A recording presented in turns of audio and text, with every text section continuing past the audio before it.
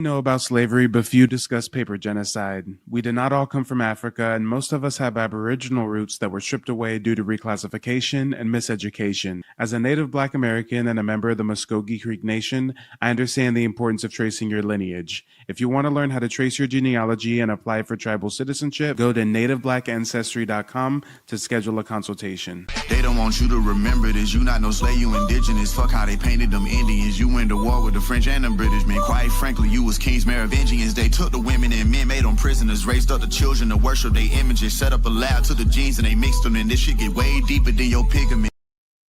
Slavery, but few discuss paper genocide. We did not all come from Africa, and most of us have Aboriginal roots that were stripped away due to reclassification and miseducation. As a native Black American and a member of the Muskogee Creek Nation, I understand the importance of tracing your lineage. If you want to learn how to trace your genealogy and apply for tribal citizenship, go to nativeblackancestry.com to schedule a consultation. They don't want you to remember this. You not no slave, you indigenous. Fuck how they painted them Indians. You went to war with the French and the British, man. Quite frankly, you was kings, Merovingians. They took the women and men, made them prisoners, raised up the children to worship their images, set up a lab to the genes and they mixed them, and this shit get way deeper than your pigment.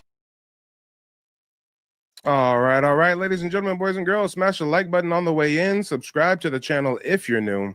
Make sure to check out the website, nativeblackancestry.com. I've got tons of genealogical resources available for you. I've also launched my first course, Hidden Heritage, the untold story of Native Black Americans. Right now, we're doing a 50% off sale on the course from now until the 1st of the month. But guys, this is a continuation. This is a continuation of a conversation we've been having tonight with a content creator by the name Handsome History. You can find him on TikTok under the name Handsome History, as well as YouTube under the same name. And I was really hoping he'd come back for a third broadcast this evening so that we can answer some questions of the audience and, most importantly, dive a little bit deeper into our own family genealogies, because I think that there's a lot of parallels that most people don't realize. Without further ado, let's bring up our honored guest of the evening, Handsome History. How you doing? Hey, thanks, Mike. Good to be here. Let's keep going. It's fun stuff. Yeah. Let's keep it going. Now, if there's anybody who's migrating from the last broadcast to this one and has any questions, then go ahead and post them in the TikTok feed or the YouTube live chat. I know there were several people in the chat talking about how they really love the conversation between us. They want to see more of us. Hey, if you're down to come back or even pop in once a week or something, you know, I think absolutely, this could be fun. It'd be great. It's most stuff there is to talk about. Yeah. Shout out to Aquili I. Says, I feel like a kid again. Happy to be in school. There you go. Each one teach one. Craig says, lovely discussion. Stretchy on TikTok says, it's some gems in here. Appreciate both of you guys. Cool. Oh, yeah. Let's get into it. Y'all. Let me see. Intune says, has he shared this information with relatives or colleagues? If so, what was their response? Oh, man. Yeah, that's a good question. I love he ain't talking about this at the family reunion. No. I think that's a great question. Hey, why not? It's a fair question, man. Yes, I have. And everybody, of course, initially, obviously, mostly white people at this point in my life. But it's like, yeah, there's like a, but here's the thing. Once I started pointing out some things, you know, and then like it kind of works on them, and then they start to open up to a little bit. You know, I'm like, have you ever thought, like, how do you explain this? And they'll be like, oh yeah, you're right. I'm like, yeah, like, don't you think what I'm saying might? And then of course, since I kind of bring like a core, you know, I have experience. You know, I worked at IBM, like. I could also talk about a way a lot of these type of people like, oh, that's all right. Well, he's making a good case. Like, it's like he's making a good case for it, right? It's like, you know, it's the culture, right? It's like, okay. It's almost like I know how to like put it to them in a way that they might accept it. I guess what I'm trying to tell you, you know, with it. Yeah, I mean, obviously, most people are at a minimum like, how could you hide that? Like at some point, they're just like, but how could they have made up the lie and made it work, right? That I think is a lot of it. And then at that point, it gets pretty interesting with people.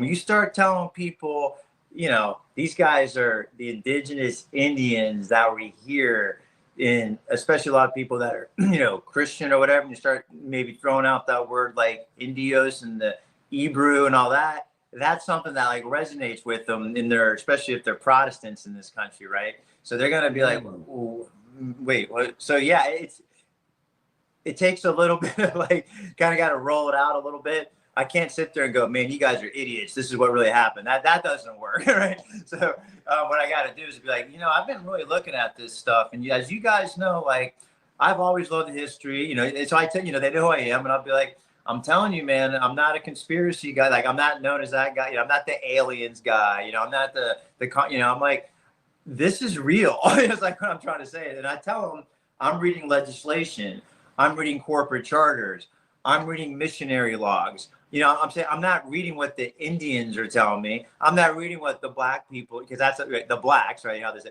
the white people go, the blacks. It's like, stop. Please stop, right? Oh, you've been watching those Negroes on TikTok. No, I've been reading the book from the Europeans that came here and built the country. yeah.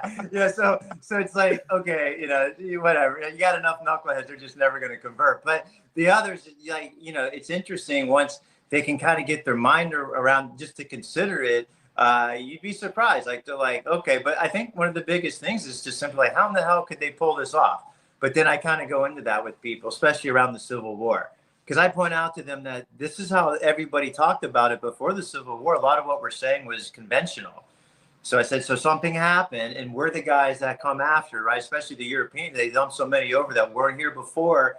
They can Let's tell touch on that real quick. Yeah. Let's touch on that. I think you're actually the first content creator I heard say this verbatim. You said something along the lines of over 90% of Europeans today descend from immigrants that came after the Civil War.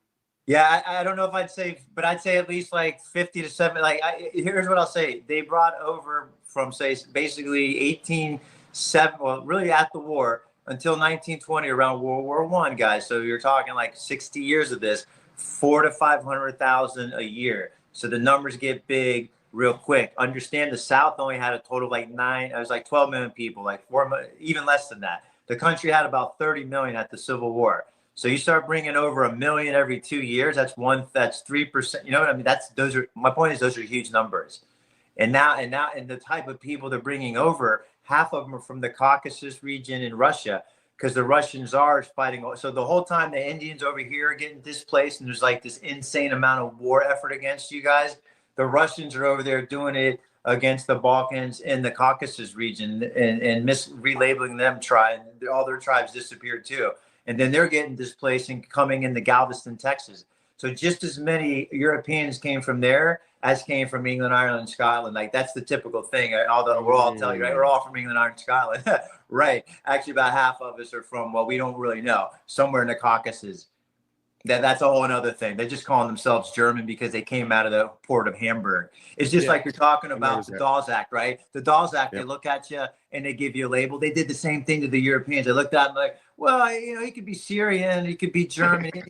I'm serious, guys. They literally did the same thing. It's like it's wild, but it's like they're displacing everybody simultaneously and moving people around. If anybody wants to research this on their own time, if anybody's wondering why these European settlers would come here, risk life and limb, battling Indians and stuff to try to settle, you have to look up something called the enclosure. Around the same time, around the same time, they were taking the peasants and the serfs off of communal land ownership. Guys, look it up. The average European peasant was living in, like, his house was like the size of a McMansion. I mean, sure, it's made out of wood and stuff, but they were living pretty good. But here comes the enclosure to privatize the land, force them on little land allotments, kind of echoing the whole Dawes Commission thing. And then they'd say, hey, look, life's not really looking real good for you in Europe. You ain't shit over here. You ain't never going to be shit unless you were born into the aristocracy, right? But here's a better deal for you. We'll fund you getting on this boat, and the corporation will fund you going to settle in this new colony as long as you agree to work the land for X amount of years and do this and that. And guess what? It's not until they show up in America that they realize, wait a minute, they're giving us supplies to settle, and they're giving us firearms. Why do we need guns for? Oh, yeah, there's some local Black Indians that want to kill you guys for being here. Good luck. Man, I mean, it's, so, right, I've done 2 deep dives, one in California on that and one in Florida. And I mean, in Florida, it's literally in the legislation. If you got 160 acres of land, you had to be a white European. You had to come down for 5 years, all right? After 5 years, then it was like yours, and you didn't have to pay tax and cash for like 10 years after that. But here's what the kicker: you had to come to the militia muster every weekend to the armory where the Methodist judge and reverend were auditing who showed up, and that's where you got your gun. So what they were doing was basically putting armed settlers. They were just putting bodies there with guns, and it's just like just putting them out there, man. And just that's how the colony of Georgia started. They were in armed rebellion with the Spanish and the Black Indians that were, allies with the Spanish, and they were going into the Carolinas and raiding plantations and liberating slaves. So they said, we need to put up a buffer area. We need to get some ponds to start this little area of Georgia so they can be cannon fodder and kind of be in between these battlegrounds. That's how you get Georgia. It's bad, guys. I mean, and in Florida's even later. What I'm talking about in Florida's like 1850s. So a lot of the stuff in the South, guys, is in Texas. Well, I guess that's part of the South. But this is stuff that we can see going on after the Civil War. I always tell people more colonization occurred after the Civil War than before. Yes. They had all these publicly traded, capitalized stock companies. They're all coming over here, and they're all the county. So almost every county was like a corporation, and they're just bringing in Europeans, kicking out the Indians. They're calling Negroes now, right? That's what's going on. And then the Europeans are getting paid in company script that's only good at that company store in that county.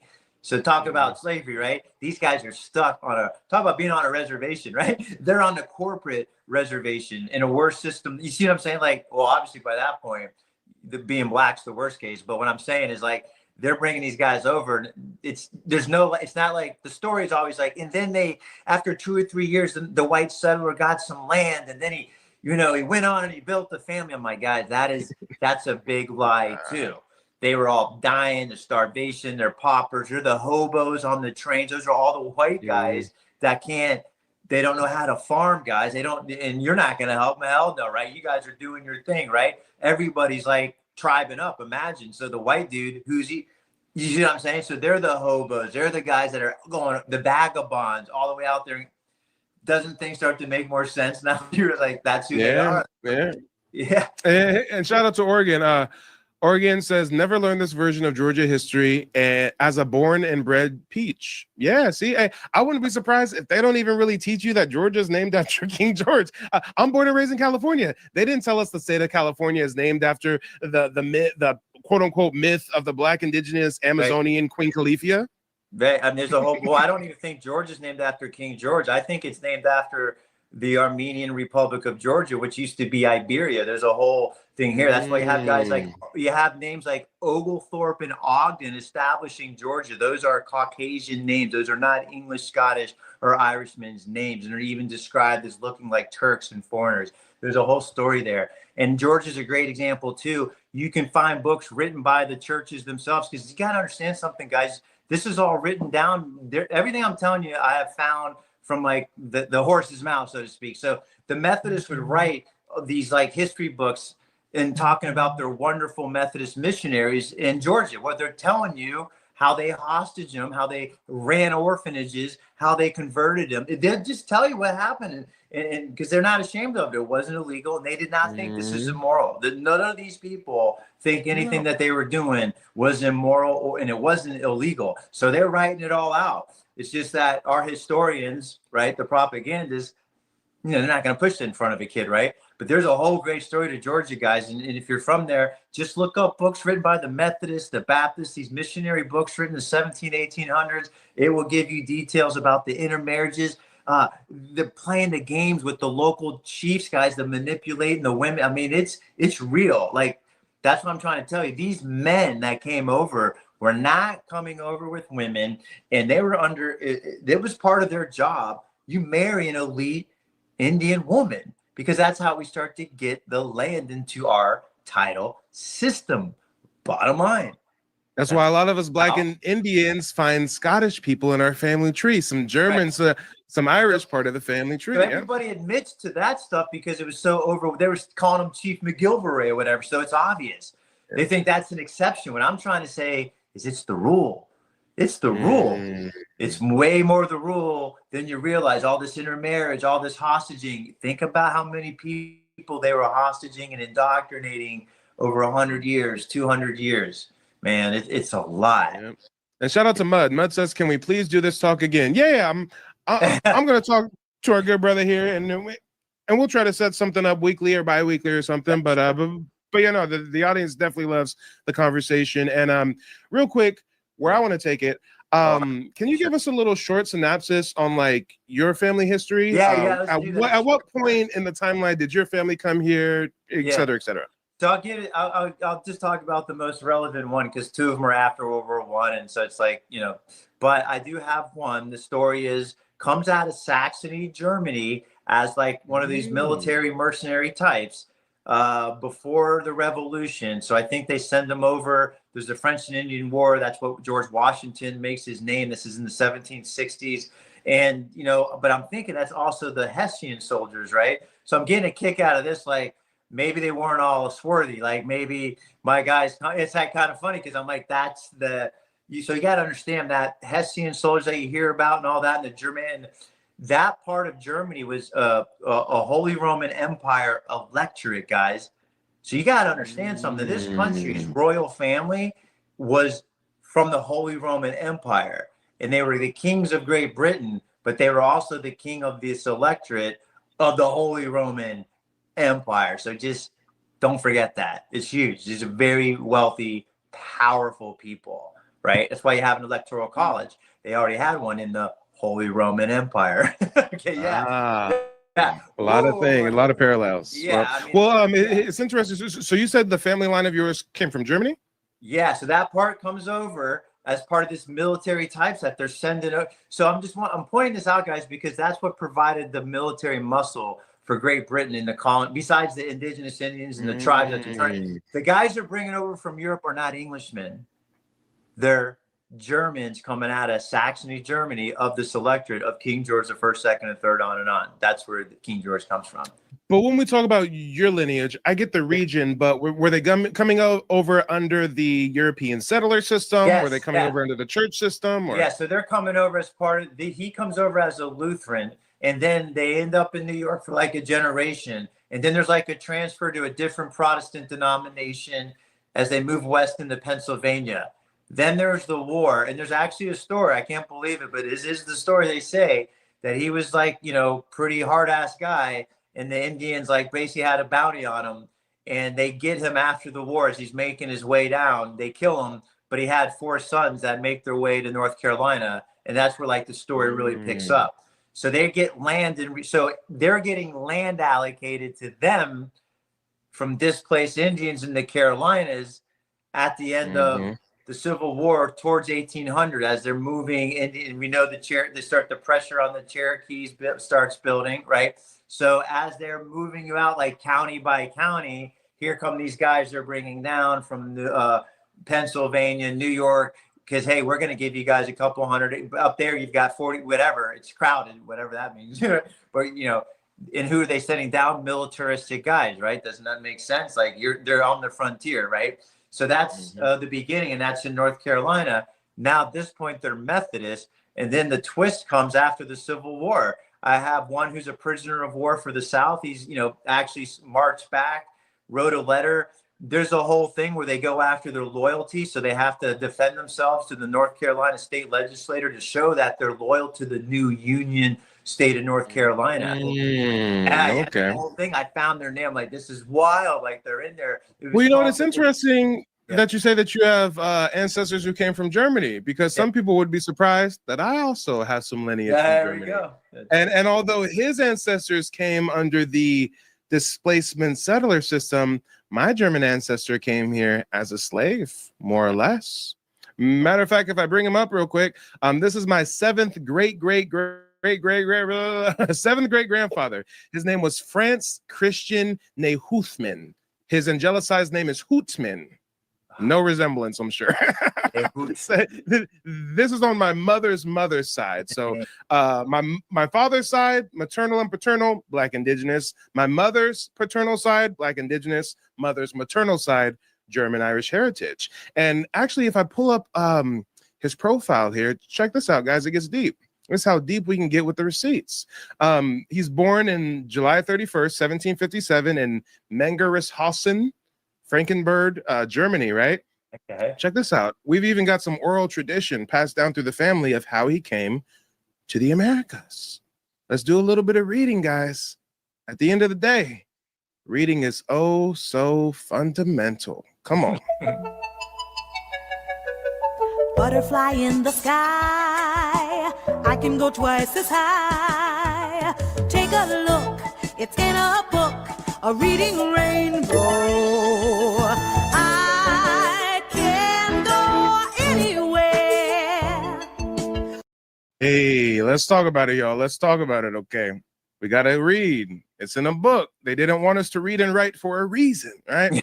This is the oral tradition right here. Christian Houtman, the founder of the Houtman family in America, was born in 1757 in the Principality of Hessen Castle Gremmen Empire. At that point in time, in that part of Germany, it was called the Gremmen Empire. He was a fine drummer boy, and when about 16, was kidnapped by the Prince of Hesse and sold to King George III of England to the end and for the purpose of fighting the colonists in America who were at war with the mother country, striving for their independence. Guys, my ancestor is in the Gremmen Empire, gets kidnapped by a local prince, sold to King George to go fight for the British in the American Revolution. Let's keep going. His father was a wealthy man and could have procured the young man's release, but for a difference between them, he was taken in charge by officers. And upon his refusal to join the troops, he was given 30 lashes for 3 consecutive days. They was whipping him like Toby over there in Germany. Damn. After which he consented to obey the commands of his superiors. Nevertheless, before embarking with the soldiers, he said to his father, quote, "You forced me to take the lashes. I'll go, but I'll never fire a gun against the Americans, and I will never return to the fatherland." And he never did. On the morning of December 25th, 1776, he was struck by a gun cartridge and suffered a fracture of one leg. During the early morning, General Washington and his Continentals had crossed the Delaware and surprised Rawls' camp, capturing the entire band. Christian Houtman was one of those taken by the Americans, but they treated him so well that after 3 months, he had so far recovered that he re-enlisted, but not with the British, but with the Virginian Regiment, and acted as a drummer boy until the close of the war. Come on. Interesting. Yeah. They're from the same hive.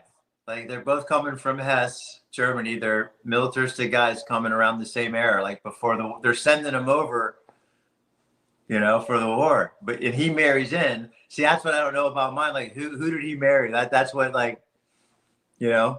maybe that's what's wild. So, but they're coming from the same culture. That's wild. But here's the thing. You being a historian of the Caucasian persuasion. Yeah. I really want to get your live take on something.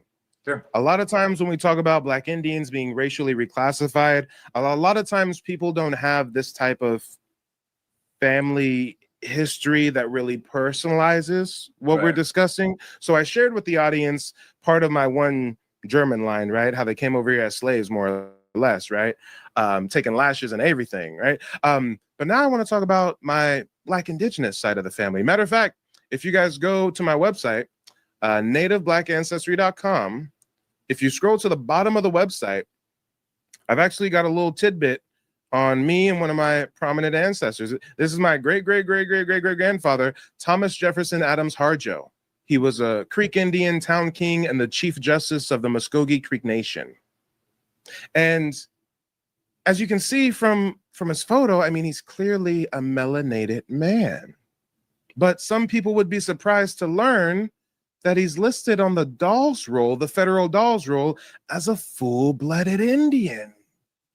But although he's on the Dawes Roll as a full-blooded Indian, although he's such a prominent figure that he's written about in history books, this book is called The Indian Territory, Its Chiefs, Legislators, and Leading Men, written by Harry F. O'Byrne. And right here on page 242, my ancestor has a whole chapter dedicated to him. So clearly this was a man of note. He was a leader in the tribe during a very tumultuous time. I mean, we're talking about the Chief Justice of the Creek Nation. He's a famous attorney working on behalf of the tribe, right? But I was surprised to find In modern times, there are mainstream academics working to racially reclassify my grandfather. I was so surprised to learn that there's a professor at the University of Georgia called Claudio Sant. And Claudio Sant is a professor, has a PhD in American Indian history, has tenure at University of Georgia, all this. He's in documentaries about Black Indians, trying to convince you that Black Indians are African slaves that mix with natives and shit. Claudio Sant is in the center of it all. And Claudio Sant, to my surprise, wrote a book about my ancestor, wrote a book about my whole family line. This is the name of the book, Black, White, and Indian, Race and the Unmaking of an American Family. And in this book, we got a whole chapter on my ancestors again. Let's check out what this professor with his PhD on American history says about my ancestor, who's a leader of the Creek Nation, listed on the Dawes Roll as a full-blooded Indian. Let's see how he describes him.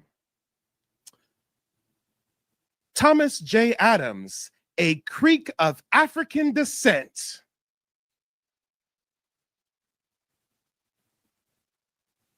Wait a minute, my ancestor's a leader of the nation. I mean, he's the Chief Justice of the Creek Nation. He's on the Dawes Roll, not as a freedman, not as 1/2 blood quantum, 1/8, 1/30, as a full-blooded Indian. But this professor in his book that he wrote in 2005 is going to start off by saying, my ancestor is a Creek of African descent, born in 1852.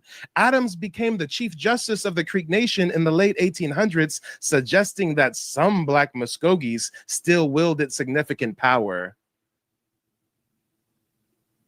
So we can't hide the fact that he was the Chief Justice of the Creek Nation because he's such a prominent figure. But look how he's sneak dissing my ancestor. I guess some of these Black African Creeks have position. Why would they let an African come and be the leader of the tribe?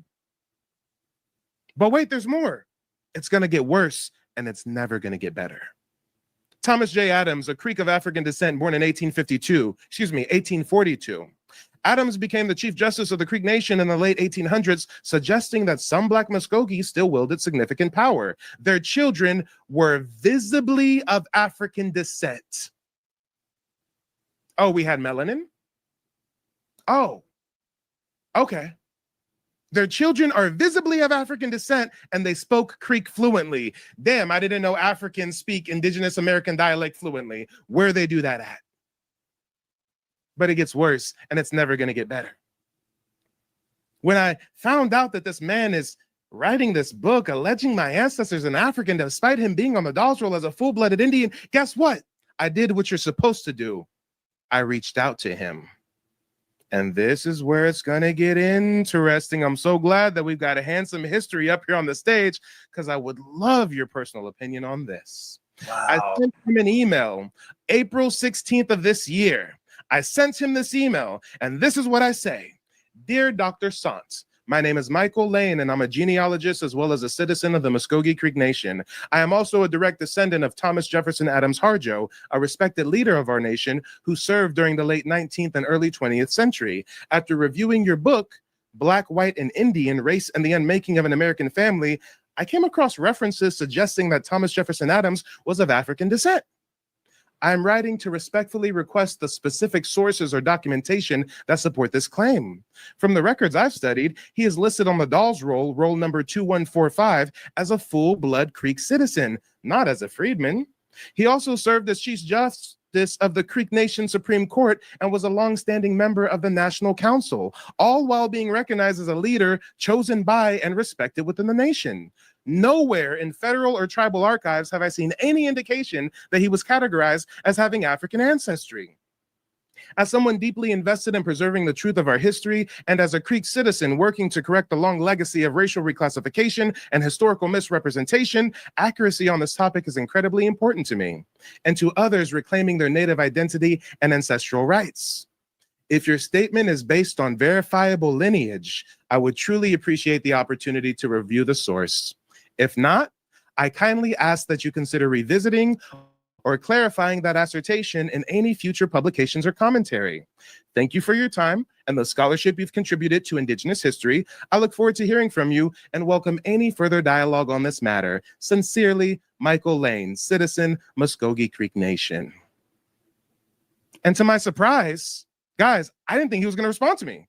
He's some big wig professor. You know, I didn't think he was going to give me the time of day. Not only did he respond, he responded expeditiously. I sent him this email April 16th, 3:16 p.m. He responded first thing in the morning, April 17th. First thing, next day, April 17th. He says, "Dear Michael, thanks for your email. Though it has been 20 years since I last dug into the story of the Graysons, I was able to locate the two sources that I cite on the pages in Black, White, and Indian that discuss Chester Adams, a descendant of Thomas Jefferson Adams. I am attaching them to this message." Now, this is where it's going to get tricky, guys. Like Thomas Jefferson Adams himself, his wife Mahala was on the by-blood roll, though Mahala's mother was described as a very ignorant old Negro woman by a U.S. probate attorney in 1916. Let's stop right there. I asked this motherfucker why you calling my ancestor an African when he's not an African. He's listed on the Dawes Roll as a full-blooded Indian. He's a leader of the Muskogee Creek Nation. And the first piece of evidence he's going to give me is that my grandfather's wife's mother was called an ignorant old Negro woman by a probate attorney in 1916. So I guess my grandfather's an African now, guys. But wait, it gets worse, and it's never going to get better. He then goes on to say, as for Thomas, he is consistently described as a half-breed, along with other half-breeds like John Grayson, who appear on the Freedman Roll. Let's pause right there. So now he's telling me some loose rumor that my grandfather's described as a half-breed. He doesn't name the source. He doesn't name where that's coming from. He heard from a bird that even though my father is the town king, the chief justice, prominent lawyer, he heard from a bird that he's a half-breed, like another half-breed named John Grayson, who's on the Freedman Roll. But my grandfather's not on the Freedman Roll. He's on the by-blood roll as a full-blooded Indian. But wait, it gets worse, and it's never going to get better. He then says, and then there is the photo that Chester Adams shared with me. He's referring to this photo that he put in his book. So I guess he saw this photo of my famous Black Indigenous town king grandfather in the front. This is the Okmulgee courthouse. He's in the front like leaders are, posing for the photo. I guess this photo proves my ancestor is African, huh, guys? He heard that Thomas's wife's mother was described as an ignorant old Negro, so Thomas is African. He heard a rumor that he's a half-breed like other half-breeds on the Dawes Roll, even though Thomas is on the by-blood roll as full-blooded Indian, but he's an African. And Chester shared this photo, and this photo clearly shows that Thomas is an African, right, guys? But it gets worse, and it's never going to get better. This is how he ends this email to me. This is how he ends the email. But all of this is circumstantial, and you may have more definitive evidence in hand. What the fuck? Huh? I asked you to cite your sources. You have no sources. You have speculation. You have rumors, hearsay. Then you invalidate all your sources and say they're circumstantial and pass me the baton saying that I probably have more definitive evidence in hand? What? Whoa. And this is how you know that he was doing this nefariously, that this was purposeful, that the reclassification of Black Indigenous prominent leaders is going on by design, because you know what? I sat on this for several months. I didn't respond to him right away. It took a long time for me to sit with this and figure out how I would respond. You can see right here, I sent him the first email April 16th. He responded April 17th. I didn't send him another email until August 12th. I had to wait 4 months. I had to sit on it. This is crazy. But I said, you know what? Even though he's already given me a smoking gun, even though his response has already clearly proved the racial reclassification of Black Indigenous people, right? Let me just play ball with him and send him a little email seeking rectification and see what he says. So this is what I send him in August. Dear Dr. Sant, I hope this message finds you well. I've been meaning to respond to your email from April, but I wanted to take this time to sit with this matter before writing back. It's been weighing heavily on me and my family for months now. As someone who deeply appreciates historical scholarship, I want to say up front that I'm a fan of much of your work. See, guys, this is where you got to butter them up. Black, White, and Indian, West of the Revolution, and Unworthy Republic have left strong impressions of me. See, guys, he's writing all these books about American Indian history at the same time, reclassifying indigenous people, right, guys? But we're trying to butter him up. They've all left a strong impression of me. On me. Your research and storytelling have contributed greatly to public understanding of American history. That said, I also want to share that the way my ancestor, Thomas Jefferson Adams Harjo, was represented in your work has been extremely difficult for me to reconcile, both personally and professionally. In my own work as a genealogist, tribal member, and historical preservation advocate, I spend every day uncovering and correcting misrepresentations of Indigenous people, especially those of us whose identities were altered or erased in official records. I spent months reflecting on how best to approach this. I would like to resolve it in a way that is fair, collaborative, and respectful of your body of work. For my family and community, the most meaningful form of rectification would be 1, a formal professional letter of acknowledgement stating the Dawes Roll designation and clarifying that it was not included in the original work. Because guys, notice how he writes a whole fucking book about my ancestor, says he's visibly African, but doesn't mention that he's listed on the Dawes Roll as a full-blooded Indian. But is sprinkling all these misnomers about him being an African, visibly African, right? So again, first point of rectification, a formal professional letter of acknowledgement stating the Dawes Roll designation and clarifying it was not included in your original work. 2, a personal copy of the book with this clarification included, whether as an inserted page, a signed note bound in, or another method you feel is appropriate. This would allow me to preserve your acknowledgement as part of my family and tribal historical record, and to share it as an example of how historical scholarship can respond to new or overlooked information in a responsible way. I truly believe we are on the same side in wanting the historical record to be as accurate and honest as possible. I'm hoping we can work together towards a resolution that honors both the truth of the archival record and the importance of your scholarship. Thank you for taking the time to consider this. I look forward to hearing your thoughts.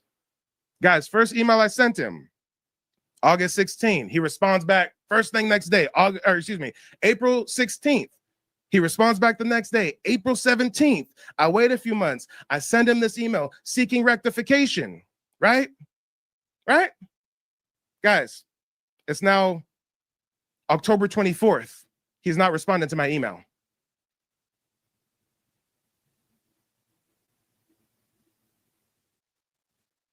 I don't know, guys. I guess I asked for too much.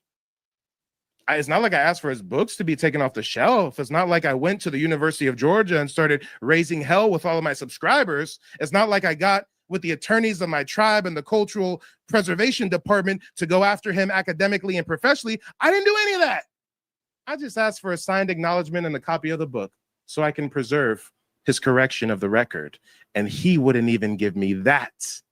But he's going to allege that my ancestors are African, despite him being on the Dawes Roll as a full-blooded Indian. So when you guys hear about paper genocide, when you hear about racial reclassification, you see why I'm so passionate about this, because I live it, and my ancestors have as well.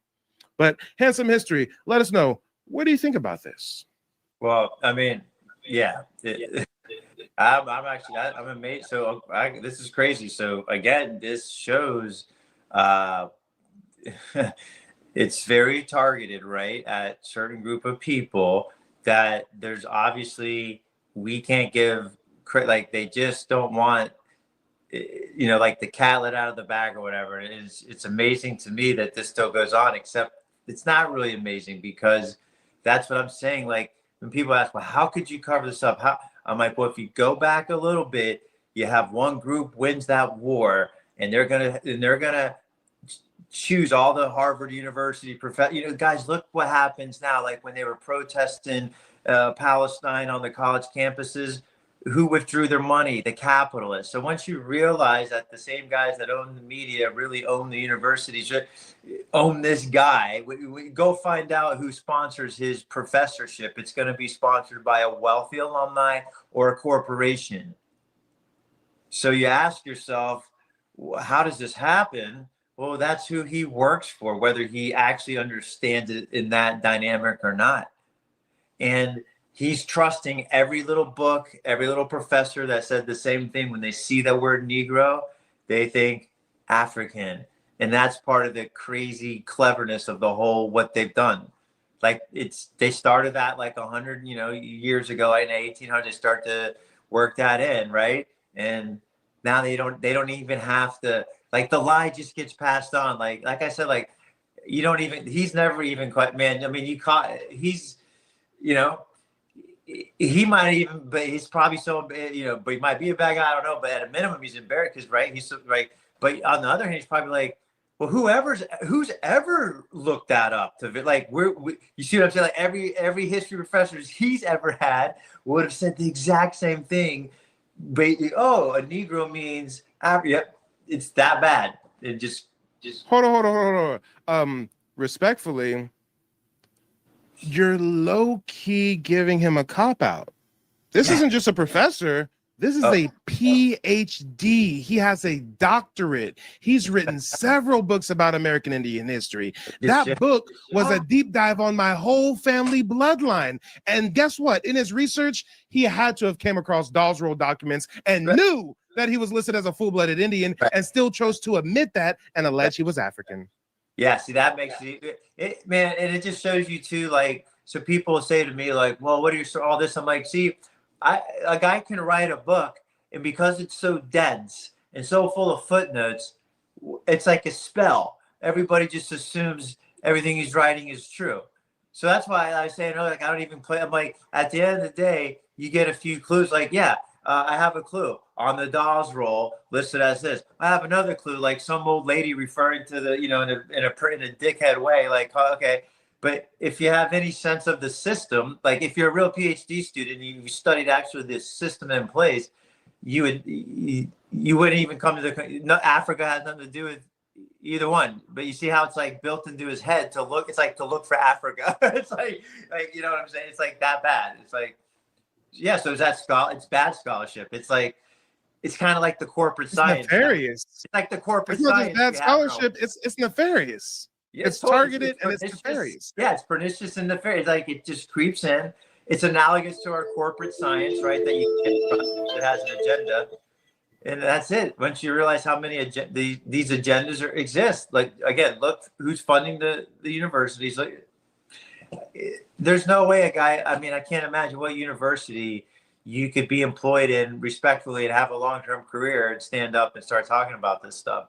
And don't even think it's going to be at an HBCU because those are all co-opted after the Civil War, created by the Rockefellers. I mean, again, follow the money. Like whoever's funding. Oh, no. I've come in contact with several professors who know Black Indians exist, who know about the research, and they have said verbatim, we cannot come out with this. We need you guys to keep doing your independent research and keep compiling it, because if we ever came out with this, when we ever come out with this, the pressure from this is the first time I heard this phrase. This professor said verbatim, the pressure from the academy is going to be overwhelming.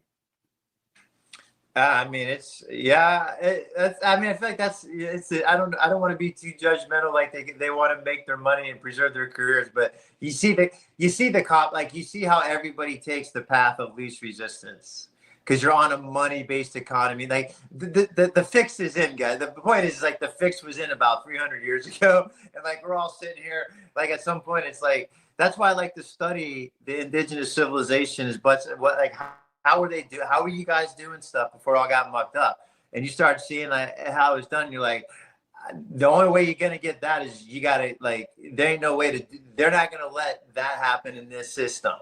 So that's a fact. Like, so that's what everybody's up against as this gets out. Like, so what are the implications for all this knowledge eventually? You know what I'm saying? Like, eventually, what are maybe 20 years from now? Like, what are we gonna do about it? Because that's what it's going to come down to. We know how these guys operate. Pete Hegseth, Don Rumsfeld, Norman Schwarzkopf. Those are knights. They're from the same families. Like, they're not giving it up easily. Like, yeah, like think about that's why they really would rather not even because they always want peace and friendship. Hold on. We have to realize something though. We have to realize something. There's two different kinds of professors. There's the professors I have come in contact with who say, hey, Mike, we know about it. We can't talk about it. Our livelihood will be at risk. We don't want to risk the bag. And I get that. Yeah. I can respect it to a degree. But Yeah. then there's the other type. There's Well, the professor.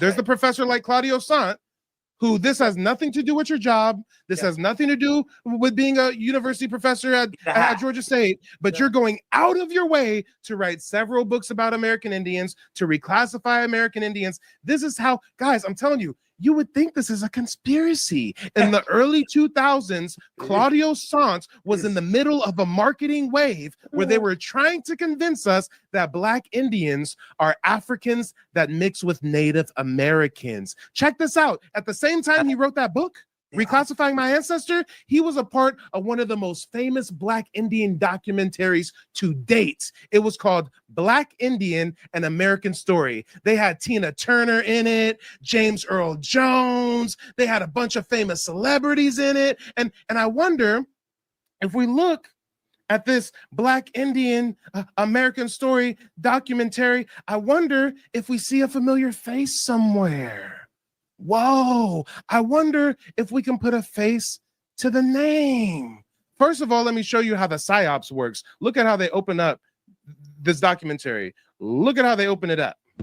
For some Indians, identifying as Native or Black has become complicated due to the issue of slavery. For example, Cherokees... And you know what? I apologize. This is some clip someone took on YouTube of the documentary. Let's go to the full documentary film. Hold on, y'all. It's on YouTube for free.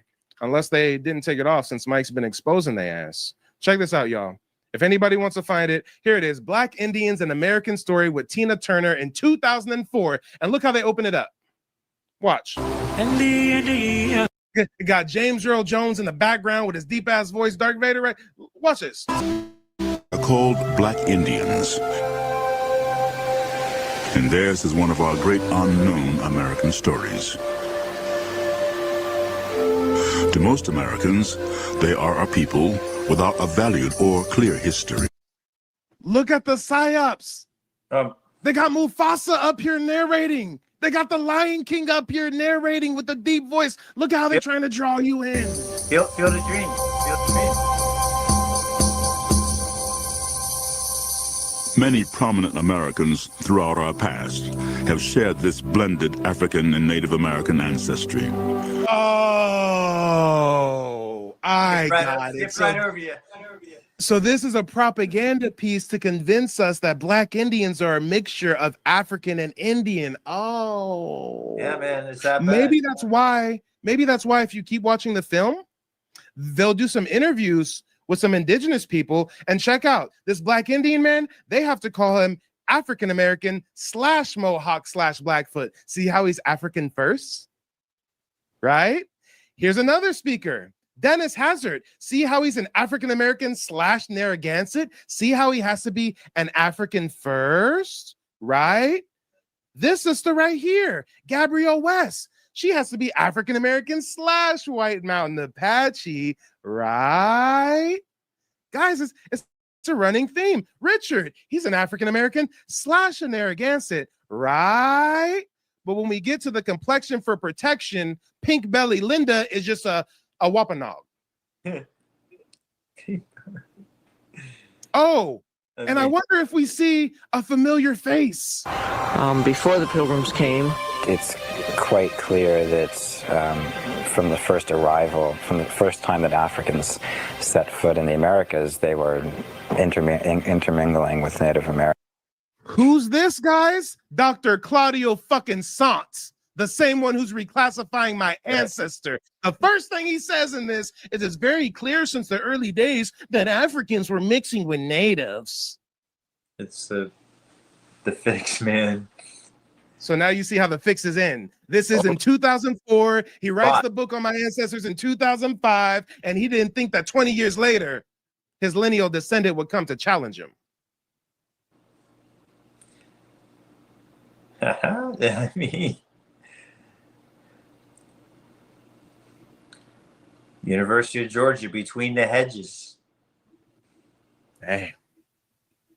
Is it any surprise that this is what the academics at the University of Georgia do when we know that Georgia was founded as a buffer zone to help quell the Spanish so that the British can spread out and claim more dominion? I mean, I guess I'm not surprised that this is what the University of Georgia does. Okay. Okay. And what did I ask him for? What did I ask him for? Just an acknowledgement, copy of the book. I'll be on my way. And I couldn't even get that.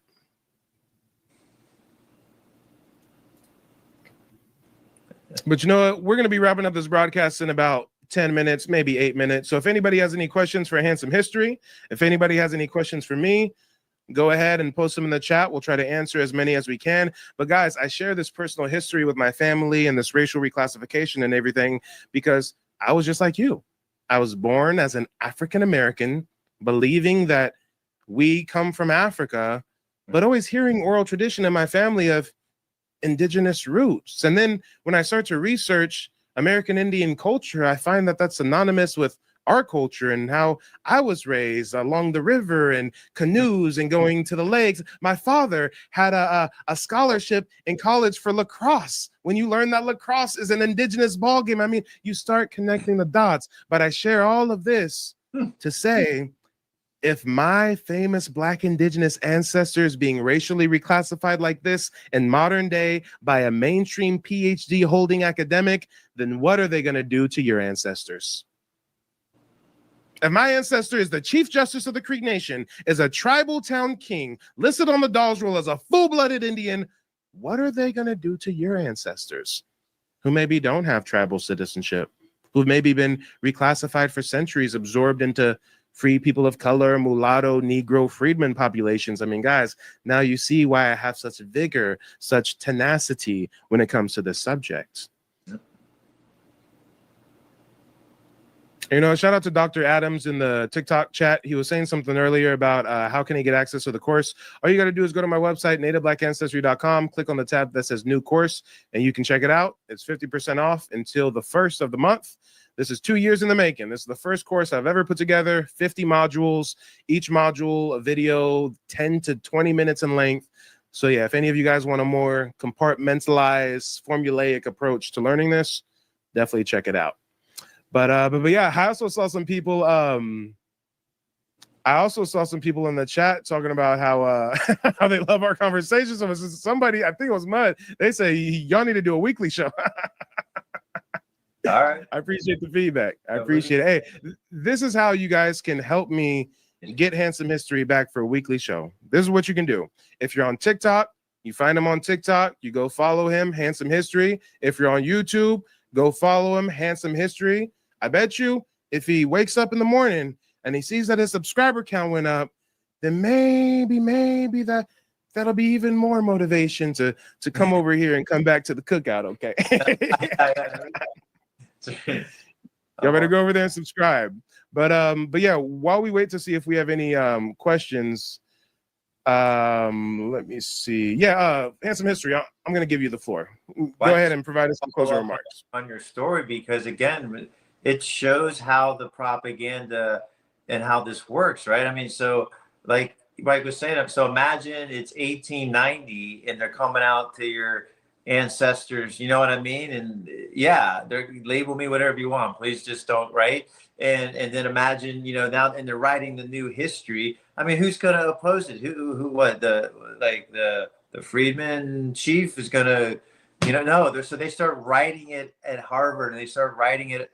You see it, you can read books, like you see a book from the 1880s afterwards, you see it like, wow, they're just making stuff up at this point about, you know, and so that's here we are 140 years later. And it's really only the last 20 years since us regular people through the internet. And for whatever reason, you want to talk about like an investigation I want to do, is who allowed Google and Microsoft to go around the world and scan in all these books? Because I don't think they realized that they were going to be releasing a lot of information that had been buried in basement libraries at universities and castles and estates for like centuries. You know, really, I think it's odd. So here we are, and it's only because, so like if Michael couldn't actually see a printout or a record of the Dawes Roll, he would just be stuck on believing.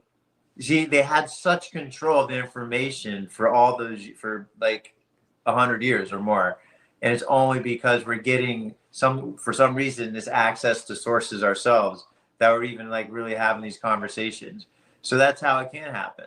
That's why it is very believable that yes, they really told a story. Started saying everybody's from Africa. Before that, they started, there was a plan to start calling Indians Negro, like that. That's on purpose. Like they collaborate. Hey, this is our policy. I just want to say, as you're looking at stuff, the Catholics, the Protestant, they're ultimately in the same league, playing by the same rules. And what I like to say is they are honoring each other's checks. So everything we're reading about is between them is internecine warfare, like among the 32 NFL teams, so to speak. But they're all playing by the same NFL rules with the same NFL referees. You get my drift? So they're all doing all the stuff we've talked about, Catholic, various Protestant denominations, North or South America. They're all doing the hostage, and this was all known. So then the question becomes, well, how come guys like, this historian and just really all the others I've never heard anybody talk about this hostaging system. And it's like literally like the normal. So yeah, they can, the lies are real and there's a way to do it. And, most people, once they're in a situation like a professor, how do you get promoted, right? You're not going to get promoted pushing against, what the corporations and the wealthy families that fund all these universities want you to say. Because then people start asking questions, or that's already what's happening, right? That's already starting. So, yeah, I mean, actually, I think it's just an interesting tidbit there. That's actually, I think, exactly shows what's been going on. In this professor, I'm not, obviously he's not doing the right thing, but it also just shows like people stay in lockstep because they're they're either part of the team or it's a mix of being a real believer plus they want to protect their own personal money, right? And then they got them. They got all these guys. So I just want you to understand how, I don't want to say it's easy and simple what's gone on. I think it's actually very complex and it's very clever. I think Mike was using the word, right? It's pernicious, or it's like it just sort of crept up on everybody, right? And so I just want to that's all in that. But I just think that's a fascinating story because it encapsulates what we're talking about with the propaganda. I just wanted one thing to talk about real quick is I just want to emphasize the conversion and the spiritual warfare. I've been doing a lot more do deep dives on learning more about it, guys. I'm telling you, it might sound crazy, but I mean, it really looks like these guys were masterful at this. And yes, they it's like you combine targeted violence with this, pouring it on like we're like you. It's very well. simple. You know what? Hold on just a second. Yeah.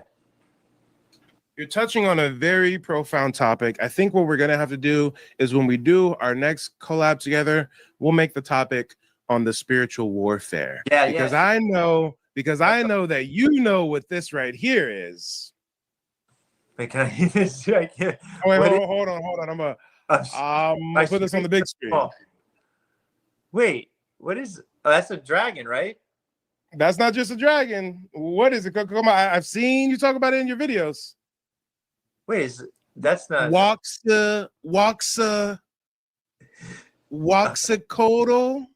Oh yeah, Waxacodal. Yes. Waxacodal. Yep. Yeah, it's So there's crosses in Quebec, guys, like 1740s, and the Jesuits describing what he sees, and he says 15 by 15 foot wooden crosses along this ancient Indian highway leading up to the palace. Okay, and the Indians are so I'm imagining to myself those were already there. But here's what's twisted to show you the conversion process already happened.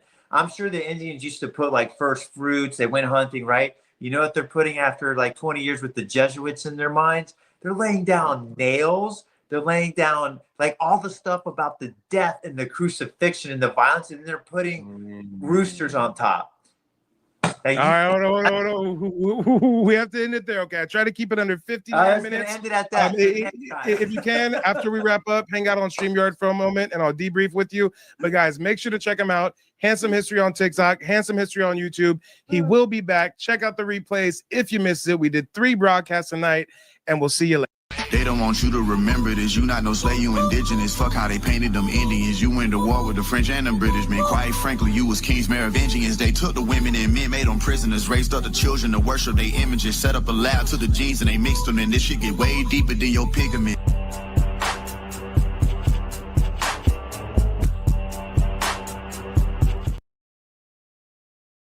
Many know about slavery, but few discuss paper genocide. We did not all come from Africa, and most of us have Aboriginal roots that were stripped away due to reclassification and miseducation. As a native Black American and a member of the Muskogee Creek Nation, I understand the importance of tracing your lineage. If you want to learn how to trace your genealogy and apply for tribal citizenship, go to nativeblackancestry.com to schedule a consultation. They don't want you to remember this. You not no slave, you indigenous. Fuck how they painted them Indians. You went to war with the French and the British men. Quite frankly, you was kings Merovingians. They took the women and men, made them prisoners, raised up the children to worship their images, set up a lab to the genes and they mixed them. And this shit get way deeper than your pigment.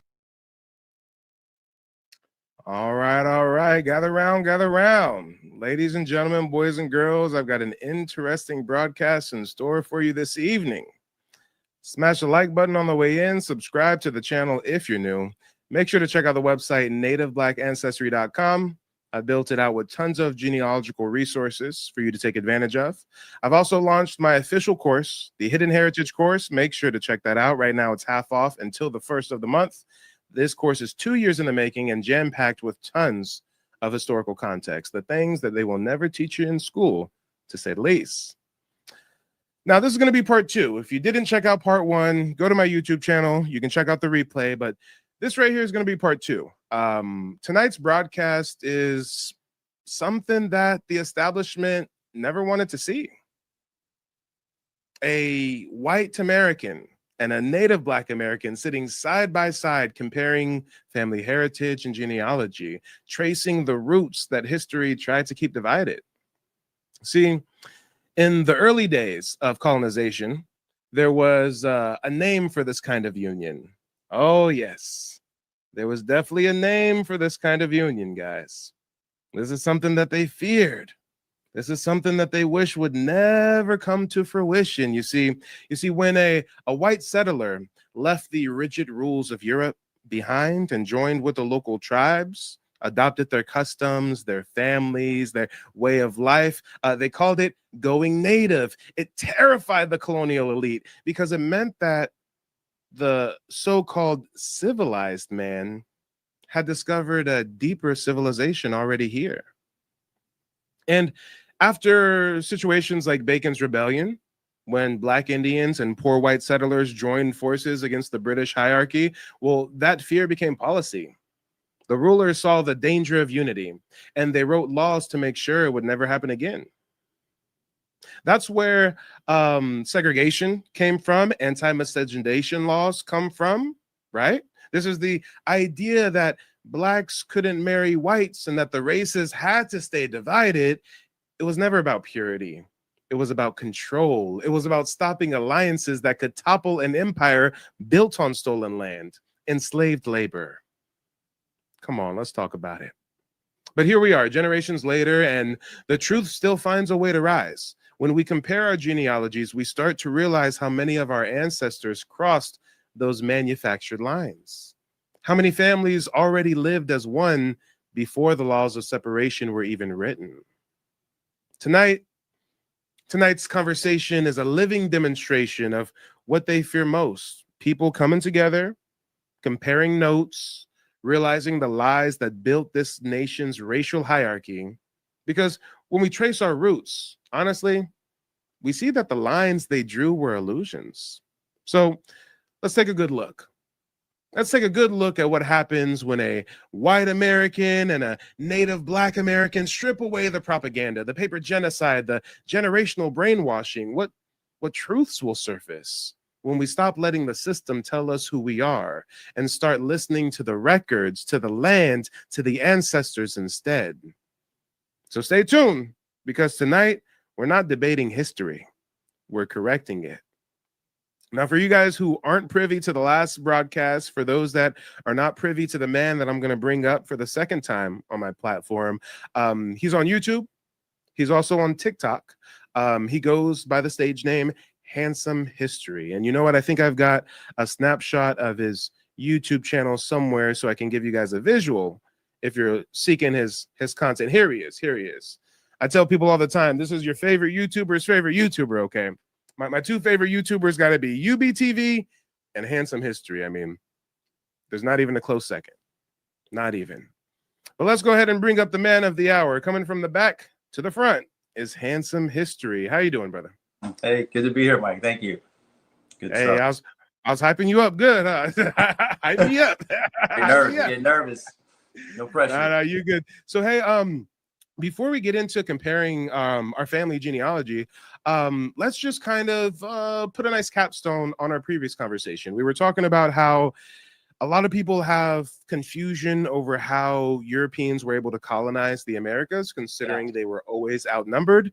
But then you learn that they were coming over here, conducting reconnaissance, hostaging, kidnapping indigenous elites, forcing the conversion of many different tribes that would then spread out like a cancer and convert other indigenous communities. And then from there, we get racial reclassification, systematic segregation to keep the colonists away from the Indians. And what we were last touching on was the Reconstruction era, the freedmen, things of that nature. So why don't we just round out our thoughts on the freedmen? Can you explain to people what's the difference between, and I'm not sure if you even know the answer to this one. If not, I can fill in the gap. But are you familiar with the difference between freedmen of tribal territory and freedmen that remained in the Southeast? I don't know if I know the difference between that. I know right after the war, Congress tried to force the tribe with the territory, right, to take freedmen on. And there's a whole rejection of that. Didn't want to, dilute their equity. Didn't want. Well, of course, this is where you see the Native American. It kind of exposes the divide. They didn't want these type of. It's a whole that part I'm aware of. But I'm not exactly sure. What the different labels mean. Well, how's this? I believe that you are definitely a resident expert when it comes to, early stage of colonialism, especially, pre-Reconstruction era, but even, post-Reconstruction, during Reconstruction. So how about this? Let's share the workload a little bit. I'm going to enlighten the people on the freedmen of the tribal territory, the freedmen of the 5 civilized tribes, and then I'll pass the baton to you, and you can educate them about the freedmen who got reclassified by the Freedmen's Bureau. Sure. Yeah. Okay. Perfect. Let's go ahead and jump on into it. Okay. Now, a good way to break this down, I do this for a lot of my clients during these one-on-one genealogy consultations I provide. Let me actually bring up a whiteboard real quick. Let me bring up a little whiteboard. And again, I'm not going to steal his thunder. I will touch ever so slightly on the freedmen in the Southeast, just to kind of draw a simple comparison, but he's really going to expound upon that much more than I am. And you know what? Before I get into this, should I close that? No, it's fine. It's fine. Let me go ahead and bring up this whiteboard for everybody to see. Now, the first thing most people are not privy to is the fact that there are 2 different types of freedmen. Yes, I said it. There's 2 different types, and I can break it down for you like this. First type is going to be the freedmen of U.S. territory. Second type are going to be the freedmen of tribal territory. Well, some of you guys are probably thinking, well, what's the difference between U.S. territory and tribal territory? Geographically, not much. You might be in Louisiana, and some of the land is owned by the local indigenous tribe. The rest of the land is owned by the U.S. government. That's the difference between tribal territory, U.S. territory, for this example, right? Now let's start talking about some of the similarities between the freedmen of U.S. territory and the freedmen of tribal territory. First similarity, in U.S. territory, you did have some folks that were enslaved. And when they were freed, they're regarded as freedmen. Pretty self-explanatory. Nothing to see there, right? Same thing in tribal territory. You did have some folks that were enslaved. And when they got freed, they're regarded as freedmen. But here's the difference that most people don't understand. This is the nuance. In U.S. territory, there were also folks that were never enslaved, but they still get reclassified to freedmen. Perfect example. I had an elder lady hire me to trace her heritage a couple months ago. When I presented the results to her, I showed her a document where her ancestor had a labor contract negotiated through the Freedmen's Bureau. So this lady says to me, "Oh, Mike, my ancestor was a freedman, so he must have been a slave." Oh, and I see some people in the chat asking if there's a replay. There's not a replay. There's live TV, guys. Thank you for joining. She says to me, "Oh, my ancestor, he's a freedman, so he was a slave." I say, no. I then show her more documentation where her ancestors listed in the 1840 Louisiana census as a free person of color. Not only that, her ancestor owns plantations. Not only that, her ancestor owns slaves. But wait, there's more. I showed her the actual purchase agreement where her ancestor was purchasing slaves to grant them their freedom. It's called manumission. He would actually write in the contract, when this transaction is concluded, so-and-so is free and has the full protection of my family. But you see how she would assume that her ancestor was a slave because of this freedman classification. And guys, we had the same thing going on in tribal territory. You had Black indigenous folks, free people of color who were never enslaved. But when it came time to sign up on the Dawes rolls, they still got reclassified as a freedman. You see how that works? Now, let's go a little bit deeper with this. We talked about some similarities. Now let's talk about some differences, shall we? Here's some noticeable differences. The freedmen in U.S. territory, the freedmen who remained in the Southeast, they were promised, they were owed 40 acres and a mule. Right, guys? Never got it. Freedmen of tribal territory, the freedmen who walked the Trail of Tears, went to Oklahoma. They were promised 160 acres of land per person. Some of them received it. Most of them got shorted and only received 40-acre land allotments. So to put it in simple terms, you can say the freedmen of tribal territory got their 40 acres, whereas the freedmen of U.S. territory did not. But here's the real comparison that we have to draw here. Whether you're talking about a freedman in U.S. territory or a freedman of tribal territory, these are both melanated indigenous people that are being systematically disenfranchised and racially reclassified. Here are the culprits. The freedmen in U.S. territory are being reclassified and systematically oppressed, wealth siphoned from the freedmen's bureau. I'm probably going to spell bureau wrong. That's one I really never have to spell. I definitely spelled that wrong. The Freedmen's Bureau. Also, the Freedmen's Bank. Right? The freedmen of tribal territory, they get disenfranchised, wealth siphoned from who? The Dawes Commission. Let's get into it. Handsome history. I know this is not your area of expertise. Nope. Do you know how the Dawes Rule was created? So I've just watched some videos on it. You know, I mean, again, it fits into what we're saying, right? So there's at some point, it's almost like, okay, we're done playing more games. We now dominate the whole country. So you're gonna either be forced to get onto a reservation, or we're gonna make you be a second. You know, we're gonna be a Black citizen, and of course, we all know it's already going on by that point, right? Right. So it's like, the setup's there, and at the same time they got the temperance movement, so they finish off slavery, create all this havoc, and then they go after the freedmen in the Southeast, not on the reservations, who go where? To the lowlands and the swamps to keep doing their thing, which also includes moonshine that they're using as currency, which they've been doing forever. So what is the temperance movement? That the same churches that were the anti-slavery guys are now the temperance guys, and they're going, that's the next war on the American Indian, because they're still out here making money doing this thing. It's not getting taxed, yada yada. I mean, it explains why Congress actually wrote 2 amendments just to deal with this. I mean, think about it for a second. Like, what's the big deal? It's just liquor, and they just made it legal again forever. So most people don't know that the whole prohibition thing was an attack on us, because that was our methods of economy. That was our own economy outside of the U.S. It was your cryptocurrency, guys. You were literally doing your own currency system using the quality of the liquor and the size and all that. It's really fascinating. So it's like, well, that explains that too. Like, again, like you keep going through. Finally, I'm at a point where I'm like, so the history of the United States is the history of the undoing and rollback of the American Indian civilization, just like point by point, or policy by policy, or geography by, county by county, however you want to look at it. It's like literally From taking the blueprint of our governmental structure, many of the every, founding fathers were inspired by the Iroquois Confederacy, but right? like inversing it though, like taking Yeah. taking everything that's here, but being so culturally and somehow like opposed to everything about it, that everything has to be the opposite. So it's like you guys had real decentralized, like rotational leadership. I've read up on it. We have abundance. We have abundance. senators for There's no life. such thing as scarcity. So yeah, so right. So it's like so you guys use the wetlands to work in a lot of your agriculture. They come in, you got to dry all that, and you got to clear you guys were horticulture was like, a lot of different crops. California had the same thing. So they created thousands of dams in California to dam up the water. Yeah. Right, I'm born and raised in California, mind you.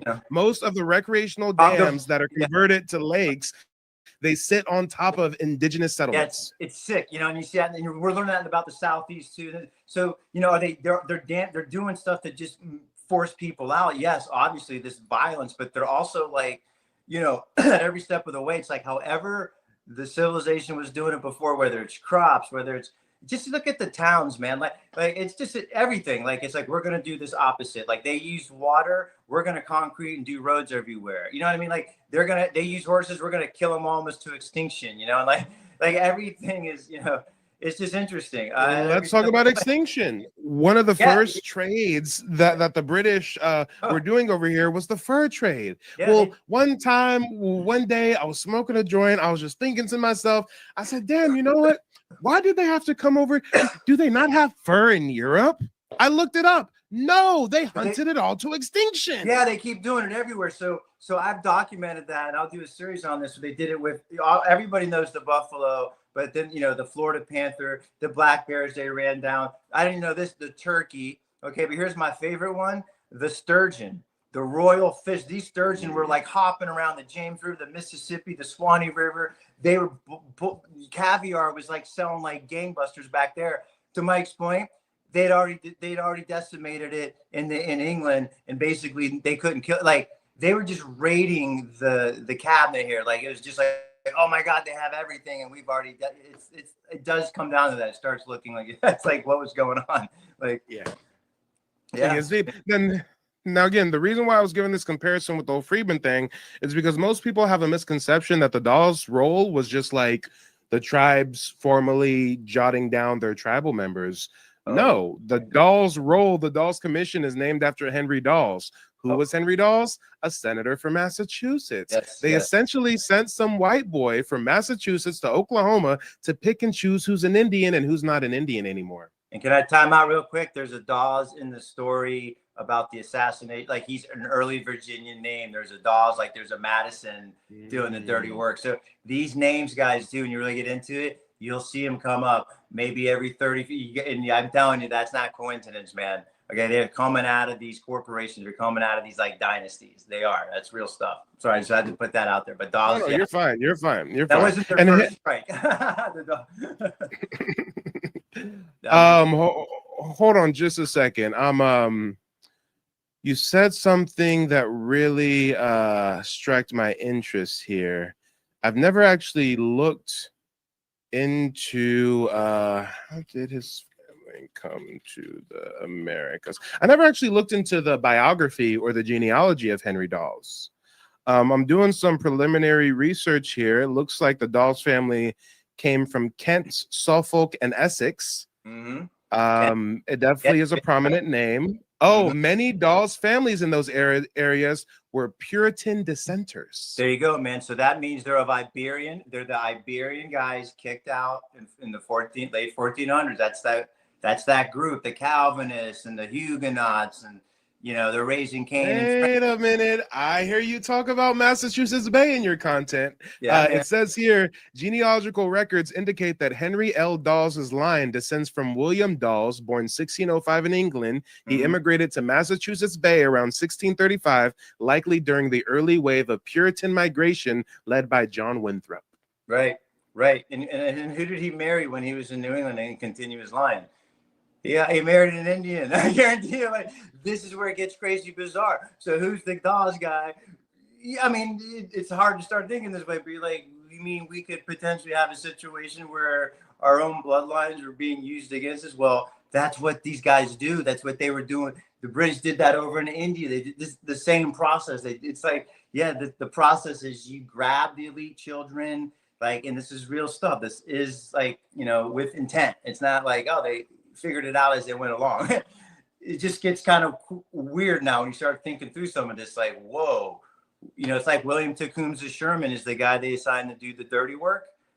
And he's likely bloodline, at least mixed. It just really falls into place.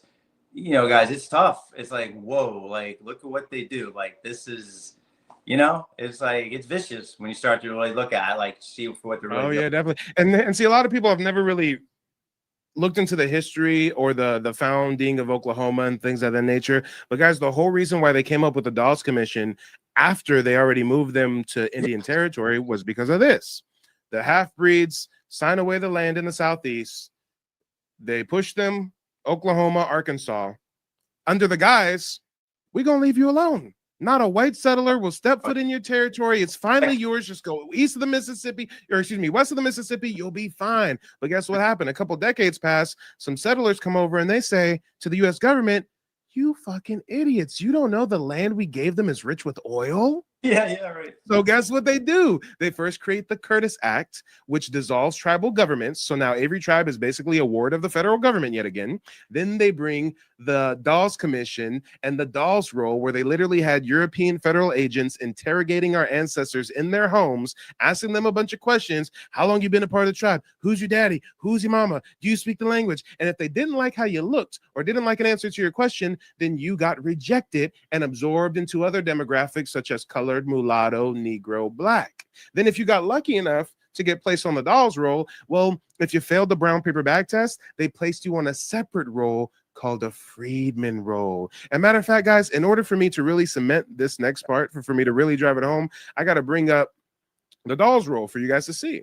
Check this out. If you look at the Dawes Roll, we're actually going to get into our family genealogy in a bit, and I'm going to show you an ancestor of mine that's on the Dawes Roll as a full-blooded Creek by blood, but I'm also going to start here by showing you an ancestor of mine that, as you can see, Pleasant Tobler, he's listed as a half-breed, a half-blood. His blood quantum is 1/2. Well, why is his blood quantum 1/2? Because this is what they did.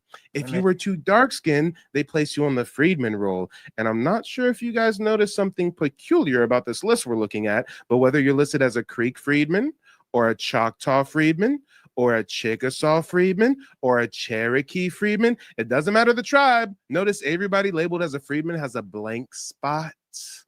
This blank spot is the blood quantum category. They purposefully did not write the blood quantum of those they reclassified as a freedman. So when many people hear about the Creek freedman court case in the news, and they're like, I don't really know what this is about. Like some black Indians got kicked out of a tribe and they're trying to get back in the tribe. This is what happened. Let me demystify it for you. When the $5 Indians got control of my tribe in 1979, they changed our tribal constitution in the middle of the night. And this is what they changed it to. They said it's no longer good enough for you to have an ancestor on the Dawes Roll as part of the tribe for you to get tribal citizenship. That's no longer good enough. From here on out, your ancestor has to be listed on the Dawes Roll as part of the tribe, and they have to have a blood quantum recorded. So overnight, hundreds of thousands of black folks are kicked out of the Muskogee Creek Nation. Why? Because their ancestors were reclassified as freedmen, and they didn't have a blood quantum listed.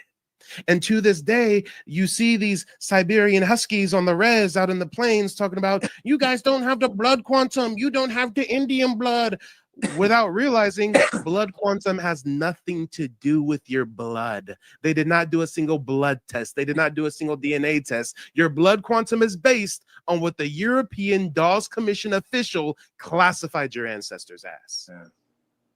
Yep. It gets deep.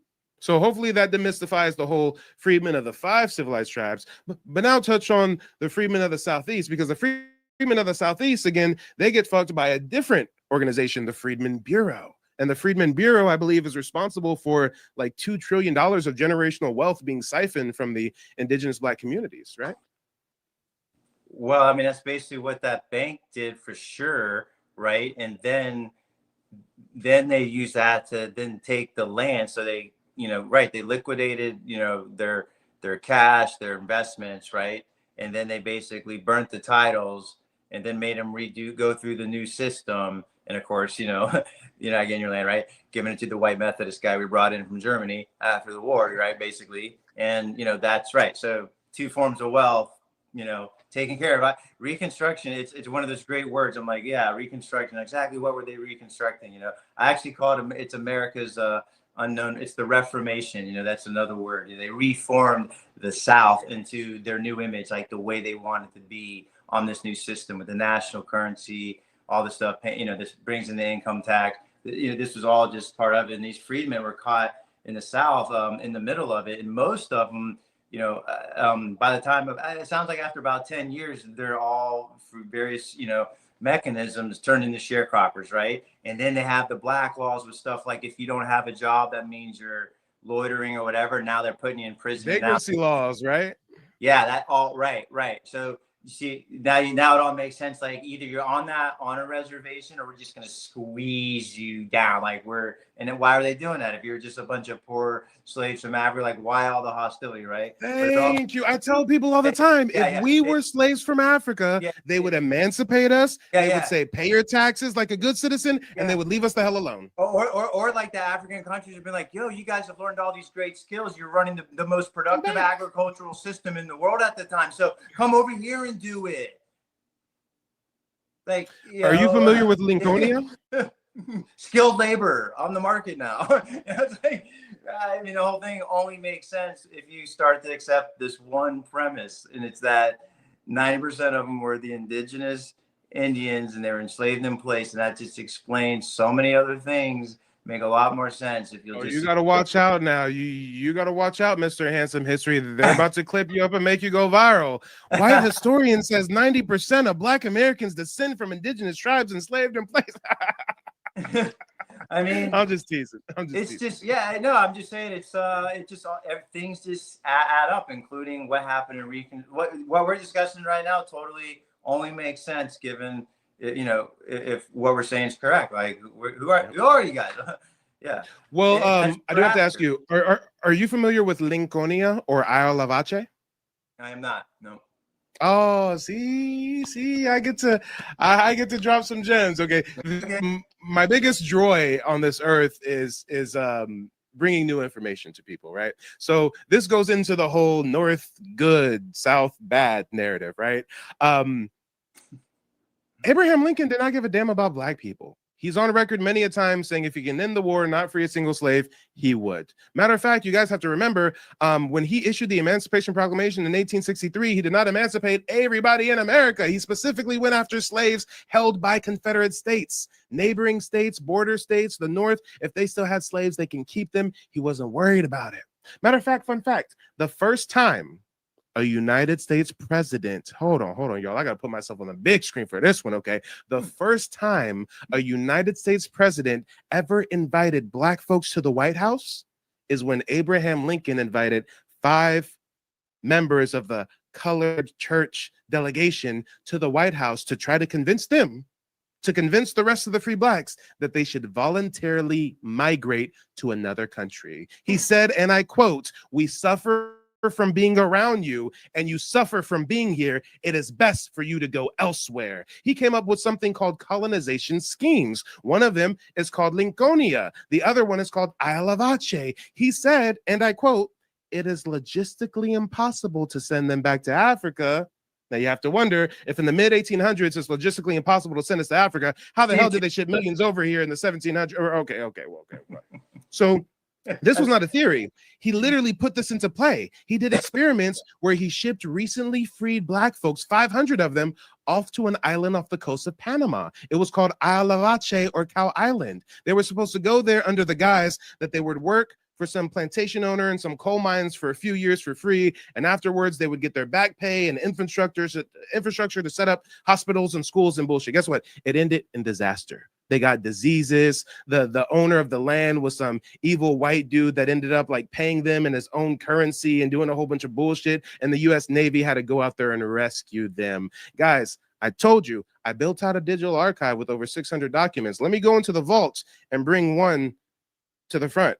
Rochester, January 22nd, 1852. This is Frederick Douglass's own newspaper, the North Star, I believe it was called. And he's talking about Lincoln's colonization scheme. Fun fact, when Lincoln invited those black folks to the White House to convince them to convince other blacks to go somewhere else, Frederick Douglass was not invited. Why? Because this is how Frederick Douglass spoke about Lincoln's schemes. He says, and I quote, "There is no sentiment more universally entertained, nor more firmly held by the free colored people of the United States than that this is their own, their native land, and that here, for good or for evil, their destiny is to be wrought out.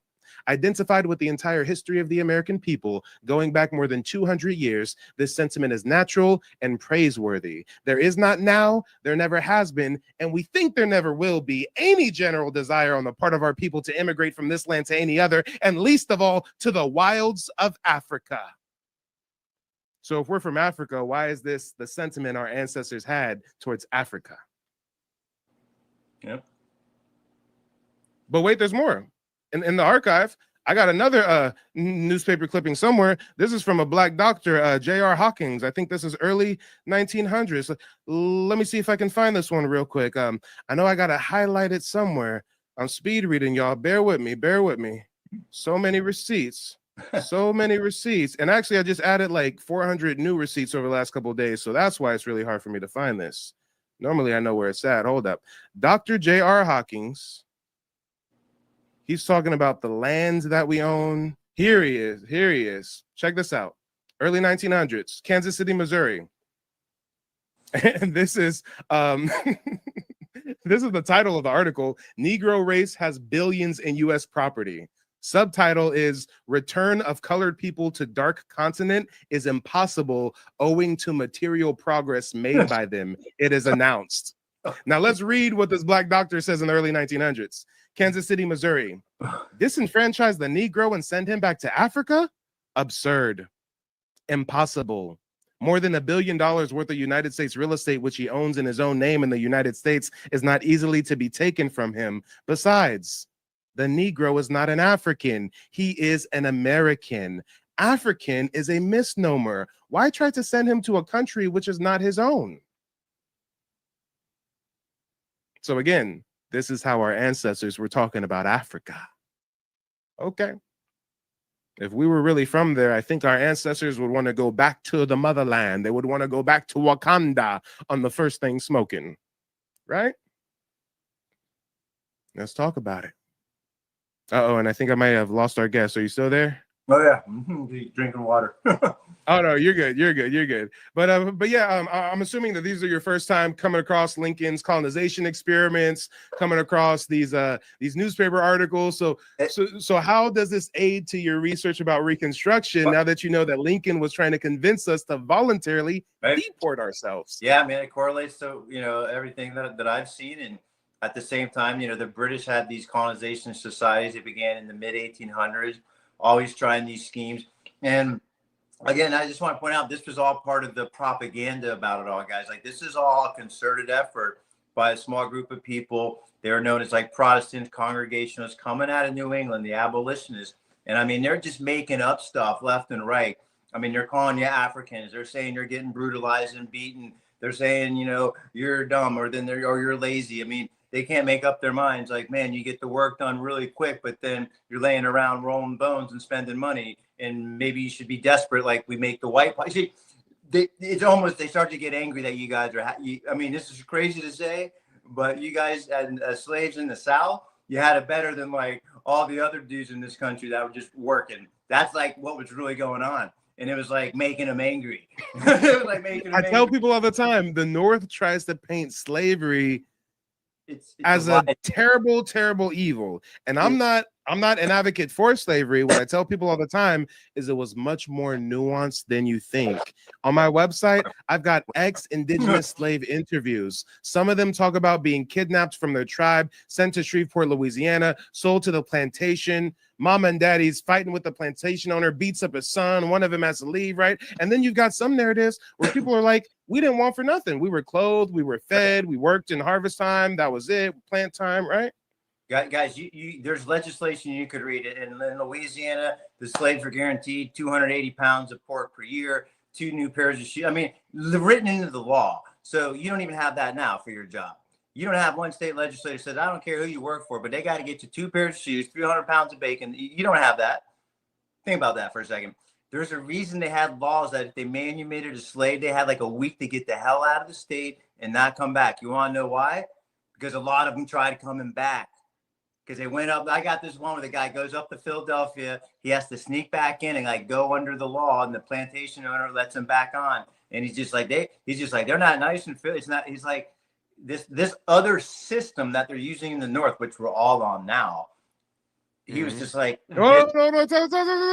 Let's talk about that. The North was jealous of the successful system that the Confederates had, and also the fact that the Confederates were trying to expand into the Caribbean and make more slaveholding territories. So guess what? The North invades them, breaks it up, and steals the blueprint and uses it in their factories. Yeah, guys, it's bad.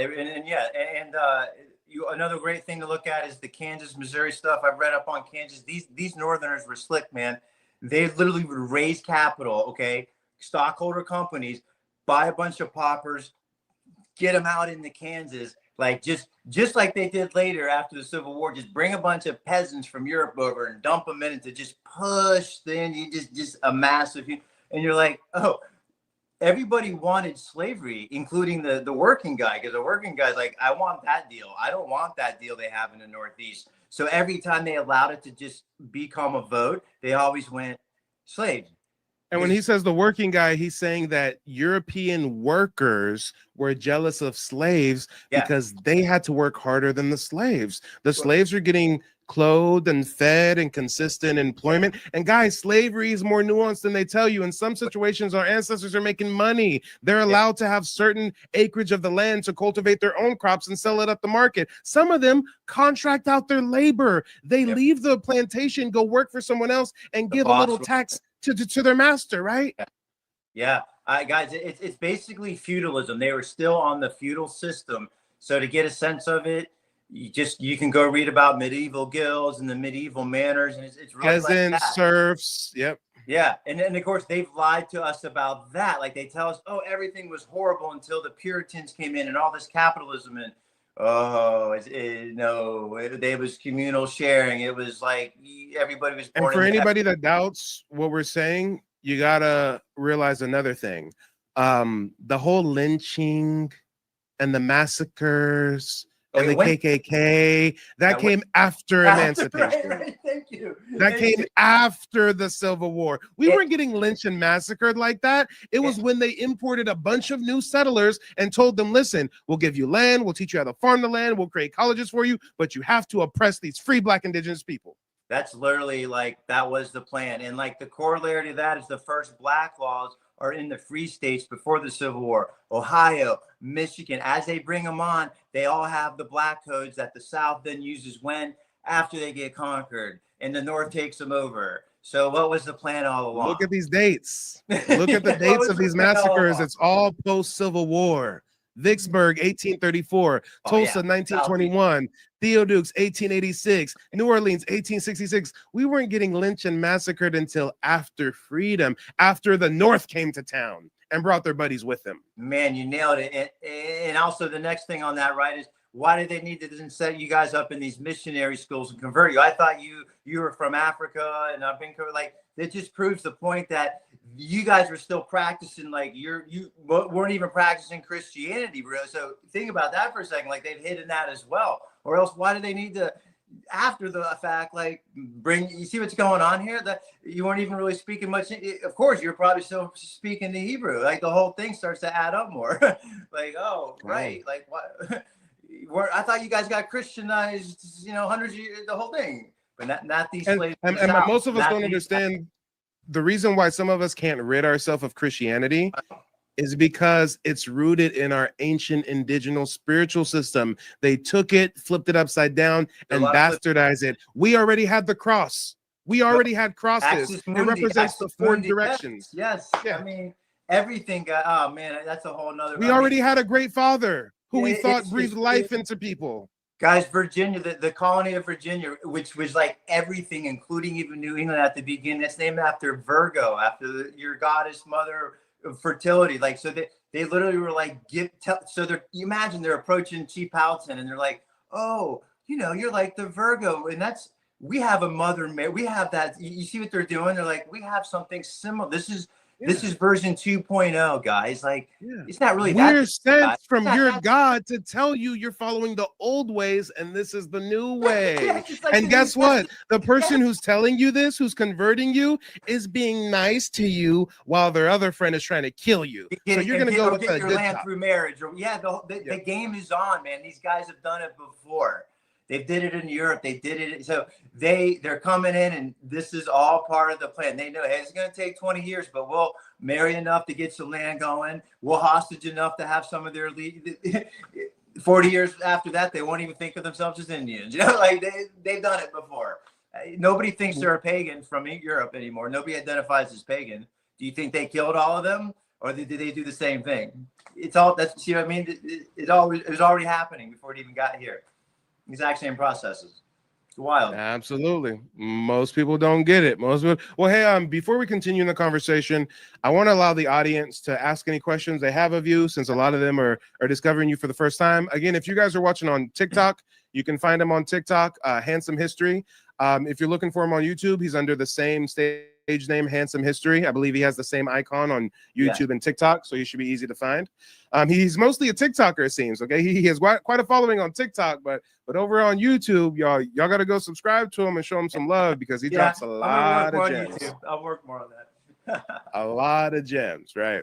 But let me see if anybody in the audience has any questions. On TikTok, Dr. Adams says, what about the Melungeon folks? Okay, so I haven't like really focused on them per se, but adjacent to them are the Moravians in the Moravian settlements, which is actually the Wachovia tract, which would have had a lot of so-called Melungeons, you know, after the fact. The story of the Moravian church in that area is the story of the missionaries coming in after Indian removal, the Yamasee Tuscarora words, when they show up there. And what are they doing? They're taking the orphans. So they're taking the orphans. They're going to become English citizens. Okay. Then they're doing the deal with, you know, getting elite to convert. Hey, if you convert, you won't have to worry about these new white settlers. We'll protect you. You see what's going on? So that's what leads to, they get a 99,000 tract of land from the Lord Proprietors de Carteret, who I mentioned earlier. De Carterets go all the way back to Knights Templar in the 1200s. So this is who we're dealing with. So just keep in mind who the chiefs were dealing with. They're dealing with some big time, powerful people coming over here is what I'm getting at, right? So that's adjacent to Melungeon. I feel like a lot of, therefore, the Melungeons are the converted Indians. And you got the Moravians running around, and they're doing it since like the early 1700s. And that was like one of their areas of focus was that region. And a lot of Cherokees I know are in that denomination. That's you know, but real quick, I'm seeing I'm seeing a lot of people spamming a question. Oh, sorry. Yeah. Oh, hold on real quick. I see a lot of people spamming the same question on TikTok as well as on YouTube. The folks want to know, when did you wake up to this knowledge? How long have you known that Black people were actually? Oh, man, that's a great question. Okay, that's a question I've never even thought. That's an interesting. Wow, that's what people are. That's interesting. Listen, that in particular, you have to realize. Hold on. You have to realize it's not every day that we get a Caucasian historian affirming that Black folks descend from indigenous people. Well, so I've always loved history. It's something even in like academics I was good at. So I knew, like, okay, this is a bunch of rich dudes taking it. Like, I got all that. But did I catch on that the slaves might be? No way. So when I'm coming back into this, like about 3 years ago, I'm listening to guys like Carmillo. He reads a lot of just old books. They used to be honest about it, really, in the 1700s. So I was like, no way. So then and so I think it was about 2 years ago when I was finally like, man, it's just all adding up. Like, things make more sense. And for me, as like sort of a data guy, what really sealed it for me was that the most that they could produce in terms of importing African slaves at this point is like 330,000 over 200 years. So all that other stuff is just internal slave trade that they're talking about when they describe stuff. That's all it really is. They're taking Indians that they displaced in the north and send them down to whatever along the coast. That explains all that. And it's like, yeah, okay, so where do these guys come from?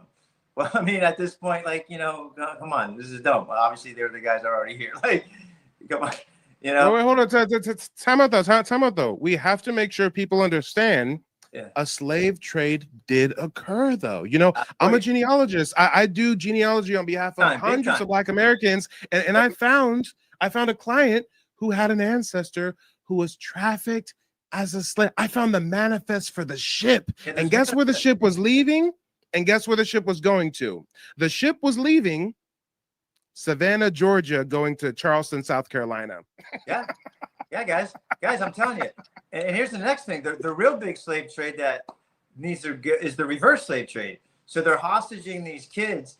They're writing insurance policies on Indians that they're shipping into Seville. Because how do you think that they start to learn to do all this fantastic gardening like Versailles in the 1650s and the Sun King? He's literally copying the Mississippian.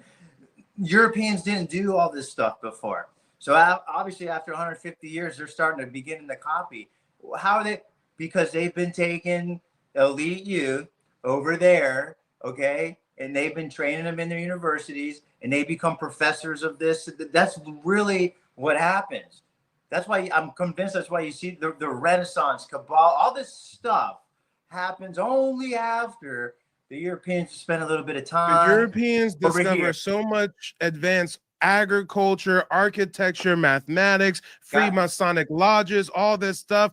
Napoleon discovers the Egyptian pyramids, all after being up and down the Mississippi River Valley. Like, yeah, and I haven't, so I can't like say 98%. All I can say is it's really looking to me like, right, like Da Vinci, like who are these guys? Where is this knowledge all of a sudden really coming from, right? And I think they're taking it and they have to like re-encode it for their own group, right? And then, you know, that this is what goes on. But once you so that prove, not to prove, but I'll just say this: there are corporate documents, guys, where European banks are writing key person insurance on the reverse slave trade on indigenous Indians because they've already coded them by job code over the previous century. They've been getting all this information on all your roots, on all your they had it down. All right. And if this guy was like a root guy or medicinal guy, they wrote an insurance in case he got sick on the boat and died. You guys were super valuable cargo. And it's proven by the way the corporations were accounting for you. It's wild. And it's just like, dude, you can't. And then what they would do is they had to hide you as coming from the Americas. Because remember, you're the people of God a lot of times. They kept changing the rules, right? How they're going to treat you. But there were certain times where it's like, well, you can't enslave it. So guess what? Hold on, real quick. It's funny that you say we were people in God because most people don't understand. That's where the term Indian comes from. It wasn't because Columbus thought he was in India. They called us una de los indios, people in God. Right. And again, I just want to tell people, if you're not in the history that much, people have been really smart like we are today for a long, long time. So anytime you're hearing something like Christopher Columbus showed up and didn't know where he was, you just can't believe that. Like, he's an expert admiral, guys. So, you know, those, just so you understand, like the world has been run very complicated the way we run it now for like thousands of years. Okay. It really has been. They've been accounting for everything. And it gets deep, and it only gets deeper. I mean, a lot of people in the chat are asking about Moors and stuff. I mean, he took Moorish vassals with him to lead him to the New World. The year he set sail, the Alhambra Edict, kicking the Jews and the Moors out, right? But who are these Iberians that know how to speak with the Indians? Well, maybe the reverse slave trade's already occurred, and what he's actually bringing back is, these are all converted Indians that have a Spanish name, and they're Catholic, and they're bringing them back, and they're speaking to their people. Doesn't that make more sense? That's why the European factions. Come on. That's why the European factions would call some of the indigenous people blackamoors or say they looked like Moors. My tribe, the Creek, we're actually known in our tribal regalia to wear like copying you guys with the like turbans and things of that nature. Turbans. And people think that comes from the Middle East. Nah. Right. It's all, I mean, I want to say 100% reversed, but it's incredible to me how much is literally, I believe, the facts, the most accurate understanding of reality is what I'll call the truth, right? I think this is a way more accurate way to understand what really happened than what we are told. And it's almost always like, you got to reverse what they're saying. It's that wild, but that's the pattern.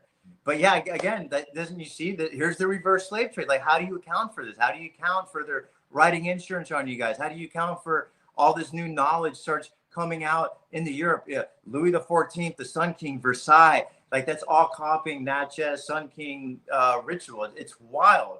So what's going on? Like, and you guys have to change your perspective and realize we were not living in teepees, roaming with the buffalo, scalping people. That was the plains natives that migrated from Asia. That's what Mongolians do. They roam with the animals and move with the seasons. Tangrism is Mongolian. Yeah, Thunderbird's Mongolian. That's all. You see that in the we had agriculture, we had civilization, we had mounds, earthen pyramids. They said that our cities rivaled London. Guys, yes. And I don't focus on this, but when I'm doing my readings, I'm telling you guys, I come across stuff where the Jesuit missionaries talking about castles in Quebec in like 1720, and there's only 20 Jesuits there, guys. So who built the castle?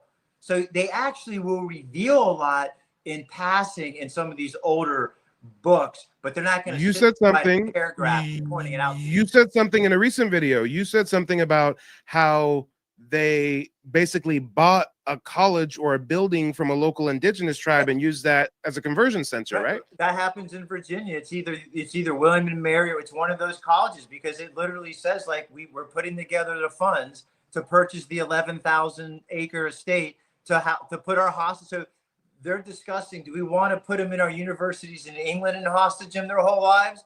Oh, you know what? It's cheaper, and it might be a little better with the Indian nobles if they have their children around. They can come visit. So we'll go ahead and buy.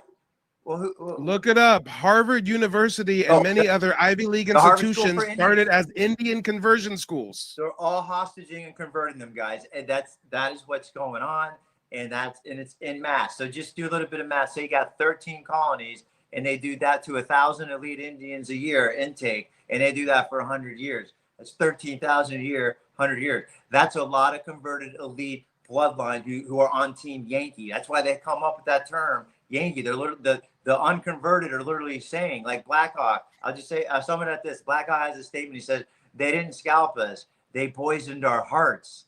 And he's getting at, like, they used a little bit of greed, because you know what they're offering, right? They're going, hey, man, we're going to make you wealthier than anything. You just got to help us displace a few guys. Yeah, some of the mass. We'll give you some guns. We'll give you some advanced technology. Yeah.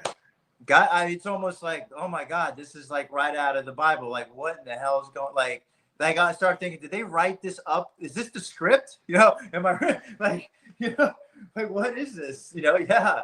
Like, I'm offering you all the, you know, you have to know that had to be the type of conversations they're having with them, right? And they're saying, oh, by the way, they asked Powhatan's son. Powhatan asked his son, I told you to count the number of people. How are they? Why didn't you count them? Where's the notch stick? And he's like, there's too many for the notch.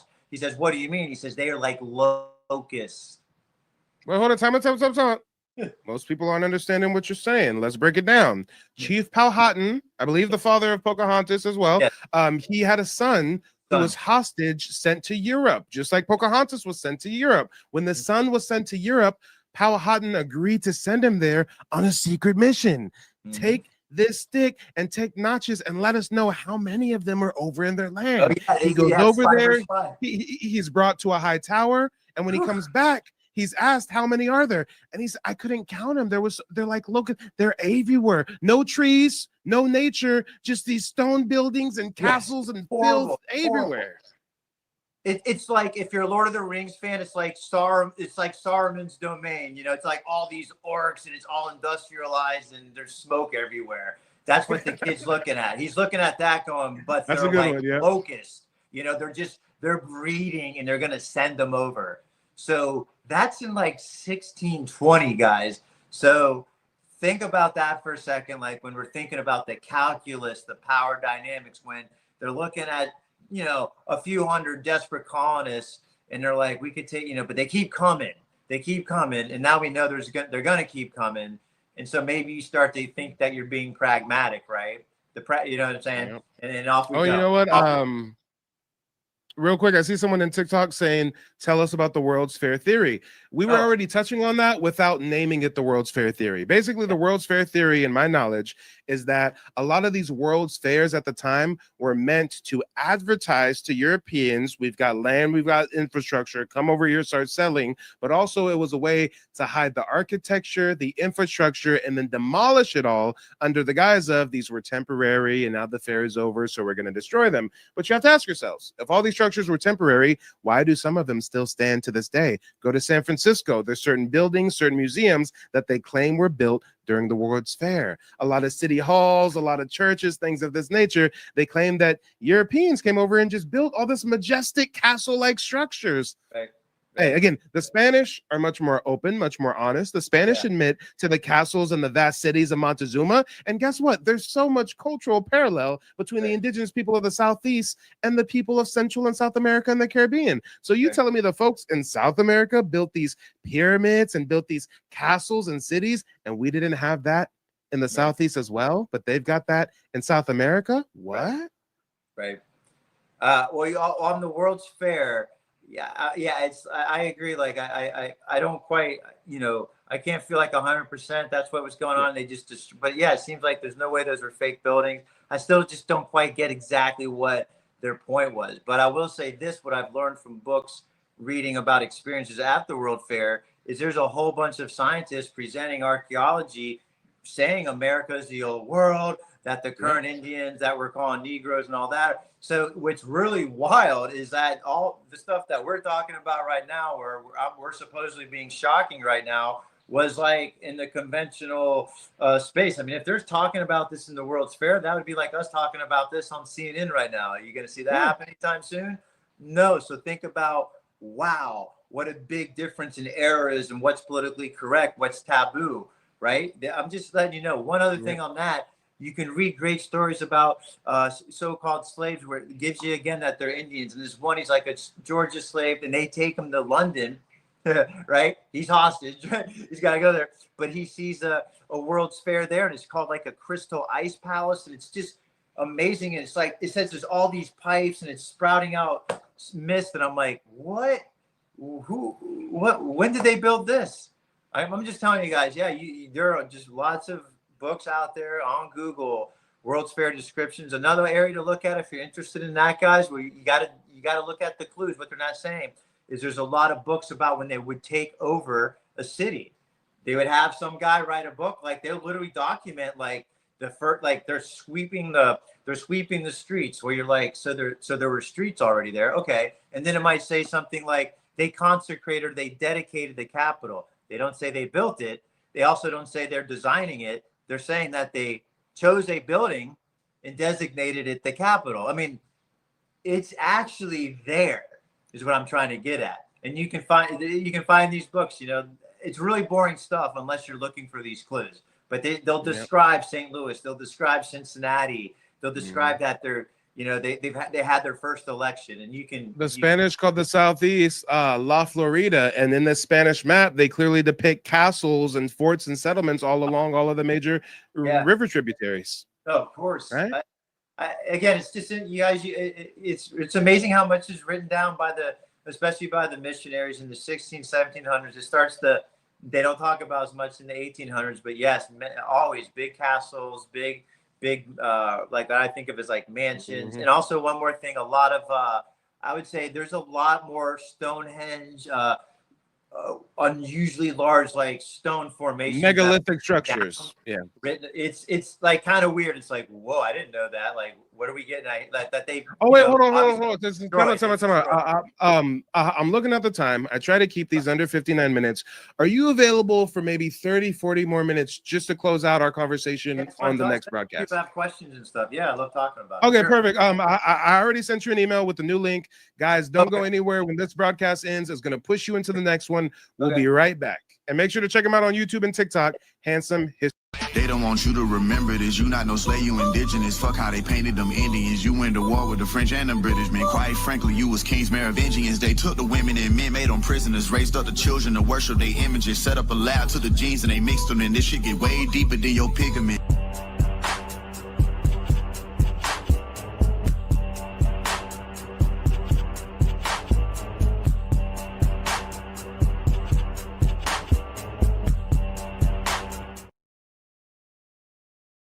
Many know about slavery, but few discuss paper genocide. We did not all come from Africa, and most of us have Aboriginal roots that were stripped away due to reclassification and miseducation. As a native Black American and a member of the Muskogee Creek Nation, I understand the importance of tracing your lineage. If you want to learn how to trace your genealogy and apply for tribal citizenship, go to nativeblackancestry.com to schedule a consultation. They don't want you to remember this. You not no slave, you indigenous. Fuck how they painted them Indians. You went to war with the French and the British, man. Quite frankly, you was kings Merovingians. They took the women and men, made them prisoners, raised up the children to worship their images, set up a lab to the genes and they mixed them, and this shit get way deeper than your pigment.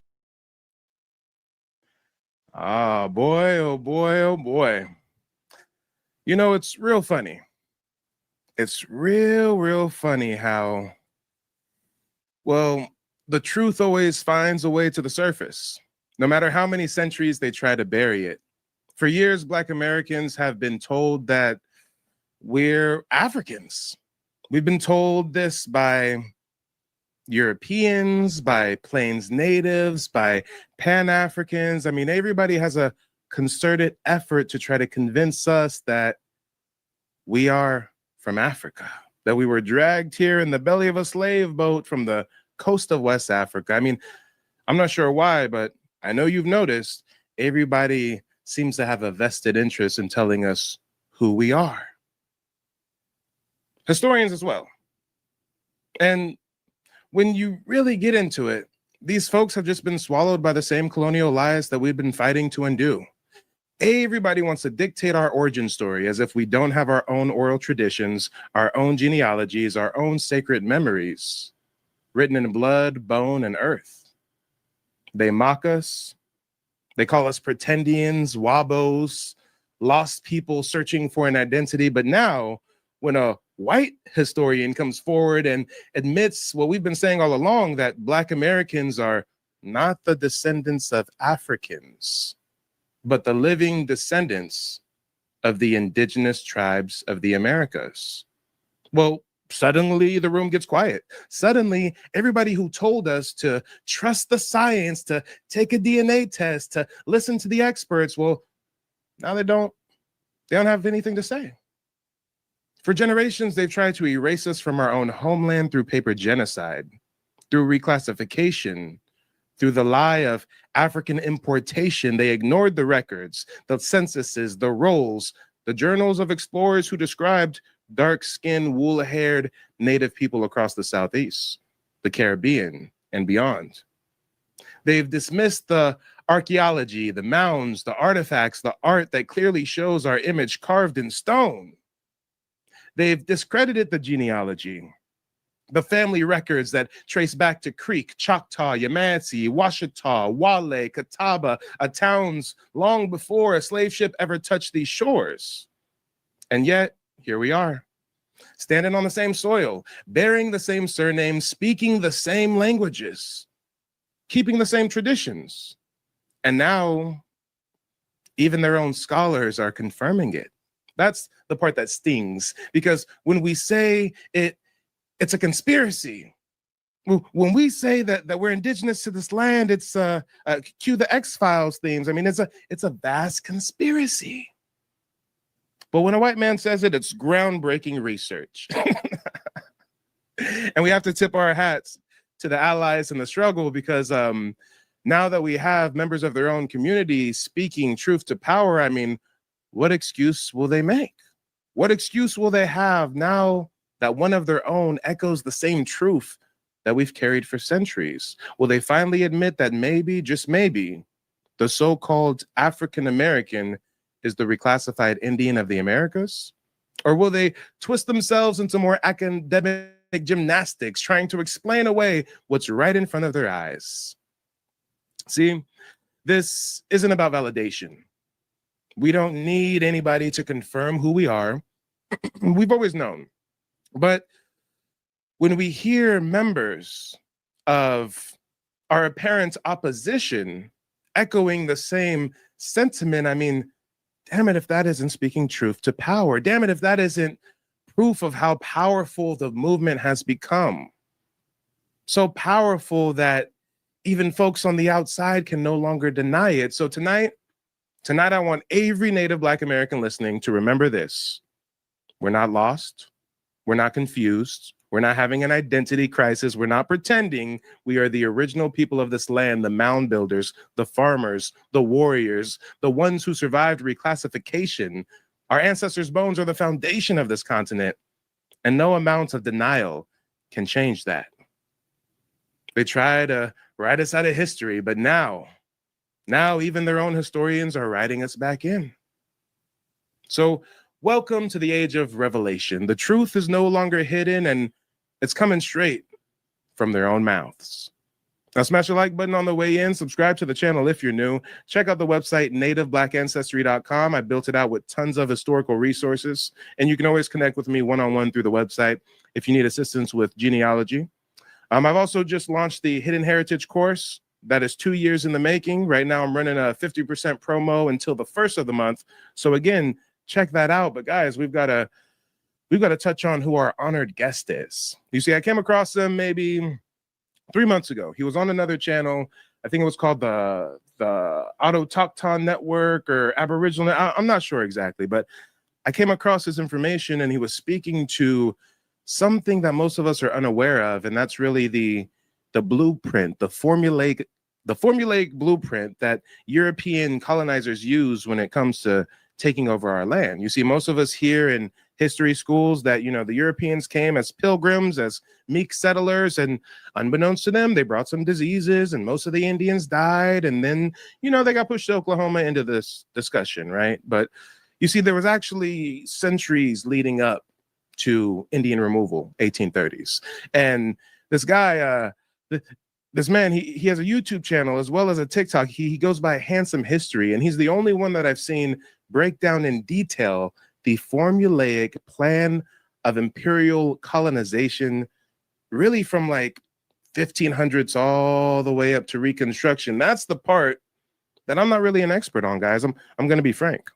As an American Indian myself, I know a lot about the history, especially when it comes to post-Reconstruction, racial reclassification, Jim Crow, segregation, redlining, all that. But when we talk about groups like the Lord's Proprietors, when we talk about different Christian denominations who seem to come over here bearing the cross in friendship, well, in actuality, we'll learn tonight that these different forms of religion were really tools of subjugation. But before I bring up our honored guest, I think it's only right for me to get you acquainted with some of his content. So again, you can check him out on YouTube, Handsome History. He's also on TikTok under the same name.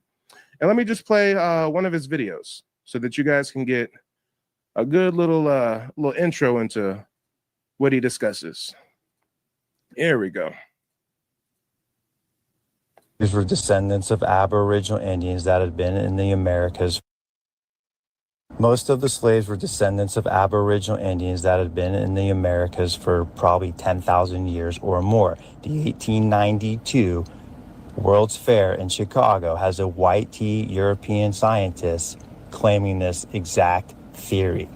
First of all, the scientist, Mr. Smith, spent a year in Colorado and inside what we now call the Grand Canyon. He excavated. He brought mummies to the fair, and I quote, "They were better maintained and preserved than the mummies in Egypt," unquote. Then he goes into the point that all the scientists today recognize that the inhabitants of these dwellings predated the historic man and that their descendants were still with us. This is a European scientist, now in America, 1892. These facts established, let's take a look at what earlier writers who had traveled to America, usually as missionaries, wrote about their experiences with the Aboriginal Indians. So you might ask, well, what happened to them? Well, first of all, many of them, millions of them are still here, and they've been reclassified as Negroes and African Americans who were brought over in the slave trade from Africa. Let's take a look at this book written in 1791. This was a missionary involved with more northern Mississippian Indians, would have been up against the Great Lakes. And he discusses how early on, like way back, 1400s, 1500s, the intermarriage begins between Europeans who, most of them were dark-skinned or many of them were Moors, but they begin to intermarry with the Indians. And then what it says is, like, when the English would defeat the French in their wars, they would enslave the Indians that were fighting on the side of the French. Now, what did that mean? Here's what you need to understand. When the English would beat the French or the French would beat the English, they were both using Aboriginal Indians as the muscle, as the fighters. So if the English beat the French, they would simply they wouldn't take them anywhere. They would just enslave the Aboriginals in place in the villages that they already lived in the towns they already built, and on the farmland that they were already producing on for thousands of years. They wouldn't move them anywhere. This 1791 writer goes on to say that at that point in the 1790s, he makes the case that most of your Indians in America are actually mixed European. Now, I think he's way off there. He's talking about your elite, and that's where you have the formation of these Native American tribes or the takeover of Aboriginal tribes by these mixed Native American elite. Very, very critical to always distinguish between the elite and the masses. Important to emphasize that this was what I call enslavement in place. In other words, your town, your region of a tribe lost battles, and you just started working for the winners. You did the same work, only now you had to provide 10 or 20% of the agricultural production to them, to the so-called masters. And believe me, this was a very normal practice for thousands of years. So with this understanding, what was going on in the southeastern United States at the time of the Civil War makes a lot more sense. They simply renamed them and relabeled them as Negroes and then African Americans and blacks as the new regime took over. Most of that relabeling occurs after the Civil War. It's a takeover after the Civil War. And this is the social and economic system that Americans live with today. Handsome history out. Most of the slaves were... All right, so hopefully that gives you a nice little introduction into the type of hidden history that he expounds upon. I mean, I'm pretty well researched, but I think he's the first one that I heard use the term enslavement in place. Makes perfect sense, right? Why import people from the other side of the world and teach them how to farm crops indigenous to the Americas when you can take local indigenous communities that you're displacing and beating in armed conflicts and have them lend their agricultural know-how to you and your corporation. Yeah, reclassification, that's right. But guys, again, make sure to check him out. Handsome History on YouTube as well as on TikTok. And without further ado, here's the man of the hour. How you doing? Hi, Michael. Well, that's a lot of pressure. Yeah. No pressure, no pressure. For me, I just come at it just a little on myself. I got into this seriously a couple years ago. Actually, I was listening to, various people really from the indigenous community that would be maybe reading old books the first, I'm a big historian. I got, went to college, got master's degrees. I know how to do research is my point, but I never did it on this topic. So I know how to be methodical and like tell a story in an academic sense. So I want to just start looking into this myself because I've always loved American history, so to speak. And I didn't, listen to these other guys, and kind of made me, as I was reading, question what I was reading, and then start to dig deeper. Go, man, I don't think these guys are joking. Like, all right, wait a second. Like, I'm finding my own sources. I'm looking in legislation from the South. I'm looking in legislation from colonial New England. You find slavery legislation in Europe, and I'm like, wow, wait, there's a whole system to this. There's a whole bunch of laws to this. There's actually like you start going, wow, like wait a second, like this is a whole different maybe story than like we're told. So that's sort of how it started. Actually, listening to, just because I enjoy history, and I was like, man, these guys are talking about maybe America being the old world, and now I totally am down with that. I'm like, this totally makes sense. I got the whole, like, I'm like, I get it now, but it's like funny at first. It's like, okay, I guess for a guy like me, it's not so much, and I'm sure a lot of it's indoctrination, but it's also just like, when you're making a claim that goes against like the supposed, convention and everybody's research that already supposedly, right? Like we all assume, right, that the scientist or the historian, right, that we can trust them, right? And so when somebody then, right, comes out with a theory that's upending the old theory, you just kind of like, well, you better come with some evidence, right? That's just human nature. Like if you're saying, I mean, obviously what we're talking about here is the irony is that, the revision already happened, right? The revision, right, in the unscientific part is what I consider what happens after the Civil War.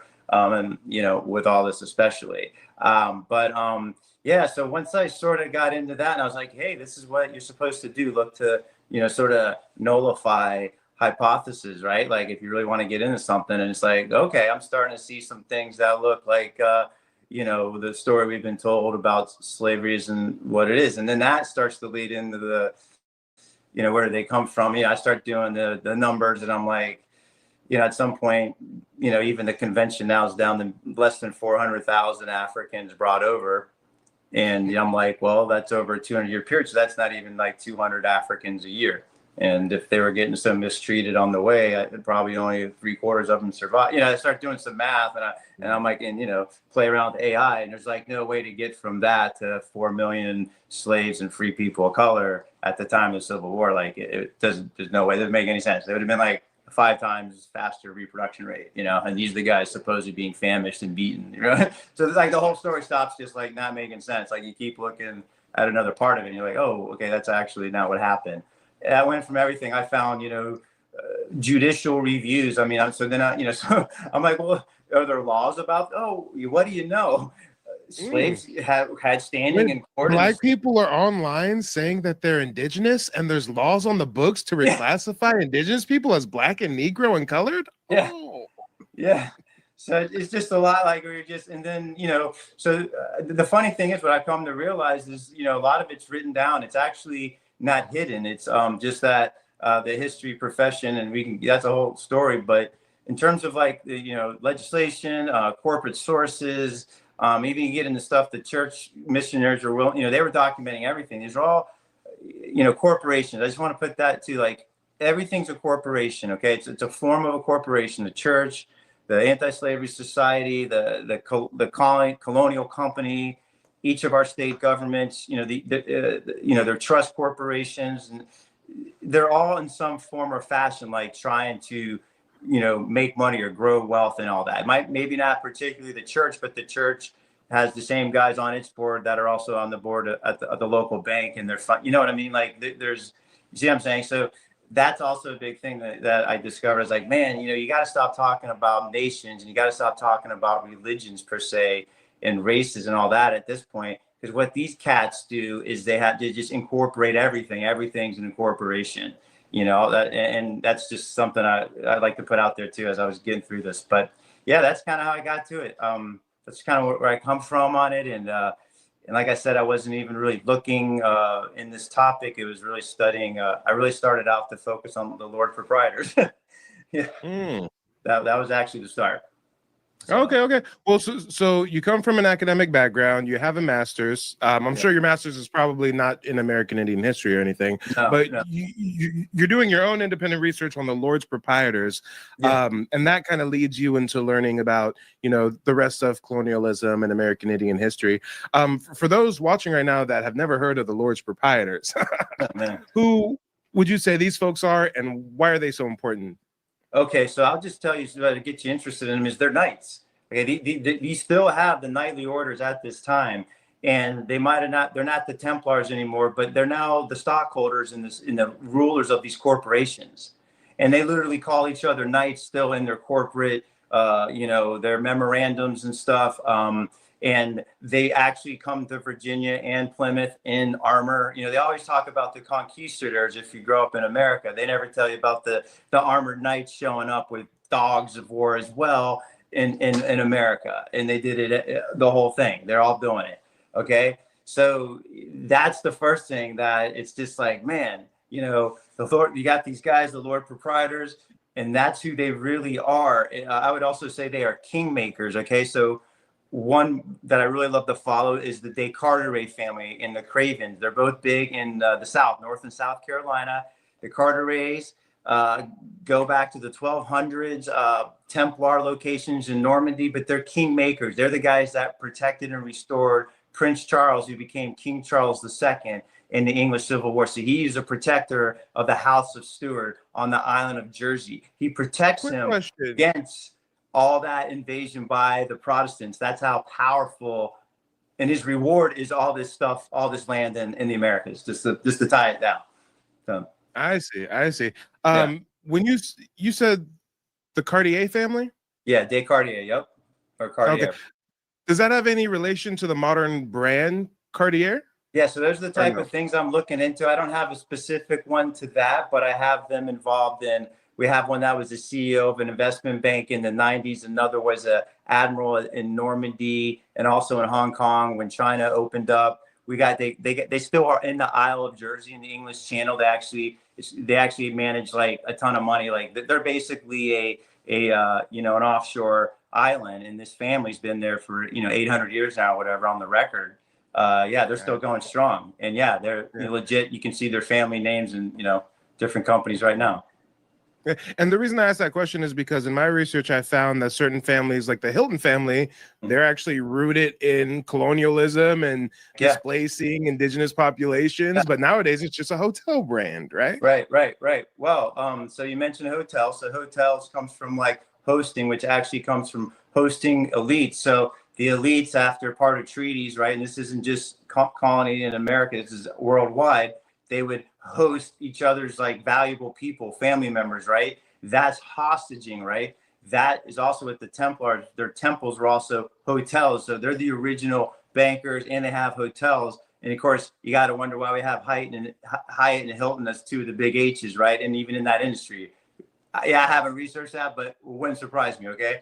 So anyhow, you understand hosting hotel. Well, here in America, one of the major ways they converted and added to the settler class and created more not Indian, but English citizens is through hostaging. And straight up beginning as early as 1620 in Virginia around the same. I mean, every one of your early books that they even write by their own churches would write, they're telling you this is what they were doing. So it's not like this is hidden by the people that did it weren't hiding what they did. Like after the Civil War. Let's slow down for a moment. Yeah. Let's slow down for just a moment because you mentioned hostaging. Yeah. And unfortunately, for a lot of the people watching this right now, for a lot of people who are going to be watching the replay, that word doesn't strike as much as a resonance as it should. Can we dive deeper into hostaging? Because like how in Europe, it's important to distinguish. Yeah. So this is another problem with American history is that every black person is a slave. Like, if you're in a bad situation, you're a slave, right? They just call everybody a slave. And no, this stuff really meant something. So, to be a hostage, there was laws around hostaging, and it typically applied to the elite. So what happened, I'll give you just in Virginia. Early on, it starts that they're sitting around already. So they would raid a village. The way it begins is they raid the village, steal some kids. That's the beginning of it. By the time I get to, I think it's about 1620 in Virginia. So they've been there about 15 years. They keep pushing, right? These guys are persistent. They keep coming back. They're having conversations about putting up money to pay for reverends and to pay Chief Powhatan for the 11,000 acre university they're going to take over to host all these Indian children. So by that time already, they've so much converted, negotiated, intimidated. Just all of this is going on that they're literally talking about hundreds at that point of the elite's children, age 2 to 7, going through this hostaging, what they'll call the apprentice system. And they pop out at age 21 with all the rights of Englishmen, as long as they're in the Americas. And so they're putting them on the books as an Englishman. And when we talk about Chief Powhatan, I believe that's the father of Pocahontas? Yes. And Pocahontas was taken as a hostage, eventually passes in Europe, right? Right. There's a lot of myth about it, but even in the myth and literature, they're telling you a lot of truth in it. Her story is just kind of, she supposedly, daddy, don't kill him or whatever. I think that's like whatever. But what's really interesting is they do send people. Yes, they do hostage him, and there's a great part in the story in the poem, so to speak. It's not her, it's another. It's actually Powhatan's son. I think his name was Nimontac, and he did go over there, and they literally take him up into the Tower of London. You go, guys, the tower where they're going to chop your head off the next day. You see what they were doing to these kids? So they're taking him up there. And so, and he's describing the poem like he peered around, and Powhatan said, "Hey, I sent you with, you're supposed to notch the sticks." I'm, which now I realize those are Roman numerals. So you see, everything's hijacked. I'm like, wait, Roman numerals? Oh, no. I'm like, anyhow, let me attempt to simplify this and connect the dots for those who are struggling to follow along. Oh, sorry. So when we talk about hostaging, a lot of people know hostaging as kidnapping someone, holding them for ransom. Oh, right. They absolutely did that in early days of colonialism. For example, De Soto, when he's going all throughout the Southeast, he would take his mercenaries, which were basically like some SEAL Team 6 type motherfuckers, and they would come in as if they were friendly with the tribe or something, and they would quickly take the chief and put him in chains and hold a knife to his head and say, "Look, you're going to be our hostage, and you're going to safely get us to the next territory. You'll be our translator. You'll be our guide." And you're saying that perhaps the Europeans modeled that playbook to a degree, but the Europeans do it differently, because the Europeans, I find, don't just take your daughter, take your son in exchange for corn and things of that nature, but they seem to have a conversion hostaging system where we're going to take your child, Christianize them, turn them into a nice little white English settler on the inside, and then bring them back amongst your tribe to convert the rest of your community. I mean, it's hard to believe, but as once you start to look for it, there's way more sources that really tell you that. But if you haven't been taught that framework, you'll read it and not get it. You know what I mean? So like what I mean by that is somebody maybe living in 1850 reading the same book will totally get it, but we don't get it because of, you know what I'm saying? Like, we have been really indoctrinated and told a whole whatever story that hadn't happened yet. So once you kind of can key in, I mean, you just said it. So that's what goes on, guys. And it's literally, they're doing two things. They're now labeled that. So here's the first relabel. They're getting labeled now as an English citizen. And guess what? They didn't get redeployed. They become the missionaries. They become the Bureau of Indian Affairs guys. They become anybody basically, your traders, your fur traders. So this whole thing is like, they try to make it sound like dudes from Europe came over and a whole bunch of them really learned how to do all that stuff. And like, that's not how it works, man. This stuff is complicated. So even the way they tell that, this guy was French. Now you got to even question a lot of that. We'll call the guy French, who was born Indian, got hostage at 2 or 3, came through the Catholic Jesuit system, pops out, and he's now labeled a French colonist. And now when they're writing about him, they'll call him by his new name, and they'll call him French. You can catch them in lies sometimes because they might mention he was an Indian, or they'll describe him as having, the Hawkeye look or copper color. And that's where they're cluing you in that this is a hostage, converted, turned Indian. And once you start to key in on it, you start seeing it everywhere. You see it in the military. I see it in George Washington. I see it in William Tecumseh Sherman. And you can track like these, they always get assigned to very powerful people so they can get groomed. And I don't mean it like in the weird way it's become, but like, they're getting the best tutors. It's in Europe, they call it the ministerialis. That was the golden chains of like elite slavery, or what hostaging. And just to tie it to one more thing, and I'll get off of this subject, but a lot of us have seen that picture. It's like King George the First, I think it is. And he has these 2 dark-skinned men behind him. And it's always been, oh, who are those guys? These Turks. And it's like, they're elite Ottomans. They had fought the Ottomans for the Austrians. And those were simply a picture of exactly what we're talking about. So they didn't come over here and like, we're going to do this special for the American Indian. They came over here and they already had a process. It's also a process they practice within Europe. When you read about them going against pagans, ask yourself who the pagans really were. They have a lot of similar economic systems to the indigenous American Indian system. So what was really going on there? And, they converted them in the same way, just like Mike was saying. These were the knights. You know what I mean? The knights, this is the knight's tactic. You know, they are special operators. They do this hostaging. They get a little hook in, right? They give and take, right? You know, this is what they've been doing. This is their process. You know what? This reminds me of something. Someone asked me the question the other day. They were like, "Well, Mike, like, how did the Europeans take over our entire continent if we outnumber them so greatly?"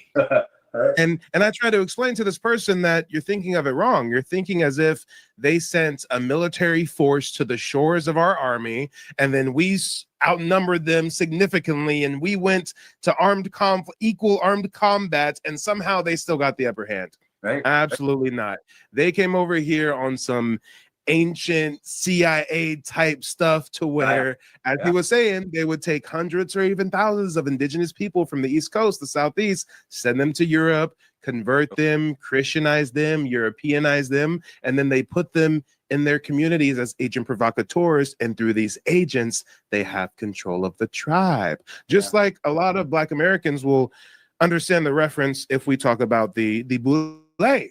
When we talk about the Boule and all these folks who have part European, part American Indian heritage, but they're on code with the Europeans, naming all their institutions African this, African that, trying to rename you as an African American. Why do they do that? Because these are the people that descend from hostage bloodlines. Man, right on.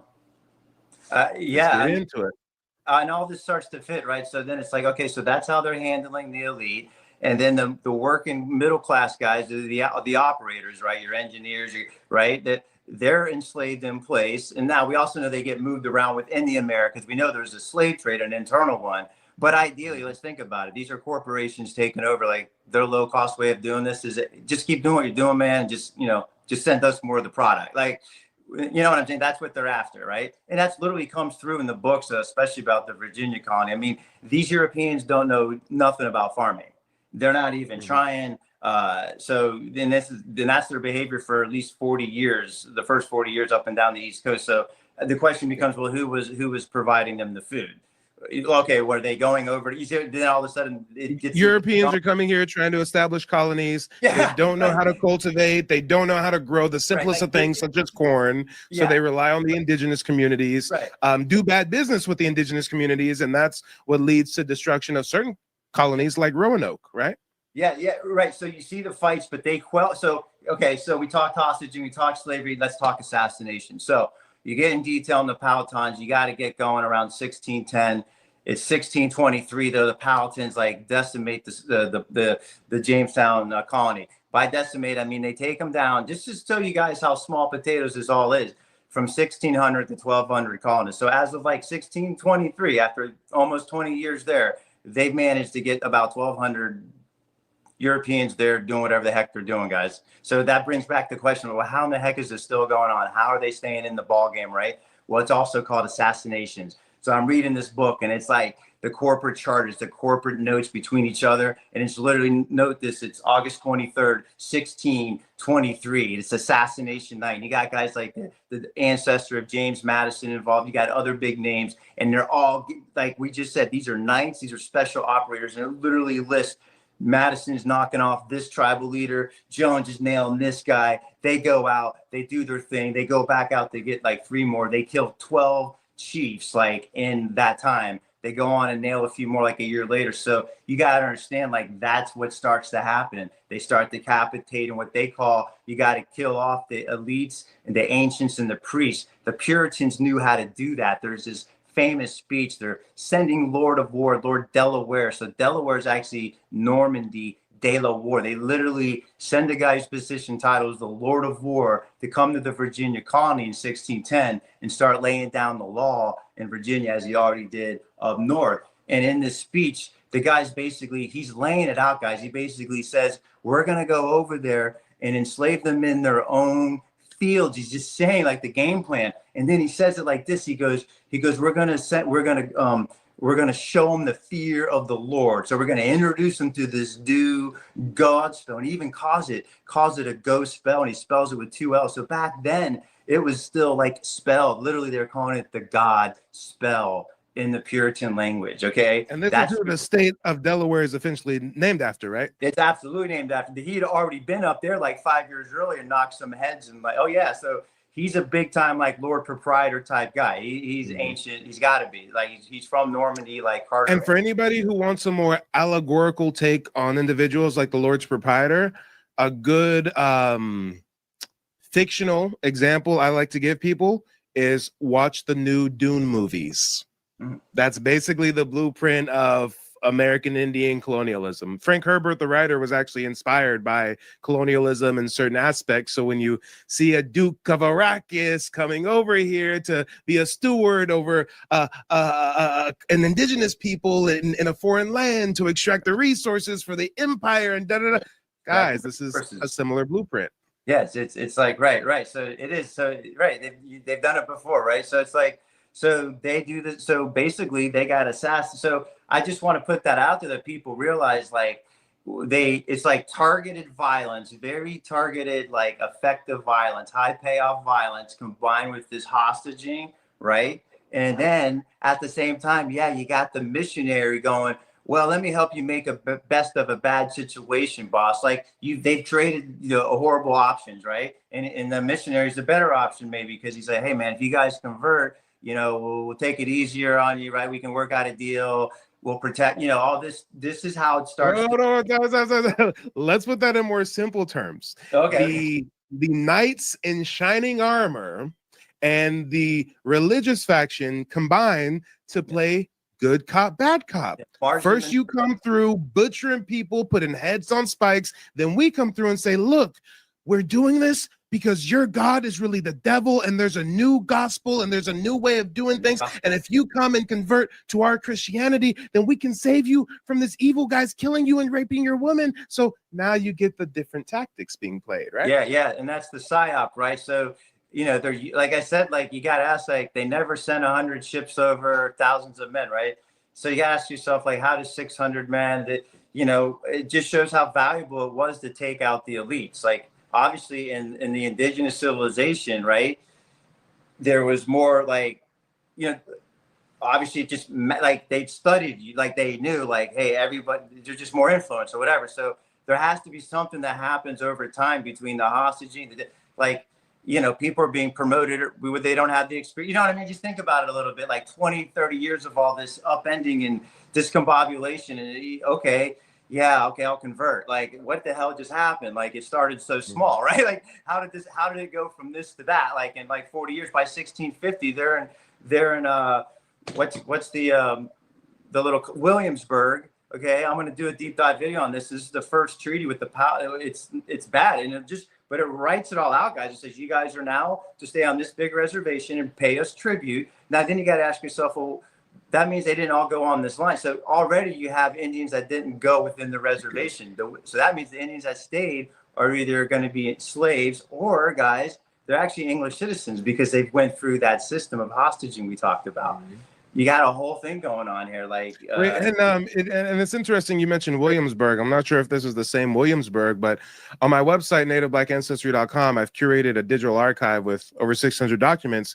And in one of these sections, I've got fugitive Indian slave ads. And one of these slave ads is from Williamsburg. Actually, Prince Williams, June 1st, 1776, $10 reward. Run away from the subscriber on his journey from Williamsburg on the 11th of May near King William County, a mulatto servant man named John Newton, about 20 years of age, an Indian by birth. There you go. 21. So he's finished his apprenticeship. It looks like he might have left like a year early. What age you can see what's going on there, right? That's it. I mean, first they classify him as a mulatto, and then later you learn, oh no, that's an Indian. But we're also realizing mulatto means he's also an Englishman. Like he's gonna become an Englishman once he finishes that apprenticeship. That's how much they're gonna bury the Indian in him. Like he's not like, so his kids aren't even thinking like, I'm an Englishman. Everybody, I got the rights of an Englishman. They took me away from that whole society. That hostage, they took them away. That's probably how we have individuals like Crispus Attucks, famous Black Indigenous man, first martyr of the Boston Massacre. Well, how is he a free Indigenous man sailing and stuff? He had to have come through that hostaging system, right? Yeah.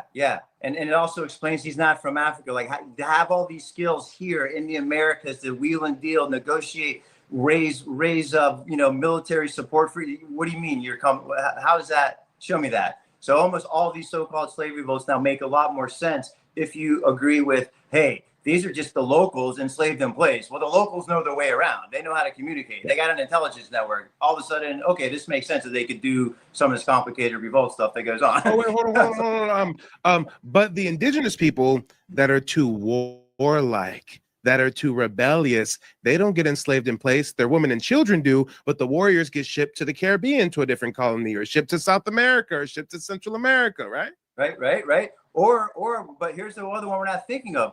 Then there's the indigenous who don't go off the program and just keep moving west. So when I'm reading about Tecumseh, one of his main chiefs is a third generation Delaware Lenape. Okay, he kept moving. So here's what gets really wild at this point. Now you kind of know what are the four sources of indigenous American Indians? Well, there's 4 or 5 categories at this point, but it's important to know what they are because it helps you interpret like any story that you're reading, and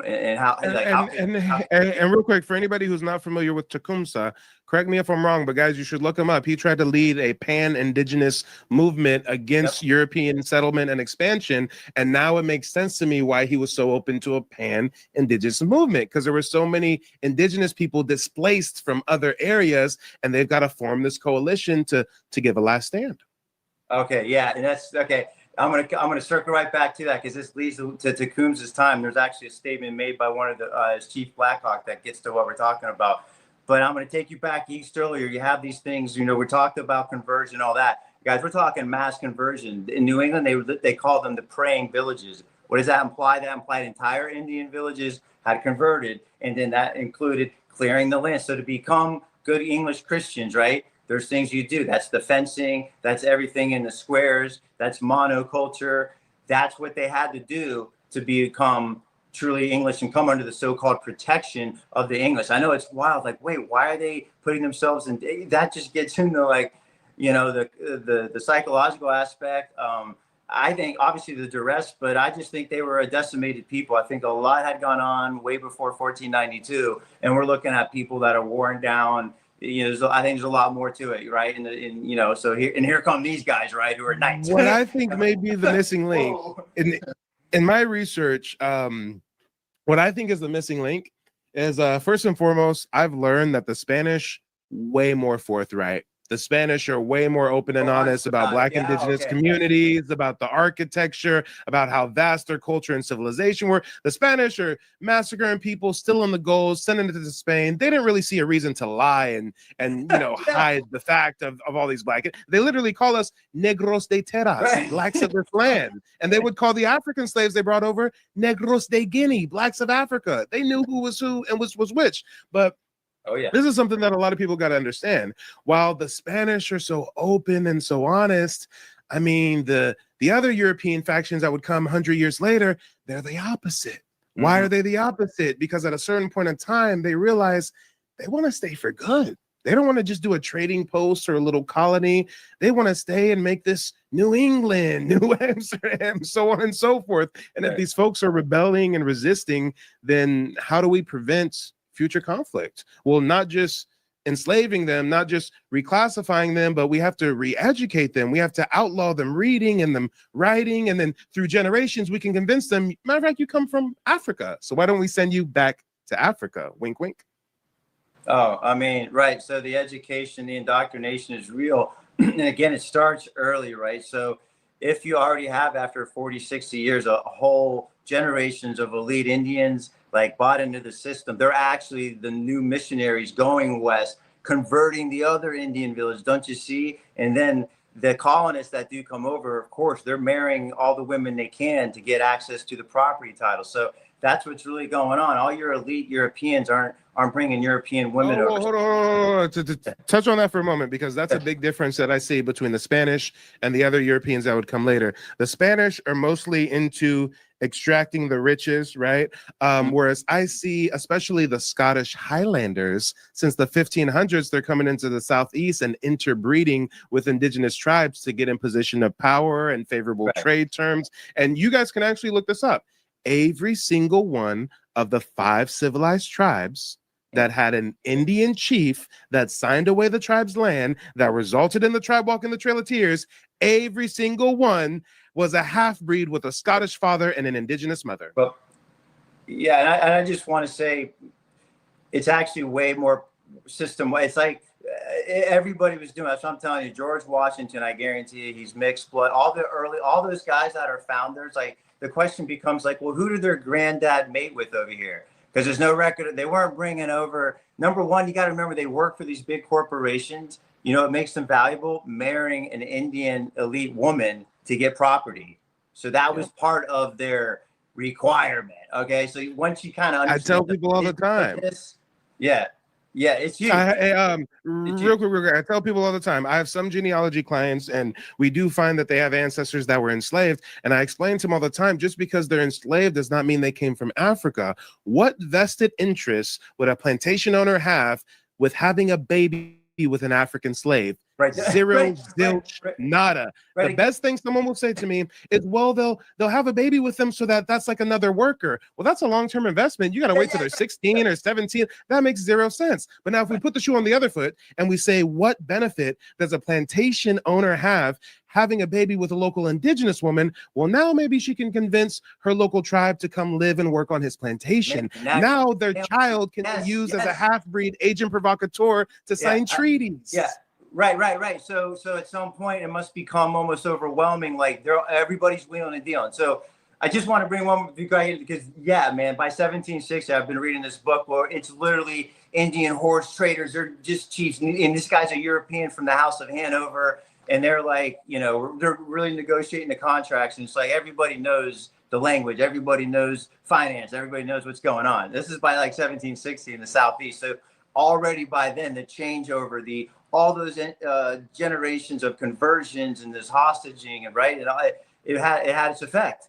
It had its effect. Even if you had continued to go west, if you wanted to do business and trade, well, you're going to trade with your old Indian converted buddy. And I just want to say something on that. I figured out that that's the origin of the real term Yankee. Yankee is Algonquin Yankee. Yankee was foreigner, right? It just so happens that all the foreigners that were coming over from England. So people go, oh, it means no, it means foreigner. So guess what?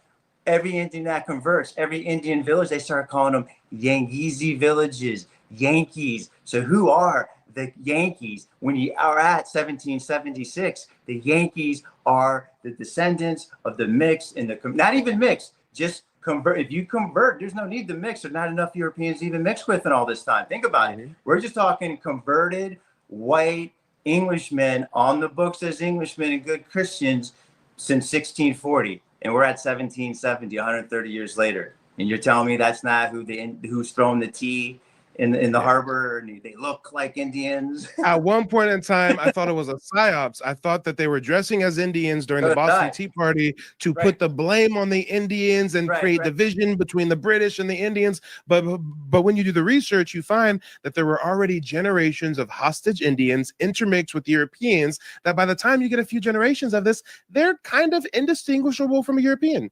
Right. So everything we're saying, see, all these puzzle pieces fit a lot better now, right? Yeah, I mean, now how about who are the free people of color?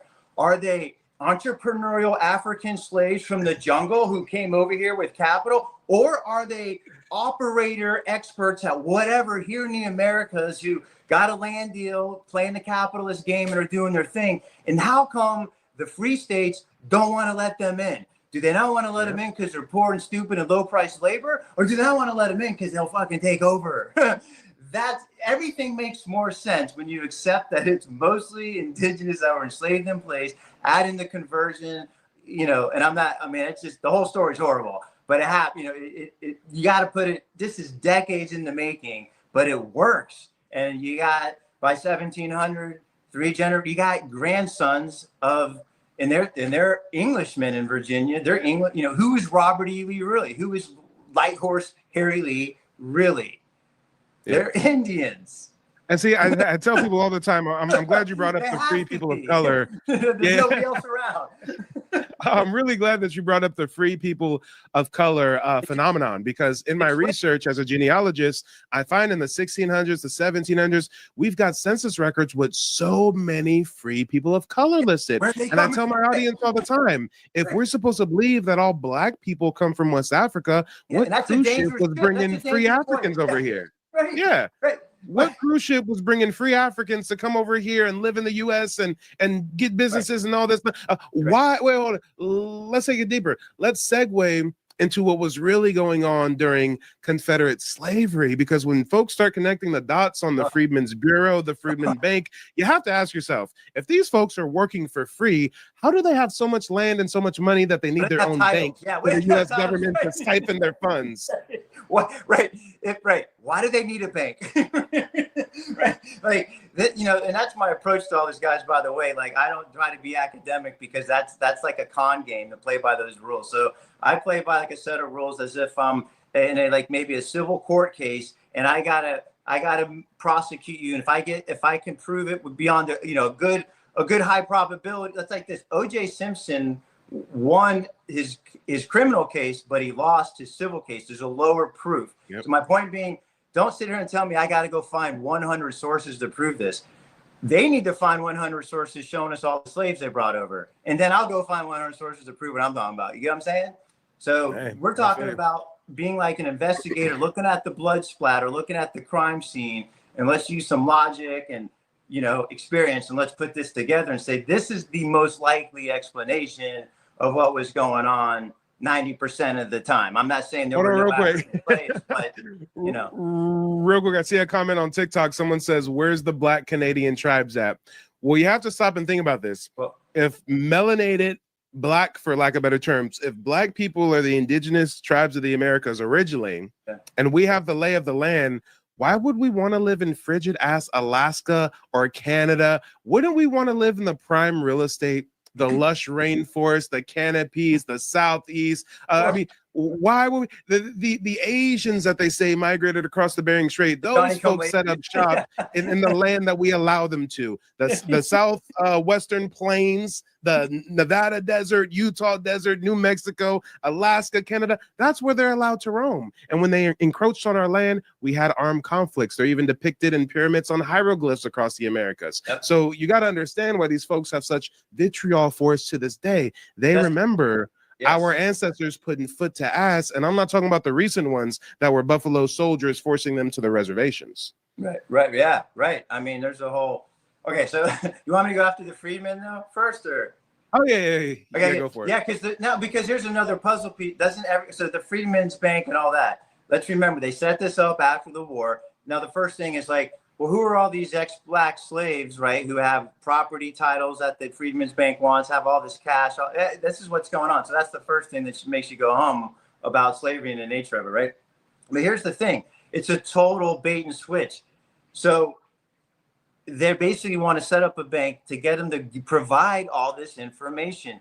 They didn't have this information on who owned what were the boundaries of the different lands, right? This is all the type of archives that I'm sure still exist. So we saved them time and effort because they didn't have to survey the land. We surveyed it for them by giving them our titles and deeds.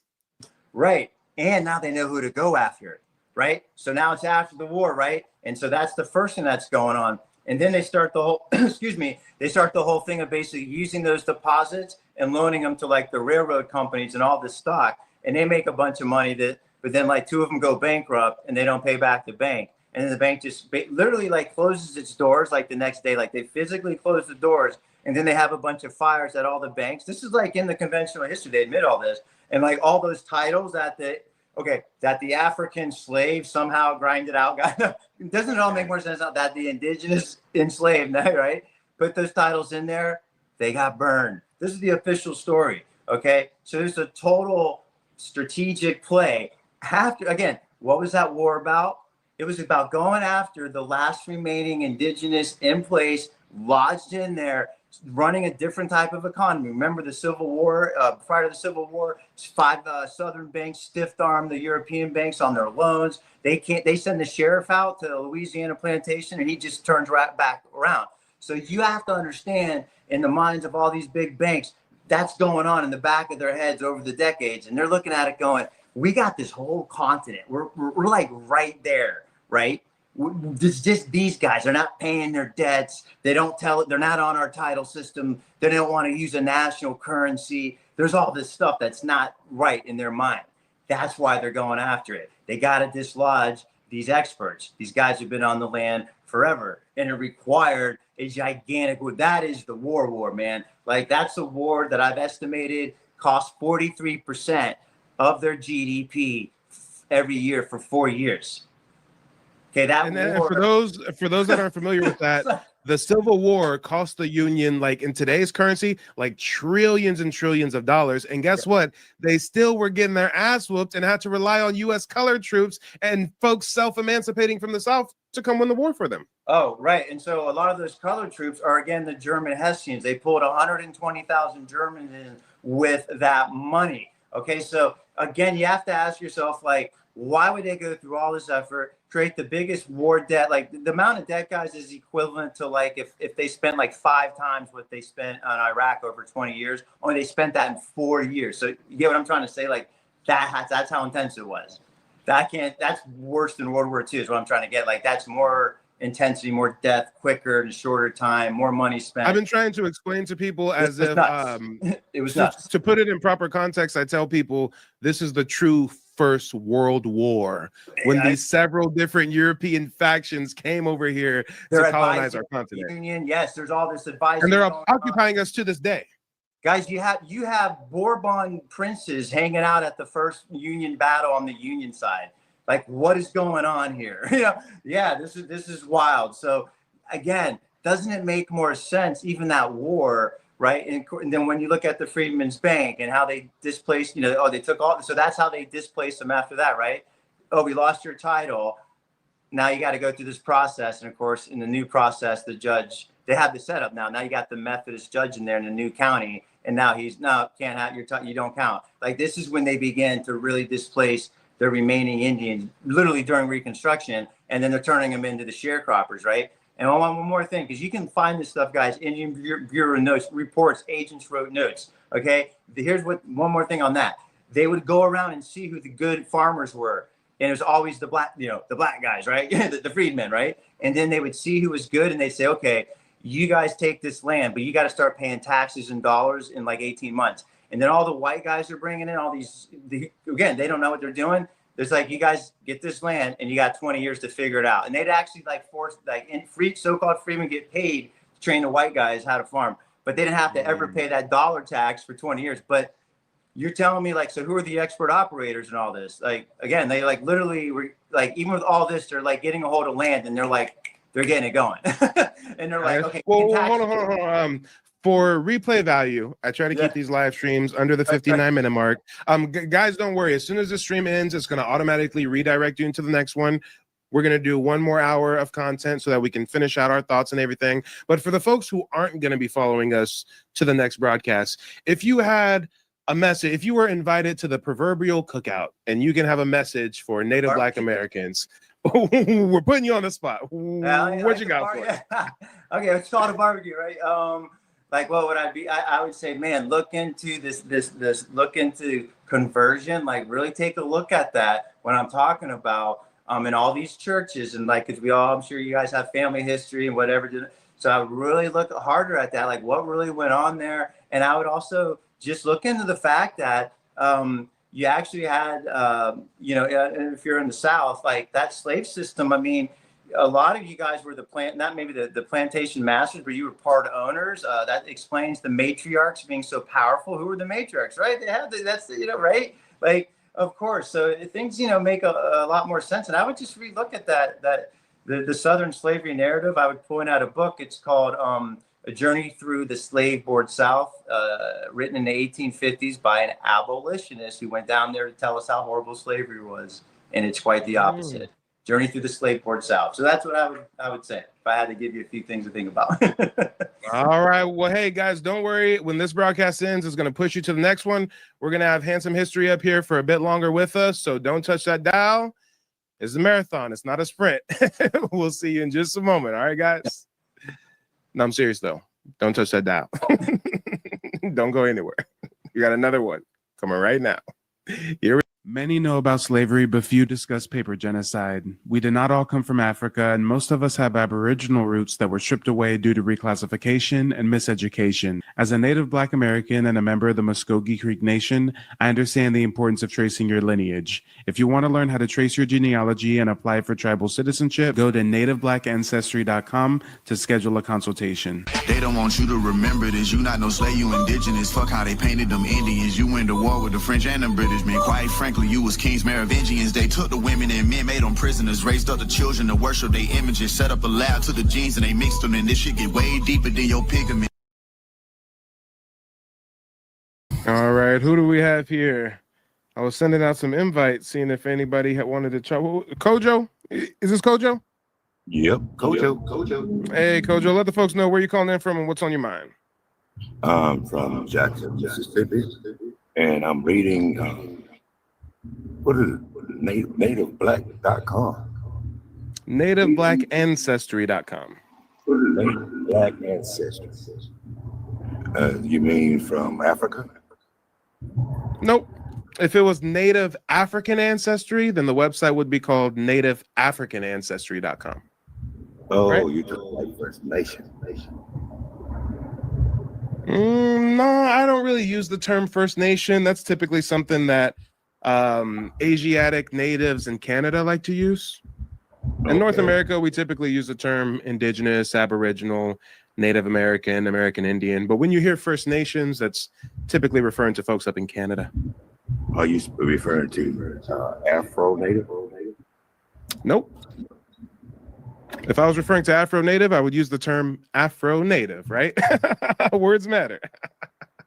All right, since we got that clarified, yeah, it sounds like you may have some. Well, hold on. It sounds like you may have some deeper questions. So hold on just a second. I put you on mute for just a moment. I have somebody else trying to call in. I'm just going to let them introduce themselves real quick, and then I'm going to get right back to your questions. Let's just bring everybody up on the panel. We've also got Redskins Bamanders. Let the folks know where you're calling in from, what's on your mind. Calling from Prince George's County, Maryland. Just letting you know I'm loving your content. I've never enjoyed it live as much as this. This is awesome. Yeah, I appreciate it, brother. Thanks for tuning in. Like I said earlier, I'm just trying to, kill a couple birds with one stone. I'm knocking out some research, preparing for some broadcasts later this evening, but I figured I'd go live at the same time, chop it up with the people. So thanks for joining. I'm going to let the other brother on the panel finish answering his questions, and then I'll come right back to you and see what else you have for us. Yes, sir. All right. Appreciate you. Back to Kojo. Kojo, you had some more questions, right? Yeah, this is just a website. I mean, I'm not sure what you mean by just a website. A website is a website, but when you say just a website, it's as if you're alluding to a website being more than a website. Yes, usually when I see Ancestry.com, that has something to do with DNA. Well, yes, Ancestry.com sells DNA testing kits, but clearly there's a big difference between Ancestry.com and my website, NativeBlackAncestry.com. Two different websites. Okay. Yeah, you also got an African Ancestry website, so I'm just trying to get it all together. So Yep. There's also another DNA testing company called AfricanAncestry.com, where Rick Kittles sells fraudulent $800 DNA testing kits and gives you a t-shirt and a couple certificates saying that you're from an African tribe. You are correct. That's AfricanAncestry.com. Wow. You just Dr. Kittles like that? I'm not sure what you mean by this. I said that his DNA tests are fraudulent. That is a claim. Wait, hold on, sir. Do not interrupt me on my platform. That's disrespectful. For the folks that are just now tuning in, I'm reiterating my sentiment on Rick Kittles. I said that he peddles fraudulent DNA testing kits. And if you want to know why I proclaim they're fraudulent, or if you haven't looked into the history of his testing kits and need to be enlightened, then let me know. But it sounds like you're just generally in shock that I don't view Rick Kittles in some high regard, right? Okay, $800. That's not true. And what's going on with the fraudulent part? I mean, time out, sir. We cannot allow you to promote misinformation on my platform. You just said $800. That's not true. Now, since I'm live on YouTube and TikTok, I can't really share my screen like I want to, but I can at least pull up my phone and hold it to the camera. So let me go to AfricanAncestry.com. Since he says I'm lying about the $800 DNA testing kits. Okay. I've just logged to AfricanAncestry.com. I'm going to go to products. Actually, I'm going to go to shop test because the $800 one, I believe it was a test of some sort. Oh, yes. Oh, yes. Oh, yes. Oh, yes. So again, hopefully you guys can see my screen right here. This is AfricanAncestry.com. Clearly says $800. I think he's running a special right now. I guess normally it's $825, and right now he has it on sale for $725. So yeah, no, sir, no lies told. This is a test, and you get a T-shirt, and you get certificates saying that you're a part of some African tribe for normally $828. Currently on sale for $739. And if anybody wants to look for themselves, all they have to do is go to AfricanAncestry.com and go to the product section. But sir, why did you just call me a liar when clearly I'm telling the truth? You gonna let me answer and not mute me again? I see you. I'll mute you whenever I see fit. Well, then, we got nothing to talk about. Bye. I don't know why you joined the panel. Kick rocks, buddy. Back to Redskin. Redskin, what do you think about oh boy? I mean, as soon as I said Rick Kittles is selling fraudulent DNA tests, he said, I can't believe you just said that about Dr. Rick Kittles. And then I mentioned the $800 DNA test, and he said, no, that's a lie. He's not selling $800. I mean, I guess technically the $800 test is on sale right now for $725, but what do you think, Redskin? I think some people can't grasp the concept because I remember going to family reunions in the 80s and 90s, and my whole family reunion looked like the man on the Redskins at logo. So, there are some people out there, they go to family reunion and they see afros and the nappy hair and they think everybody's like that. I thought everybody had Indian ancestry. I just knew everybody thought they had an Indian ancestry too, but I guess it's very family specific and it's very prevalent in mine. Hey, maybe the last dude knows the name of his African ancestors that he's claiming he descends from, or maybe he's gone to Africa to connect with the local villages people were trafficked from, or maybe he's done a DNA test and that DNA test gave him results of blood relatives of his in Africa, but I doubt he has any of the above. Yet he wants to call in and try to challenge me, and he doesn't even know his guru Rick is selling $800 DNA testing kits for a T-shirt and some certificates. Okay. Let's talk about it. Alexander, you should definitely click the link and call in. Alexander is making the claim that I have been exposed. So guys, Alexander is going to call in, I'm sure, and he's going to let us know how I've been exposed and why he's so surprised that he sees me live right now. And shout out to Lord Zod. Lord Zod said, he was talking about that last caller.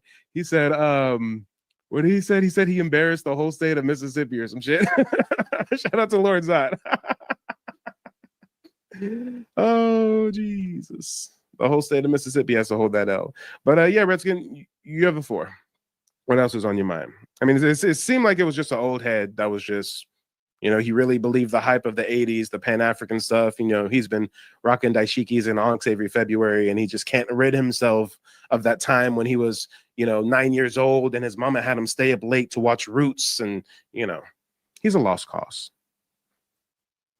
Yeah, man, I got nothing to add. Like I said, the music, the background, the pictures, your delivery, it's all good. It's the first thing that actually caught my attention. So I just, every time I hear the subject, I think back to my grandma, and so it's, I just love it.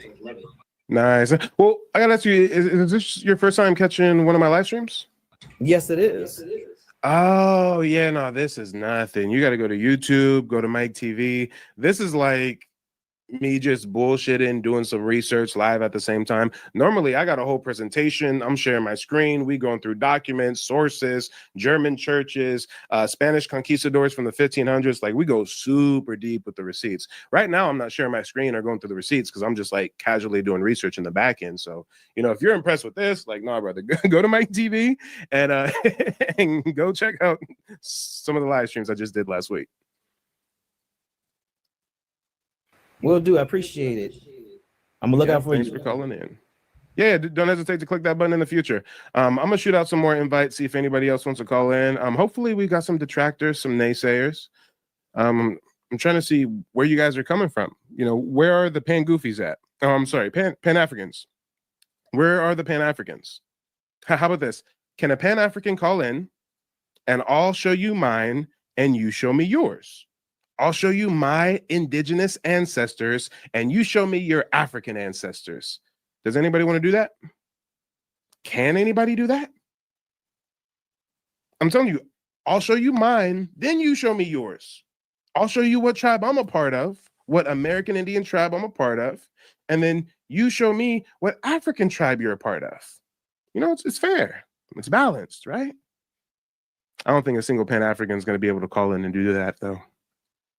I can pull up my family tree, show you the whole lineage back into the 16 or 1500s in some cases, but I don't think a Pan Goofy can call in and share their family tree and show us their African ancestor and the name of the boat that they got shipped on and the port that the boat landed. And yeah, y'all don't know a damn thing about your own family tree, but y'all got so much to say about us. If I wanted to rhyme that, I would say you have so much to say about me, but it's a community thing. This ain't about me. It's about the community. Let's talk about it. But yeah, I'm gonna shoot out some more invites, see if anybody else wants to call in, chop it up, and then I'm gonna get back to sending out these recordings and doing these family trees in the back end. What time is it? I gotta go live in a couple hours. Yeah, never enough hours in the day, I tell you. Boy, I tell you. And yeah, all you folks on TikTok who are new to me, just now catching the live for the first time, go to nativeblackancestry.com. I built out a digital archive with over 1,000 documents at this point, all citing our indigeneity. And I also have a YouTube channel called Mike TV where you can catch a lot of my content. So definitely check it out. All right, and we got Alexander. Alexander, let the folks know where you're calling in from and what's on your mind. Alexander, are you there?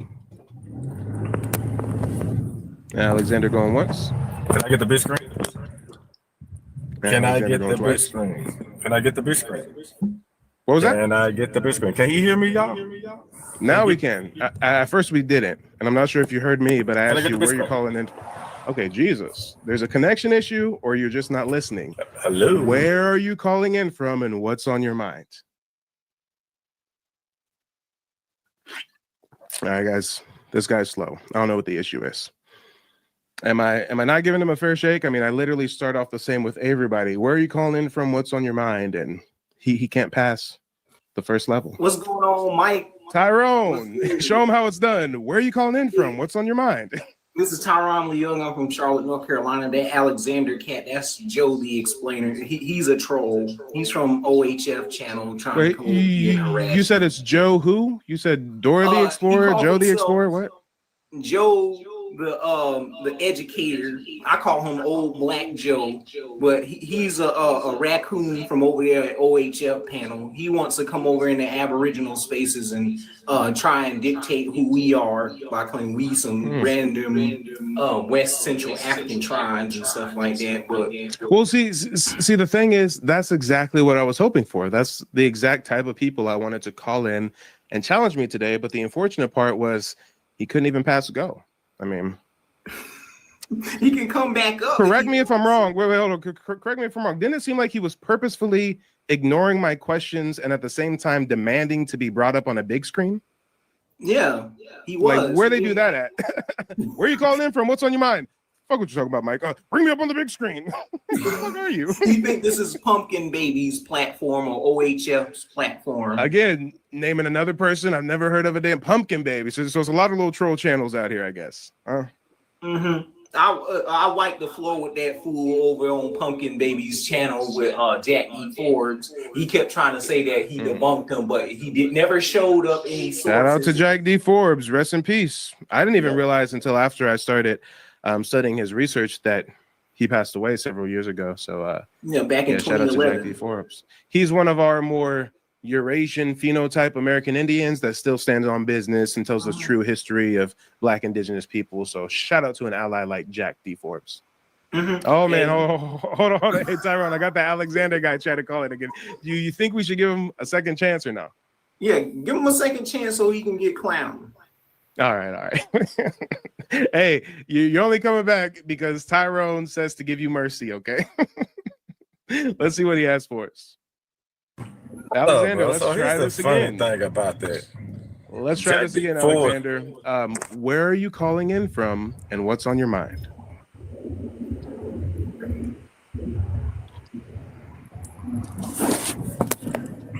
I don't know, guys. He's just Hold on, let me get in. I'm in the country. Hold on. Sir, what's your name? I'm at work. Give me a second. If you at work, then why are you trying to interrupt my show, making demands, got some green screen thing on? I mean, what's going on with you? You should be focusing on getting that job done rather than arguing with people online. Hey, this is the sad part about it. He's at work and I'm at work. Can y'all hear me now? I'm at work. The only difference is we can hear you. Can y'all hear me now? And the hyena knocked over his router box. He has such technical issues. Hold on, give me a second. I'm gonna drop him down and I'm gonna allow him to come back because I don't know what's going on with boys' mic setup and stuff. But as I was saying, the crazy part is he's at work and I'm at work, but he's working a 9 to 5 for some European, calling in on his lunch break to try to challenge us on our heritage. And my literal profession is educating my community on their indigeneity. Hey, maybe if we were really Pan-Africans like he probably thinks, maybe you would be able to be a successful content creator and spread that gospel and have people call into you, or maybe you can even build a website and host consultations like I do. But instead of doing like me and showing people how to get in touch with their American Indian history, you can show people how to get in touch with their African roots and learn what African tribe they come from. And that could be your job. But oh, wait, you can't make a living doing that because there's not a market for that. There was a market for that in the 80s. There was a market for that in the 90s. Hey, early 2000s even. But now it's a new day. It's a new dawn. Ain't nobody trying to go with that pan-goofy rhetoric no more. That's why these pan-goofies got to call into me on their lunch break. Mans is over there in the warehouse driving the forklift and shit, trying to call in at the same, you're not really Indian, Mike. You're not really Indian. Okay. Don't make me send this clip to HR. I'm just teasing. Tyrone, what's on your mind, brother? Well, yeah, bro. Back to what I was talking about, Jack E. Forbes. Yeah, he put out great information about the indigenous paradigm. One of his students, Erica Coleman, that put out The Blood That Stays Pure, is a great book as well to help Black Americans reconnect to their indigenous roots. And he put out great information for not only Native American studies, but to help Black American studies as well, and even Hispanic American studies. So for this clown to sit up here to say that he'd been debunked just because he briefly mentions Leo Wiener or Ivan Van Sertima or J. Well, and that's the thing. I'm down to hear about why he thinks Jack D. Forbes isn't a valid source and blah, blah, blah. But it's like he can't even pass go. Like, we can't even get where are you calling in from and what's on your mind? I mean, I'm in my car. Can you hear me? Can you hear me now? Jack D. Forbes is a fraud. All right. Yeah, he want to dominate people's panels. I think he's backstage again. Hold on. I think he's backstage again. You said he does what, Tyrone? He tries to dominate people's panel? Yeah, he's a moderator over there on Pumpkin Baby's channel, so he likes Hey, let's give him a fair warning. If he is accustomed to dominating people's channel, he's in for a rude awakening. Nobody runs their platform like me. Good luck trying to dominate this dictator, okay? Come on. Because I'll tell you straight up, this is a dictatorship. It's not a democracy. When you call into my show, you follow the rules. You get muted when I don't want to hear you no more, and you get kicked if I don't feel like you're adding value. But I guess if somebody's used to just strong arming people's platforms, and hey, that explains why he came up here like that. Empress, since you've been so active in the YouTube chat, I'm going to give you the luxury of choice, Empress. Do you think we should let him up for a third time? Do you think we should extend yet another olive branch? I mean, I swear, if I bring him up again, it'll be like my 7th or 8th time asking him, where are you calling in from and what's on your mind? Jesus. Nuna says, may I join, big bro? Yeah, anybody can join. Anybody can join. Just go ahead and click to request. Empress, let me know if you think that we should give Alexander the yay or nay off with his head, or let him live another day. And while we wait for Empress's feedback, let's bring up Nuna Daniji. Nuna, let the people know where you're calling in from and what's on your mind. Long Island, New York, Amityville Wine Dance. Shout out to the Amityville Warriors out there. And I appreciate Mike TV. You know, I discovered this brother over there on Donald Glover's channel. You know, shout out to that whole movement over there. That boy Mike is no joke, man. We behind you, family. Continue to do what you're doing. You got an army, you got a family, you got a whole lineage behind you, you know, and we got your back, brother. Continue to drop that knowledge. I appreciate that, brother. I appreciate it. And yeah, it's crazy how when an American Indian joins my panel and I say, where you calling in from, what's on your mind? I mean, it's so easy for them to answer and engage in conversation, but it's something about them Pan-Africans. I don't know what it is. Something about them sir, Pan-Africans. you're doing groundbreaking work, brother. You're doing groundbreaking work, family. And I mean, the work that you're doing is so monumental, and I'm so happy, brother. You're all over the web right now. Facebook, YouTube, Instagram, TikTok, you're everywhere, family. And I'm pushing for you to be the greatest of all time, family. Continue to do your great works, Mike.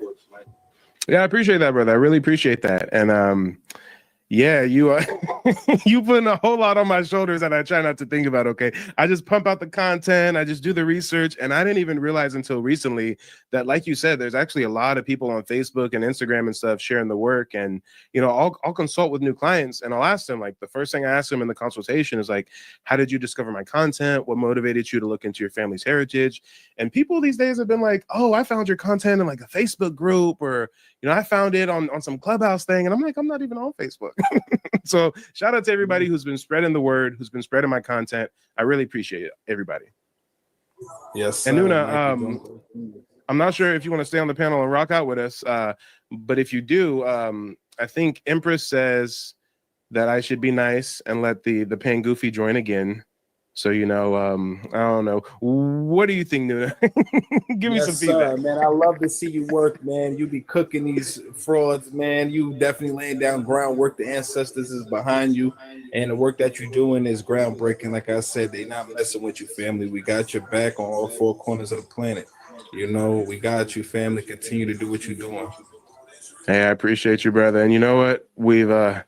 We've got some Africans on the panel now. Let's shout out to our resident African, Alexander. Alexander, let's try this again. Unmute yourself. Let us know where you're calling in from and what's on your mind. Calling from Mississippi. Do I sound good now? Yeah, you sound better. What's on your mind? All right, so first, Tyrone, while you're on the panel line, man, you went through Jack D. Ford's. I read his books.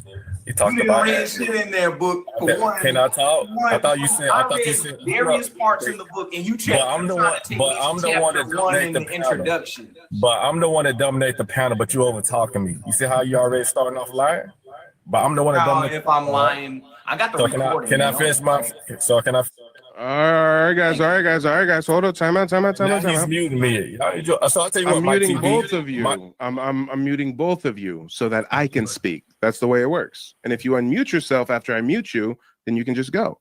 But anyways, Tyrone, allow him to speak. I know that he addressed you and you responded to his comments. He aimed straight at you. But go ahead and try to just refrain from commenting until he lets us know that he's finished with his whole intro. Go ahead, Alexander. All right, so like I said before, man, you went through Jack D. Ford's and you crashed out because I made you read the book to find the part where you said that he said that black people wasn't indigenous to America. Because I told you he was talking about admixtures. He talked about admixtures through all his books, right? He talked about his people, the indigenous people of America. He wasn't talking about black people. He never claimed black people wasn't indigenous to America. He talked about admixtures throughout his books. I read his books. Because I used to think that maybe there was a possibility, since he said this, I read his books. But he was talking about admixtures, right? Then you said that's a lie. I'm gonna read it to you. Then when we start reading the book together, you couldn't find it, and to the point you start crashing out, right?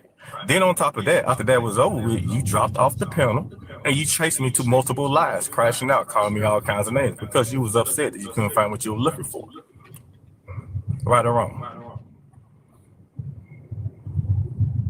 Go ahead, Tyrone. I guess he wants you to respond now. Context of this pseudo. But one, he got beat up by me when he was trying to save Rail from the fours on Gish Gallop, trying to claim this painting that was created in the late 1500s, saying that this is a representation of what Native Americans are with the depiction of Carolina Indians, right? But I asked Rail from the four, what happened in the year 1526 that was created way before that painting that was created in 1580s or 1590s, right?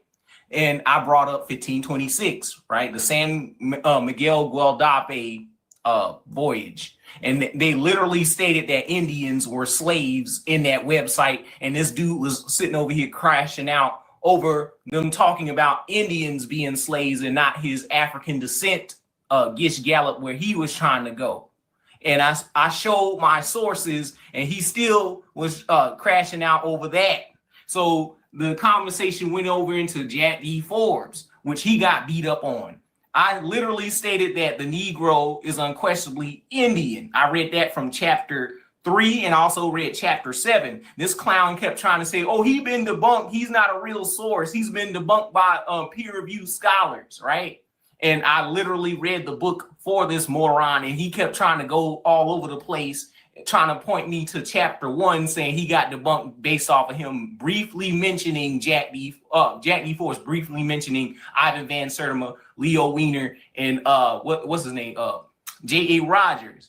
And this clown literally kept trying to mute me, boot me off the stage while I was talking because he didn't want to hear what I had to say, and he kept trying to move the goalposts and say, oh, it doesn't say any Aboriginal stuff in here. It says admixture. No crap, Sherlock, because his position ain't about pre-Columbian information. It's about colonial information. That's where you're trying to gish gallop around the subject. So I followed him up by going over there. I didn't even know this fool was over there on OHF's panel, but somebody requested me to go on his panel and talk to them because he posted up a pseudo prompt talking about where were Indians called Negroes before 1550. And we literally pulled up the book of Jack D. Forbes. He said, oh, you can't use Jack D. Forbes because he's pseudo. Okay, bet. I asked this fool repeatedly. Hey, Mike TV. No, don't crash out now. Because you off topic now. Can we get back on me and you? This is you off topic. That you said that you defeated me, right? You talking about me and you. Now you can talk about Rail, OHL. Who's running? Following you and stick to the subject. I'm not changing nothing. So yes, you are. Mute up. I didn't blurt out over you while you was talking. Yeah, I didn't know because I'm catching you in your lie. No, you ain't catching me in my lie. Hurry up. Shut up and mute your mic, please. I'm talking. Thank you.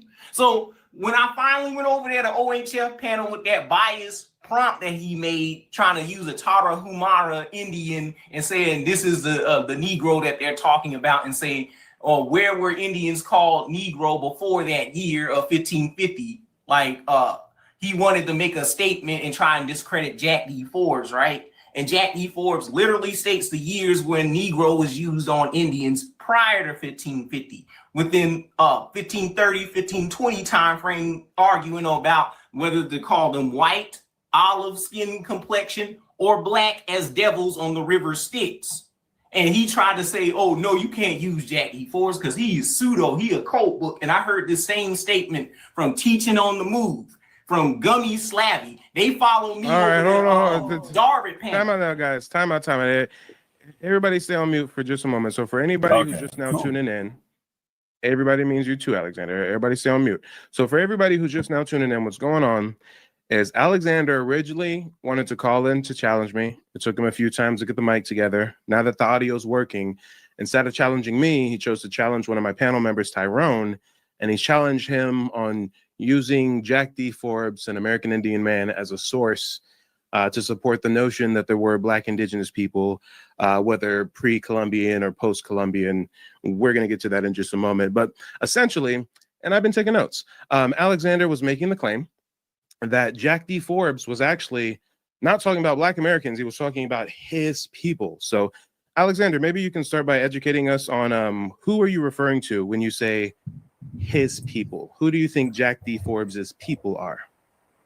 The indigenous people they got here prior to colonization. When we talking about ancient migrations, when we're talking about the Hobbit groups or who it identified with, I'm talking about those people. Now, when we're talking about Jack D. Forbes, Time out. I'm going to mute you for just a moment because I need your answer to be more concise. When I mute you, you stay on mute.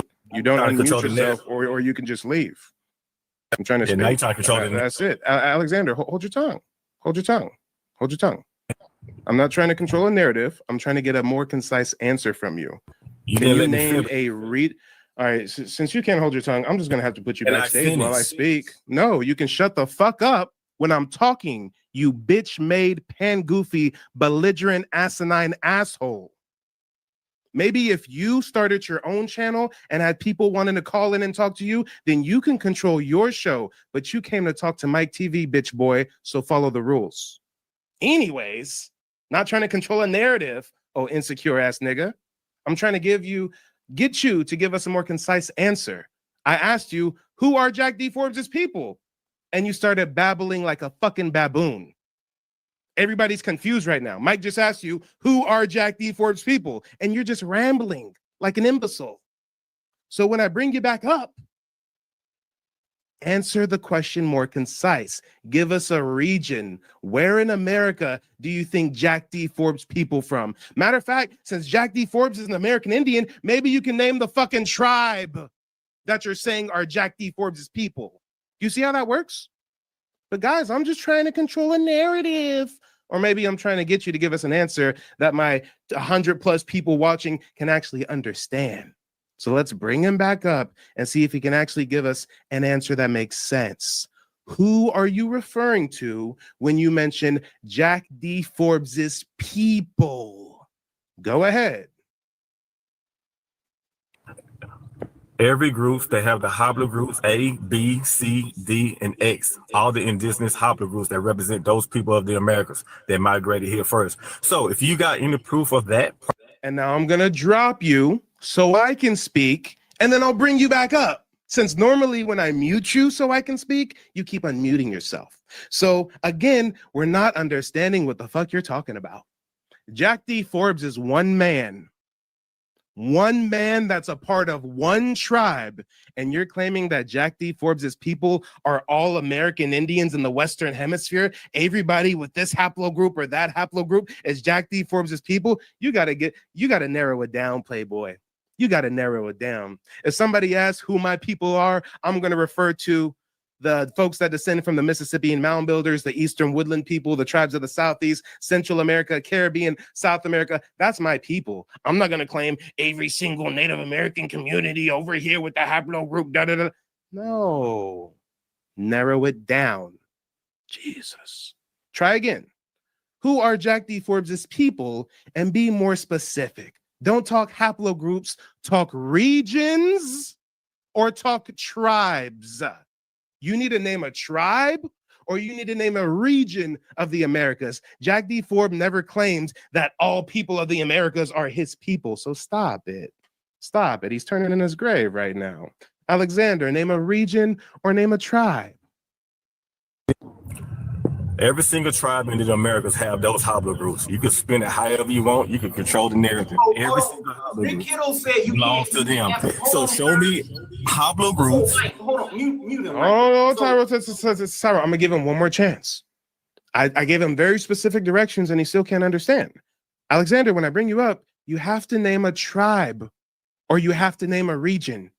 You can't just say Jack D. Forbes's people was all the indigenous people of America. That's not the way it works. Jack D. Forbes was a member of a tribe. And you know so much about Jack D. Forbes, don't make me Google it. Don't make me Google what tribe he was a part of. You should be able to just tell us, since you're the resident expert on Jack D. Forbes and you know that he was really talking about this and that and Tyrone's really wrong. Well, I'm not even going to let him get the region cop out. Alexander, name the tribe. When you come back, name the tribe that Jack D. Forbes was a part of before his passing. That's what you're tasked to do. What is the tribe? As a matter of fact, he probably doesn't know. He probably has to Google it. So let's give him 20 seconds to Google it real quick, okay? He's going to do the heavy lifting for us. Let's give him 20 seconds. Go ahead. Don't use Bing. Don't use Firefox. Use Google, okay? ChatGPT even. But just let us know, what is the name of Jack D. Forbes's tribe? Jesus, it was like 10 minutes to even get him to answer the first couple questions, and now we can't get him to list a tribe, huh, guys? Let me see what the chat's talking about while we see if he can get a tribe for us. Let's see. Amor says, wait, haplogroups? Natives don't use DNA for blood quantum. Exactly. And most Native Americans are vehemently opposed to DNA. So I have no idea why he's trying to claim that Jack D. Forbes' people were all people with a certain haplogroup when Native Americans don't even do DNA tests. All right. Alexander, what tribe? Hold on, Tyrone. Alexander, what tribe was Jack D. Forbes a part of? Yeah, that's a lie. Navajo also got genetic tests that show that they go back 18,000 years. You can look that up, guys. So let's deal with haplogroups. Look up. What tribe is Jack D. Forbes a part of? Or was he a part of? Hey, viewers, look up all the haplogroups of the Indigenous of America. What tribe was Jack D. Forbes a part of? Look up all the haplogroups. Okay, guys. All right, Tyler, it's cool. Clearly, mans must be special needs. And I don't want to start bashing a member of the special needs community. That's not a good look for me. I'm a public figure, okay? So let's just let him stay in the chat. I mean, he couldn't even tell us that. I'll look it up real quick. I'm sure people are wondering. Jack D. Forbes, what tribe was he a part of? These Pan-Africans claim to be experts on our lineage, on our heritage. They claim to know all there is about Jack D. Forbes and what he meant when he said this and when he said that, but they can't even tell us the tribe he was a part of. All right, I found it, guys. He was a part of the Delaware Lenape, and he also has Powhatan heritage. Oh, no, and actually, no. Time out. He identified, Jack D. Forbes identified as Powhatan Lenape and Delaware Lenape, but Jack D. Forbes was actually never enrolled in any tribe. Interesting. But guess what, guys? We would never know that if we're waiting on Alexander to give us that info, right? So again, when he's trying to say that Jack D. Forbes said this and Jack D. Forbes said that, and all of the American Indians are Jack D. Forbes' people, if Jack D. Forbes really felt that all American Indians are his people, then why didn't he want to be a part of the tribe that his ancestors were a part of? Oh, wait, that's crazy.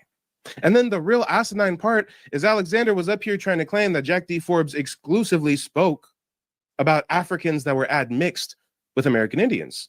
And that's false. Just like Tyrone said earlier, Jack D. Forbes' historical take, his historical focus was on post-colonialism. So he really focused on a lot of the Africans that mix with the natives. But Jack D. Forbes is quoted numerous times in his books talking about Black indigenous communities that were here before Columbus with no African admixture. Matter of fact, guys, I got several quotes right here. You see what real scholarship looks like? First quote, Native American descendants had been legally defined as mulattoes in Virginia in 1705 without having any African ancestry. So if you actually want to know something that Jack D. Forbes believed or quoted or wrote in his book, he says, quote, Native American descendants had been legally defined as mulattoes in Virginia in 1705 without having any African ancestry. So wait a minute, guys, since 1700s, American Indians are reclassified as mulatto. And if any of you have done your family genealogy, you know you've seen those ancestors of yours in the census as mulatto. And guess what? As time rolls on, they get reclassified to colored and Negro and Black and African American. Oh, so I guess Jack D. Forbes is admitting to the racial reclassification and the melanated indigenous people here with no African ancestry. Second quote, the term Negro has been applied to Native Americans. Time out right there. I'm not even going to finish the quote. Jack D. Forbes already here is saying in this first half of this quote, the term Negro has been applied to Native Americans. So again, I don't know what Alexander was up here talking about. Now let me finish the quote.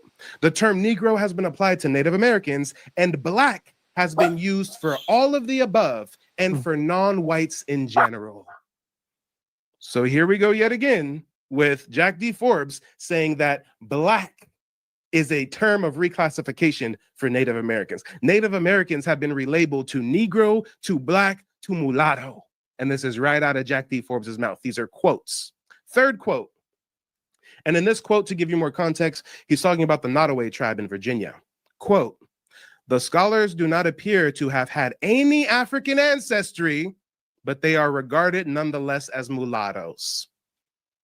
Yet another Jack D. Forbes quote saying that there's indigenous people with no African admixture being reclassified to mulattoes. All right. I don't know what that Pan Goofy was talking about, though. Fourth quote. American ancestry were frequently classified as mulattoes with or without mixture with Africans. Let's keep it going. Fifth quote.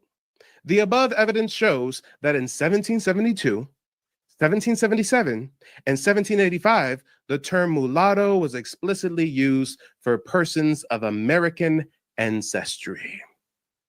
All right. And the sad part is, I thought Alexander wanted to come up here and challenge me. I thought he had some gripe, something to get off his chest with Mike, but he came up here challenging Tyrone on Jack D. Forbes's take, and he's wrong. And he couldn't even tell us what tribe Jack D. Forbes was. Maybe it's because he didn't even know that Jack D. Forbes wasn't a member of any tribe. All right. Tyrone, what do you think about this? Yeah, the dude is straight clown made. Like, and here's what killed him, unalived him in the source. Like in the introduction, he kept trying to want me to go to the introduction, but the introduction doesn't even agree with his point. So I'm gonna read from page 1 to 2, and I'm gonna stop there. So it says thousands of volumes have been written about the historical and social relations existing between Europeans and Native peoples of the Americas, and between Europeans, Africans, and the relations between Native Americans and African. No, matter of fact, let me go to page 1 because it literally states that they were interfusing culture with each other in Jack D. Forbes' book, which he wanted to skip over. I'm gonna read that. And hold on, Alexander is still in my chat begging to be let back up. Alexander, I see no reason to bring you back. You can't answer simple questions. My audience is trying to learn new things, and you can't answer simple questions. I don't see any reason to bring you back. He kept talking about Navajo. You don't even have high enough IQ to answer specific questions so that we can have a civilized conversation.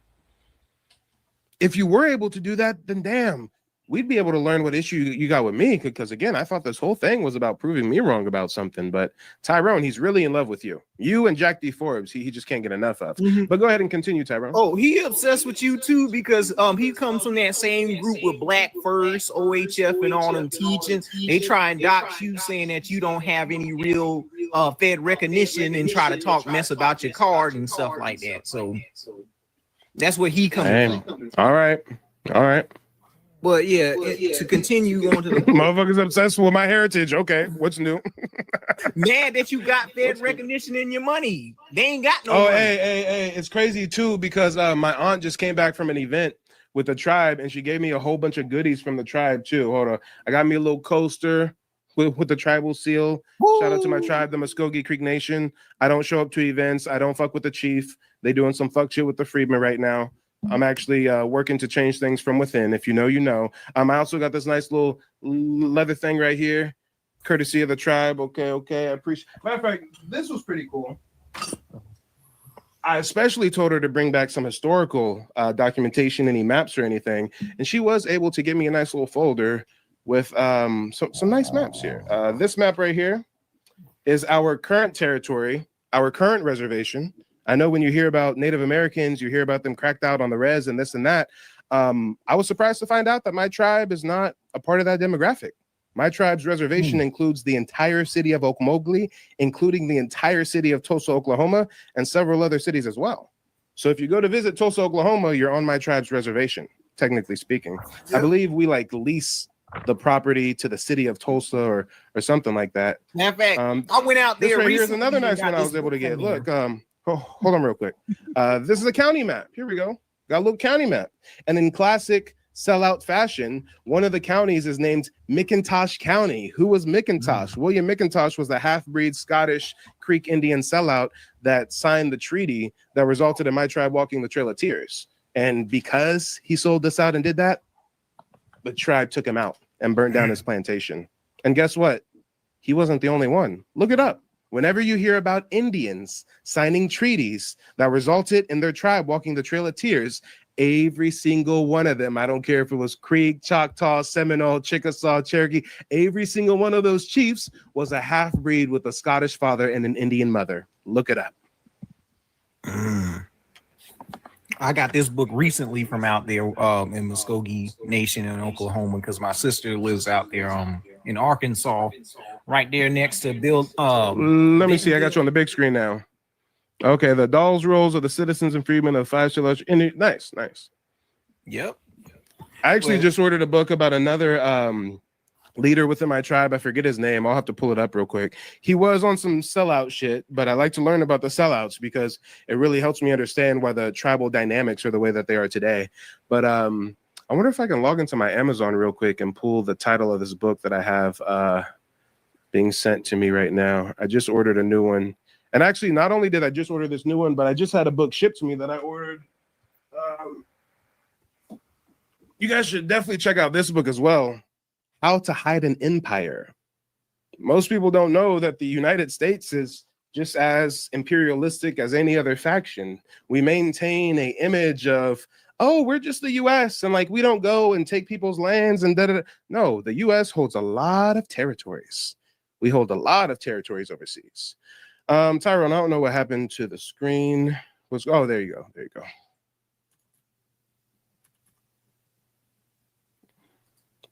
Did your audio cut out, Tyrone? I don't know if you're talking. Yeah, I went on tea time. Okay. Oh, yes. This book is about George Washington Grayson. I'm actually related to the Graysons. I have a very interesting family tree, to say the least. So yeah, I just ordered a book called George Washington Grayson and the Creek Nation from 1843 to 1920. So I'm sure that's going to be a good read. But yeah, thanks for sharing, Tyrone. Thanks for sharing. You know what? I did have some people on YouTube trying to call in. My bad. We got sidetracked with our resident Pangoofy. Oh, let them up because we got all day to unpack this. Amora says we have Scots in our lineage too. Yeah, most people don't know that the Scots and the Scottish Irish, they moved into the Southeast as early as the 1500s, and they were intermixing with indigenous tribes to get preferential trade agreements, to get in positions of power, et cetera, et cetera. Scottish Highlanders actually come from a similar clan-based society as Southeastern tribes, so that's why they were able to come in and trade with us and intermix. Yeah. But yeah, that's so sad. I just wish that the Pangoofies can finally get some good representation so we can have like a good debate, a good conversation. But most of you guys just no conversation skills. We also got Rebecca Smith up here. Rebecca, Hey. where are you calling in from and what's on your mind? I'm calling from Arizona. All right, lay it on us. What's on your mind? I just wanted to see if you would discuss the difference between freemen and freed men. Yeah, sure. When we talk about free man with no D, free man, that typically refers to American Indians, most of the time melanated, indistinguishable from Black Americans, right? But these are American Indians who descend from converted Indians. What a converted Indian is tribes in the Southeast and the East Coast since as early as the 1600s. Some of them formed leagues with certain European factions. Some of them had trade agreements. Some of them even got spiritually converted by certain Christian denominations, whether it was Protestants or the Mormons or this branch or that branch. So you actually do have this class of people that sprout up. They also get classified as free people of color. You'll see a lot of free people of color in the Carolinas all throughout the peak of slavery. And you have to ask yourself, where do all these free people of color come from? Where do all these free men come from if we're supposed to believe that all Black folks descend from West Africans? I mean, what cruise ship was bringing free Africans over here in the 1600s to 1700s? I mean, it wasn't happening, right? So free man is typically someone who was never enslaved. They are free, they're maintaining their freedom, and typically they're able to do that within the white society because they've been assimilated or spiritually converted. But those freemen have to watch out because there are slave catchers from the South who will still come up to the North and try to capture a free man and sell him at the slave auction block. That's what that movie 12 Years a Slave was all about. If there's ever a slave movie you should watch, that should be one to watch. Why? Because it's actually based on a true story. Solomon Northup, he was actually an indigenous man from the East Coast. I think he might have been Nantucket or something, or Narragansett, but he was a free man of Islanders, and he got captured by some slave traders. And next thing you know, he's in the South on a plantation, a slave for about 12 years. And of course, since it's a slavery movie, they still pull the psyops. And the way that they pull the psyops in the movie is they have an African from the UK playing Solomon Northup. They have an African from the UK playing a lot of the slaves on the plantation. So I'm going to let you know, they still try to do that fuck shit by casting Africans from Europe as us. But that's a good movie to watch because it's actually based on the autobiography of Solomon Northup. Or instead of watching the movie, you should go read his actual autobiography. I mean, the book's always better than the movie anyways, if you ask me. Mm-hmm. Oh, and Lupita Nyong'o, she's a Kenyan from Mexico. Yep. Thank you. Now, I'm not done. I only answered 1/3 of your question.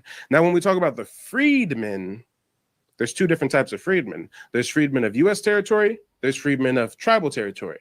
What's the difference between U.S. territory and tribal territory? Geographically, not much. We might be in Louisiana. There's a certain land, a certain area of Louisiana where the land's owned by a local indigenous tribe, so that's tribal territory. Rest of the land's owned by the U.S. government, that's U.S. territory, right? So you've got freedmen in U.S. territory and you got freedmen in tribal territory, and those are two separate people. After Indian removal, the freedmen that walk the Trail of Tears, that make their way to Arkansas, Oklahoma, those folks are indigenous Black Americans who are reclassified by the European-led Dawes Commission. They literally had white European federal agents coming out and interviewing our ancestors and picking and choosing who gets to be listed on the Dawes roll, who's not part of the Dawes roll. So whenever you see these $5 Indians, these Siberian Huskies on the res, talking about you Black folks aren't really Indians, that's why you don't have tribal citizenship, they don't talk about how the white man created their tribal roles. That's why $5 Indians were able to infiltrate. Did any of you guys ever stop to ask yourself, well, hey, if these tribes are in charge of the roles that document their tribal members, how do white people pay $5 to get placed on the tribe? Because the tribe didn't have nothing to do with the Dawes roll. The Dawes roll is named after Henry Dawes. Who is Henry Dawes? A European senator from Massachusetts. They sent a white boy from Massachusetts out to Oklahoma to pick and choose who's an Indian and who's not an Indian no more. And they came out with the Dawes roll, the Dawes Commission, decades after they pushed them to Oklahoma. Why? Because after they went to Oklahoma and they're doing their own thing on their wild Indian territory, some white folks snuck over and said, damn, their land actually has a lot of oil on it. So how do we break up their tribes? How do we break up their land? How do we take their land that we just gave them? We just made them sign treaties to give up their land in the Southeast to go to Oklahoma. And now we found out they got oil. So now we got to take the land we just gave them. How do we do that? They come up with something called the Curtis Act. The Curtis Act dissolved tribal governments. Federal government comes through and says, hey, there's a Curtis Act. That means y'all don't run your own affairs. We run you now. Then shortly thereafter comes the Dawes Commission, where they come through and interview people and get to decide, are you a freedman? Are you a by blood? Are you half-breed? Are you 1/4? Are you 1/8? Right? So when you hear about the freedmen in tribal territory, when you hear about the Creek Freedmen court case, these are Black indigenous people who've been racially reclassified as freedmen by European government agents so that their land would be taken away because their land had oil. The richest, youngest Black girl in the world in the early 1900s was who? Sarah Rector. They got a movie coming about her. Movie's coming out in a few months, right? Sarah Rector wasn't just a Black girl. She was an oil magnate. Richest colored girl in the world. Why was she the richest? Because her family's land had oil beneath it. Where was her family's land? In Oklahoma. Wait a minute. How does Black girl get a land in Oklahoma? Because she was a member of my tribe, the Muskogee Creek Nation, and that was her land allotment she got from the Dawes Commission. So now we're talking about the freedmen of tribal territory. Now there's one more type of freedmen though. Remember, there's two types. The other type of freedmen is freedmen in U.S. territory. The freedmen who didn't walk, the Black indigenous people who didn't walk the Trail of Tears, they got enslaved in place, they got reclassified in place, and when emancipation comes around, they now all get reclassified as freedmen. And a big difference between the freedmen of tribal territory, the freedmen in Oklahoma, versus the freedmen in the Southeast is those freedmen in the Southeast were promised 40 acres and a mule. They never got it. The freedmen in Oklahoma were promised 160 acres of land per person. Some of them got it. A lot of them got shorted and only got 40 acres. So we could say, just to keep it simple, the freedmen of Indian territory got their 40 acres, whereas the freedmen of the Southeast didn't get nothing. They got forced right back onto the plantation through Reconstruction. The Union forced them right back to the same slave master, to the same plantation, but now there's a Freedmen's Bureau that's going to write a labor contract for you. And the labor contract says you got to work from sunup to sundown, 12 hours a day, 6 days a week. You have to call this person massa, just like you used to. And your pay is food, water, shelter, and you're supposed to get a portion of the crop come harvest time. So they call this sharecropping. But when harvest time comes and you go to get your portions of the crop, the slave master pulls out a book and says, no, you owe me money for rent. And you got sick a few times, you owe me money for medicine. Oh, those tools you've been using, you've been renting those tools. You owe me money on them tools. Matter of fact, you owe me money. So now you're a wage slave working for free on the same land you were a slave for previously before the Civil War. So this is the freedmen of the Southeast. But wait, those freedmen of the Southeast have the luxury of choice, or at least the illusion of choice, because there's a choice. You can go back to that plantation, work for slave master again, or you can go up north and work in a factory, being a slave for 13-hour shifts, working in a factory, dealing with Jim Crow, segregation, the Klan, all kinds of shit, right? And guess what? You have to choose one or the other. You have to choose to work on the plantation in the South, or you have to choose to work in the industrial plantation in the North, because if you don't choose either, the union has something called vagrancy laws, where if they see you just shooting the shit, hanging around town, playing the harmonica, drinking some brew, well, they'll say that you're idle and you're being a vagrant. So now they arrest you, put you in the chain gang, and now you're working in chains on a plantation in the field somewhere. So that's the freedmen of the Southeast, whereas the freedmen that walked the Trail of Tears, went to Oklahoma, they're fighting a different fight. A lot of tribes in the 70s and the 80s started to kick out those that were classified as freedmen from the tribe. That's what my tribe did in 1979. We got some Eurasians, some $5 Indians that got in positions of power, and they changed our tribal constitution in the middle of the night to say that if you want to be a member of the tribe from here on out, it's not good enough to just have an ancestor on the Dolls roll. From now on, you have to have an ancestor on the Dolls roll, and that ancestor has to have a blood quantum. And here's the thing. When they reclassified your ancestor as a freedman, they put them on a separate freedman roll and left their blood quantum blank. So you see how this was all a setup to disenfranchise freedmen in Indian territory and disenfranchise freedmen in the Southeast. And both of these demographics of freedmen are really indigenous Americans that are reclassified. So hopefully that answers your question. Also to add on to it, you forgot about the Gwian Miller rolls and the Henderson rolls, because that also comes into play with people that stayed within the Southeast as well. No, those that stayed in the Southeast and those that stayed in the East Coast, there were some tribal roles for them as well, and they put a lot of caveats on those. One of the caveats were, if you want to identify as Indian on government documents, you have to relocate to a reservation. So imagine how many of our ancestors didn't want to be a part of the reservation system. So because of that, they get lumped into new demographics of colored, Negro, mulatto, etc. Mm-hmm. But yep, you have any more questions, Rebecca? No, thank you. Yeah, you're welcome. And if you ever want more detailed info or, want to learn how to trace your family genealogy, just check out my website, nativeblackancestry.com. You can even have access to my calendar and pick a day and time to connect with me one-on-one. Okay, thank you. Yep, thanks for calling in. And you know what? It looks like we've got another caller. Let me see who this is. Better not be Alexander again. Hey, Alexander, if you're such a pangoofy, why do you call yourself Alexander? Shouldn't you do like all the other pangoofies in the 80s and the 90s and change your name to Lamumba, Albay, Amen Ra, or some shit? Like, I'm confused. His name is Alexander? He originally called himself Joe the Educator. Hello. So, I'm not trying to be offensive or anything, but Well, time out, Lucifer. You're starting off a little bit strong. I start off with, where are you calling in from? And what's on your mind? Go ahead. You have the floor. Oh, sorry. I didn't mean to be offensive or rude or anything.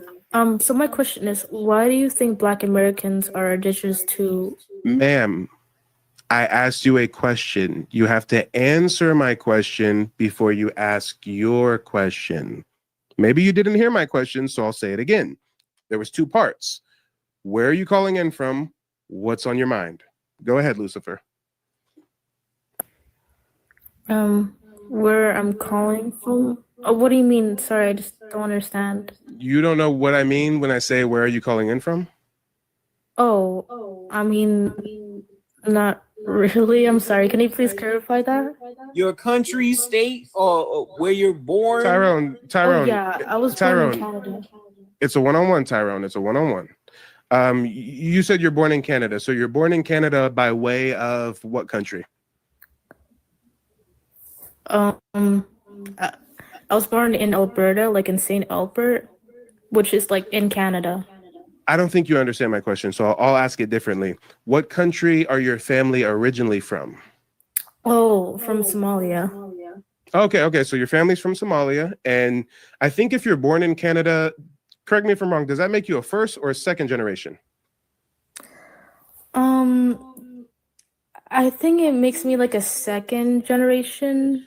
I think you're right. No. I think you're right. I spoke to somebody else from Ghana, and they were calling in from Canada, and he told me he was a first generation because he was born in Ghana and moved to Canada, I think. So yeah, if you're born in Canada, I think you're a second generation migrant. But okay, you answered the question where you're calling in from. Now let us know what's on your mind. Oh, so my mind is that I just want to understand, like, so my mind is that, like, why do you think Black Americans are indigenous to America? I just want to understand, that's all. I think that because that's our history. At least my history, personally. I'm not sure if this is your first time tuning into my channel, but you're talking to someone who's a member of a federally recognized tribe. So it's not like I'm just up here saying, I'm an Indian. The United States government does not classify me as a Black person. They do not classify me as a Black American. My documents say American Indian. Just like you have a Canadian citizenship paperwork, just like you have some kind of Canadian ID. Hold on, where's my wallet? I think I can find it, guys. Here's my wallet. I'm sure you've never seen what an American Indian tribal ID looks like, so let me just show you it real quick. This is what a tribal citizenship card for an indigenous tribe of North America looks like. So again, when you start off asking, yeah, it's pretty cool indeed. So when you start off by asking, why do I think that Black folks are indigenous? It's because we are. I am. My ancestors are. My ancestors are documented. There's books written about them. My great-great-great-great-grandfather was a town king and the chief justice of the Muskogee Creek Nation. So it's kind of like if I came to you one day and said, hey, why do you think that your people are from Somalia? And you'd be like, well, because my family was born in Somalia. Well, but that doesn't mean they're from Somalia. No, like my grandparents, my great-great, like all my whole lineage comes from Somalia. Oh, well, is there a way you can prove it? Yeah, my family has Somalian citizenship. Same thing.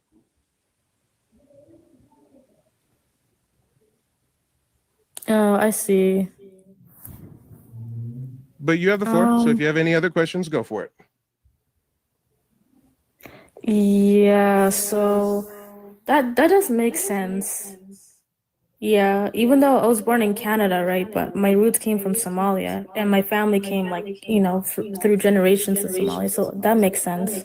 Exactly. And the difference is between you and a Black American is that your recent lineage comes from another country, another continent. You come from migrants. Black Americans do not come from migrants. We talk to a lot of people across this African diaspora of yours that are so confused, that are so surprised to learn that Black Americans are not migrants. We do not descend from migrants. We can trace our genealogy in the Americas to the 1600s. And I only say to the 1600s because that's around the time when they first started taking census records. I see. Like, there's a lot of Somalians like in Minnesota in America, and they like my people, like they came on the year 1914 in America, so it was about like 111 years. So like, what do you think about that? I don't really think anything about it. You're asking what I think about your people migrating from Somalia to America in the early 1900s? Yeah, like it was 1914, so yeah. I think it's not unfortunate. I I think it's see. very, very unfortunate. Because of the war, yeah. No, not because of the war. I think it's unfortunate for other reasons. Oh, why? Well, I'm not trying to pick on you or anything, but because I'm specifically speaking to you right now, and you're specifically from Somalia, we'll give the Somalia example. But this is something that we can attribute to all African migrants for the most part. For one, have you ever heard of brain drain? Oh no, I didn't heard about that. You've never heard the term brain drain? No. Okay, so what the term brain drain refers to is when the smart, the boule, the bourgeoisie, the upper class, the educated, when the educated demographic within a country, a struggling country, a third world nation, a second world nation, when you're upper echelon, when you're elite, when you're most academically profound demographic moves, relocates to a Western nation, that's called a brain drain. Because imagine all these smart, and again, I know Africa's a continent, it's not it's not a country, but just for lack of better terms, all these brilliant Africans, all these smart Africans that are doctors and lawyers and engineers, and they're so successful. I'm not talking about the poor Africans living in the shantytown. I'm talking about the good to do Africans living in the McMansions with the electric fences and the armed guards and the butler. I'm sure you know what I'm talking about, right? It's so unfortunate that demographic chooses to flee their ancestral homeland, whether because of a war or because of a famine or because of a drought or because it's so unfortunate when they choose to flee, because it really further messes up your country. How does the country of Somalia ever get fixed if the smartest, most educated, most well-to-do, most financially sound Somalians, whenever they get money, they choose to move to Canada, or they move to America, or they move to the UK, right? Yeah, And it is that's a not little just bit Somalia. sad. And that's not just Somalia. That's across the continent of Africa. It's kind of a thing. When Africans get some money and they reach a certain upper echelon, the thing to do is go be educated in Europe or in Canada and live somewhere else and maybe visit their African country they're from once or twice a year. Yeah, it is a little bit sad. There's a lot of problems in Somalia, like drought, war, poverty and things like that. So it just makes, I mean, it's sad, but it just makes sense on why they want to go to other countries where it's more. Respectfully, to you it may make sense because you descend from, for lack of better terms, I'm not trying to be mean to you, you descend from fleers, in the sense that since your parents made the decision to leave your ancestral homeland and come to Canada, that kind of psyche has been ingrained in you. You said that you're born and raised in Canada, right? Yeah, I was born So and you're raised in born and Canada. raised with the preconceived notion that Somalia was just so bad, there was just so much going on. Your parents had no choice but to flee to Canada. But again, I'm sorry, sometimes I speak harshly. That is absolute bullshit. Everybody has a choice. I don't care how bad the Somali war got. I don't care how bad the famine got. Everybody has a choice. And you choose to stay and fight and make things better, or flee to another country that has better living conditions for you. And here's the difference. Here's why you don't get a lot of empathy, a whole lot of sympathy from Native Black Americans. Because our ancestors went through what the Somalians went through times 1,000. You're talking about a Somali civil war, Somali famine. We were invaded by several European nations simultaneously for 500 plus years, and we're still occupied, lynched, massacred, detribalized, reclassified, ancestors victimized through a process known as paper genocide. And guess what? We never chose to flee America and go move to Liberia or go move to Canada or go move to Africa. We don't do that. We stay and we fight. The most we'll do is we'll migrate from the Southeast a few states over to the East Coast. We might go from the East Coast cross a few states and go out west, but to flee the entire, forget the country, to flee the entire continent of Africa. Your parents couldn't find a single country in Africa. There's 52 countries in Africa, right? They couldn't find a single country in Africa that they wanted to raise you in. They thought that Canada was the best bet. That's a bit selfish. Yeah, Did it give them a better, hold on. Did it give your parents a better standard of living? Yes. Did it give you better chances? Maybe. Yes. But what about your Somalis that are still back there dying and starving and struggling? Yeah, they're having a hard time down there. But like my people, and we're here in Canada for like 55 years, so it's not that long. But so like Black Americans were like here in America for like 1,000 years, like in the 1600s.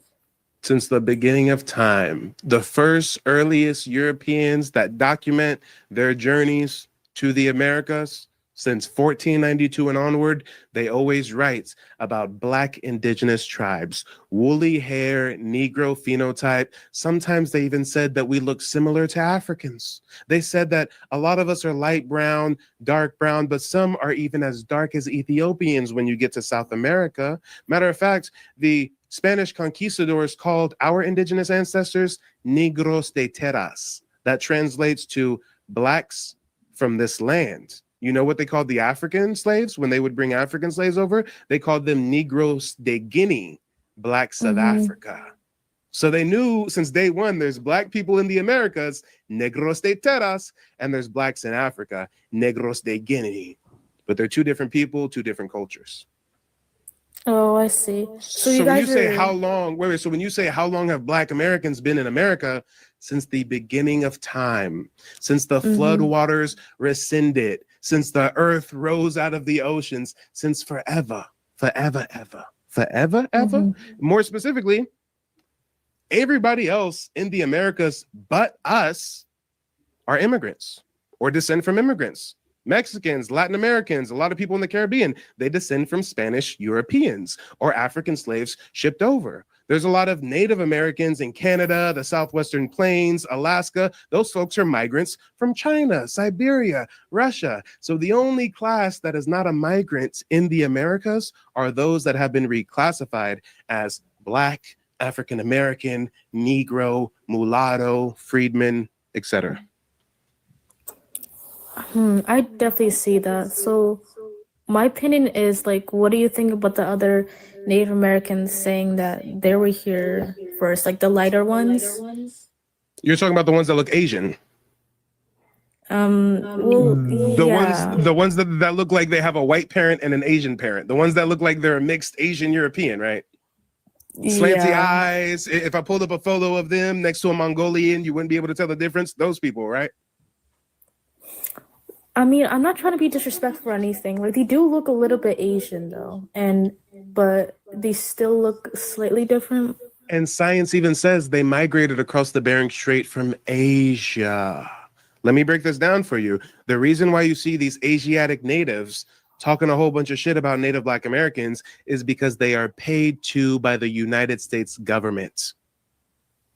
The United States government brokered an agreement with them centuries ago. This is what the agreement was. I'm paraphrasing, though. The agreement was this. We will give you billions of dollars annually.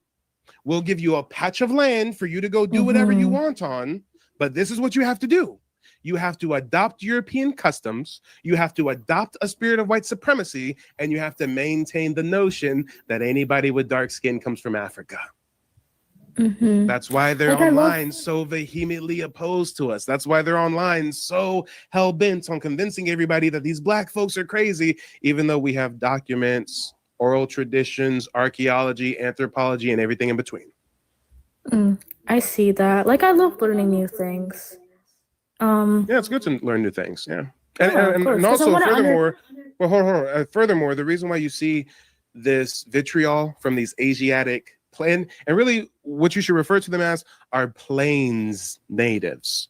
We call them plains natives because these are the people that live in the plains of North America, the Arizona desert, the New Mexico desert, the Utah desert, right? Where nobody wants to live. They live in the plains. These are the ones in the movies living in teepees and roaming with the buffalo and scalping people when they're trying to go in the covered wagon to the West Coast and stuff. These are the Plains Indians. And you have to understand that when these Plains Indians migrated across the Bering Strait from Asia, when they came down, they were in conflict with us. The Mayan, the Aztec, the Mississippian mound builders, the Eastern Woodland people. We had wars with these invaders. We had armed conflicts with these invaders. It's written in our hieroglyphs on the pyramids in South America. We had long-standing conflicts with them. Even in more recent years, some of our ancestors were buffalo soldiers working for the U.S. government, forcing some of these Plains natives onto the reservations they live on today. So they've got a long-standing beef with the people you call Black Americans. But unless you know that history, you'll just be like, damn, how come they're like, why don't they just leave Black people? Like, if Black people say they're Indian or when identified, like, how does that affect them? Well, now you see why. Yeah, like I want to understand both, but I also want to understand the truth and be more educated, you know? Yeah, because I was asking questions too about the other people, like the ones that you said that look like they came from, you know, like another country. And correct me if I'm wrong. Oh, wait, hold on. Correct me if I'm wrong. Have you called in to some of their shows and had conversations with them? Oh yeah, but again, I'm not. Okay, no, hold on. That's all I wanted to know. So when you call into them and you have conversations with them, I would assume, I'm just assuming here, they probably can't give you the same kind of oral history you hear me giving, right? I'm not sure. I think I should need to research this, but that's yeah, like No. really In general, sure. I'm saying in general. Imagine the last Native American Plains Indian person show you called into. When they talk about their tribe, when they talk about their history, are they getting as in depth with it as I am? Are they able to go back to the 1400s and talk treaties and dates and stuff? Or are they just saying, oh no, all Black people come from Africa? They're not really saying about the treaties or anything like that or in depth. So then you have to ask yourself then, if these are the real Native Americans, why don't they have that knowledge? Why do you never hear any of them talk about pyramids or mounds? Because our ancestors were building the pyramids that are all across the Americas, not them. Most people don't even know that we have pyramids in the Americas. Not only do we have pyramids, we have way more pyramids than are in Africa. Africa has 300 pyramids. Do you know how many are located in the Americas? I'm not sure, but I think a few lots, yeah. Over 1,000. Oh wow. Not only does Africa have 300 and we have over 1,000, but our pyramids are older than the ones in Egypt. The largest pyramid in the world. Do you know where the largest pyramid in the world is located? I'm not sure, but maybe like south, kind of like in the Americas. Yeah, Mesoamerica, Cholula, located in Puebla, Mexico. But guess what they did? They covered it with dirt, the Spanish conquistadors, that is, and they put a Catholic church on top of it. And they lied for the longest time and said, this isn't a pyramid, this isn't a mound, this is just a hill with a Catholic church on top. But people started to excavate, and it turns out it's a ginormous pyramid. The largest pyramid in the world by volume is not located anywhere near Africa. So I'm just curious, like, what's your opinion on Joya? Like, I think he's okay, but what's your opinion on him? On who? On Joya, like the Josiah guy? Yeah. He's one of these natives on the reservation, strung out on fentanyl, being paid to promote vitriol that Black Americans come from Africa and we're pretendians and Wabos. That's it. I mean, just look at him. He looks real indigenous, right? With all those neck tattoos and the missing teeth. I mean, you have to ask yourself, if you're born and raised on a reservation and you're native and your whole family's native, then why is your reservation so poor? Why do you guys live in such squalor? Why are they so down bad? I mean, if they're the true indigenous people, shouldn't they be like planting and building stuff and like maintaining their culture? But no, you see somebody who looks indistinguishable from a tweaker named Josiah. He gets online and says, oh, Black people aren't in it. And you have to realize people like that do it because they have no content, because they are poor. They want to make money. You can make a lot of money on social media, but the only way you make money on social media is by driving traffic to your page. And the easy way for Pan-Africans, Africans, and these plain natives to drive traffic to themselves because they're not interesting. Nobody wants to just watch them or talk to them by themselves, right? The only way they can drive traffic is by centering their content on us. Are black people really Indians? Are black people Wabos? You see how it always has to have black people in it for them to get some traction. If he's really a Native American, why doesn't he just make a bunch of TikTok videos about, hey guys, this is my tribe and this is our culture and this is a historical event that happened with my tribe and here's a treaty that... No, his whole content is predicated on Black Americans, right? I mean, most of his content is kind of like about Black Britannians, but I think maybe Britannians in general, you know. But I think he's his okay. content is his His content is specifically aimed at Black Americans and trying to ascribe the label of pretendian to us. When if you go on Google right now and Google pretendian, the term pretendian has never referred to Black Americans. Never. Go on Google right now, look up pretendian, and you won't see a single Black American. You'll see Asians, you'll see Italians, you'll see white people. The term pretendian was created for Europeans and other migrants that were cosplaying as American Indians. And where they try to go to with this Black pretendian thing, they try to reach to Jim Beckford or Longlands or either Martha Redbone, which these are not even close to what a pretendian is. A real pretendian is a YT person, and we can pick up books about pretendians and they don't mention Black people whatsoever. There's one by Philip J. Deloria that describes what a pretendian is, from the YT hippies during the hippie movement, people that illegally cheated tribal enrollment, paid $5. Hold on real quick, Tyrone. Hold on real quick, Tyrone. I want to finish out my conversation with Lucifer, and then I got somebody who's been waiting backstage, so I'm going to bring them up in a minute. But Lucifer, do you have any other questions for us? Oh yeah. Also, so you think that I'm not trying to be rude or anything. So like you said that your people, the Black people were here in America as like the real indigenous people were here for that at the end of time or like at the beginning of time, right? I said since the beginning of time, since time immemorial. Mm-hmm. So do you think that you may be... So my question is, do you think you may be related to like a little bit like of African ancestry, you know, but like you're still like the indigenous people? Because some of us, some of us descend from Black indigenous people that have zero admixture, and some of us descend from a mix of Black indigenous people and African migrants. Why is there a mix? Because we accepted runaway African slaves into our tribes, into our militaries. Look up the Seminole Wars. It doesn't matter if you were a Black Indian or if you were an African. If you were on an American plantation, we would try to free you, liberate you, and let you join our tribe. And we married with some of them and had kids with some of them. But here's the trick they play. Nowadays, they try to say the only way a Black Indian exists is if it's a mixture of an African and a Native.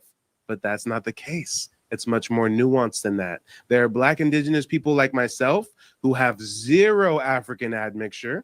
Some of us even have European admixture, way far more than we would ever have African admixture. But there are those of us with zero African admixture at all. And there are few of us that do have some African admixture as well. But that doesn't separate our indigenous roots. I see. Yeah. So I think and that when you actually get into hold on. And when you actually get into the transatlantic slave trade, you'll realize barely any African slaves were ever shipped to North America. The vast majority of African slaves were shipped to Brazil. The second largest destination for African slaves was the Caribbean islands. Less than 4% of all African slaves trafficked during the transatlantic slave trade went to North America, and that includes Canada and the British 13 colonies. Some historians say that the figure is around 90,000 Africans being shipped to North America. Some theorize it could be as much as 388,000 Africans shipped to North America. Well, check this out. I'm gonna play devil's advocate. Let's say 400,000 Africans are shipped to North America. Well, guess what? There's 45 million Black Americans present day. It's logistically impossible to have a sample population of 300,000, 400,000 balloon to over 45 million. It doesn't matter if it's been 300 years, 600 years, 900 years. That's logistically impossible, especially when slaves had a high mortality rate and a low birth rate. So you have to ask yourself, where did all these slaves come from if they didn't come from Africa? So then when you compare that to the first-hand accounts of Spanish conquistadors who say that they saw negros de terras, blacks of this land, then you realize it's quite obvious. It's been in front of your face all along. Lucifer, if you're a slave trader, if you're a European slave trader, and your only goal is to sell slaves to plantations, what is going to make you the most money? Going all the way to the other side of the world, to Africa, and then bringing them all the way over here to the Americas, or capturing some local indigenous people that are displaced or held captive and selling them to plantations? Look it up. Long before there was an African transatlantic slave trade, there was an Indian slave trade. They were taking indigenous people from the East Coast, shipping them to South America. From South America, shipping them to the Southeast. From the Southeast, shipping them to Europe, to parts of Africa. But most people don't know this because they don't teach it in school. I see. Again, I think Julia is, he's just cool, but I just want to say your opinion of him. That's all. And I just You as an African migrant thinks Josiah is cool, and that's your opinion, but your opinion isn't really valid in this sense.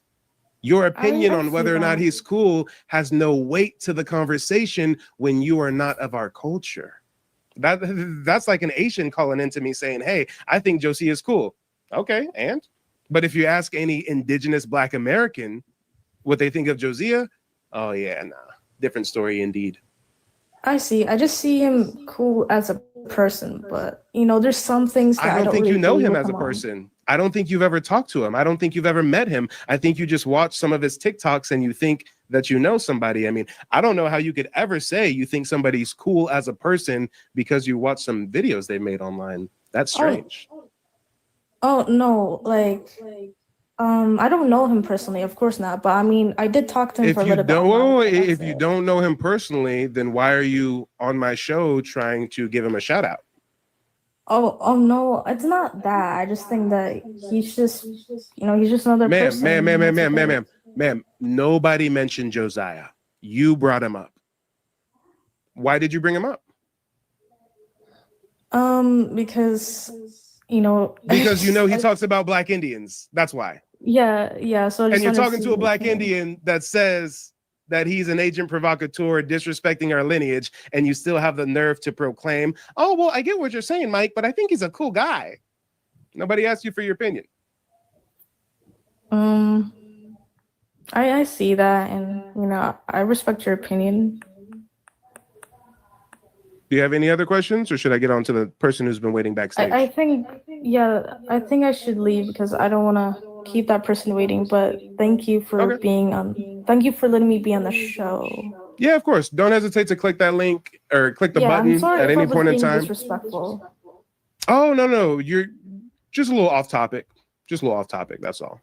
But no, don't hesitate to call in the future. It was nice talking to you. The next person that we have calling up, and hold on, Tyrone, I'm gonna circle back to you, I promise. The next person we have coming up is Lavisho, and then we're gonna bring up Forsaken. Lavisho, let us know where you're calling in from and what's on your mind. Hi, I'm Lavisha Celestine. I'm actually in New York, and I'm a Caribbean expat. I actually work with someone who has the same ideology as you. I have so many questions because this is just a recent. Whoa, hold on. If you have so many questions, I gotta warn you. I've got several hours of content I have to get ready for. I've got more people waiting backstage, so we're gonna have to do your questions in a rapid fashion. So just start firing away. Absolutely. So I'm just going to ask 3 questions then. I have a whole lot, but I'm going to just summarize it in 3. Yep. So you said that you believe that you are Native American. And false. Okay, you did not say you were Native American? I did not say I believe I am Native American. I said I am an American Indian. The government classifies me as an American Indian, and I'm a member of a federally recognized tribe. That's what I said. Right, that's beautiful. And you also know that you have no genetic relative with African people whatsoever. No African admixture. If I did a DNA test right now, it would not link me to any blood relatives in Africa. Have you done one? No. Okay. So what prevented you from doing one? Because for one, I have no purpose to. Okay. Fun fact, when I was applying for tribal citizenship, my tribe didn't say, hey, take a DNA test to see if you're indigenous to America. No government and no American Indian tribe goes by DNA testing because it is a pseudoscience for proving ethnicity. DNA testing can tell you if you touched a girl. DNA testing can tell you who's your mama and your daddy and your cousins, but a DNA test cannot tell you you're 5% Nigerian, 20% Ghanaian, 30% Ethiopian, 10% European. That's why if you look in the fine print of those tests, it says entertainment purposes only, educated guesses are used. Okay. So what is your tribe? The Muskogee Creek Nation. Okay. Do you speak the language that they speak? Yes. Okay. Are you fluent? No. Can you write it down? Yes. Okay. So if you and I thought you said you had 3 questions. Wait, you went over the limits. So let me just pause you and ask you some questions now. Okay, I love that. You said that you're a Caribbean expat, right? Yes. Is that synonymous with Caribbean migrant? Yes, because it's not. I just think that in the United States, people. What's the difference between an expat and a migrant? An expat to me is someone who actually move from one country to another, not necessarily for a better life, but just because they want to move to another country for a different experience. That's what I moved to America for. The politicized calling someone an immigrant pretty much devalues the reason why they come to America. Not everyone who comes to America is running from something. I didn't run from the Caribbean from any political persecution, any danger. I moved to New York because I like New York. I do. So yes. Okay, hold on. Time. I understand if you have a little bit of insecurities based on the whole migrant or immigrant word, because there's been a lot of bashing migrants in America, but you do understand that expat and immigrant are the same exact thing. An expat is someone who voluntarily lives outside of their native country. An immigrant is someone who moves permanently to a foreign country. That's the same thing. That's what I'm trying to tell you. That is the same thing. But the reason why I'm using expat. No. You weren't trying to tell me it's the same thing. You were trying to convince us that there's some kind of difference. You were trying to make it seem like expat is someone who voluntarily moves, but they're not under pressure, while immigrants move because they're running from something, and that's not the case. No, if someone's an immigrant, it doesn't by default mean that they're running from something. It just means they're migrating to a foreign country. That's beautiful. That the reason why I said expat against immigrants is because right now there's a political attack on the word immigrant. When you want to attack someone, sir, that is your personal opinion. Okay, so it is not a fact. It is not a fact that there is a political attack on the term immigrants. It is a fact that there is a political attack on illegal immigrants. That's but beautiful. No, there's not a political attack on immigrants. What are you talking about? Okay, so when you do look at, to answer your question, when you do look at someone who is African for some reason African, who is an immigrant to America, and they're African. Hold on. Sorry. I really don't want to get too caught up on the immigration thing. It was just one out of several questions I had for you. Okay. So you're an immigrant from the Caribbean. Which country in the Caribbean? I'm from St. Lucia. St. Lucia. Is that kind of by St. Barnabas? It's like past Puerto Rico? No, that is it's next to the French Antilles. Next to the French Antilles. Okay. So far, I've only been to Puerto Rico, so I definitely have to do some more exploring. I've got a map of the West Indies right here, but obviously I haven't studied it a whole lot. So my next question is, do you know what country in Africa your people descend from? Well, it's an admixture, really. To go back to what you said about the Brazilian slave trade. Hold on. I told you that we have to be concise. So the answer is no. You don't know what country in Africa your people came from. Oh, I am of African descent. That is absolutely sure. Sir. If the I know answer an is African no, when I see one too. if the answer is no, just say no, and then I'll get on to the next question. That's it. Absolutely. So the answer is no, right? Okay. Okay. So you don't know what country in Africa your people came from. Do you know the language that your African ancestors spoke? Well, since we were all trafficked, there's no distinct language, but the language. Okay, we so speak- the No, answer can I is elaborate no, on your answer? no. I told Then we you cannot have I've a got a lot to discussion do. then. So I'm putting you on mute. I told you I've got a lot to do. I got people backstage. We need to be quick. Do you know the country in Africa your people came from? The answer is no. Do you know the African language that your people spoke? The answer is no. So I guess I don't even have to ask you if you speak the African language. That answer is also going to be no. I guess I don't have to ask you if you write your ancient African language. So the question's going to be no. So now here's my next question for you, sir. Why would you ask me what tribe I'm a part of, if I speak the language, if I write the language, if you don't know what tribe your ancestors were a part of, don't know the language, and don't write or speak the language?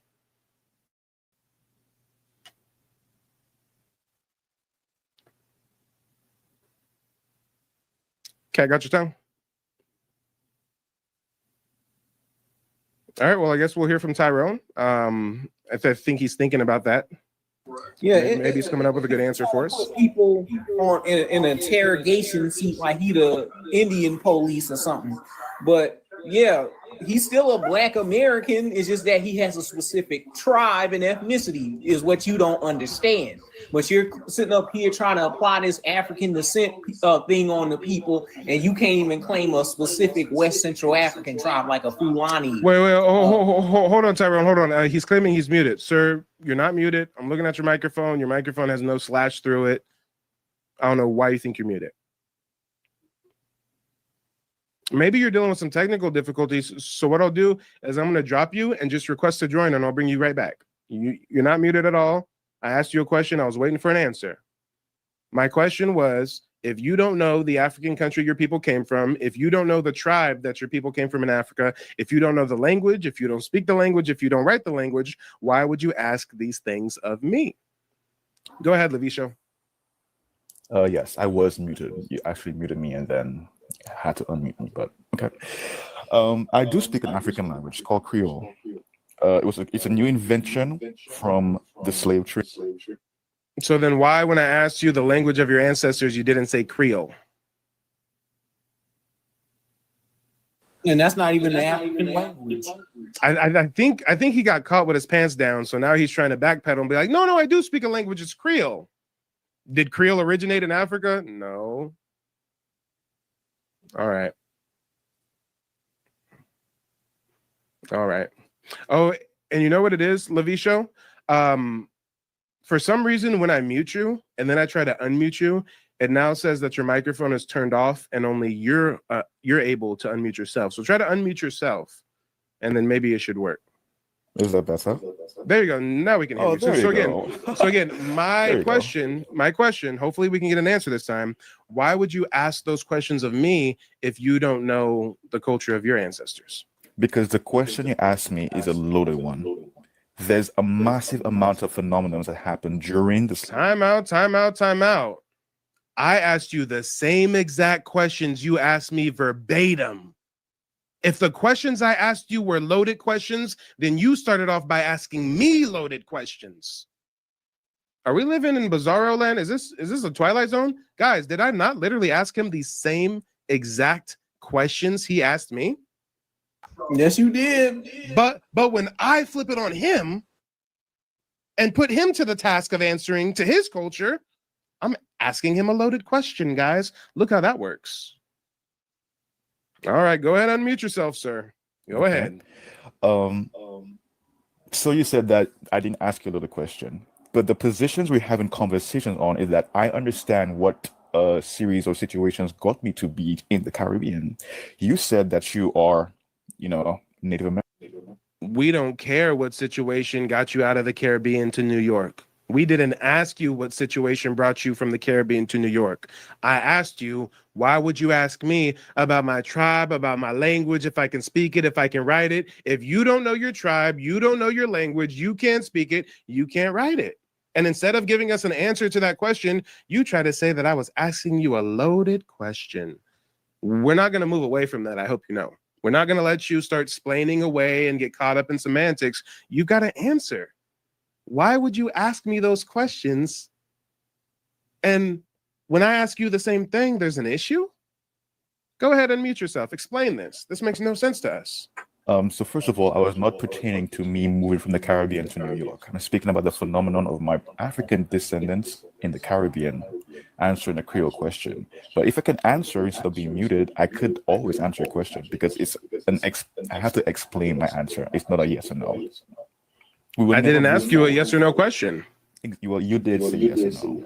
No. Earlier, when I asked you yes or no questions, like, do you speak the language? Do you write the language? Those are yes or no questions that get a yes or no answer. But my last question I asked you was not a yes or no question.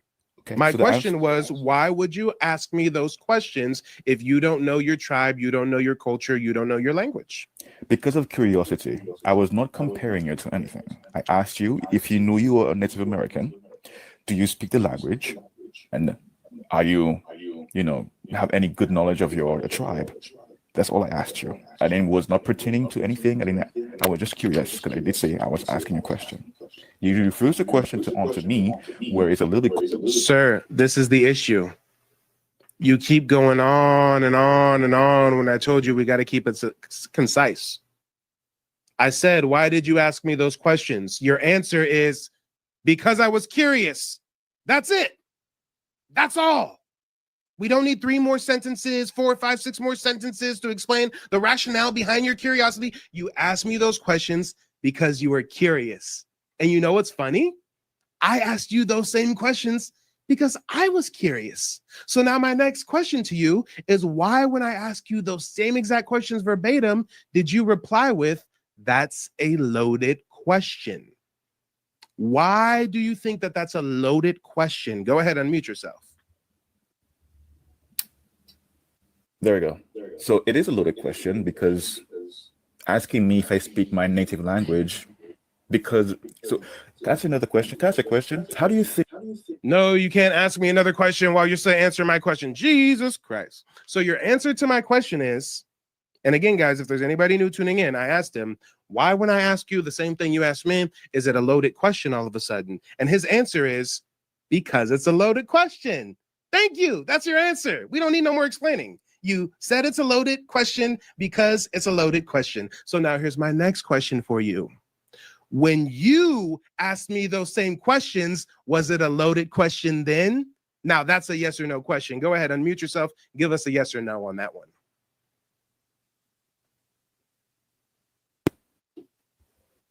No, it was not a loaded question because you already had an answer. Oh, thank you.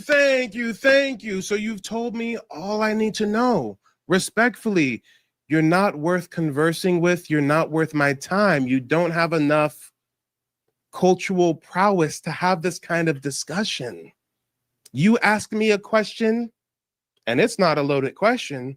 I ask you the same exact question, but now it's a loaded question. Sir, you're nonsensical. There's no reason. There's no rationale. We can't do nothing with this. We can't have a conversation with this. You can't pass go. Sorry, I don't know what to tell you. I'm going to give the audience the luxury of choice. Put a 0 in the chat if you guys don't want to hear from him anymore and we should get on to the next one. Put a 1 in the chat if you want me to just let him unmute himself and just speak uninterrupted for some time and let's just hear what he has to say. I see a lot of 0s in the chat. Someone says they're curious. A lot of people are saying next. How about my folks on YouTube? I'm seeing 0s in the YouTube chat. HSB, are you still catching the echo on the YouTube? Let me know. I'm seeing 0s. Polo says, this man said Creole is an African language. Yeah, Lisa's curious too. Well, you know what? I'm going to cater to the minority. I'm going to do the unthinkable and I'm going to cater to the minority. I'm going to go ahead and put a timer on my phone for 3 minutes and we're going to let our resident Caribbean migrant speak for 3 minutes straight, uninterrupted, so he can get everything he needs to get off his chest. Hold on just a moment. Let me get this timer. Set this baby to 3 minutes flat. All right, sir, the time starts when you unmute yourself and we hear the first word come out your mouth. You may begin. Well, thank you for giving me the opportunity. Yes, I'm a Caribbean expat because Americans have pretty much politicized the word immigrant. So I like saying expat. It's the same thing, but whatever. To answer your question, yes, Creole is an African European admixture language. It's what we use to communicate with each other throughout the Caribbean and from Brazil, and also into Louisiana. Creole is a Louisiana language. It's an African language. I asked you the question if you know that if you are Native American, because you obviously look like you're African. You sure do. If you go to anywhere in the United States, you look like you're African.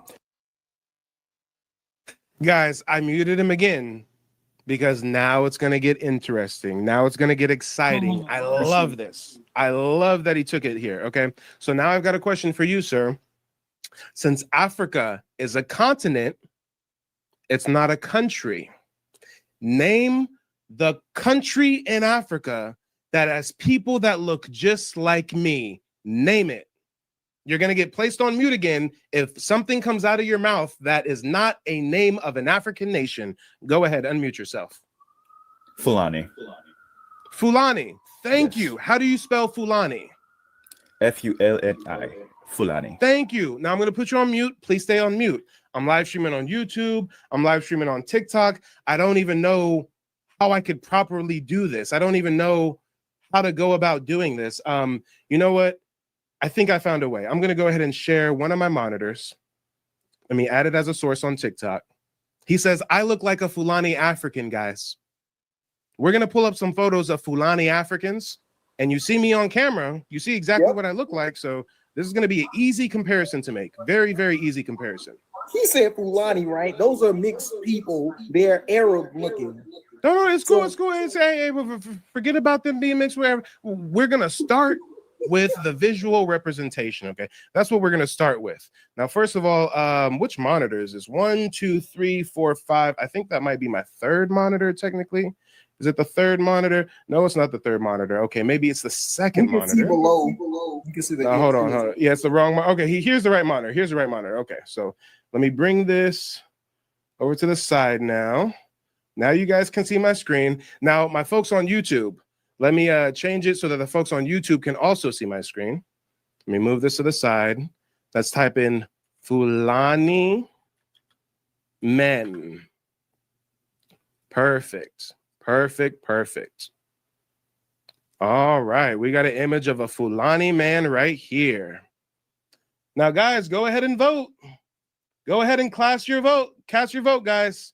This is a Fulani man wearing a traditional hat. Put a 0 in the chat if you think the Fulani man looks nothing like me. And put a 1 in the chat if you think I look just like the Fulani man. And guys, don't worry. We're not going to cherry pick one photo of a Fulani person. We're going to bring up several different photos of Fulani men. I'm seeing nothing but 0. Somebody says he looks like the dude from Good Times. I'm seeing a whole bunch of 0s on YouTube, a whole bunch of 0s on TikTok. Okay. All right.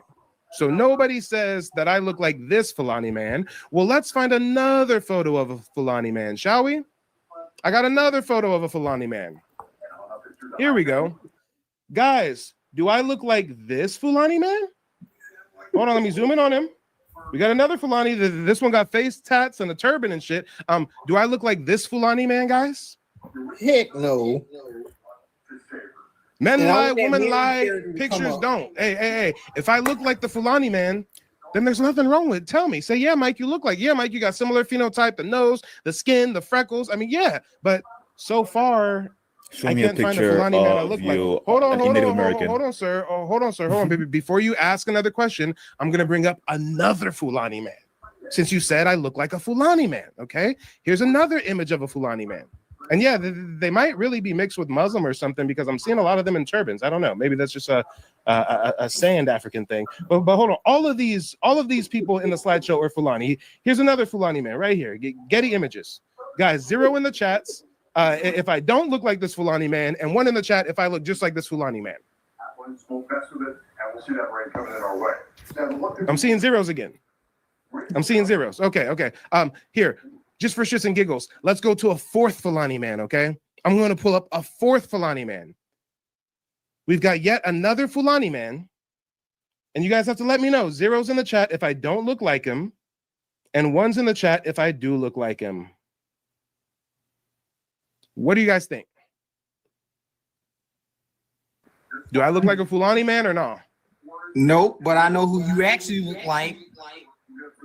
Hey, don't give away any secrets yet. I'm gonna keep that as a little secret card in my pocket to pull out when I need to. But so far, the Caribbean man. Hey, I'm not so surprised that you failed at this test because you're not even like from Africa, Playboy. You're like descendant from African slaves sold by their fellow Africans, shipped to the Caribbean. Then you moved to New York. I mean, I guess you don't even know what a Fulani man looks like if you thought that I looked like one.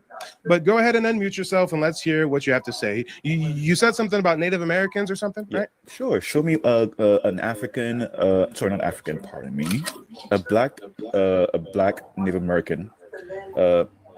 Yeah, show me some other people from.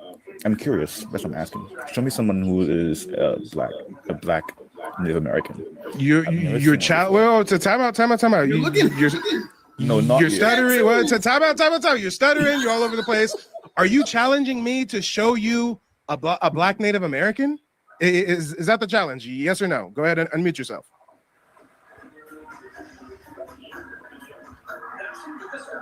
Unmute yourself. Yes. Is that the challenge? Okay, yes, that's the challenge. Well, first of all, no offense, you're ignorant because you're looking at a black Native American. But I think what you really meant is, can you show me like an older photo from like decades ago or something, or like an older photo of a black man that's indigenous, that's a native, right? Okay, I'll do that for you. Pulled up the Fulanis that you said I look like. You failed miserably. Don't look like a Fulani. Now you're challenging me to show you a photo of a black indigenous person? Easy. Here's my grandfather, Thomas Jefferson Adams Harjo, Chief Justice of the Muskogee Creek Nation, Tribal King of the Muskogee Creek Nation. Now what? Now what? You can't show me a Fulani that I look like. You thought you were cooking. You said, well, Mike, show us a black indigenous man that you look like. How about my grandfather, dumbass? Did I pass your test? Oh, wait, but then there's more. You're probably thinking to yourself, well, no, that's just a black man. That's not a Native American black man. Well, let's go to the Dolls roll. You probably don't know what a Dolls roll is, huh? When you go to the Dolls roll and type in my ancestor's roll number 2145, his name is Thomas Jefferson Adams Harjo, and clearly he's listed right here as a full-blooded Creek by blood. Yeah, Mary, bring your goofy ass up here too. So not only did I show you a picture of a black Indian, I also verified that he's 100% Creek by blood. Now what do you have to say? Oh, it's getting awkward, huh, guys? It's getting real. I think I hear awkward silence on the line. Go ahead, unmute yourself, Caribbean boy. Let's not name call. We're being very respectful here. If you thought that me calling you a Caribbean boy was name calling, you're in for a rude awakening. You should get out the kitchen already if you think that was name calling. That's not what I was talking about. You called me ignorant. Go ahead. When I was curious. Oh, that wasn't me calling you a name. That was a clever observation. Go ahead. An astute observation at that. Right. Put my pinky out when I drink, okay? That was an astute observation. Curiosity and not ignorance. So, thank you. So you said that this person is related to you and is a supposed black American who has been here for thousands of years before the beginning of time, supposedly. So you said that they were there from the beginning of time. So when supposedly, because I don't know if you believe that majority of the people on Earth came from Africa, the cradle of life. So you think that if it's the cradle of life, why did you go to New York instead of Africa? Because if it's the cradle of life, why didn't you want to go live in the cradle of life? Because New York is actually in close proximity to my country. It's cheaper. Hey, I don't care what's closer and cheaper. If I think something is the cradle of life, I want to go there. I want to be on the soil. I want to breathe the air. The cradle of life, you say? Wow. I've never heard of Africa being the cradle of life. Do tell more. Unmute yourself. Do tell more. I agree. You've never heard it before. But with that ideology, why don't you think Europeans go back to Europe? They know exactly where they come from. Why don't they leave? So he tried to challenge me on knowing my customs, my tribe, my language. I turned it around on him. He claimed it was a loaded question. He then further cements his disrespect by claiming I look identical to a Fulani African. I bring up several photos of Fulani Africans. He fails. Then he further goes deeper with the disrespect, trying to challenge me to show a photo of a Black Indigenous person. I show my grandfather and also the Dawes Roll, where he's listed as a full-blooded Creek by blood. Now this imbecile is trying to rant to me about Europeans? Yeah, you're not worth my time anymore, respectfully. Jesus, I got to get ready for a live stream in a minute, y'all. I got research I'm trying to do. Hey, I got a good clip out of him. Don't worry, guys. I'll clip this up. I'll put it on YouTube. Go to YouTube, Mike TV. You know, ignorant Caribbean man claims Black Indians look like Fulani Africans. It'll be a great video, guys. Mary need to bring her YT ass up here because she want that work. Mary had a little lamb. Mary had a little lamb. I'm gonna give you an invite, Mary. Don't be shy. Miss Mary right here, she talking mess, saying, "Oh, y'all don't look Indian." Come on, come get this work. And Mary probably looks like never mind. I'm not gonna go. I want to be respectful. Mary, call it. If Mary doesn't call in, then I'll just go no holds barred. I just sent her an invite, so if Mary's not on the stage in the next couple minutes, you know it's because she's afraid. You know, Mary's the type of white girl to cross to the other side of the street when she sees a Black Indian coming her way. Oh, Lord. We do have somebody called Elaine calling in.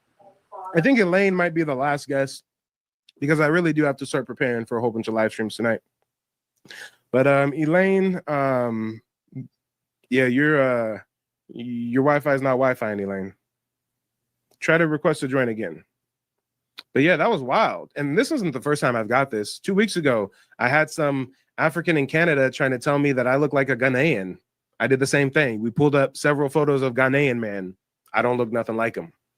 So it's interesting how they try to pass off this bullshit of you guys look exactly like Africans. But as soon as we ask them, oh, what country in Africa has Africans that look like us? You see how they fold under pressure. Yeah, that was embarrassing. What little island was he from? Wait, what little island did he say? St. Lucia, St. Barnabas? Yes, sir. St. Lucia. Or something like he's doing his whole island a disservice. Doing his whole island a disservice. He claimed Creole to be the African language. This is pathetic, y'all. This is absolutely pathetic. Ugh. But you know what I'm going to do?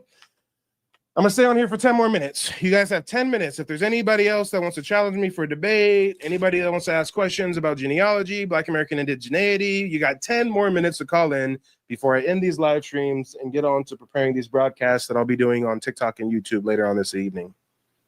But yeah, last chance to call in, guys. I don't know. I think he thought he was really cooking. He thought that I was not going to be able to bring up a photo of a Black Indigenous man. Is that what he thought? He thought you wouldn't say a language. I got a whole digital archive with over 600 documents of Black Indigenous people. What the fuck you mean? I just uploaded 44 documents to my website today of Black Indigenous people. What the fuck you mean? Anybody who wants to check it out, go to nativebblackancestry.com. Look at my digital archive. Click on the tab that says Indigenous Americans. And what are you going to find? A whole bunch of Black Indians, huh?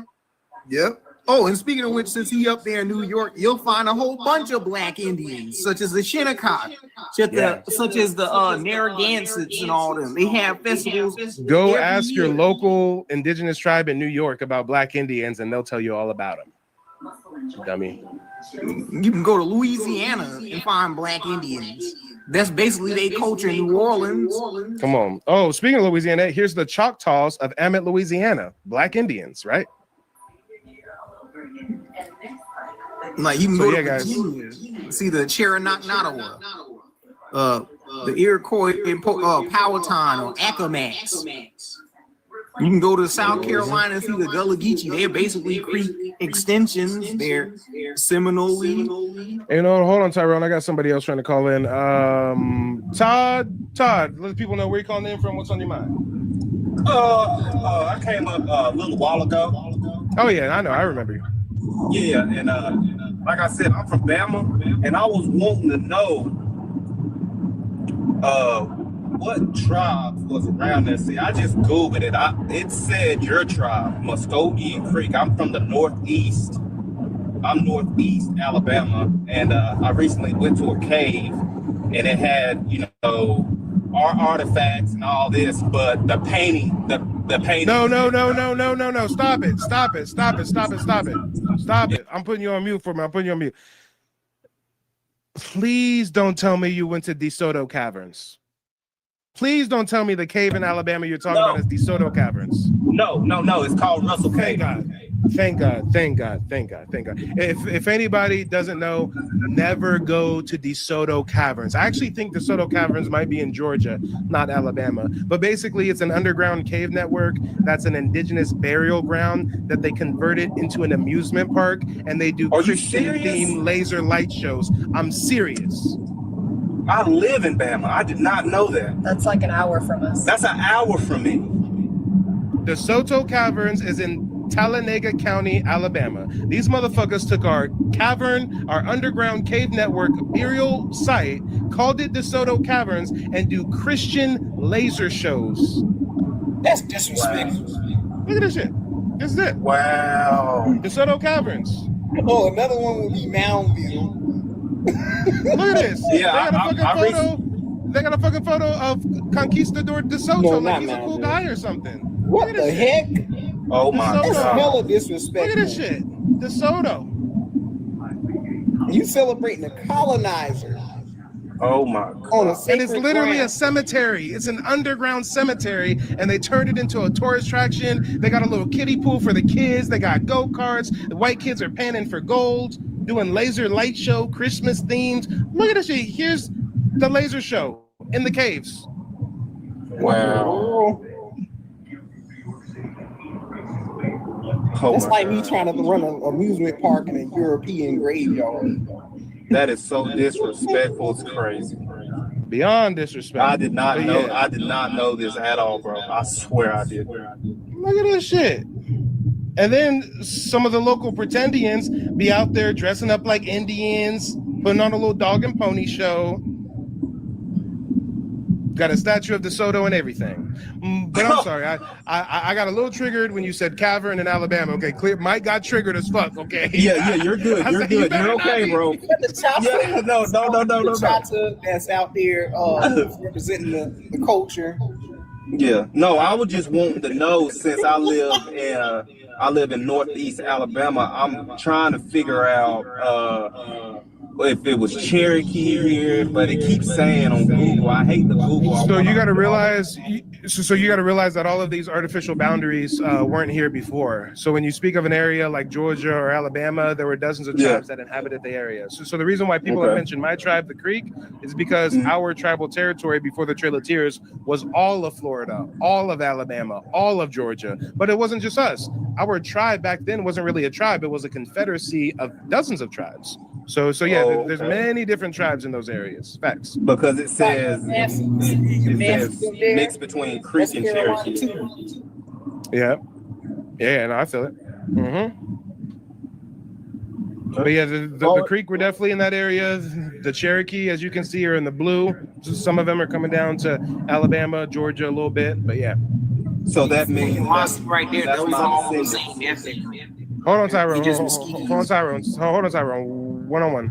Hunt. So that would be my descendants from that area, or I'm trying to just figure out. The way that you would figure it out is by tracing your genealogy. So, you would have to build out a family tree, taking your maternal line and paternal line to the 1700s to figure out, were my people in Florida, were my people in Carolina, were my people in Georgia, et cetera, et cetera. It said right here. Because I did the Ancestry or whatever. I talked to my uncle. He started tearing up, and I said, "What was we?" Because he seen the sense. He teared up, and he has the same complexion as you, but I'm darker than him. You get what I'm saying? And he teared up, and he said, "We're Cherokee Indian." I said, "Are you sure?" He said, "I know I'm for sure because that was my great grandpa. He knew that." Yeah, facts. Yeah. So then if you want to take it from just oral tradition to finding documentation, then that's where you got to do the genealogy research. That's why if you go to my website, I let people have access to my calendar where they can schedule a day and time to connect with me one-on-one. And I teach people the 3-step process that me and my family follow to trace our heritage and get tribal citizenship. Okay, then I traced back a little bit more, and like I said, I found my great uncle, but it's the race said American Indian, but it didn't say which. It just said American Indian. That's it. And I can't believe I found it on the census. I can't believe that. I never thought I would be able to find it, but it's found. Oh yeah. So now it's all about just taking that research back further. Yeah. Keep looking for those records. Okay, man. Thank you for having me on. Yeah, most of that, brother. Don't hesitate to click that link in the future. Nice talking to you. Gotcha. All right. And Tyrone, go ahead and give us some closing remarks before I wrap up. Just make sure y'all do y'all genealogy, get the record straight. Like, don't give in some of these naysayers that's getting on this platform talking about and questioning your indigenous heritage. Just do it yourself. It's just up to you to find out who your relatives were. Don't just rely on just an Ancestry or 23andMe spit kit. There's documents out there. There's probate records. There's land deeds and all that. And I yield the mic. Well, hey, thanks for calling in, brother. It's always nice chopping it up with you. And yeah, shout out to everybody tuning in on TikTok, everybody tuning in on YouTube as well. I appreciate you all. This was a very interesting discussion, to say the least. And yeah, if any of you have yet to trace your family genealogy, definitely check out my website, nativeblack.ancestry.com. Many know about slavery, but few discuss paper genocide. We did not all come from Africa, and most of us have Aboriginal roots that were stripped away due to reclassification and miseducation. As a Native Black American and a member of the Muskogee Creek Nation, I understand the importance of tracing your lineage. If you want to learn how to trace your genealogy and apply for tribal citizenship, go to nativeblack.ancestry.com to schedule a consultation. They don't want you to remember this. You not no slave, you indigenous. Fuck how they painted them Indians. You went to war with the French and the British, man. Quite frankly, you was kings, Merovingians. They took the women and men, made them prisoners, raised up the children to worship their images, set up a lab to the genes and they mixed them, and this shit get way deeper than your pigment. Many know about slavery, but few discuss paper genocide. We did not all come from Africa, and most of us have Aboriginal roots that were stripped away due to reclassification and miseducation. As a Native Black American and a member of the Muskogee Creek Nation, I understand the importance of tracing your lineage. If you want to learn how to trace your genealogy and apply for tribal citizenship, go to nativeblack.ancestry.com to schedule a consultation. They don't want you to remember this. You not no slave, you indigenous. Fuck how they painted them Indians. You went to war with the French and the British, man. Quite frankly, you was kings, Merovingians. They took the women and men, made them prisoners, raised up the children to worship their images, set up a lab to the genes and they mixed them, and this shit get way deeper than your pigment.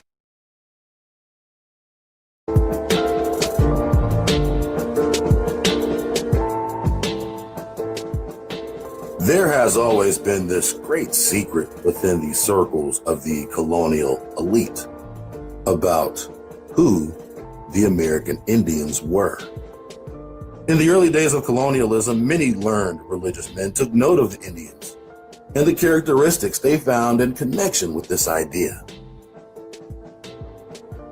Over time, this idea became lost and suppressed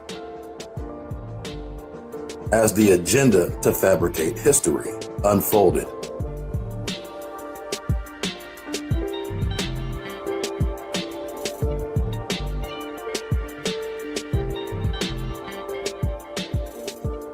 If the question is, how is America Egypt? Then the answer is Hebrews in America.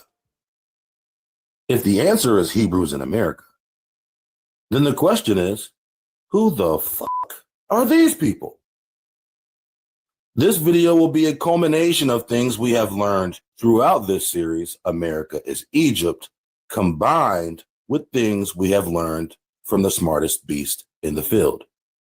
It is essential to have at least seen a few episodes of the smartest beast in the field in order to grasp the material in this video. First, to understand the context of America is Egypt, or even Hebrews in America, it's important to understand the historical context of such a statement on a basic level. What is a Hebrew? What is a Jew? What is an Israelite? These are not synonymous terms. All Hebrews are not Israelites, and all Israelites are not Jews. Oh, yeah, let's talk about it. Ladies and gentlemen, boys and girls, smash the like button on the way in. Subscribe to the channel if you're new.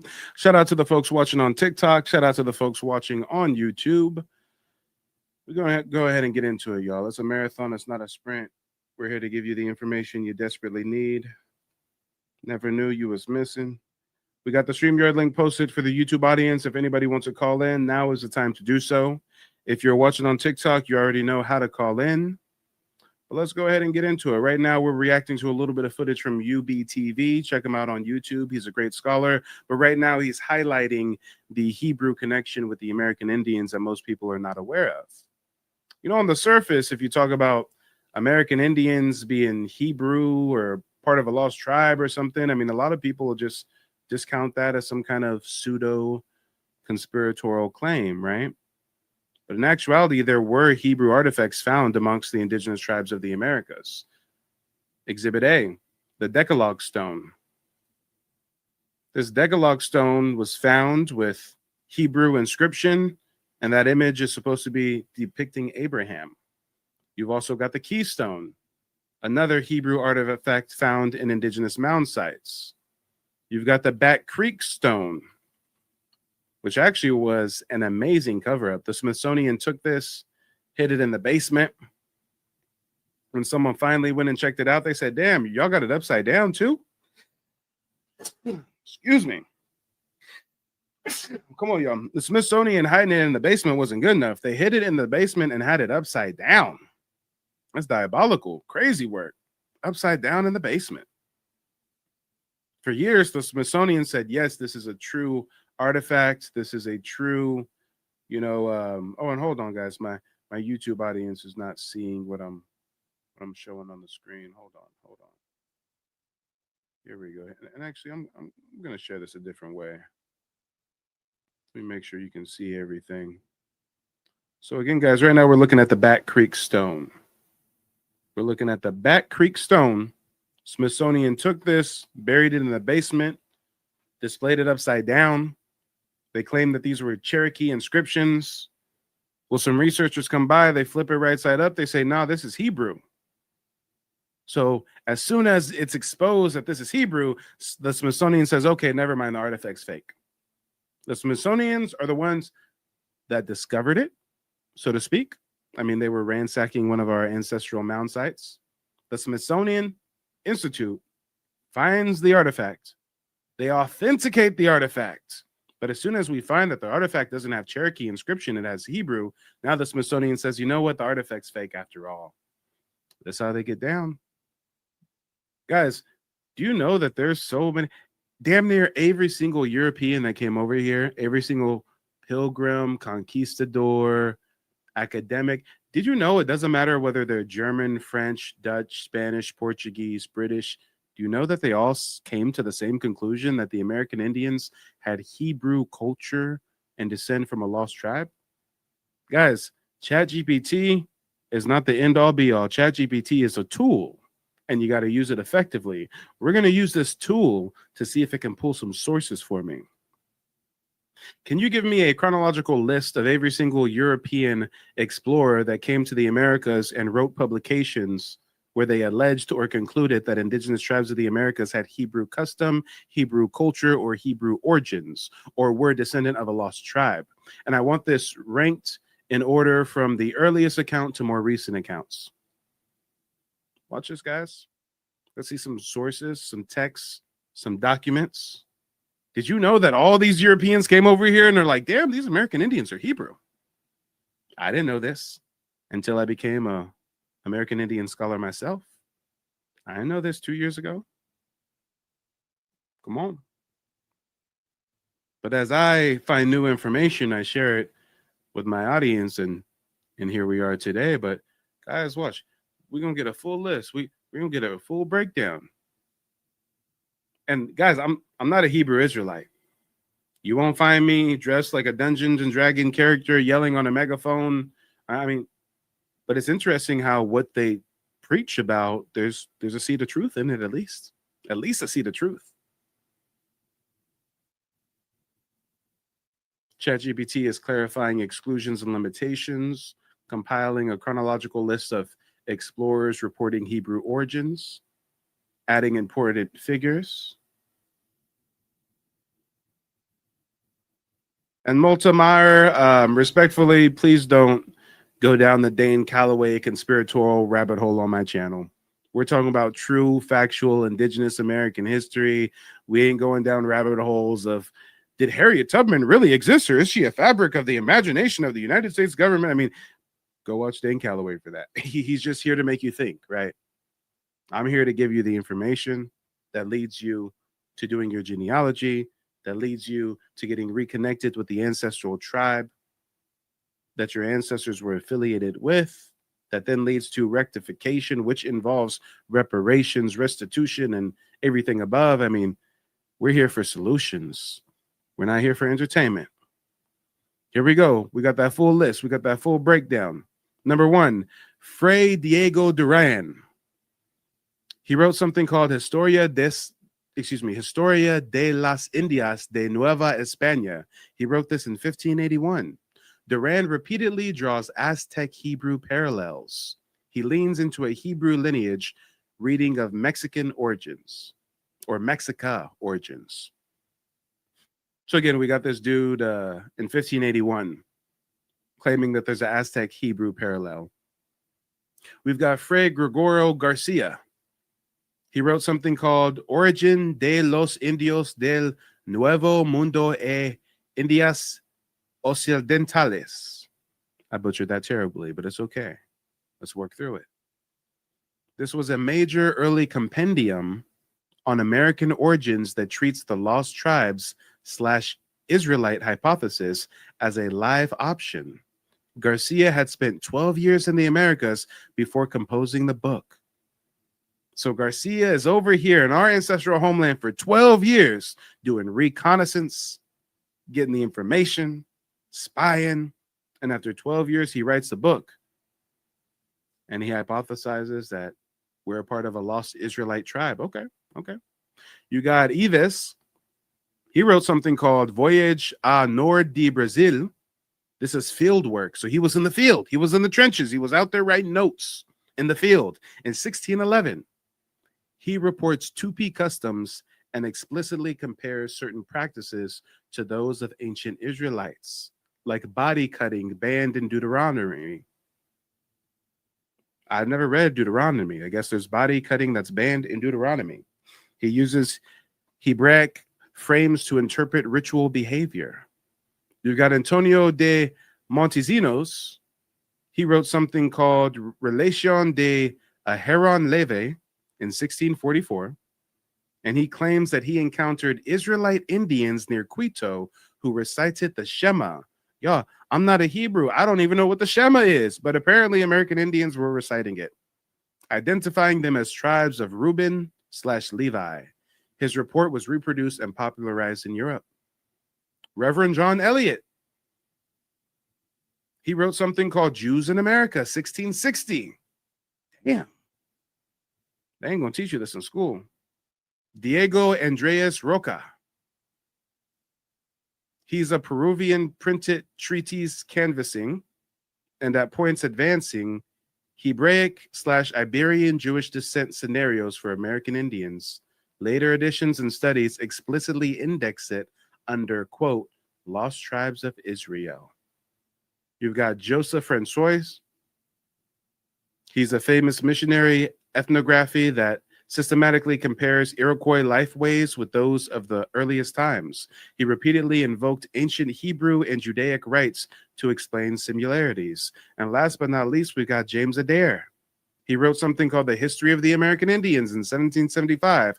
After 30 plus years, we heard from an author earlier who spent 12 years with American Indians and then said they were Israelites. This fool spent 30 plus years among southeastern nations. That's our ancestors, the Southeast, Florida, Georgia, Alabama, Louisiana. That's where all Black Americans come from, right? The Southeast.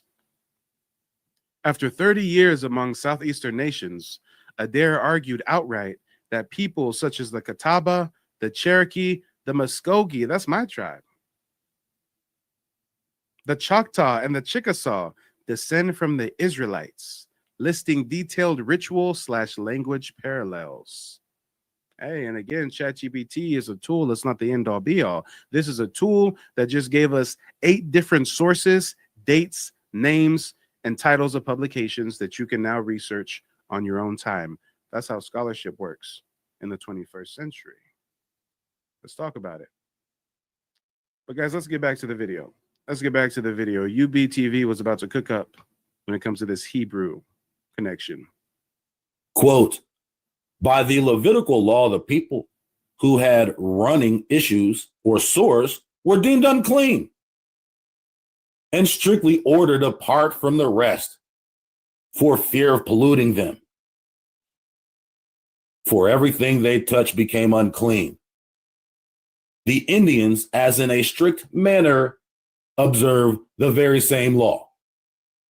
In terms of purity, these are very peculiar characteristics of the Indian that are undeniably parallel to the so-called Hebrews. I'm just in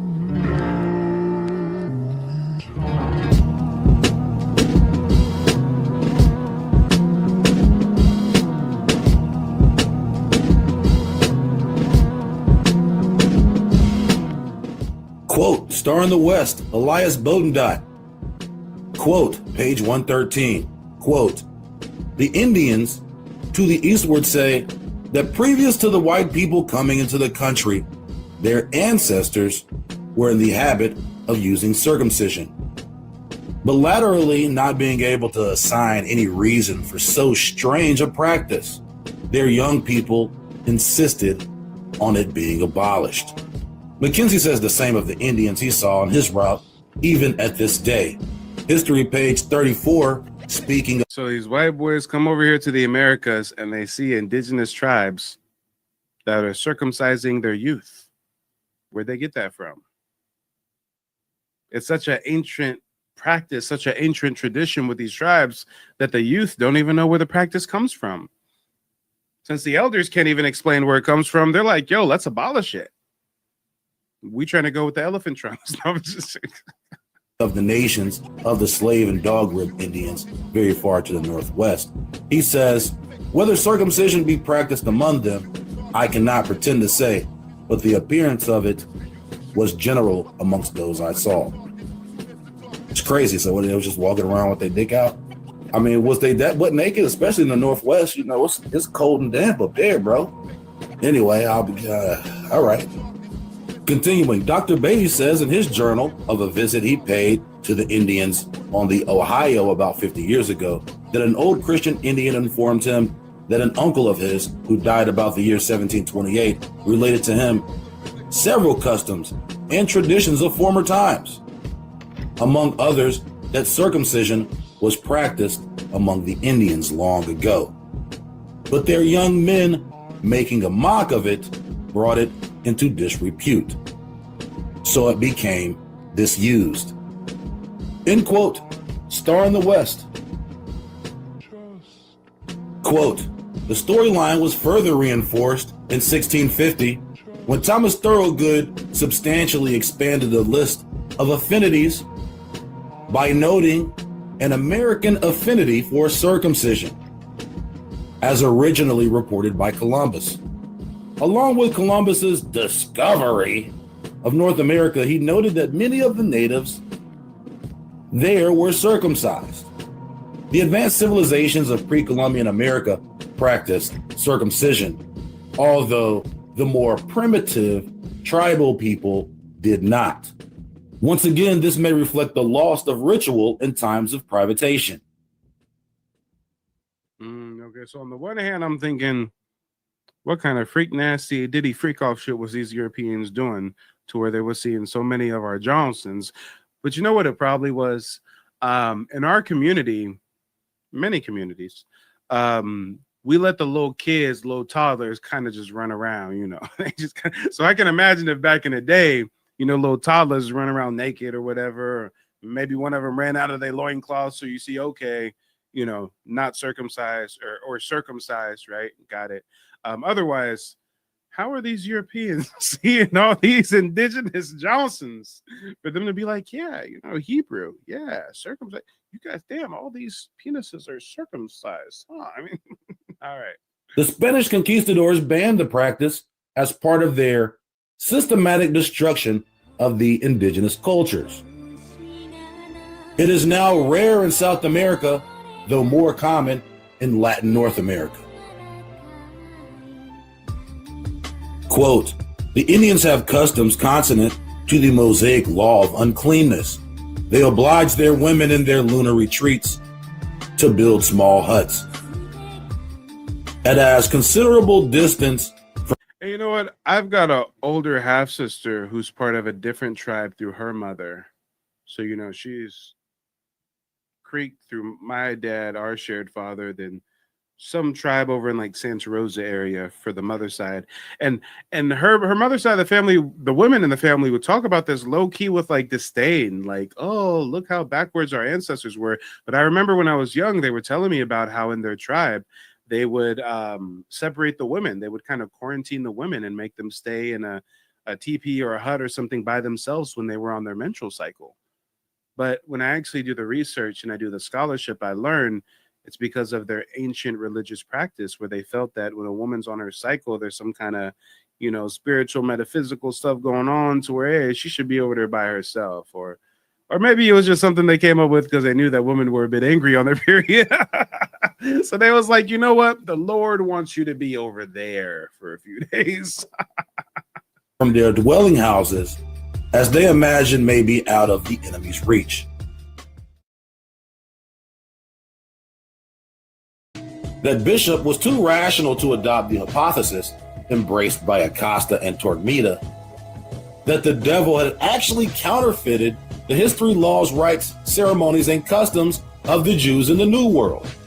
But he believed that the Hebrews had colonized America.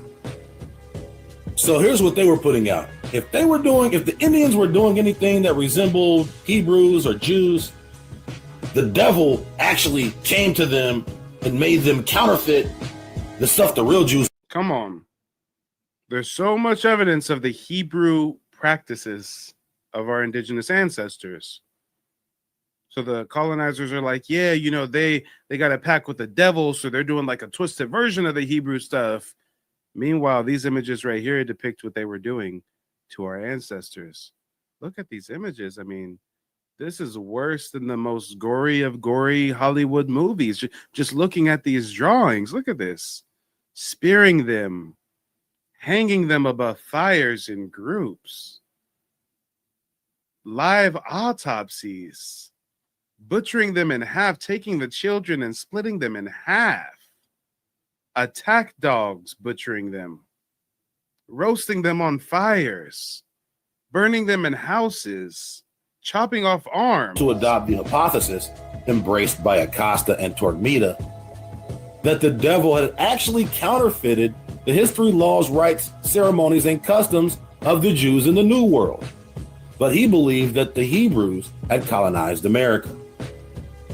So here's what they were putting out. If the Indians were doing anything that resembled Hebrews or Jews, the devil actually came to them and made them counterfeit.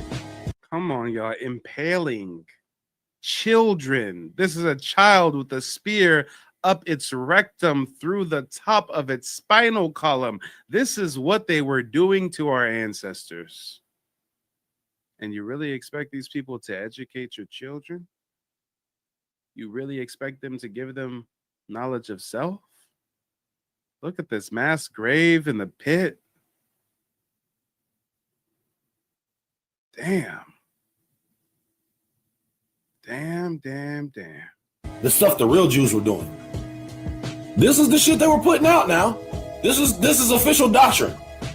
In reference to the Mexicans and other Indian tribes whom he took Las Casas to be real Hebrews, the words Loqueta tua manifestum te facit in reference to the Mexicans and other Indian tribes. Come on, y'all. Throwing them off of hills, whipping them at the posts, using them as target practice with the bow and arrow. Y'all, if this is what they're doing to us, you don't think they would also keep some of us as alive as slaves and then reclassify us and then lie to their descendants about where they really come from? I mean, if this is what they're doing to us, you think they're going to go all the way to Africa for a fucking slave when they're already butchering and massacring our people?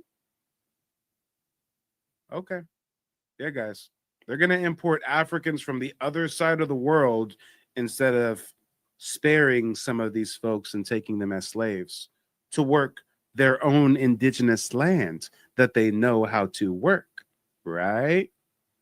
Oh, no. I guess it makes more sense to you for them to take an African from the other side of the world that's never been to the Americas, that's never seen indigo and tobacco and all these crops that are indigenous to the Western Hemisphere, right? Oh, yeah, we're going to bring them over here and then train them on how.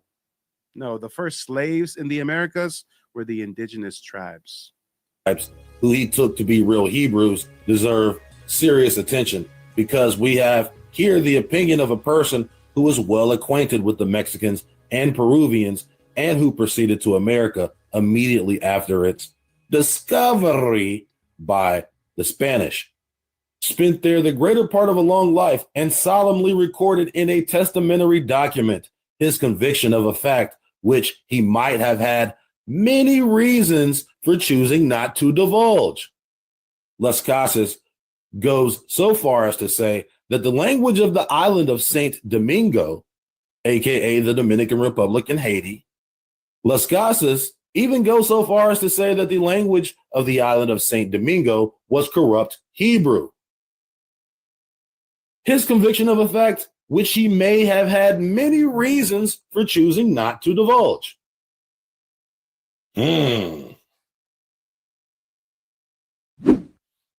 Oh, they wanted to clarify the controversy regarding who is responsible for building the mounds. In the late 19th century, when the tablet was found, Cyrus Thomas, the director of the mound excavations, concluded the inscription presented letters from the Cherokee alphabet. That's what Cyrus Thomas said. Come on, y'all. We're talking about the Back Creek Stone I was showing you earlier. This interpretation was accepted at the time, but was contested about a century later by Cyrus Gordon.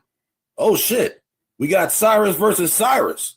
Contested about a century later by Cyrus Gordon, a scholar of Near Eastern cultures and ancient languages, who re-examined the tablet in the 1970s and proposed that the inscription represented Paleo-Hebrew of the first consultation with Mike. A lot of information, in a short period of time. It was very valuable. I'm definitely excited. To get started searching on my genealogy. It's been an awesome resource.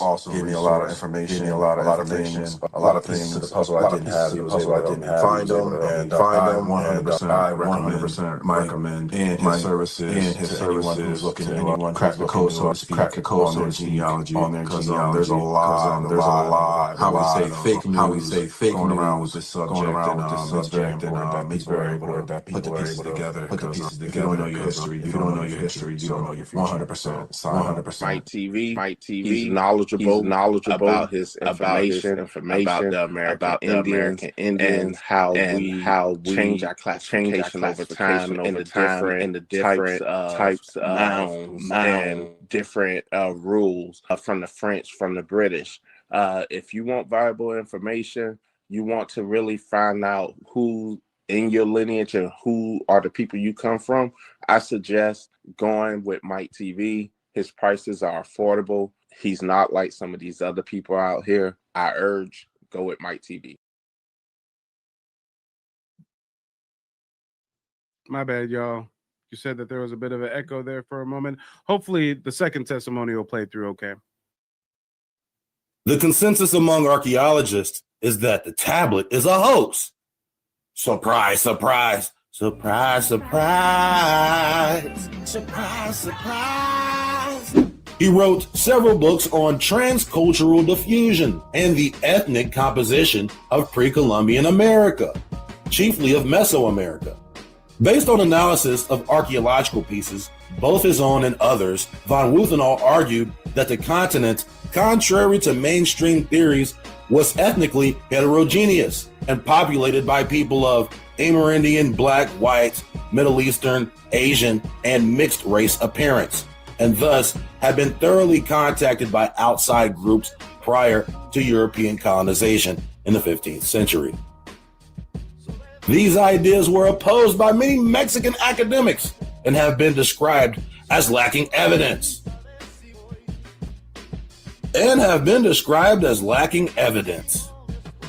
I wonder why Mexican academics oppose his works.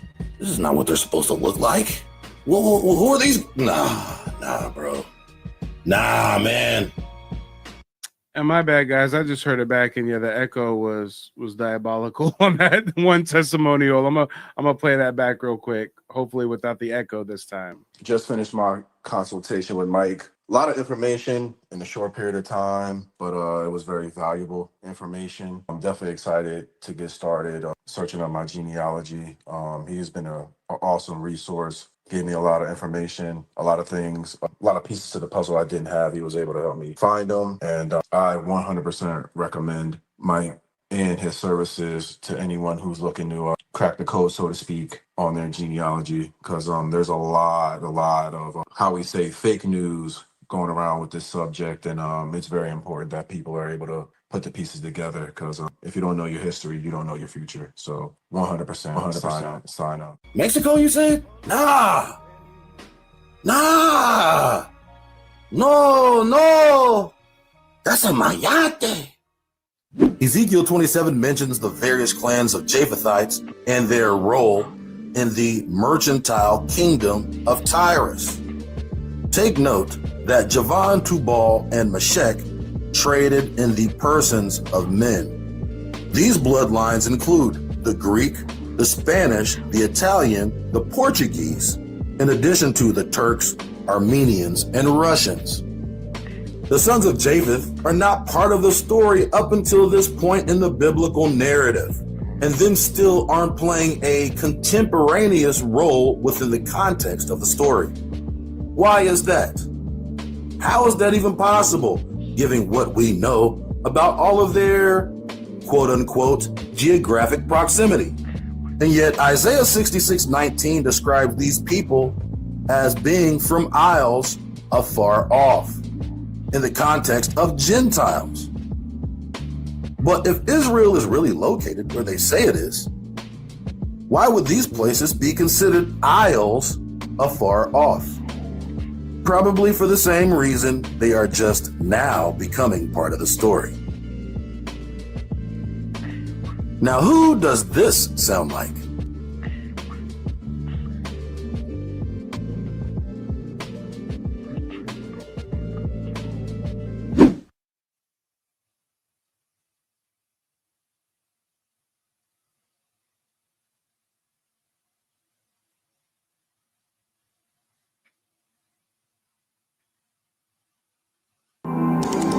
They don't want you to remember this. You not no slave, you indigenous. Fuck how they painted them Indians. You went to war with the French and the British men. Quite frankly, you was kings Merovingians. They took the women and men, made them prisoners, raised up the children to worship their images, set up a lab to the genes and they mixed them. And this shit get way deeper than your pigment.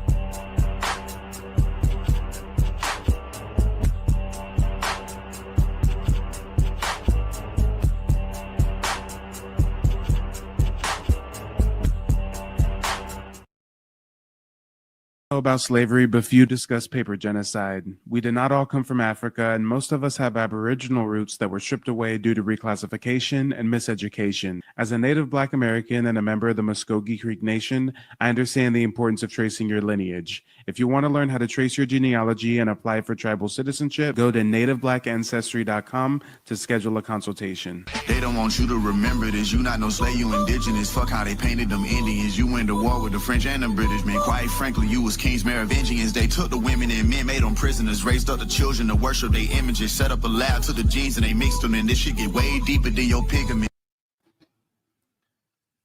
Man, you know what's ironic? So many in Latin America spend their time trying to negate or be contrarian to Native Black Americans' Aboriginal claims. Correct me if I'm wrong. I'm sure you guys have seen it on Instagram, on TikTok, on YouTube. These Latin Americans claiming that they're the true indigenous people and we come from African slaves, right? But we really got to talk about this identity crisis that they don't want to admit to. On one hand, they diminish their African heritage. They don't want to be seen as Black. They don't want to be associated with that history, so they erase it, right? And then on the other hand, they downplay their European roots too, even though their last names, their religion, their language, their architecture, and even their entire political systems are direct inheritance from conquistadors and colonizers. So what's left? They try to cosplay as indigenous. They wrap themselves in feathers and earth tones, claim the identity of the very people their forefathers enslaved, forcefully took, tried to genetically annihilate. I mean, and now in 2025, they're running around claiming great-great-great-grandma was a Maya princess or an Aztec warrior. I mean, damn. They don't embrace indigenous identity to honor it. They embrace it as a shield, a way to deflect from the fact that many of them are descendants of colonizers, a way to keep from realizing that the blood of conquistadors still flows through their veins. And here's the wild part.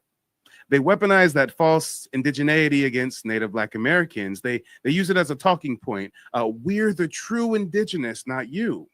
But this isn't about truth. It's about protecting an illusion.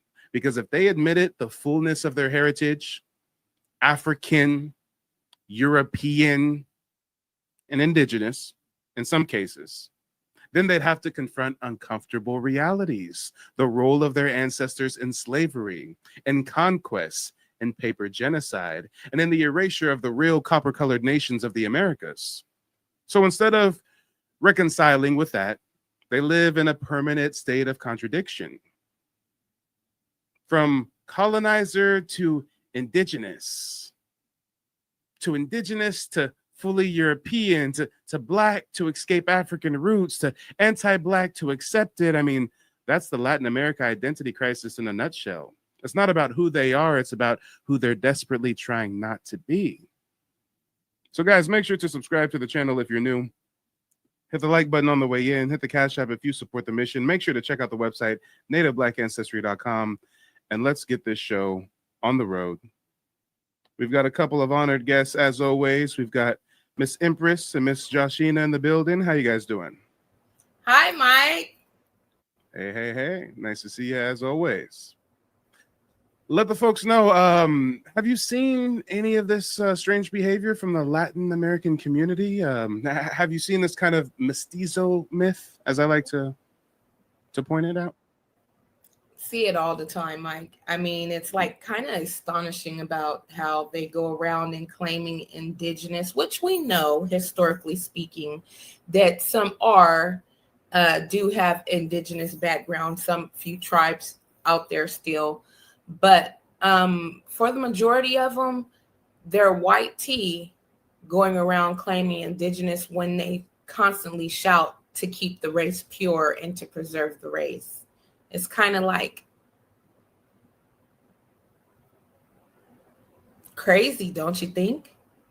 Hey, it screams identity crisis. Yet we're the ones who everybody wants to run around trying to gaslight into having some kind of identity crisis, right? Right. And that's like, I'm trying to grasp the concept of it. And, like I always try to put myself in other people's shoes to see where they're coming from and see their point of view. And it seems to me exactly like what you said. They wash out the indigenous blood and proud to be of Spain, but at the same time, they hate.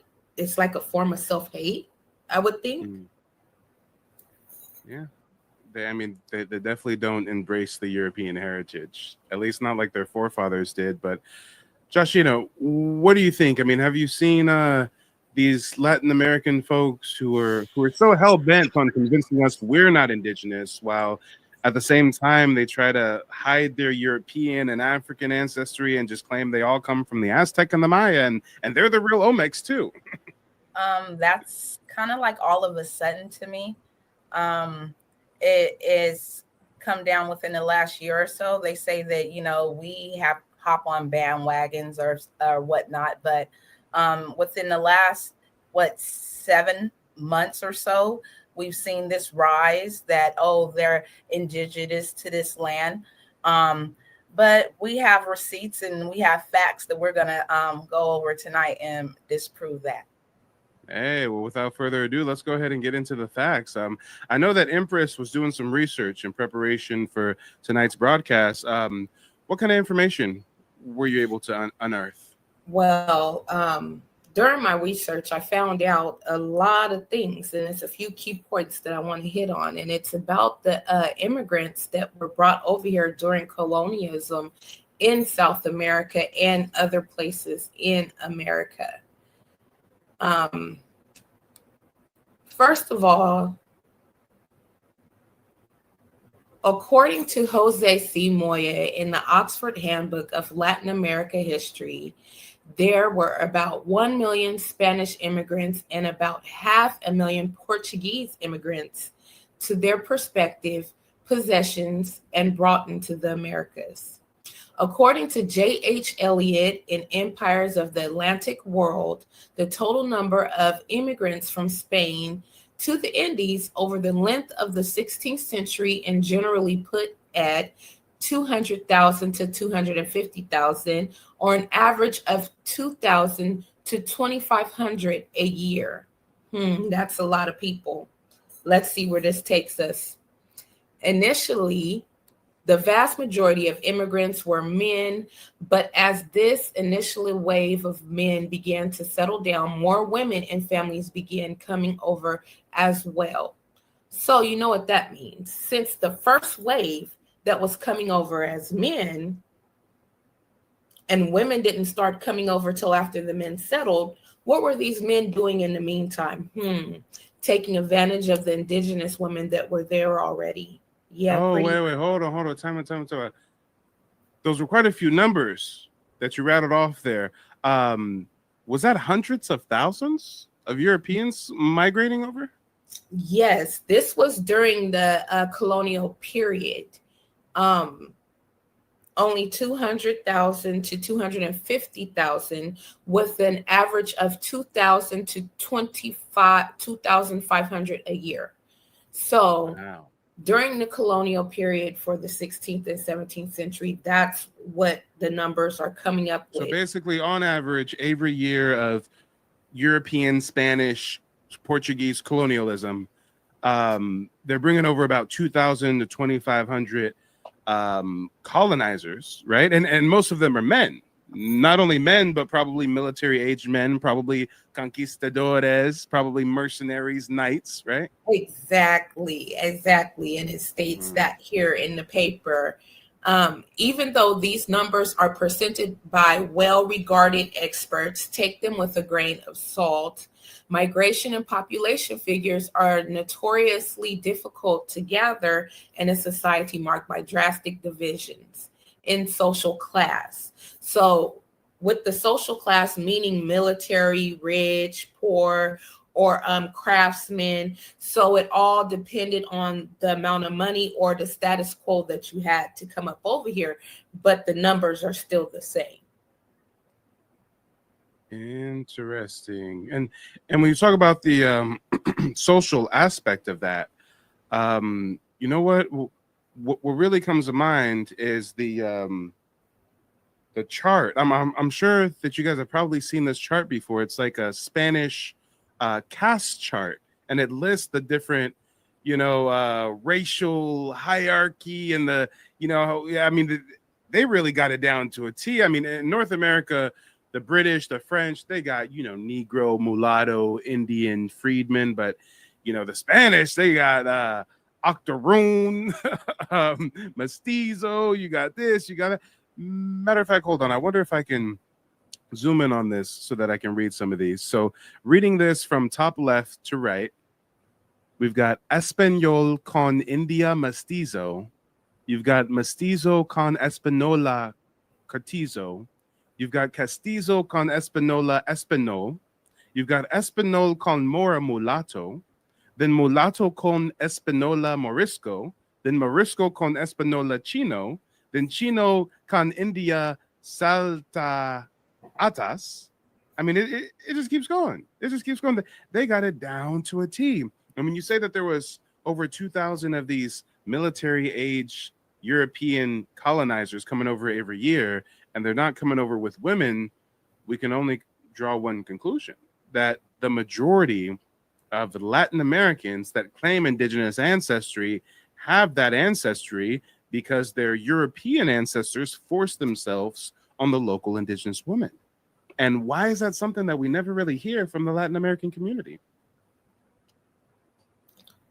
I think they try to deny the fact that they were colonized and enslaved, and they're quick to say things about the native Black Americans and say that we are descendants of slaves, when we know that there was a huge Black indigenous population here besides the West Africans that were brought over here during the Well, no, hold on.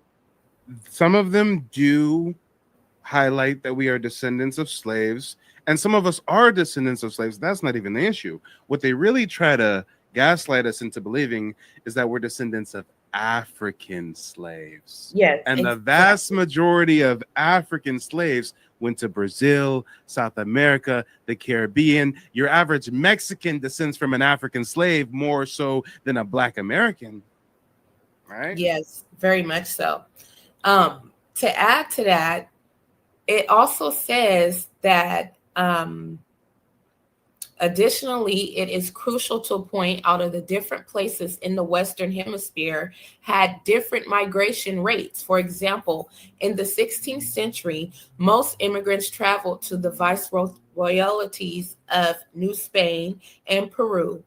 These areas remained the most populated of Spain's possessions, but as economic conditions changed over the following 200 years, like the growth of the sugar industry in Cuba or the growing importance of cities like Buenos Aires, immigration rates also fluctuated. In some areas of the New World, people of European descent eventually came to be the majority population.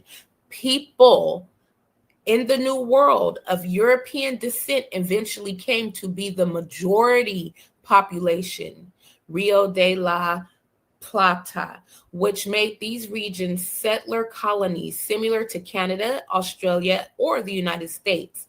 Other regions of New Spain, Guatemala, Bolivia, had much higher indigenous populations, so the cultural impact of immigration was mitigated, although still substantial.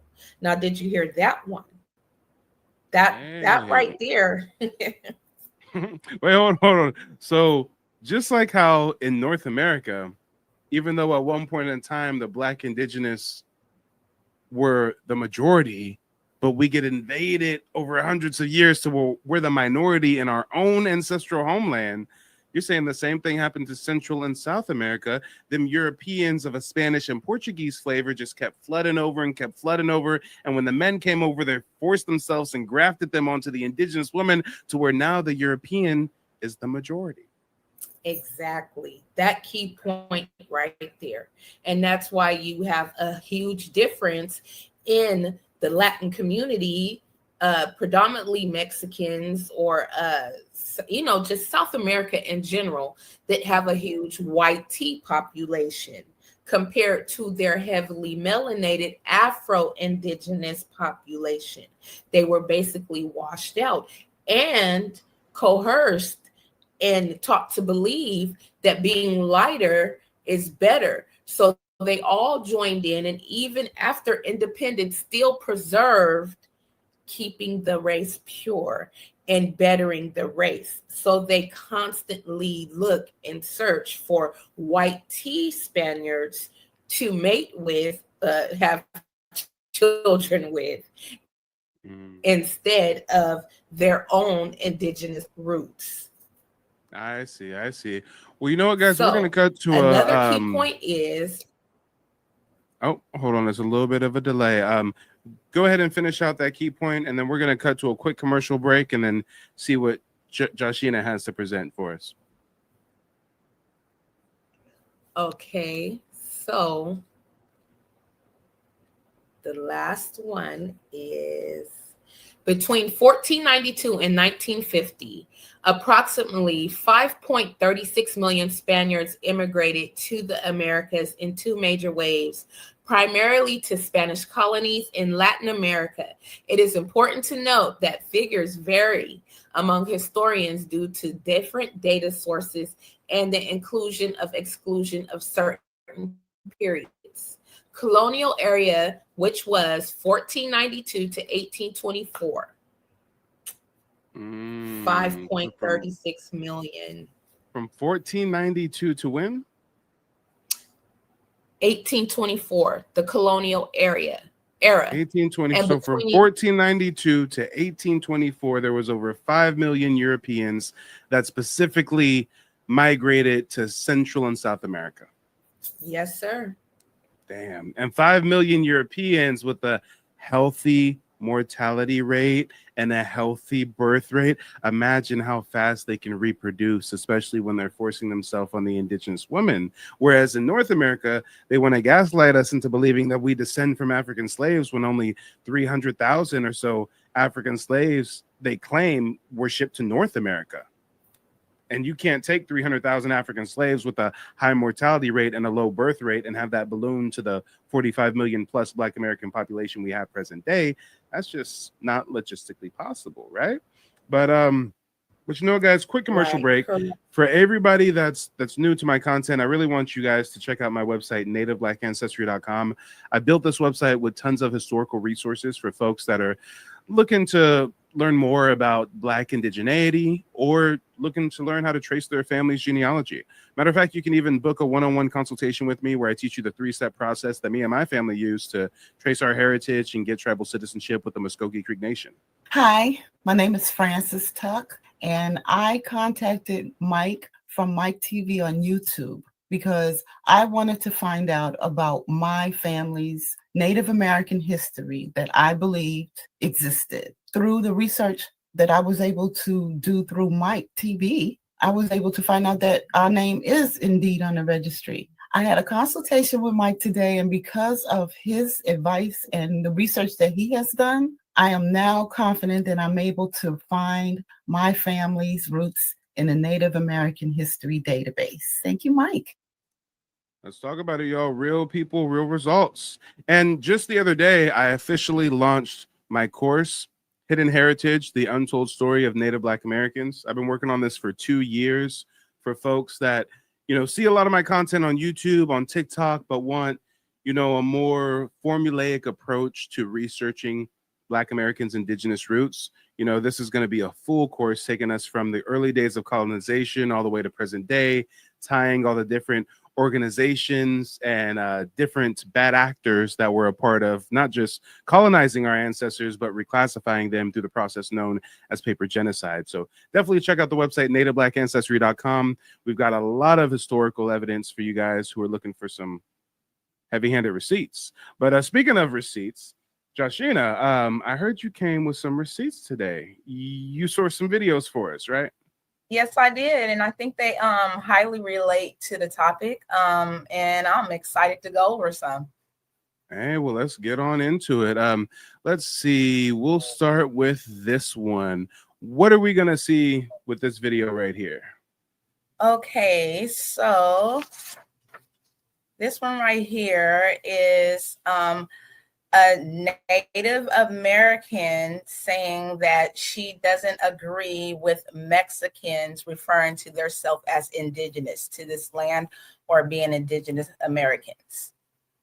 Okay, well, let's go ahead and get into it. Let's go. Yeah, no, trust me. I come from an indigenous background, so a lot of my family is dark skinned. A lot of my aunties are married to a very dark skinned indigenous men too, especially from Oaxaca and all of that stuff. And it's even from my own people. that I get this, my accent, or even my tias. Why is she married to that prieto, which is like dark skin? So trust me. Why is she married to that prieto? Damn, I ain't heard that one before. That sounds offensive. That prieto. What's a prieto, Joshina? I don't know if you know. No, I've heard mayate, but not prieto. Yeah, damn. I know. Even my own people discriminate against their own people for the skin color because they're a colorist. Although I didn't experience that, my sisters did. Although I didn't experience that, my aunties who married dark-skinned indigenous men from Oaxaca did. Especially because we don't fit the beauty standards because we have very indigenous features. They call us things like indios, nopaleros.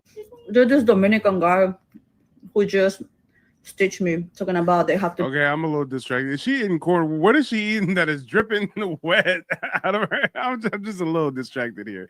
Maybe it's my ADD kicking in. Hell. She real sloppy with it. Be careful with me because I've been so fake-ish, trying to sound so cool. Let me tell you about this type of women. Like, my grandpa didn't even speak Spanish. My grandpa spoke their native language. Sadly, I don't. Wait, your grandpa spoke. What was the name of the native? I'm calling cap on this one. I'm sorry, I'm calling cap. If your grandpa spoke his native tongue, I think you should at least know the name of the language, ma'am. Know it though, but hey, even my own people hates indigenous people. So damn. Okay, I mean, it's like they still discriminate against each other. We have one calling herself, you know, an indigenous American, one calling herself, and you know, she's talking about the other ones is calling herself indigenous or native to the land, and she's discriminating, and she's saying, you know, the lighter, the darker, you know, it's just a practice that's just like bred into these people, no matter what. They tend to use the color scheme to justify if they're native or if they're indigenous or if they're just mazitos. So to me, that just proves that, you know, we have a big identity crisis here, and you know, it just gets real deep, people. Yeah, and you know what? A big difference that I noticed, because somebody surface level could make the argument, well, Mike, she's talking about colorism in the Latin American community, and there's colorism in the Native Black American community. But here's the difference. The colorism in our community was forced upon us through segregation, laws, massacres, lynching, et cetera, et cetera. Black Americans getting preferential treatment for being able to pass. And not even preferential treatment, but just, damn it, being treated like a human being if somebody thought you were fair enough skin to potentially be European, right? So when you see the colorism in the Native Black American community, first of all, it's not to the same extent as in Latin America, for one. But for two, there's some envy from the darker skin community because fair skinned people in our community typically get certain privileges. And certain fair-skinned individuals in our community have sold out our community, right, in the past. But when you look at the colorism in the Latin American community, it's because they want to breed the blackness out of that region. They have practices like Major La Raza, the blanqueamiento, where they literally wanted to breed the melanin out of the population. So, you know, Native Black Americans on one hand, it's like we got a little tit for tat, tongue-in-cheek, light-skinned versus dark-skinned jokes that we do here and there. You know, it's not that serious. But in Latin America, they literally despise their melanated heritage and they want to breed it out of existence. That's deep. And if there's anybody that doubts what we're talking about, just Google blanqueamiento. Just Google it. It'll pull up right on Wikipedia, okay? Blanqueamiento means whitening. It was a social, political, and economic practice used in many post-colonial countries in the Americas and Oceania to improve the race, Major La Raza, towards an ideal supposed ideal of whiteness. And this is a representation of exactly that. You would have the dark-skinned indigenous woman or the dark-skinned African slave, and you would force her to have a baby with a Spaniard. So now the baby comes out like a mulatto or a mestizo. Then that daughter is forced to have a baby with a Spaniard. And now in just a couple generations, that bloodline is European presenting, right? Yeah, we see it over and over again, and there's plenty of examples. Yeah, it gets deep. It's deep. But yeah, let's see what this next clip you have is. What's this? Mexicans and Native Americans are not treated the same. Let's take a The look. Mexicans want to claim that they're Native Americans, but at least in the US, Mexicans and Native Americans are not viewed the same way. They're not treated the same. In continuing my legal historical research, I found a law from 1909 Arizona, two of them that have to do with the way Mexicans and Native Americans were viewed by the first law says Mexican citizens with an intention of becoming American citizens have every legal voting right that white men have in Arizona. Whoa, so you're telling me Mexicans have always inherently had white privilege in North America? Not only that, they fought for it. Oh, so was this part of that Major La Raza? Oh yes, it all connects. They fought to be identified as, and they brought it from their homes to out into the public, and that's how they judge everyone else around them, by that color scale. And you know what? I have heard, statistically speaking, 56% of Latinos identify as white on U.S. Census records. So, yeah. So they have access to these rights that are otherwise reserved just for white American citizens. At the very same time, the state legislature that passed that law granting these rights to some Mexican citizens also says, we want the Navajo to stop getting land west of this river. Stop granting them this land, kick them out of there, because that land has been reserved for white men. Whoa, so you're telling me Mexicans migrate to the US of A, identify as white, get white privilege, and then try to destabilize and forcibly remove indigenous North American tribes. And then their descendants in 2025 are on TikTok and YouTube talking about they're the real Indians. It's ironic. That's diabolical. It's ironic.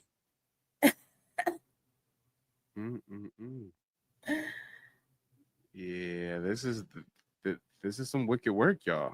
This is some real wicked work. But let's see what else old boy had to say. Let's see. Where's my clip at? Here it is. So it becomes really clear that in this time period, Mexicans were seen as, you can give them some rights. They can have access to voting. They can be viewed somewhat similarly to white American men in Arizona. But the Navajo, they don't get rights. They don't get land. Send them back to their reservation so they stop taking what rightfully belongs to white men. Now, that's not to speak for cultural, ethnic, other kind of racist issues that may have been happening at the time, but I think it's interesting that at least legally here, Mexicans were given some rights and Native Americans were seen as deserving nothing. Damn. But nowadays, the descendants of the conquistadors are claiming that they're the true Native Americans. What? And we were just talking about their policy to better the race. I think that's what this clip here is about, right? That's exactly what this receipt is. It's going to show some young gentlemen talking about what they practice at home and how they're treated as a group if they do not practice this. Older Mexican man won't let his daughter date a black man, but she could date a white man. Because of the skin color. It's almost sad because they say para mejorar la raza. That's what they be saying. To better the race. Yeah. Fucked up, bro. They're fucked up, bro. So when my grandma moved to the city and my grandpa moved to the city and they met, my grandma automatically just seemed better because she was with this guy from Michoacan that was light skinned and white with green eyes. And she looked like Felipe, dark, short. And that she thought she was better, fool. Like, and I swear to God, for my grandma just passed, but she loved my Rest nephew in more peace. than she loved my niece. Damn, and she loved my nephew Like, more than she loved my niece. The nephew must have been lighter skinned, huh? Of course. Damn. That's what they do. They treat their children differently. They treat their family members differently. There's times when they won't even invite certain family members over to the home on holidays because they're a different skin color. They try to breed out the indigenous, and now they want to sit there and claim that they are indigenous. They are a different people. They're a whole different race. They're mixed with so many different things. European, Filipino, and African American, which they try to not tie themselves to. In some cases, they are mixed with indigenous people, but you got to remember they have tried to breed this out. So what do we have left? We have a people that are cosplaying as indigenous people. And you know what? Speaking of that, Sheena, I think you were telling me before the broadcast that you also found some receipts about that Filipino migration into Central and South America, right? Oh yeah, that'll be me right here. I got it pulled up already, ready to Oh, go. it was Empress. I'm sorry. I'm sorry. I got you guys mixed up. I was talking to Empress, but I called her Joshina. My bad. It's all right. I got you, Chief. Okay, during the Manila Galleon trade of 1565 to 1815, thousands of enslaved or forced Filipinos were transported by the Spanish across the Pacific to Mexico, Central America, and Peru. The trade connected the Philippines with Spain's colonies in the Americas and was a key route for the trans-Pacific slave trade. Damn. So you telling me the reason why we see a bunch of Mexicans that look Asian is because thousands of Asians were shipped from the Spanish colony of the Philippines to the Spanish colonies in the Americas? Correct. That would be correct. A lot of them that look Asian are because they are mixed with Filipino. It goes on to say that the Spanish exploitation, the colonizers circumvented official decrees against indigenous enslavement in the Philippines by taking advantage of the pre-colonial bonded serf system. Filipinos were also forced into service as sailors on the galleons and faced harsh and deadly conditions during the voyage, but a lot of them did make to South America. Enslaved through conflict, the Spanish and their allies regularly enslaved Muslim captives from conflicts in the southern Philippines, particularly from Mindanao and Jolo. So those were the regions they were took from and brought here to the Americas. And I think I found the map. This is what we're referring to, the Dia del Galeon. Yes. Damn. So straight west of the West Coast is Asia, the Philippines. So they were going over there to the Philippines because the Spanish had colonized the Philippines. Most people in America don't even know about that, haven't even heard about it. But yeah, the Philippines was colonized by the Spanish. And when they were enslaving the Filipinos, they were shipping them over here to the Americas. And guys, you know how I really found out about this? I recently hired some virtual assistants from the Philippines. I got some virtual assistants in the back end that helped me with editing some videos and clipping some live streams up and stuff. And when I went to pay them, I had to do the currency conversion. And believe it or not, the currency that the Filipinos use is called the Filipino peso. And when I seen this, I said, the Filipino peso, like Mexico, like Latin America peso. And then I did the research and oh yeah, they got colonized by the Spanish, just like we did. and they were shipping them over here and having them mix in with the local population, which is why a lot of them Mexicans look Asian. But you'll never hear them talk about their Filipino roots. You'll never hear them talk about their European roots. You'll never hear them talk about their African roots. In 2025, they want to cosplay as full-blooded indigenous folk. All right. Okay. One more key point was it also says that sale by native elites, native Filipino chiefs who already held slaves, sold them to Spaniards in Manila, who then put them on galleons bound for the Americas. Boy, that's so sad. These Filipinos ain't shit, just like these damn Africans. Damn. Selling their own people into slavery. Yeah, for sure. And I believe it too, because the indigenous population of the Philippines is heavily melanated, Afro.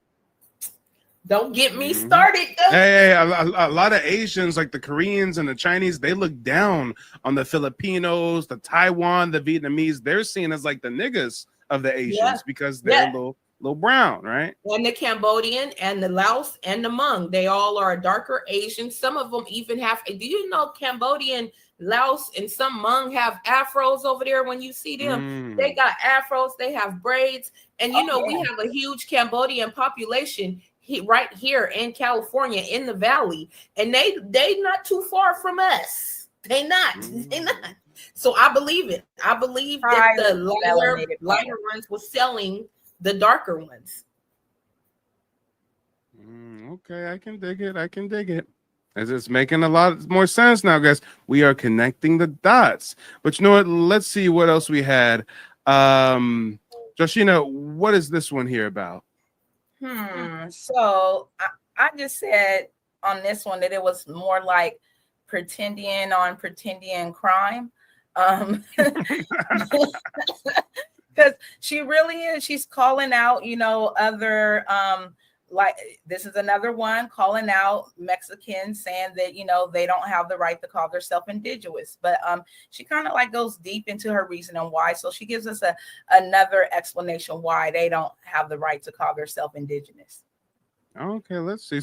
So she's kind of calling out her own people, but it sounds like she might still kind of be on some fuck shit. Yeah, like I said, I feel like it's indigenous. I mean, like pretending crime. Like, girl, how, you know, the pot calling the kettle black in some cases. Well, let's get our popcorn, y'all. Let's go. My personal experience, the problem isn't when Mexicans reference our native ancestry. The problem is when Mexicans. And this is Major La Raza right in front of her face. Don't she look like a white girl? I mean, she looks damn near indistinguishable from a white girl. I mean, yes, long black hair, right? But just skin phenotype, like a melanin. I mean, that Major La Raza ran its course, goddammit. They were successful with that shit. Okay. Play blood quantum, and when Mexicans play pretendian. Now, in my grad cohort, I was the only Latina, and there was also only one. I gotta run that back. She said Mexicans are playing pretendian. The problem isn't when Mexicans reference our native ancestry. The problem is when Mexicans play blood quantum, and when Mexicans play pretendian. Now, in my grad cohort, I was the only Latina, and there was also only one native kid. And me and him, we were like, I see you. And we were quick friends. We both came from California. He was a NorCal guy. I'm a SoCal girl. And we just kind of like got each other. Like, he was the closest thing I had to home because nobody else in that cohort knew what it meant to go to high school where the campus was half trailers. This guy would invite me to the native student meetings. And in these meetings, you introduce yourself, say either I'm an ally or I'm native. This is my tribe. And so I would go and say, hi, I'm Dreama. I'm Mexican and blah, blah, blah, major, whatever. And I feel like that is the colonial identity I carry. I can't say anything else, or else that would make me pretendian. When I say I'm Mexican, like that kind of fills in the blanks as to why I'm in attendance, is because... No, you being Mexican doesn't explain why you're popping up at indigenous meetings, indigenous student body meetings, indigenous groups. No. I'm here as somebody of native descent rather than as somebody who carries a native identity. And that is the difference. Oh, okay. So this is where it's the pretendian on pretendian. She's calling out her fellow Mexicans as pretendians, but she's also saying she's somebody who's native. She just doesn't have native identity, but she has native heritage. But she ain't talking about the Filipino admixture or the African admixture or the European. Hey, it's kind of like how I not only have Black indigenous heritage, but I also have some German admixture. But imagine if I exclusively try to identify as German and go to the German meetings and pop up at the German Student Body Association. I just exclusively want to hone in on that little tiny piece of my ancestry and ignore everything else. That would be wild. People would look at me like, yo, that's crazy. I mean, I know your great-great-grandma might be German, but yo, you wildin', right? And in that same vein, now we see this Latin American identity crisis unfold right before our eyes. And this friend invited me to the Indian American Community House on Governor's Island. He was a artist, he was a resident artist or something like that. I don't know the title. And we workshop plays for 2 summers straight. Like, you can be chill. You can be chill as hell and involve yourself in Native communities as an ally, as somebody of Native descent. But once you start playing this, like, oh, I look more Native than you because I'm Mexican, like, that's bye. One time we went to the Columbia powwow, and he's like, oh my God, I know somebody from college there. There's a pretendian over there. I turn around. I go, he's Mexican, isn't he? He was a brown Mexican man going around California saying, I'm Native. And past that, he can't really say much because he doesn't have like a Native Mexican identity. But you're also Mexican claiming you're Native. You're just being a little more slick with this shit. She's just being a secret agent conquistador instead of being out there waving with a sword and a shield. She being real secret. She on some Catholic nun type shit. She like, oh yeah, I'm an ally. Let me come to the powwow. Yeah, let me come workshop with you. Yeah. Come on. She didn't infiltrated behind enemy lines. There it goes. That's how they do it. Exactly what she doing. That's how they infiltrate right there. Talking about just be chill. Nah, bruh. She on the same type height. You feel me? But she looks more European than anything. She doesn't look like I wouldn't even took her for a Mexican. She looks like a European. White passing and then Samoa, yeah. Yeah, it's best that she don't say it. Which isn't an indigenous identity. So yeah, you can be chill. Like, wait, did she then just say Mexican is not an identity? Wait, what? Native Mexican identity. He can only say he's Mexican, which isn't an indigenous identity. So she just said Mexican is not an indigenous identity, but she's also trying to proclaim she's Native because she's Mexican. I'm confused. All right, I'm down. Well, we ain't even gonna watch no more of that. We're gonna lose brain cells on that one right there. Okay, we're gonna lose some brain cells, but hold on. What is this one right here about? I see old boy. He's looking strange. You got the American flag in the back. I see a Mexican flag. I see a feather. He's having a complete identity crisis. He is. To me, it looks like a mental breakdown. I think somebody should call help for him. Get a straight jacket because this guy wants to identify as everything. Damn, well, let's see.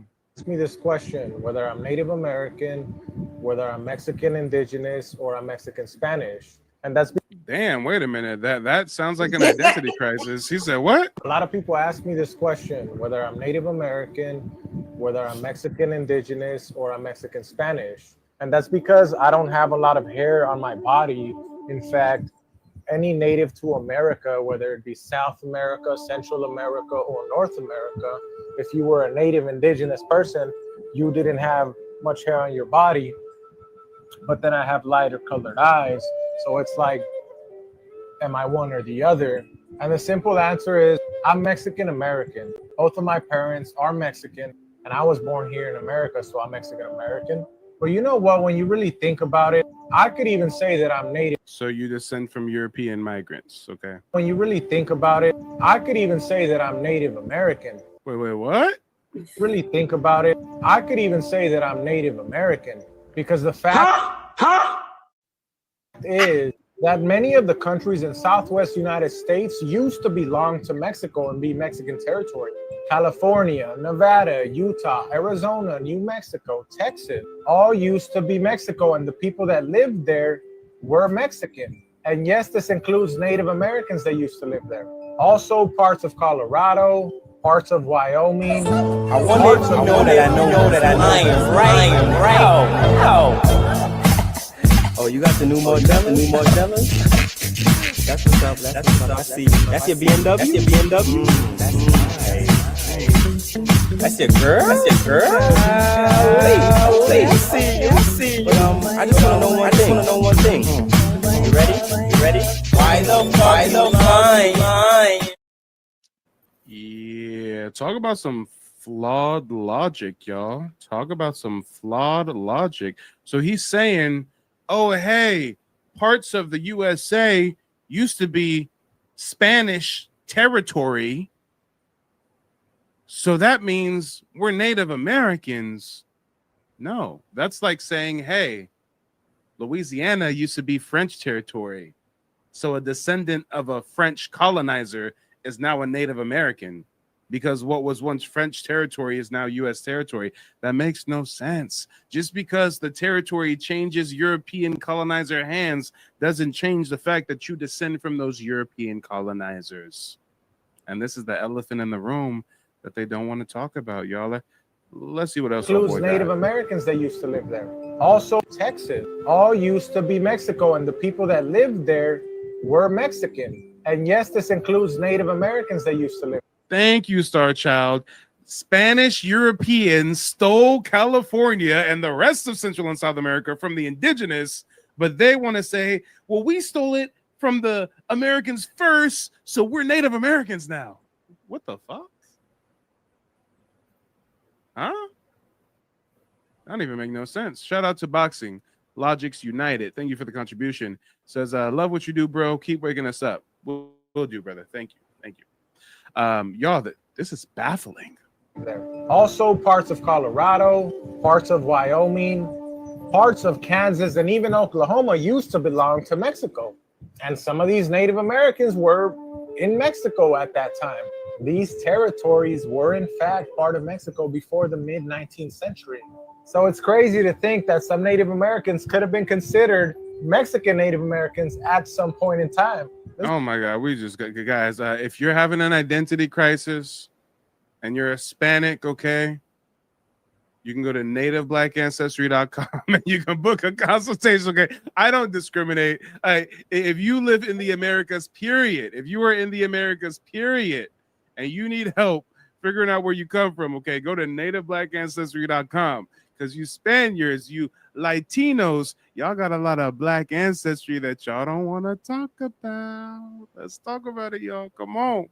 This is crazy, y'all. This is crazy. I got to cut to a quick commercial break just to cleanse my palate real quick. It's just so much tomfoolery coming from the Mexicans. Hi, my name is Michelle, and I came across Mike on YouTube showing some historical information about how, we're not all from Africa. And of course, it got my attention as I've been doing my genealogy research for a little while, but I hit a brick road and I needed more help. So the consultation that I had with Mike, it was great, very informative. It showed me a lot of history that I was unaware of. And it's made me more aware of what I don't know. So with finding him, I'm pretty sure that it's going to open up a new door, information about who I really am, who my lineage is. And I'm excited to get started. I'm so happy to have found him, and I recommend him to anyone who may have hit a brick road, who is interested in, going a little bit further than they may have been able to get, or just to find out the truth about your ancestry. Contact them. Let's talk about it, y'all. Real people, real results. Make sure to check out nativeblack.ancestry.com if you need assistance with genealogy research. We're going to play one more video, and then we'll segue into our next live stream. What is this one about? It looks like we may be ending on a high note, okay? It looks like we got a beautiful melanated sister here that we can end the broadcast with, so we don't have to close out listening to these Latinos bang on one another for claiming native when they're not native, but they think they native, but they're not native. I mean, what is this one about, Joshina? Oh, and you know what? I got you on mute. My bad. Hold on. Let me unmute you. There you go. Go for it. Well, like you said, it's right on topic. She is going to go right into the Olmecs. She's going to go into the identity crisis that the Mexicans are having, and kind of like ties it all together. All right, well, let's get into it. I don't know why y'all trying to make it seem like to my people. I just want to know why you white Mexicans always trying to take credit for what the brown skinned people do. Who welcomed the slaves? Brown people that look like me, not you. Not you. When y'all came here and integrated into our neighborhoods, you came as white people. You fought for that since 1930. So I don't know why y'all trying to make it seem like to my people that y'all been browning down with us. Y'all ain't been down with us. I'm a 9 tray baby. I remember the riots in middle school between blacks and Mexicans. Ain't no damn black and fucking brown. Black people are brown. Hello, do you see my skin color? Or are you that dumb? Did y'all not graduate kindergarten? Black is a status. Ain't got nothing to do with my skin color. But please, stop making it seem like y'all welcome slaves. Like y'all are so kumbaya with my people. Y'all not. Like, stop. Ain't never been black and brown. Y'all only use Tupac when it's convenient. Ooh, not you only use Tupac when it's convenient. Oh, Lord. Oh, Lord, she was cooking on that one. I think I got the wrong topic, but this is still a good one. Yeah, that was still a good one. Regardless, okay. She laid it down, dropped the mic on us. Well, you know what? Let's go ahead and do a quick round robin of closing remarks. When we close out this broadcast, don't go anywhere, guys. We still got more content on the way. As soon as this stream ends, there's going to be like a 5-second countdown on your screen, and then it'll push you into the next live stream automatically. But let's do some closing remarks. Let's start with Empress. What's on your mind? I would just like to say basically the same thing to Latin America as I would say to the Pan-Africans and Africans. Claim what you want to claim. I'm not going to come from you unless you come from me. Leave me and my indigeneity alone, and I won't worry about yours. And Viva la Gasparyenga. Yeah, the one who gave y'all first free city of independence in South America. A black man, a black indigenous man. Yeah. And then came y'all black president. Y'all got to give us our props, man. We helped y'all a lot more than what y'all give up to us. But anyway, on that note, sis. Well, I would like to just add to that and say that, you know, there were Black indigenous people here before Spain came over and conquered and colonized in Americas and Southern America and on, you know, in the Caribbean islands. It's been proven. Queen Khalifa was here. It's been recorded. They tried to say it was a romanticized or a fantasy. And but how many people had this same fantasy about this same woman? The Amazonians, Queen Khalifa's people were here, and she ruled a big part of the what we call the United States of North America and South America, all the way to the Caribbean islands. They try to disinherit and you know, disconnect from the indigenous blood that they do have, and unfortunately it has worked. They have very few indigenous people left. They just now have started to recognize and honor the Afro-Indigenous people of their land. Right now in 2024, if I'm not mistaken, they just started counting Afro-Indigenous people in Mexico on the 2020 census. So they're moving in the right direction, but it's taking too long. And also the indigenous people of their land need to stand up and speak out a lot more, because you are still being erased right now to this day. So on that note, do your genealogy, book with Mike. He can help you to find your roots and your lineage. And we'll see you on the next live. Yeah, well, I appreciate you guys rocking with me. In the next live stream, I'll definitely drop a link if you guys want to hang out with me some more. We will be celebrating my birthday a bit on the next live stream. Yeah, thank you very much. Thank you very much. I'm an old man now, y'all. Yeah, I'm an old man. I'm having a midlife crisis. Or quarter life midlife crisis. I don't know. All right, well, guys, don't go anywhere. As soon as this broadcast ends, it'll push you into the next one. We'll see you in just a moment. They don't want you to remember this. You not no slave, you indigenous. Fuck how they painted them Indians. You went to war with the French and the British men. Quite frankly, you was kings Merovingians. They took the women and men, made them prisoners. Raised up the children to worship their images. Set up a lab to the genes and they mixed them in. This shit get way deeper than your pigment.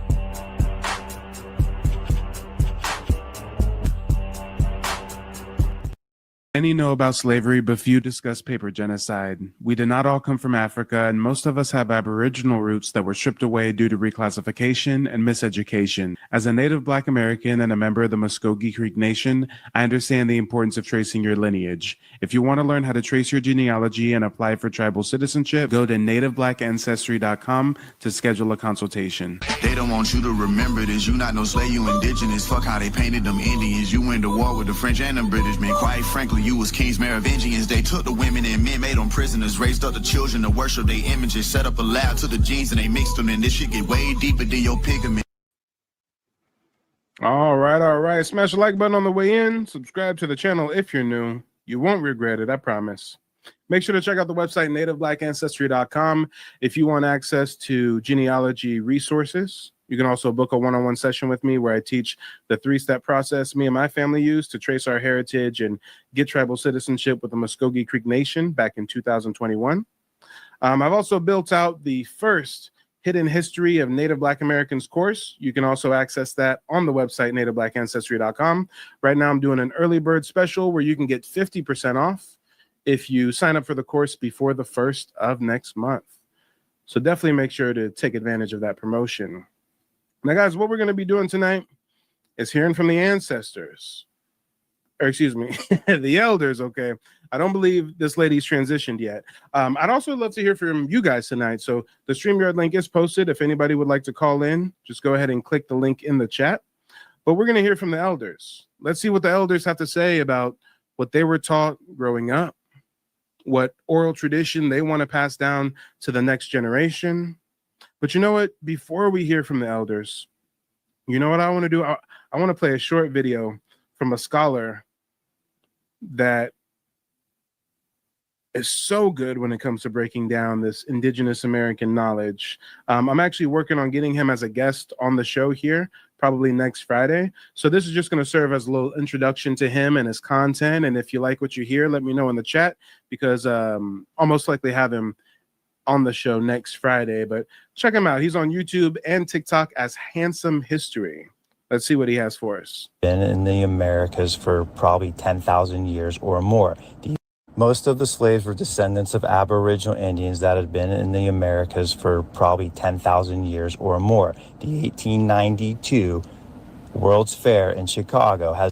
Wait. He's starting out strong. I don't know if y'all picking up what he just put down. He said most of the slaves in America descend from indigenous people who've been here for 10,000 years or more.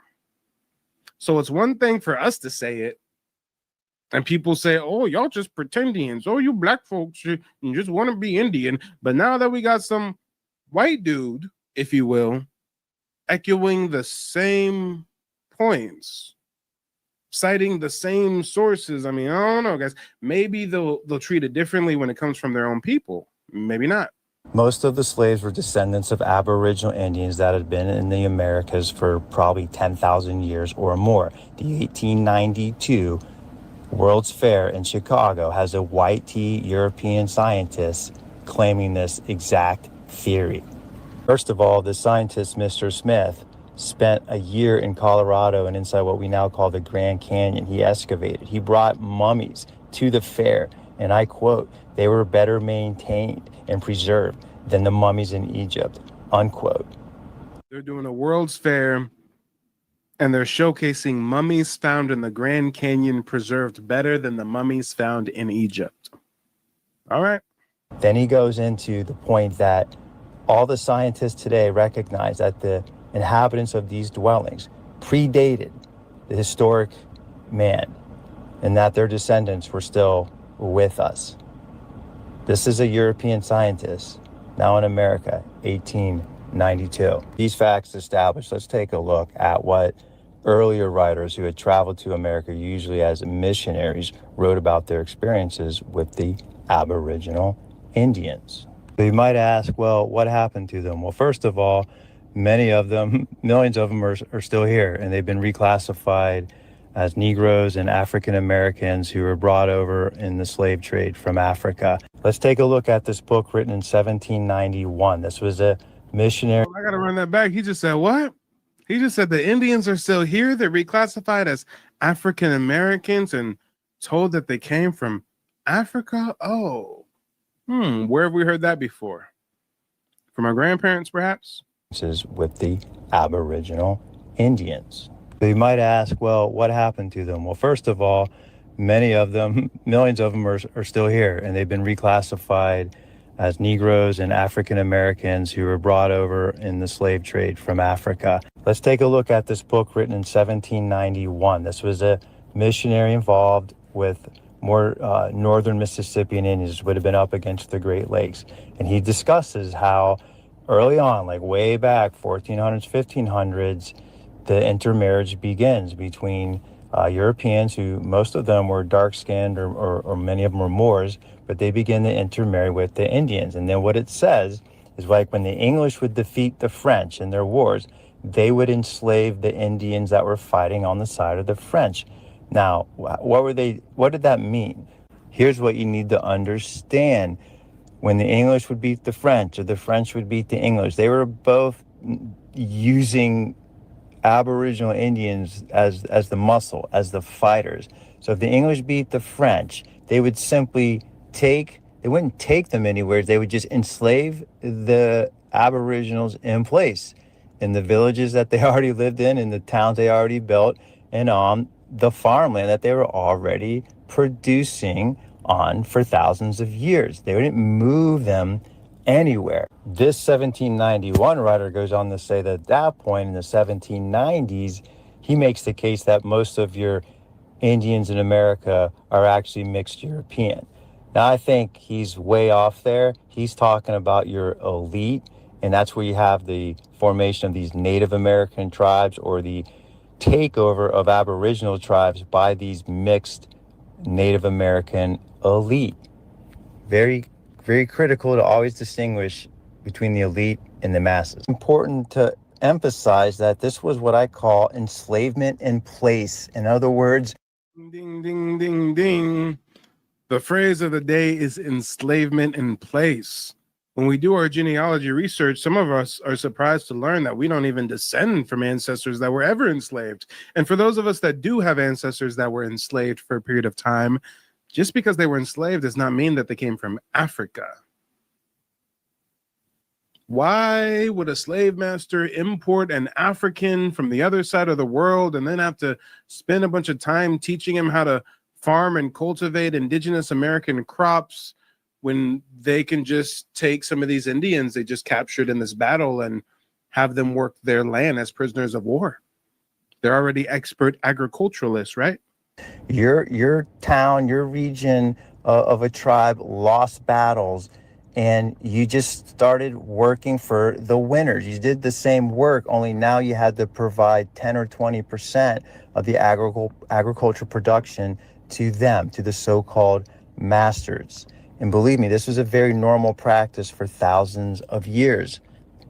So with this understanding, what was going on in the southeastern United States at the time of the Civil War makes a lot more sense.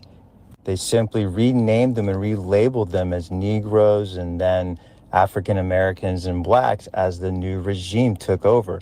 Most of that relabeling occurs after the Civil War.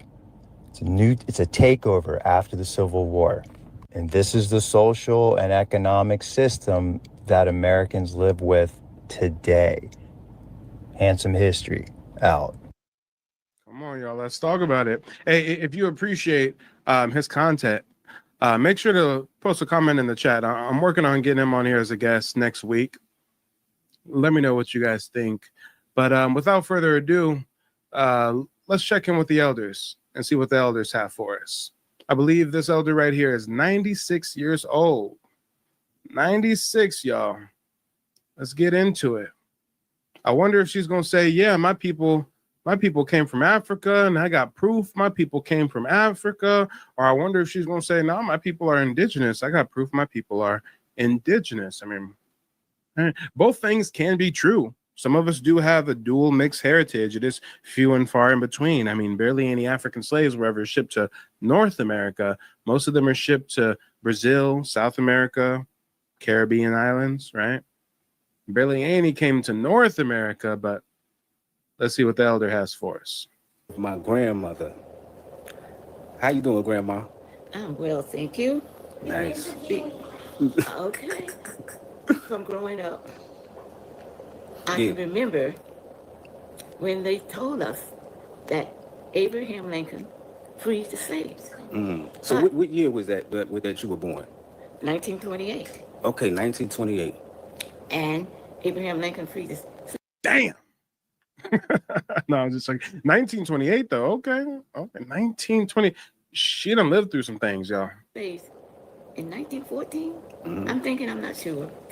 But anyway, I still felt that we were still slaves. Oh yeah. My parents were sharecroppers. And to me, we was treated as if we was just servants, slaves. We had to do whatever the owner of the property said for us to do.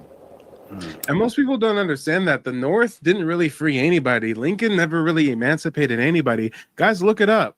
Right after quote unquote emancipation, there was something called the Reconstruction era. During the Reconstruction era, Union soldiers forced previous slaves right back to their slave master's plantation. That same slave master that you are a slave under, now the Union is forcing you to be a laborer. You're not a slave, you're a laborer now. Now we got a Freedmen's Bureau, and we're going to write you a labor contract. And guys, some people hire me to do their genealogy research. I just presented results to a client a couple days ago, and I found the actual Freedmen's Bureau labor contract, and this stuff will blow your mind. They literally write in the contract that you still have to refer to the plantation owner as master, and you have to work sun up and sun down 6 days a week. And your payment, because you're not a slave anymore, so you're going to get paid now. Your payment is food and water and being able to stay in that shack. That same slave shack that you previously stayed in for free. Yeah, now you're being compensated by having the privilege of staying there.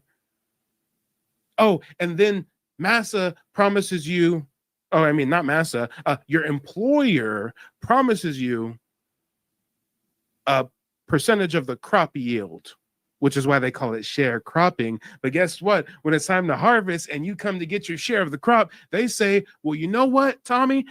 We've got to deduct the expenses for the tools you were using and the unpaid rent for that shack you're sleeping in. Oh, and you got sick twice this year. We got to deduct that medicine. So guys, this was just slavery with extra steps. But we're free now. And guess what? We're free in the sense that we have the illusion of choice. Here's the choice, guys. We go back to our previous slave master's plantation, still working for nothing, basically. Or we migrate up north and work in a factory for 12 hours a day. Slavery in a concrete jungle instead of on a cotton plantation. And guess what? You're forced to choose either or, because if you don't choose the plantation in the South and you don't choose to migrate up north and work in a factory, well, the Union is enforcing vagrancy laws, where if they just see Black Indigenous folks just chilling in the street, just playing the harmonica, just shooting the chick, well, you're a vagrant now. You're not working. Oh, we're going to incarcerate you and put you in a labor camp on a chain gang. So guys, the Union didn't free shit. Let's talk about it. Come on. But I digress, y'all. I digress. Is that that you were born? 1928. Okay, 1928. And Abraham Lincoln freed the slaves in 1914. I'm not sure. But anyway, I still felt that we were still slaves. Oh, yeah. My parents were sharecroppers. And to me, we was treated as if we was just servants, slaves. We had to do whatever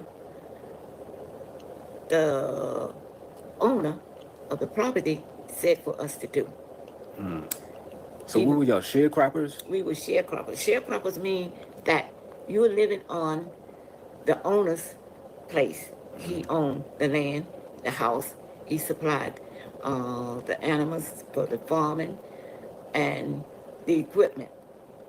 My parents lived there and had to work to pay back what we used of his, because we was on his land. Sharecroppers, you sharing, you do the work, the owner owned everything. Okay. That's mean you, or just to me, as a slave. So where did you grow up? Like what town and which city, which state? Hey, correct me if I'm wrong, y'all. That don't sound much different than modern employment, right? You working, the owner owns everything. Oh no, but we have employment at will, right? So we can go from modern plantation to modern plantation. We can pick and choose which plantation we want to work on, just like our sharecropping ancestors after emancipation during the Reconstruction era. But guys, we're not slaves anymore. We're a special kind of slave. And we're not the only one. It's not based on our phenotype. It's not based on our heritage. It's not based on anything other than economics. White folks are slaves. Black folks are slaves. Mexican folks are slaves. We're all slaves now. We're called wage slaves.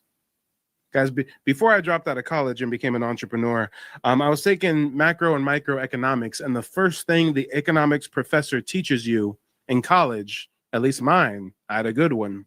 Shout out to him.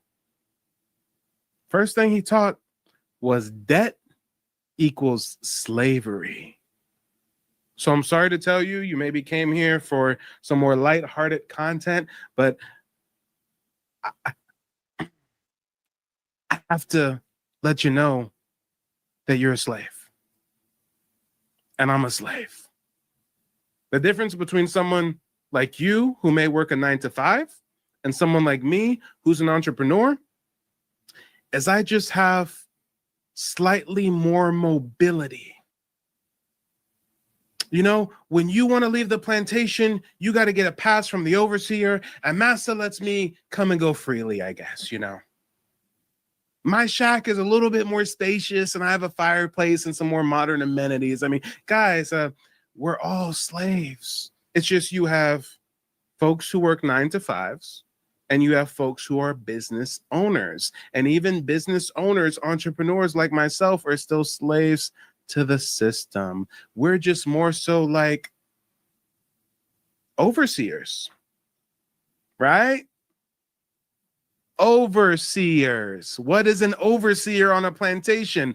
A business manager for the owner of the corporation.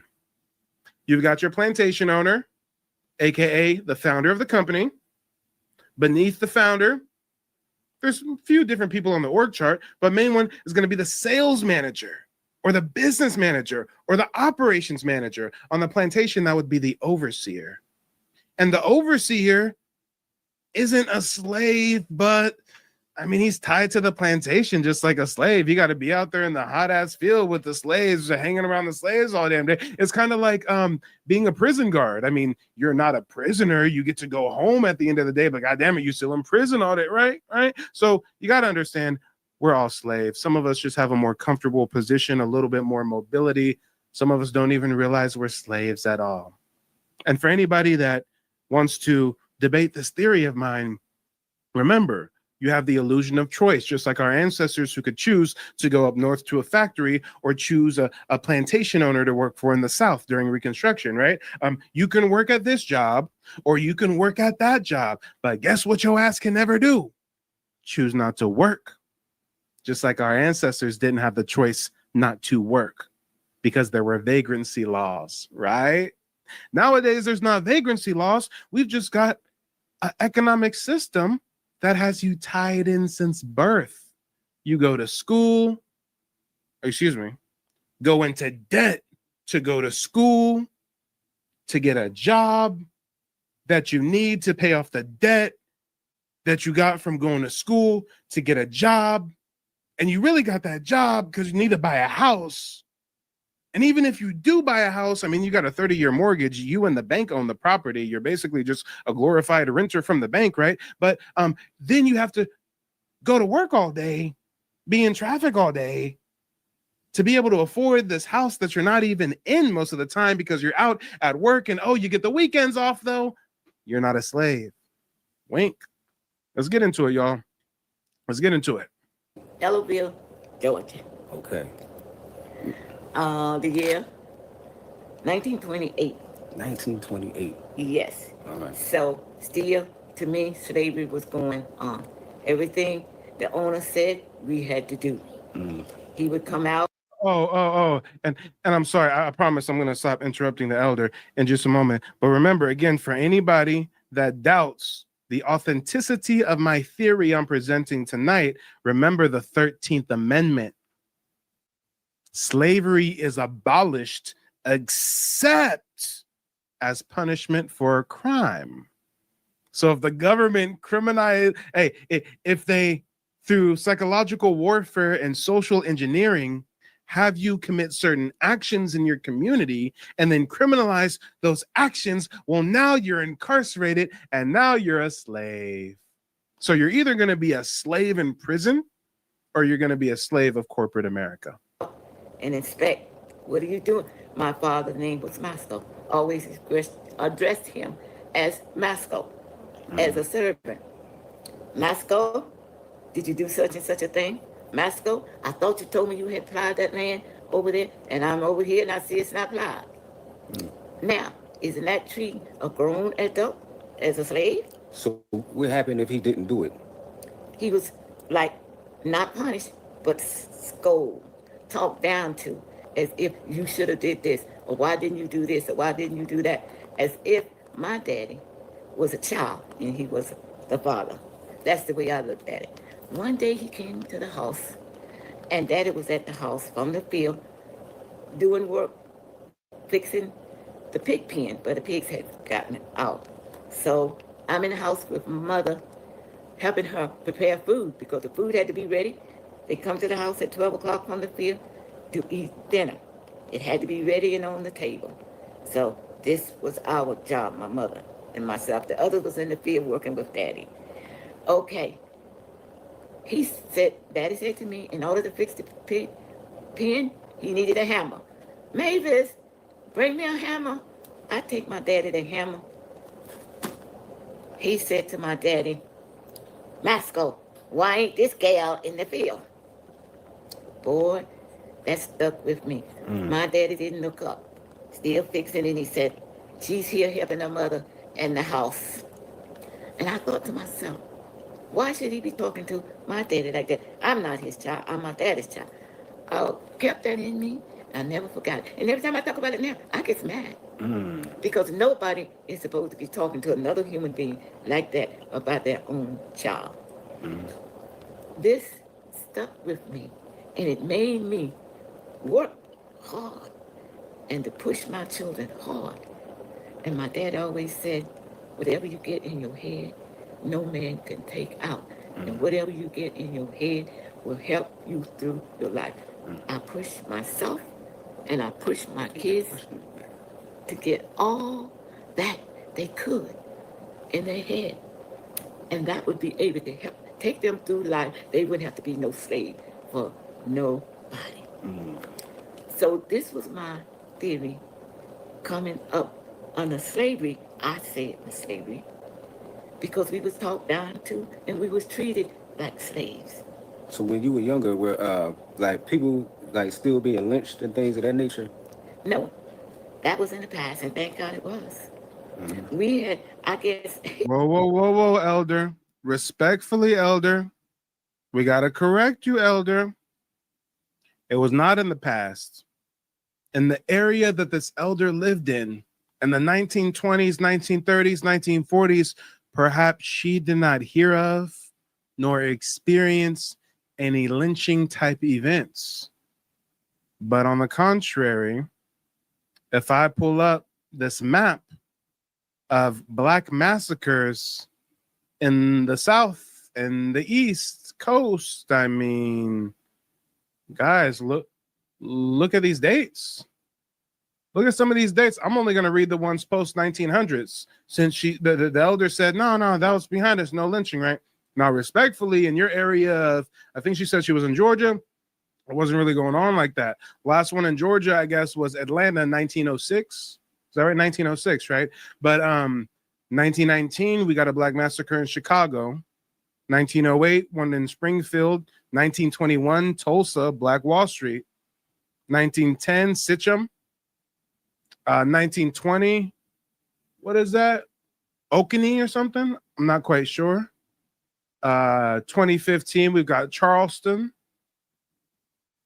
1919, we've got Washington. 1943, we've got Detroit. So, hey, just like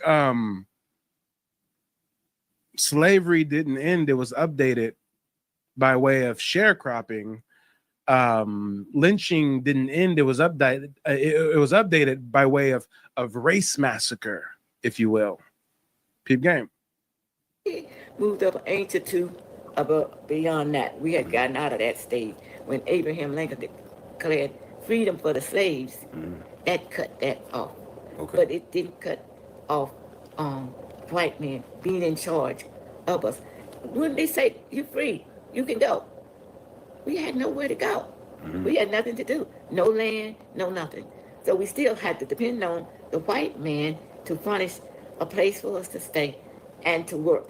And when we worked, everything we worked for, half went to the boss, which was the white man that owned the land, and half was supposed to go to us to live on. I can remember one year, the boss man came out and said, Masco, you split even. You don't have anything left.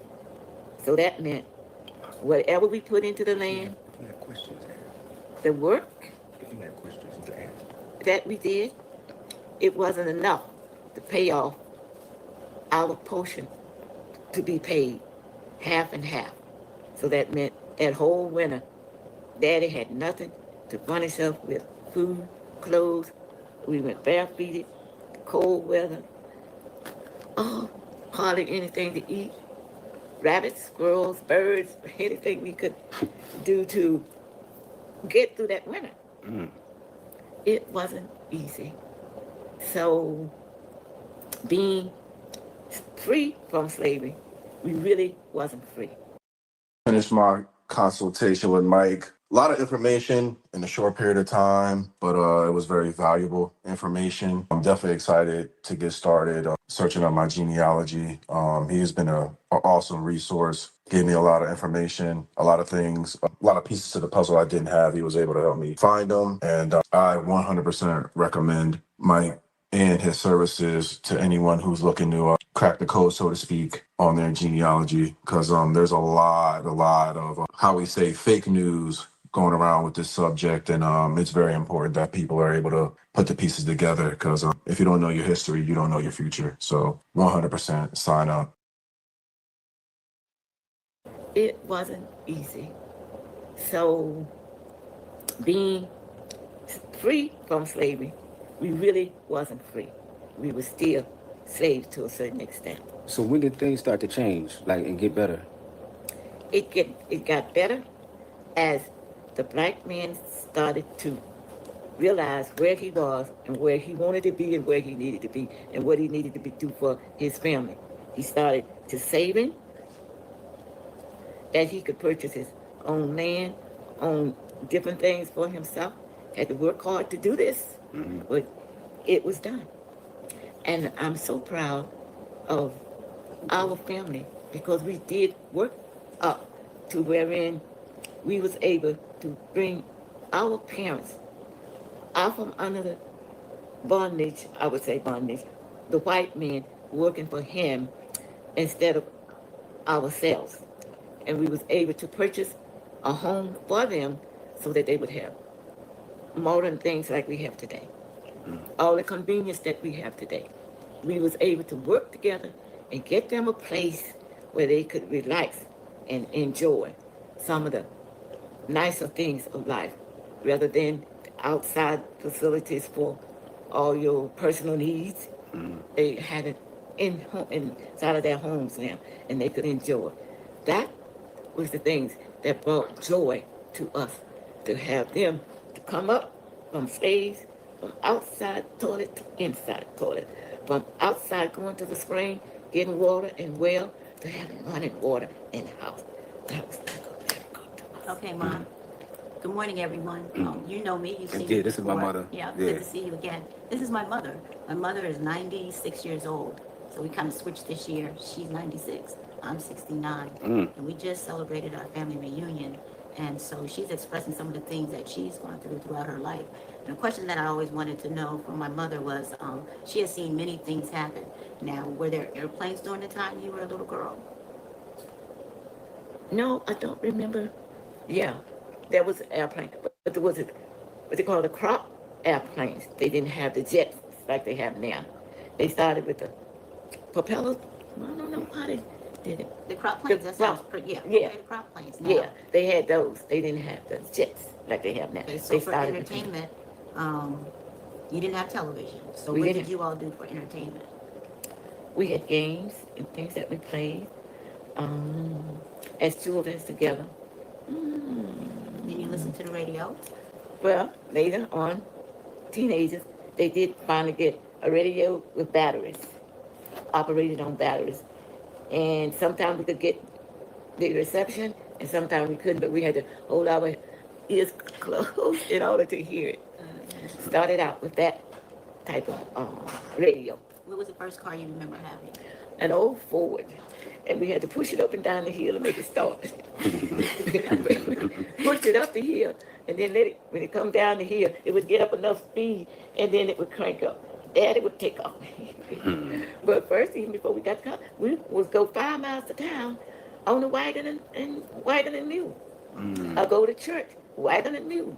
And when we go to town, which is in Ellerville, we would park the mule behind that store, corner store, and leave them there until they go and shop. Then take them some food so they could eat. And then we go hook the wagon up, go back 5 miles home. So that's how we traveled until we got this Ford car.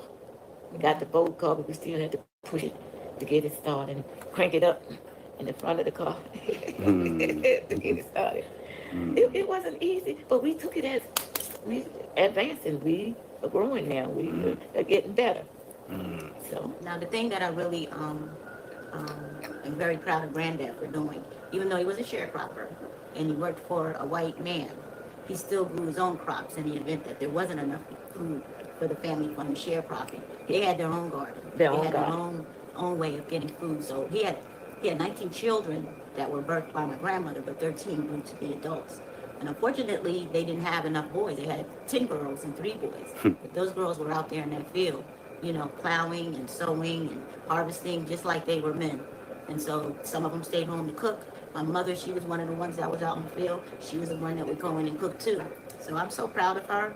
And I thank God for her diligence and her efforts and how she helped to stay with her mom and stay with her family. And to this day, all of the sisters, and we've lost the last brother, but they call each other every day. They have so much family love for each other. They talk with each other, and I've never seen them have an argument. If there was one, they made sure it was clear before they departed from each other. So family is very important to my mother. There are 4 of them living now, and they're all girls in her family. Yeah, 1 second. I'm not getting called. See, that's why I'm probably calling her now to see how she's You got your phone, Grandma? I think it's under your lap. Oh, peace to the family out here. We out here in Florida, Orlando, Florida, family, where it's beautiful out here. They got some good mangoes out here. We're going to get to that later, though. But yeah. So, Grandma, one thing I have to ask you. Growing up, I know you had talks with your parents. You knew Tell me, go call her. you knew your grandparents and everything, right? Yes. Okay. Now, did they ever teach you that you come from Africa? No. Okay. Oh, wait a minute. Time out now. Time out. Let's run that back. Elders born in the 1920s. Grandparents was able to pass oral tradition on to her. And what did they say about Africa? I have to ask you, growing up, I know you had talks with your parents. You knew Tell me, go call her. you knew your grandparents and everything, right? Yes. Okay. Now, did they ever teach you that you come from Africa? No. Okay. Okay. But I can remember, they never taught us about Africa. I can remember them telling us that my grandfather, Anthony, my mother said that he came from Africa. Okay. That's the only one I can remember. That's the only time I heard them, Come on, yo, let's talk about it. The best we can get is loose rumors that, oh, you know what, I think so-and-so in our family tree may have came from Africa. No shipping manifest, no real oral tradition. That's not oral tradition. That's like, oh, I heard from a bird. If it was oral tradition, it would be passed down what country he came from, because Africa is a continent, not a country, right? Also, there would be African cultural customs passed down through the generations, just like we have all these indigenous customs passed down through our family tree, right? Mom, a lot of y'all haven't even heard of no African ancestors at all spoken about by your elders. And for those of us that do, it's always like I heard so-and-so was born in Africa, but we can't really substantiate that. Now, let's see if she can substantiate the rumor of the ancestor being born in Africa, or if she provides more credence to oral tradition being passed down of her indigeneity. Speak about Africa. Now, on my father's side, I never heard them speak anything about who came from Africa. Okay. Now, where did they say they come from? They never stated. They just knew that. I guess they just remember they all grew up here in the in U.S. this country. All right. So they spoke about being Indians here. Indians. Who's Native in your family, Grandma? Who's the Native American in your family from your grandparents? Oh, okay. Grandmama Emmett. She was. It was stated that she was an Indian girl, right off the Indian reservation, and her husband was the one that come from Africa, and they got married. Now that's on my mother's side. I don't. Now my grandmother on my. And again, guys, we have different family histories. We're not a monolith. It could be true that her indigenous female ancestor got with an African. Or it could be a rumor that man came from Africa, and in actuality, he was a slave shipped in from South America or the Caribbean or Central America.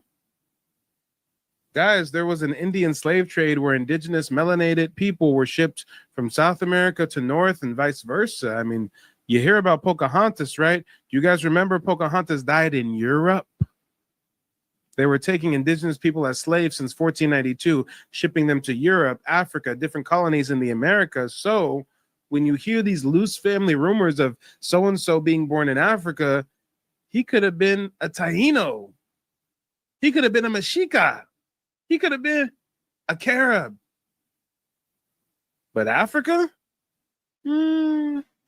Daddy's side, she can remember that she was 12 years old when freedom cried out. That means she was born under slavery. And being from 12 years old, she was still living under slavery, not knowing that she was really free, still following the same thing as the slaves did. Nice. And I know you talked to some elders, Tina, about I guess our history here in America. So what do you know about I guess grandmother Emirate and the Native American side? We had a cousin, Jesse Collier. He lived to, I believe he was just about 100 or just about to be 100 years old. And I was at a reunion one year, and we were trying to determine what Native American tribe Grandma Emirate was from, because everyone who describes her describes her as a Native American, describes her as having that red skin tone, long jet black hair, straight. She actually called my grandmother Redbird because she said that she had skin tone similar to hers. And when I was trying to find that information out, no one could ever tell me what tribe she was from, but they all described her the same. They all described her and said that she was Native American. And then Jesse Collier told me how he definitely knew she was Native was because there's a story that was told that when the Klansmen would come through the town, they would be looking for my great-great-grandfather, Anthony Richardson, who was married to Emmerich, and he would go and have to hide in the woods. But when they would come to the house, they wouldn't mess with my great-great-grandmother Emmerich because she was Native, and they wouldn't mess with the children. But they were looking for Anthony Richardson because they knew that he was a black man. So he would hide in the woods until they would leave, and then they would come back. So to them, to the family, that was also proved not just from vision.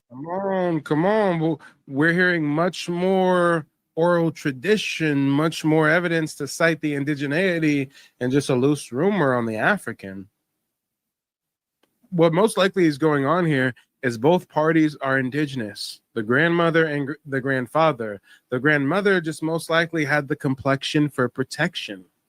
If you were a fairer skinned native, you're still identified as an Indian. If you're a darker skinned native, well, you're reclassified to a Negro, right?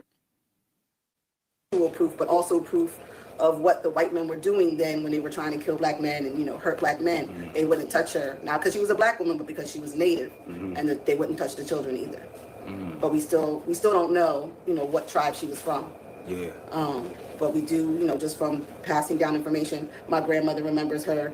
We have older cousins too that are still around that remember her growing up in Georgia, and they all describe her the same. Cool.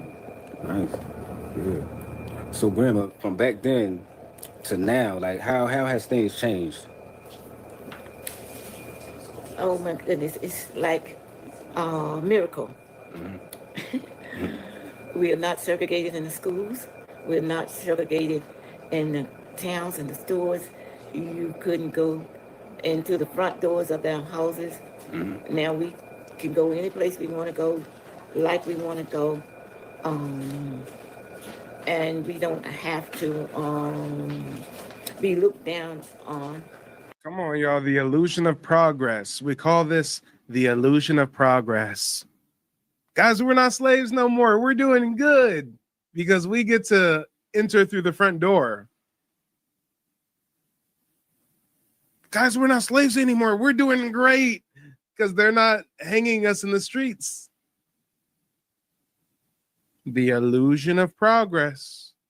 But as we continue to progress, continue to fight, continue to advocate for ourselves, we do advance. We do tip the needle more so in our favor. But guys, look at this. Look at how they had to bring us to the lowest of low, knowing that, well, if these Indians don't want to convert, let's enslave them, and then they'll beg to be assimilated into our society, because at least they won't be a slave no more.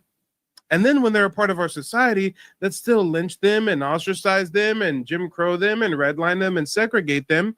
And then when they finally advocate for some change, we'll let them fuck some white bitches and come through the front door. And then when they're not content with that and they want some real material progress, we'll give them pseudo revolutionaries like Umar Johnson. I mean, come on. Let's talk about it. The illusion of progress. Pushed aside or may feel that we're not as good. It's like free at last. Yeah. Thank God Almighty, we're free at last. Nice. And being able to know that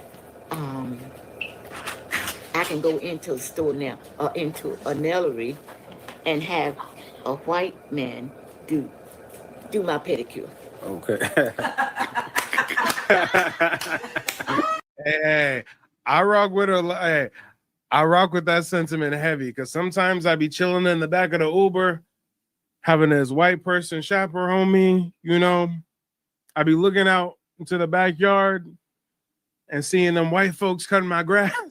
I ain't gonna front. I ain't gonna front. It make me feel some type of way, and that feeling that I feel is good. It is a very good feeling that I feel. Okay, sometimes I just, and especially as a historian, you know, as a historian, as a digital archivist, as someone who really knows the history. I mean, it's just so crazy when I see how in some aspects how the tide has shifted. But you know why it shifted to such a degree? Because guys, remember, we're not slaves now based on phenotype.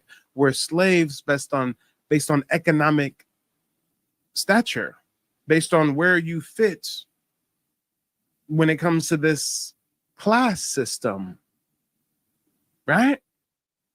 The real elitist white folks in charge who descend from conquistadors and plantation owners, they're not driving me around in the Uber. They're not fixing me my meal. The poor whites are. The poor whites who are slaves, just like us. We're wage slaves. And if you're lower on the totem pole, then you got to be a greeter at Walmart or a DoorDasher or a Lyft driver or something of the sort. And if you're higher up, well, you might run a business or be an entrepreneur or have some more mobility and stuff, but we're still locked into the same system. We're still living on the same plantation. The plantation is just global now, isn't it?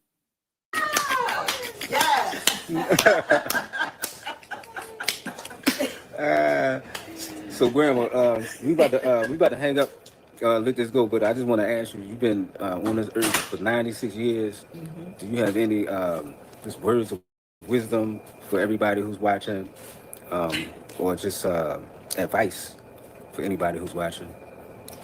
Yes. Learn to be true to God, true to yourself, and true to your fellow man. And know without a shadow of doubt that God is in charge and you belong to him and you owe. Let's talk about it. Nobody, nothing but God to be open. Let's talk about it. Shout out to the elder. Who's this? So Rand says, I'm a black DoorDasher, so I'm lower. Hey, we all start on the low end of the totem pole unless we're born into a wealthy family, right? But the point is, for members in our community who are lower on the totem pole, we got to work twice as hard. We got to stack our bread, learn new skills, become entrepreneurs, because no one's going to teach us how to do it. So, I mean, we do have at least the ability to rise above our station, but that's if we can fight the psychological battle, right? It's a war for attention. They want you looking at girls twerking on Instagram or TikTok at 2 a.m. instead of purchasing a course on real estate or getting into this field or this trade or that trade, right? So today the war is really for your mind. It's really for attention, because we do live in the age of information. Back in the day, this knowledge was gatekept by secret societies, Ivy League institutions. Nowadays, it's all available online. But what do you want to seek out? That's what it's all about. But shout out to a lot of our service-based members of our community, whether you're a trucker or a DoorDasher or a Lyft rider or whatever. First, you got to realize where you're at in the totem pole, and then you got to figure out how to rise above, and then you got to do the hard part. And the hard part is living a few years of your life like most people won't, so that you can spend the rest of your life like most people can't. For anybody who is on the fence about having Mike help you or walk you through or educating you about genealogy and the genocide that has happened with the paper trail, I implore you to reach out, allow him to educate you and assist you in this process. I have learned so much in this consultation. I feel educated, empowered, and excited for learning about my history, and looking forward to the future. So if you're on the fence, please go ahead, hit up Mike. I promise you will not be disappointed.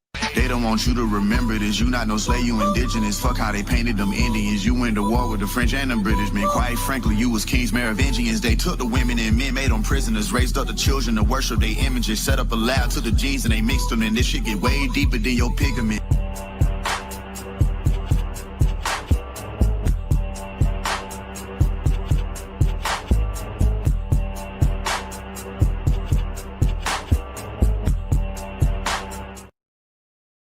Many know about slavery, but few discuss paper genocide. We did not all come from Africa, and most of us have Aboriginal roots that were stripped away due to reclassification and miseducation. As a native Black American and a member of the Muskogee Creek Nation, I understand the importance of tracing your lineage. If you want to learn how to trace your genealogy and apply for tribal citizenship, go to nativeblackancestry.com to schedule a consultation. They don't want you to remember this. You not no slave, you indigenous. Fuck how they painted them Indians. You went to war with the French and the British, man. Quite frankly, you was kings Merovingians. They took the women and men, made them prisoners, raised up the children to worship their images, set up a lab to the genes and they mixed them, and this shit get way deeper than your pigment. All right, ladies and gentlemen, boys and girls, smash the like button on the way in. Subscribe to the channel if you're new. Make sure to check out the website nativeblackancestry.com if you need assistance with genealogy research or would like access to a digital archive I've personally curated with over 600 documents, family photos, Black Indian obituaries, ex-slave interviews, you name it. But guys, tonight we're going to listen to the elders. Tonight, I ask you, Grandma said we Indian, school said we African. Who lied? There's a lot of folks out there that are trying to convince us that our grandparents lied to us, that our uncles and our aunties, for some reason, just wanted to lie about being indigenous. I don't know what benefit they would gain from that. If anything, that's going against the grain. If anything, they would be ostracized. They would face hardship. They would face oppression for claiming to be indigenous. So why would they pass down this oral tradition unless it was true? You know, in the Black community, some of our elders have a saying. They say, I'm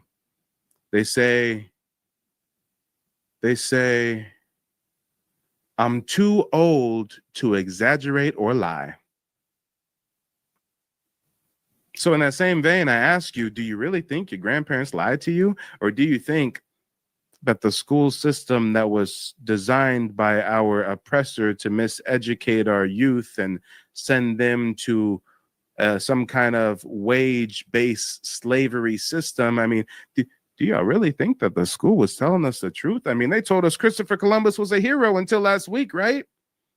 As far as history is concerned, it was basically last week when they said, oh, you know what? Columbus wasn't such a good guy after all, right? It was just yesterday we found out the founding fathers were all slave-holding pieces of shit, right? I mean, guys, the school system, really? Now, I'm a little biased. I'm going to go by the elders. I'm going to go by the oral history, but let's just hear what some elders have to say, and you guys can come to your own conclusion. Let's get into it. This first elder, she's a YouTuber. Her channel is called Anita Talks History and Genealogy. Let's check out what she has to say. My maternal grandfather, my paternal grandfather was born in Orangeburg, South Carolina, dark-skinned man. But when my brother went and took his DNA, it came back that he was indigenous to Colombia, South America. His people were slaves in South Carolina. But he's native to the Americas. They're native to the Americas, and they're not light-skinned. They weren't mixed. And my grandmother was a Bonaparte. Her people came here after Napoleon was beat, during the Haitian Revolution. They were either came or were brought here from Haiti. They were slaves in South Carolina. And they were called colored. They weren't called African. They were called colored. In records that the Europeans left themselves.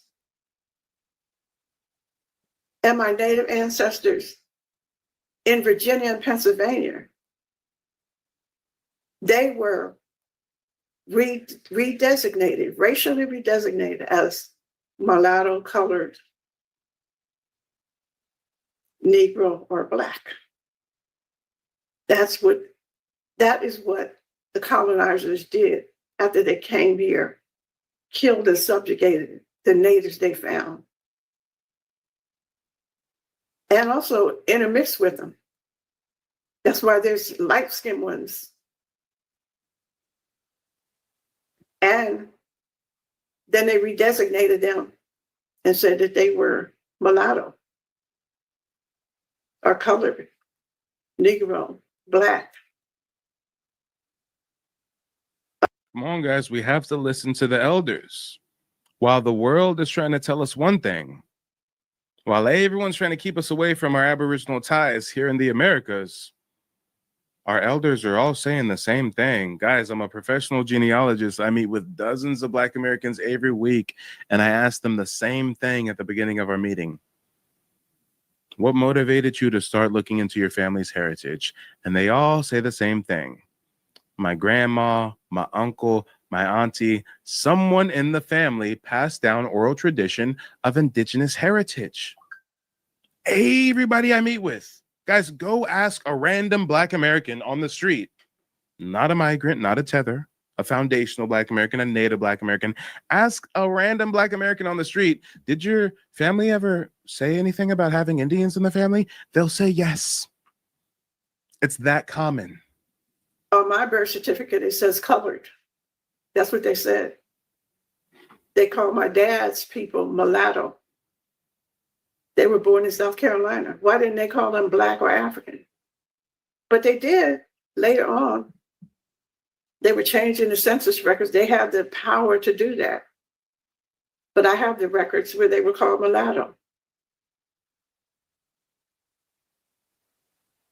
So I want to know these people who are upset because somebody is saying that Africans were here first. Africans were everywhere first. That's just a fact. Even Europeans admit that. Everything comes out. I mean, the educated Europeans. I'm not talking about, And see, this is where we can agree to disagree. Even though she's a respectable elder, she's preaching our Indigenous roots, she's still looking at it from a Pan-African lens. Oftentimes, the elders in our community just can't rid themselves of that Pan-Africanism that's been ingrained in them. So you see how they'll still try to say, well, yeah, we're Indigenous, but, at some point in time, we came from Africa. The true Aboriginal people of the Americas was Black, but they migrated here from Africa. I don't subscribe to that respectfully. I don't believe that every continent on the earth was occupied except for the Americas until some Africans came over, and then some Asians came across the Bering Strait, and then some Europeans came over. I mean, no, I don't subscribe to that. But again, we gotta, take what's useful, discard what's not. Clearly we can disagree with her on the whole linking it to Africa, but we can agree with her other sentiments. We can still take in the history that she's telling us. The ones with their own personal agenda. All humans came out of Africa. So who do you think? Mike TV does not endorse that notion. If the Africans weren't the first one there, who were the first ones there? Did Africans travel to the Americas long before Europeans? Yes. We traded with them. We circumnavigated the globe. They circumnavigated the globe. We went over there. They came over here. But to say that they are the original people who, no. Because they only named 3 races: European, Asians, and Africans. So you have to come from one of those or a mixture of all of them. Now she's claiming that there's only 3 races in the world: European, African, or Asian. That could be true on the Eastern Hemisphere. What about the Western Hemisphere? I understand on the Eastern Hemisphere, you could say you got Europeans, you got Asians, you got Africans, but when we talk about the Western Hemisphere, come on, Auntie, come on. We love you, though. We understand. It's not your fault. So it makes no sense, the argument that folks are putting up about a phenotype. What is the phenotype that came in over or the race or the ethnic group that came in over the Iberian Peninsula. Who were they? Probably Asiatic, the Asians. You know, they weren't Europeans. And so when you look at the southern borders of the Americas, they were open. There wasn't nobody stopping anybody from coming. And the route that my ancestors took, or they're claiming that they took, not my ancestors, but the historians, would have been the same route that the Aborigines in Australia took. You know, the Aborigines are not light-skinned natives, right? They are native to Australia. They were the first people on Australia over 50,000 to 80,000 years ago. But are you trying to claim that the Aborigine Australians who are dark-skinned, are you claiming they migrated from Africa as well? Or are you claiming that they were originally on the island of Australia, but when it comes to American Indians, well, we have to descend from African migrants? I mean, guys, these are just questions I have. These are just questions. And I'm thinking that that's the route my ancestors took. They went through Melanesia, through Asia. Oh Lord, oh Lord, oh Lord. Okay. So it looks like we're gonna go down a little bit of a Pan-African rabbit hole. You know, shout out to the information she gave early on about the reclassification and the mulatto and the Negro and the Carolinas and stuff. But Lord, oh, she's just theorizing, just daydreaming about maybe her indigenous American ancestors migrated from Africa through Australia and Polynesia to South America. I mean, hey, to each their own. To each their own. We here for the meat, okay? We here for the meat. We're gonna spit out the bones. Let's talk about it, y'all. Let's talk about it. But you know what? I got another elder that I wanted to queue up. Hold on a minute. This one was real feisty. I think this elder was talking about her indigenous roots online, and some people were trying to, you know, some pangoofies was trying to get at her foul. Elder had to stand on business. Well, I'm not going to waste any more energy. I did block that guy, and then I had somebody else on Instagram coming to my DM. And shout out to Vibes. Vibes says, gathering more information before I get my consultation. I had roll numbers and their blood quantum and land allotments. Nice, nice. Well, I look forward to connecting with you whenever the time is right. Kudos to you for doing that digging ahead of time. Asking me what did I mean by black people were, African Americans. That classification was made in 1988. For those that don't know, Messy Jesse Jackson in 1988 coined all of us African American, and he has Cherokee ancestry. Okay, Jesse Jackson has Cherokee ancestry. Hey, beautiful sister. Come on, you can't run from the truth. Even the person who spearheaded the African relabeling of our community has American Indian heritage. So, okay, I've been arguing with folks all day that's been coming on my posts, being disrespectful to my heritage, to my posts and my ancestry posts. Now, I'm posting all these Indians that's in my bloodline, right? And for someone to come on my post and tell me that all the Indians came from Africa is killing off my grandma. That's what we call a grandma killer. Okay. Oh, and that's what the last elder was kind of trying to do at the end. Yeah, we're Indians, but the Indians came from Africa. No, no, no, no, no. And shout out to this elder for standing on lineage. She said that is a grandma killer, y'all. That is a grandma killer. I've never heard somebody put it in that kind of, and come on. She ain't lying. That's a grandma killer. My grandma, when Roots came out in the 70s, I was a young kid. I asked her, I said, Grandma, what tribe in Africa we come from? You know what my grandma said? She said, we not African.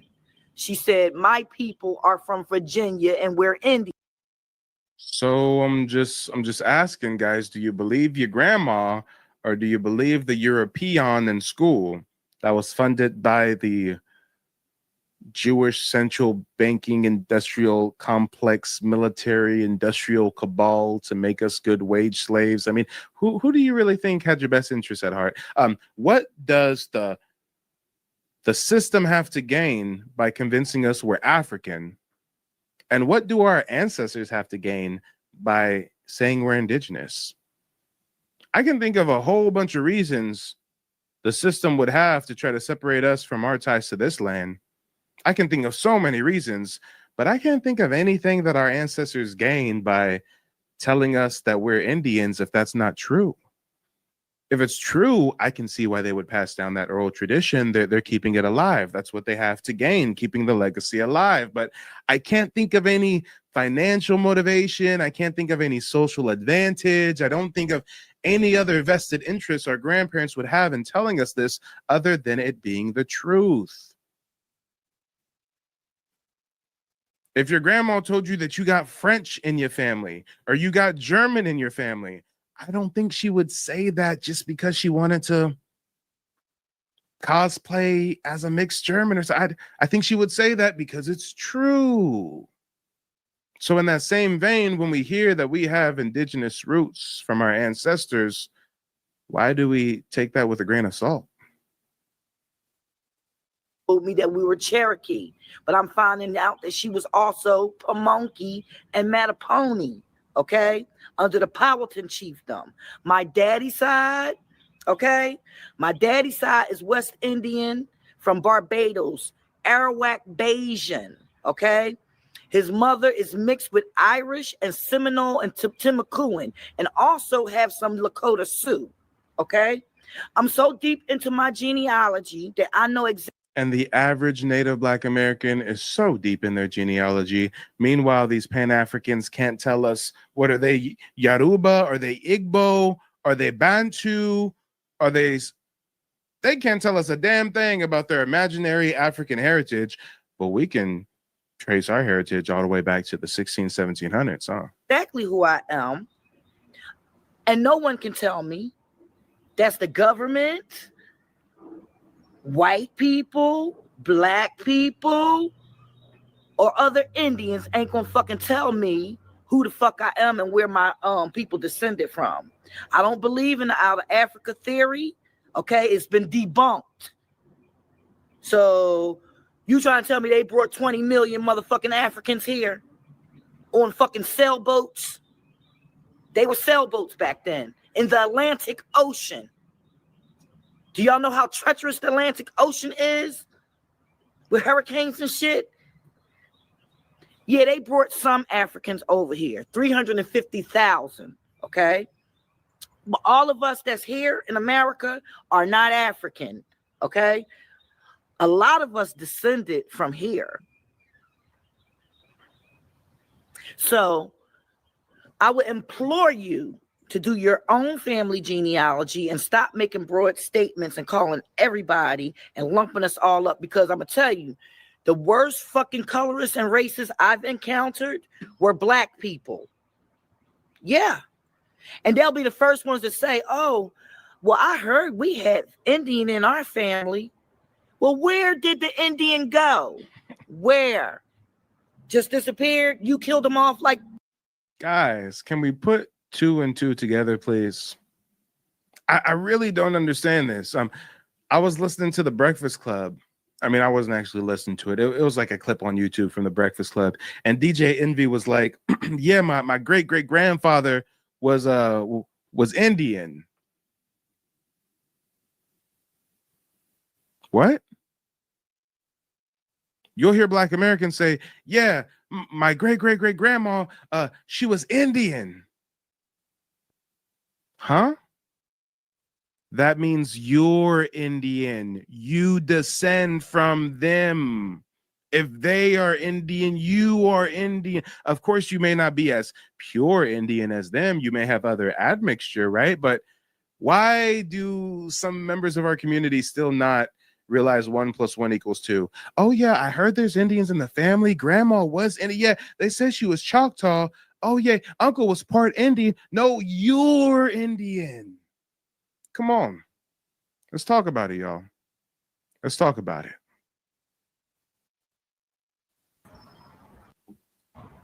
be the first ones to say, oh, well, I heard we had Indian in our family. Well, where did the Indian go? Where? Just disappeared? You killed them off like Walter Plecker did? Now, I suggest you not only check your own family history tree, but also research Walter Plecker and the 1924 Racial Integrity Act and how they fucking changed a lot of Indians to mulatto. Yes, I've seen stuff change from Indian to mulatto to motherfucking colored, black, and then African American. How was my grandmother 4 different races in her lifetime? She was born in 1914, right? Born an Indian, classified. I know you do, sister. I can look at you and look at them beautiful locks you have, okay? People don't understand locks are an Indian trait. Yes. Yes, it is. It's an Indian trait. Okay? West Indian and North American Indian, right? So I will implore you to do your own research and stop have people labeling you. Because how did my grandmother was born an Indian on the census? What was it? Okay, she was born 1914, 1920 census. I could pull up right now. They classified her as mulatto. Then later on, every 20 years, they change our race, right? So guys, I see this with my genealogy clients all the time. I'll show them where in 1870, one of their ancestors is classified as a mulatto. Then 1880, they become a Negro. Then 1890, they go mulatto again. Then 1900, they become black. Then down the line, their descendants are reclassified to African American eventually. And you got to ask yourself, if they're not hiding anything, why can we find one ancestor reclassified as 4 different ethnicities within their lifetime? I've been reclassified as 2, I guess. You know, I was born African American, and it wasn't until I did my family's genealogy, I applied for tribal citizenship and was granted it, that now I magically became an American Indian, right? But guys, these are things that just make you go, And as always, if any of you guys need personalized assistance with genealogy research, make sure to check out the website, nativeblackancestry.com. I'm here to help. Glad that, you know what I'm saying, I even, you know what I mean, experienced this. I'm glad I experienced you from, you know what I mean, enlighten me from the internet to, you know what I mean, online, getting one-on-one in depth, giving me a lot of information that I can take back to my people as well. And hopefully we could both get everything meshing with everything with the lineage and everything with the genealogy. This is no scam. This is all real. This is a real homeboy that put it down. He mean what he say. He got receipts and he put it down. He stands on business. Straight up. One love.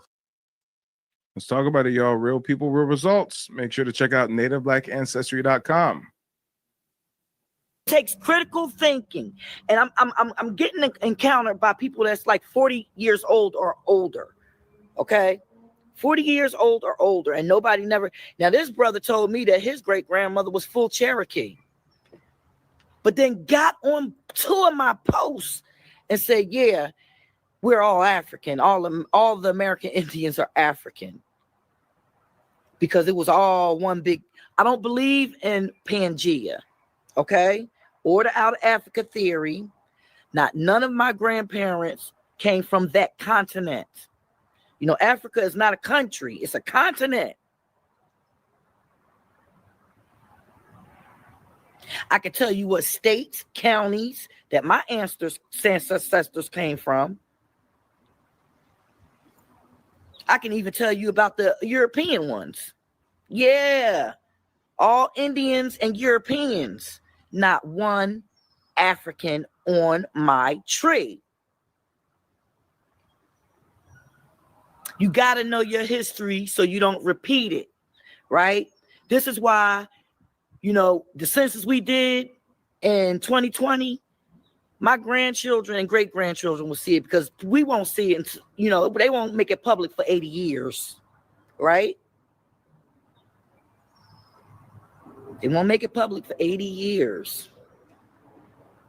But see, this is why I'm doing all this research and I'm writing a book. So my children, my children's children, and my children's children will know who they are, who they descended from, what tribes, and will have all the proof and the paperwork because I have all the records. Now, for someone to get on my post, my genealogy post, and disrespect my heritage like that, that's an act of war. Talk about it. That is an act of war that is not to be taken lightly. And you see why I go so hard in the paint when we got all these goofy folks trying to speak on our ancestry. That is the most disrespectful thing you can ever do to a person. And they feel entitled to do it to us because the colonizers have done it to us for oh so long already. Let's talk about it.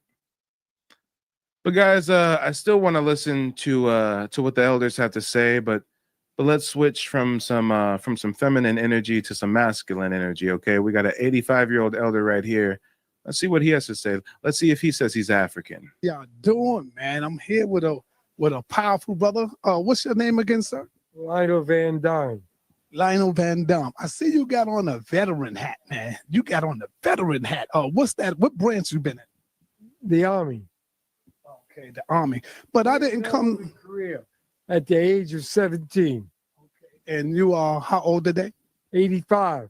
You are 85. Something that was very interesting that you said to me when the last time I was here to see my grandmother, and we talked a little bit about the Native American Indians. And when you told me you was a Native American, it really, hold up, say that again. Cherokee Indian. Cherokee Indian. Cherokee Indian. There you go. When did you learn you was a Cherokee Indian? My mother. With my mother at 3 years old. Oh, so when you was 3 years old, your mother let you know? Yes. Have you ever been to some of the powwows that's out there? Yes, I have. What can you tell us about it? Powwows, reunion of all the tribes, all the Cherokee Nation. We stick together like glue. We feed the nation of our people, and we take care of our people, and we never give up. I'll die an Indian, and that's it. I don't care what my complexion is. It doesn't matter. My kids are Indian, and I'm Indian. So are you telling me, sir, that you are not African? You don't have no African blood or nothing? I have no I don't know what my daddy was. He raped my mother, I guess. He stole a piece from her because she was pretty. Oh, incidentally, my mother was very fair, almost white, blue veins, red hair.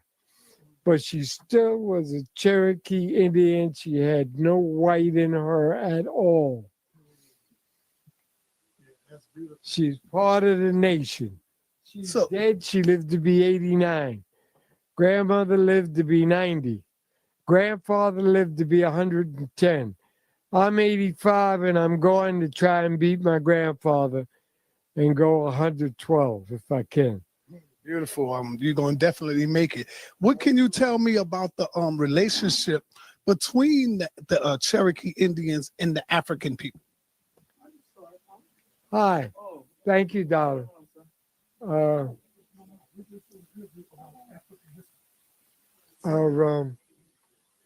Between the African, we have no. Empress says, "Who's the interviewer? I don't like him." Well, I'm not surprised that you don't like him. He's actually this weird Pan-African dude named Sinetter. He runs some East Coast channel called the House of Consciousness or something. And he's actually been behind a lot of these sexual predators and a lot of these scammers that have come out of the Pan-African community. When you hear about people like Brother Polite or people like Nature Boy, both people incarcerated right now for sex crimes, right? These Pan-African scammers were kind of introduced to the community by way of this host, Sinetter. And the only reason why I'm playing one of his videos is because he happens to be talking to an elder. and this elder speaking about his indigenous roots. But yes, the host is a pan goofy motherfucker. Yes. Moms, I'll tell you this, and I like you young people to understand it. The Africans will always be the Africans. They've got their own country. They was born in Africa. Africa is their country. You're a Negro, what the white man gave you that name, and that's what you are. The Africans have nothing to do with the Negroes in the United States. They walk away in a minute and say, I'm a doctor, I'm a lawyer, I'm whatever, and I'm African, and I'm black, and I've got my own country. So that's it. I do not deny my relationship. I'll be an Indian until I die.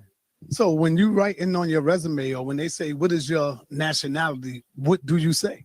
Cherokee Indian. I've lost some good jobs. I went to, I'll tell you a secret. I went to apply for a porter job that's sweeping the streets of Rockefeller Center, which everybody knows Rockefeller Center has got all kind of little things on the sidewalk. I was going there to sweep the street to get a job. My name is Van Dyne. The reason why my name is Van Dyne, because my grandfather worked for the Dutch. Interesting history there. And yeah, the host is getting on my nerves too, y'all. The host is getting on my nerves with the weird line of questioning, right? Come on. As soon as they come across the elder proclaiming his Aboriginal roots, it becomes like this whole monkey in a zoo type thing, right? Like, oh, really? Well, let's keep it going, y'all. Let's keep it going.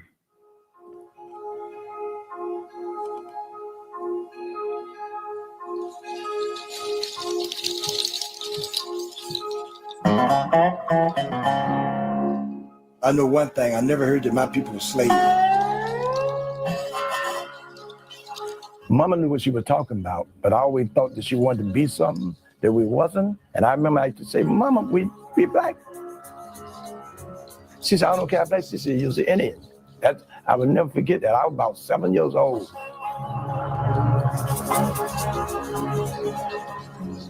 Like I say, I've been thinking like a native all my life, but I didn't never want to expose it because I was in the South.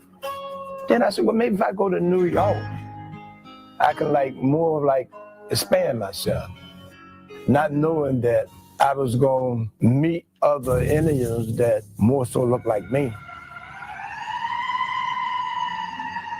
You hear that? The elder said he was in the South and he felt like he couldn't really talk about it, right? He's in the South and it's not really a safe environment for him to proclaim his Aboriginal roots, for him to portray his indigeneity. So he felt more safe doing that in New York. And he thought that he would be one of one. And it turned out he ran into a whole bunch of other black Indians in New York, huh?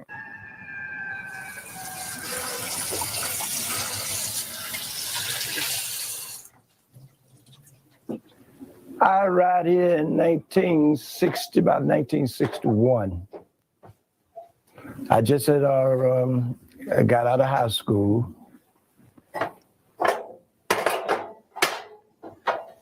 I became another person after I got here. I ain't saying I'm not black, but I'm not an African, you know? I'm a Native American from this country. Damn, you can't be more plain than that.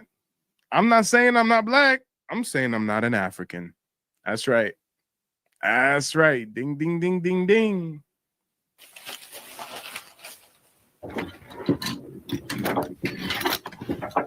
Me, I dress cultural every day.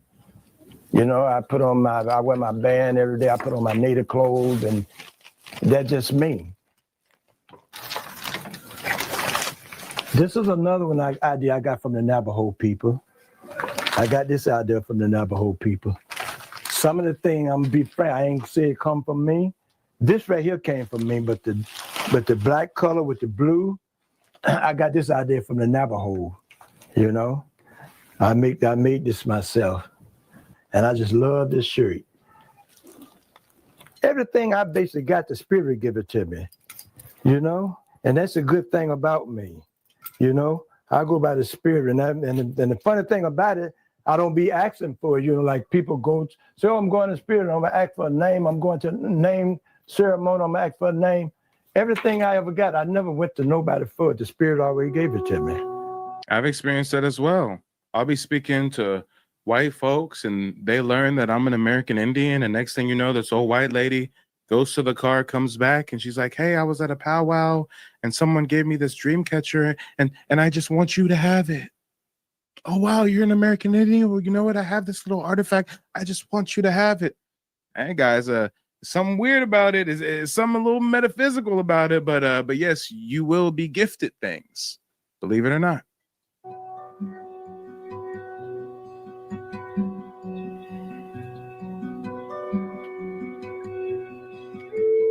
It's the spirit that live in you determine who you are. No matter what people think or what people say about you or how you look, because I know who I am. And can't nobody tell me who I am. I know who I am.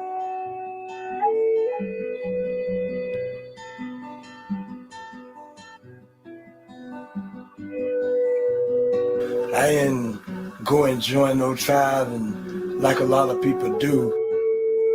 Why should I join them? You know, I don't need to join nobody to give me no rule what I should do.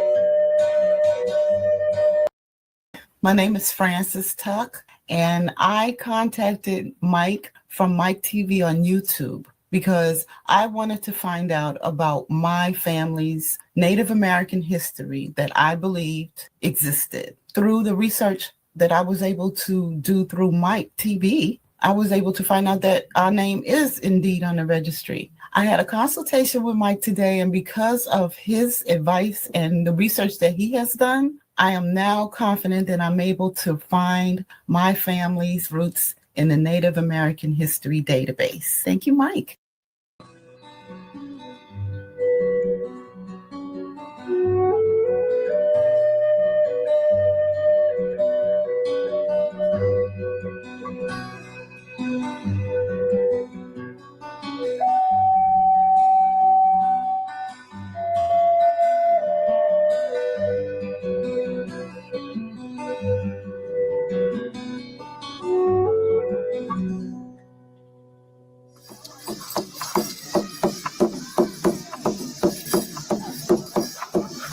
And if anybody wants to find this elder on social media, I believe he's an artist. He's a sculptor. I think he even writes books.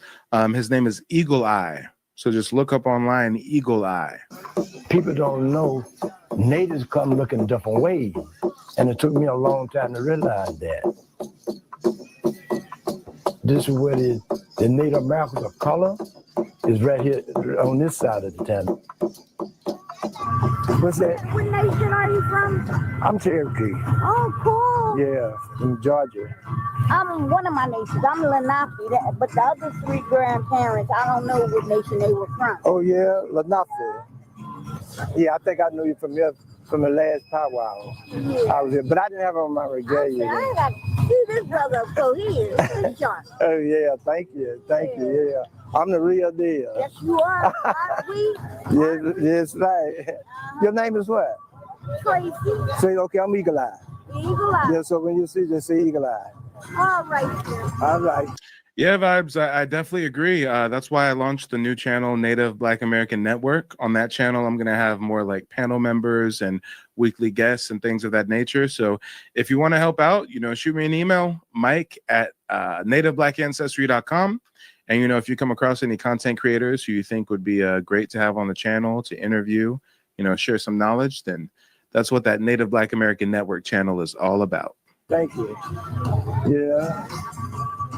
My whole name is Eagle Eye, Backlog, Black, Brown, Red, White, and Yellow Buffalo. That's my whole name. Right now, if I'd have still been in the South, you don't see natives in the South, my complexion, saying they native. Because they still in the South and they ain't been exposed to the natives here with the dark complexion on the reservation still today. That's what, good God, Mama was telling the truth. Creator, bless this wonderful gathering. It makes me feel good to know I'm doing a part of something is me. It's a part of me, period.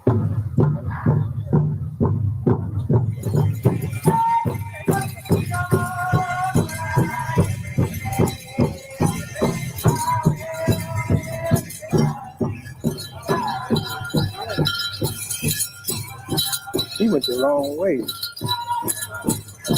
You all right? I thought he went the other way.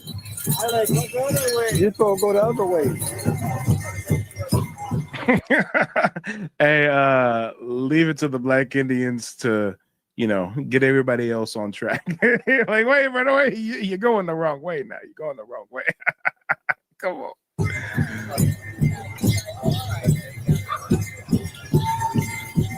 Every day I walk out the house, I am who I am. So what's in your spirit and what's in your heart that make you who you are.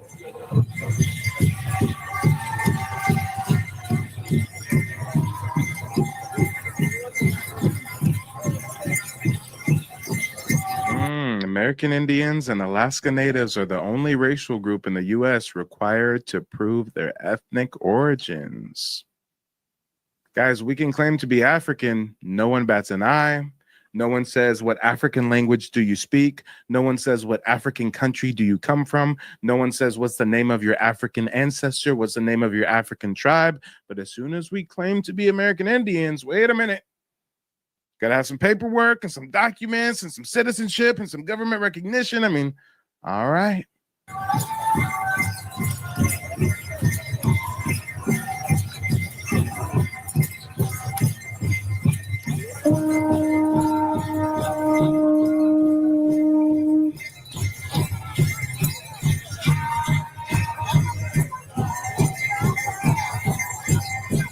Damn, that's crazy. I don't see any Pan-Africans standing outside of the powwow saying, hey, Black folks, you're not really Native.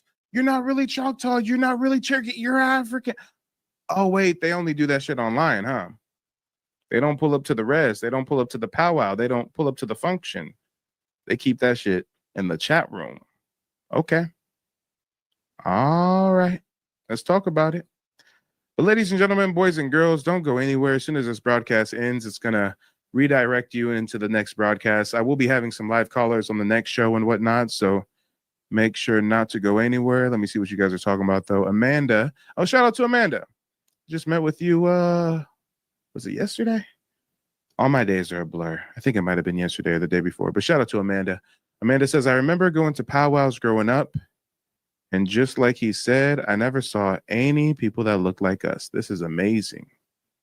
I feel it. A lot of white folks at the powwows, though, right?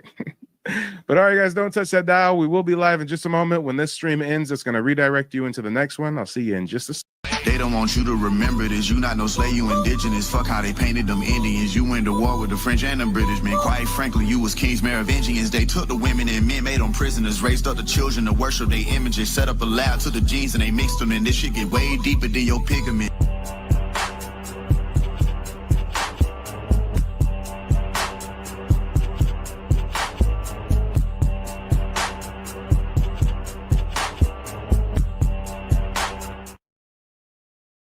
Many know about slavery, but few discuss paper genocide. We did not all come from Africa, and most of us have Aboriginal roots that were stripped away due to reclassification and miseducation. As a native Black American and a member of the Muskogee Creek Nation, I understand the importance of tracing your lineage. If you want to learn how to trace your genealogy and apply for tribal citizenship, go to nativeblackancestry.com to schedule a consultation. They don't want you to remember this. You not no slave, you indigenous. Fuck how they painted them Indians. You went to war with the French and the British, man. Quite frankly, you was kings Merovingians. They took the women and men, made them prisoners, raised up the children to worship their images, set up a lab to the genes and they mixed them, and this shit get way deeper than your pigment.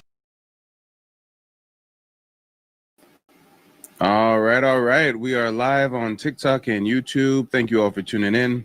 Make sure to subscribe if you're tuning in on YouTube. If you're watching on TikTok, give me a follow. Let's get the likes up, guys. Thank you for joining me this evening. We've got some heavy-handed receipts that we're going to get into, as always. Big announcement. We also are now, once again, monetized on YouTube. So the super chat option is available, the membership option, as well as, what else you got? Super stickers, I suppose. Whereas the folks on the folks on TikTok, you guys already know how you can show your support. Let me see who we got over in the chat on YouTube. We are still here. Says, hey, nice to see you. Thank you for tuning in. We're just waiting for the folks on TikTok to get the likes to 5,000, and then we will officially begin tonight's presentation. I see quite a few familiar faces over on TikTok. Let's gather around. Make sure to share the broadcast, whether you're on YouTube or TikTok. You know I'm shadow banned. You know they're always trying to censor your boy, so make sure to share the broadcast with a few of your friends. It definitely goes a long way. And check out the website, nativeblackancestry.com, if you need access to historical documentation citing our indigeneity, or if you even want more personalized guidance with genealogy to discover your ancestral roots or apply for tribal citizenship, then make sure to check out nativeblackancestry.com. You even have access to my calendar where you can book a day and time that works best to connect with me one-on-one. And you know what? Hold on. That segue was smooth for TikTok, but it was not smooth at all for YouTube. Let me go ahead and bring that up. Here we go.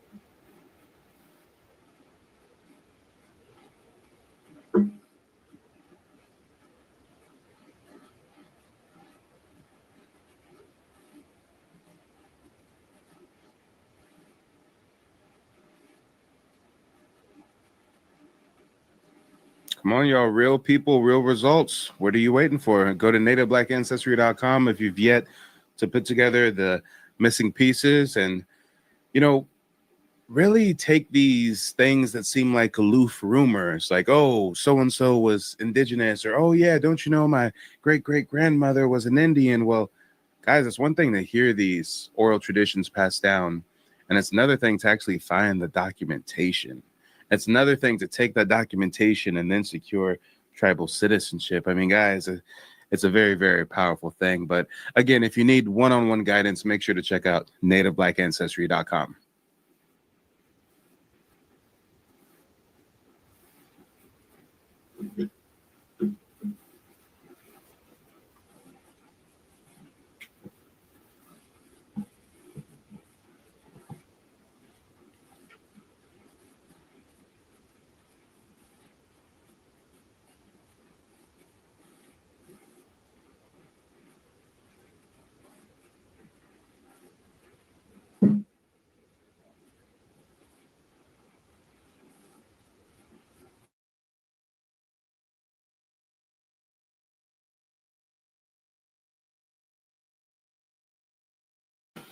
And it looks like we got Luna tuned in on TikTok. Nice to see you, Luna.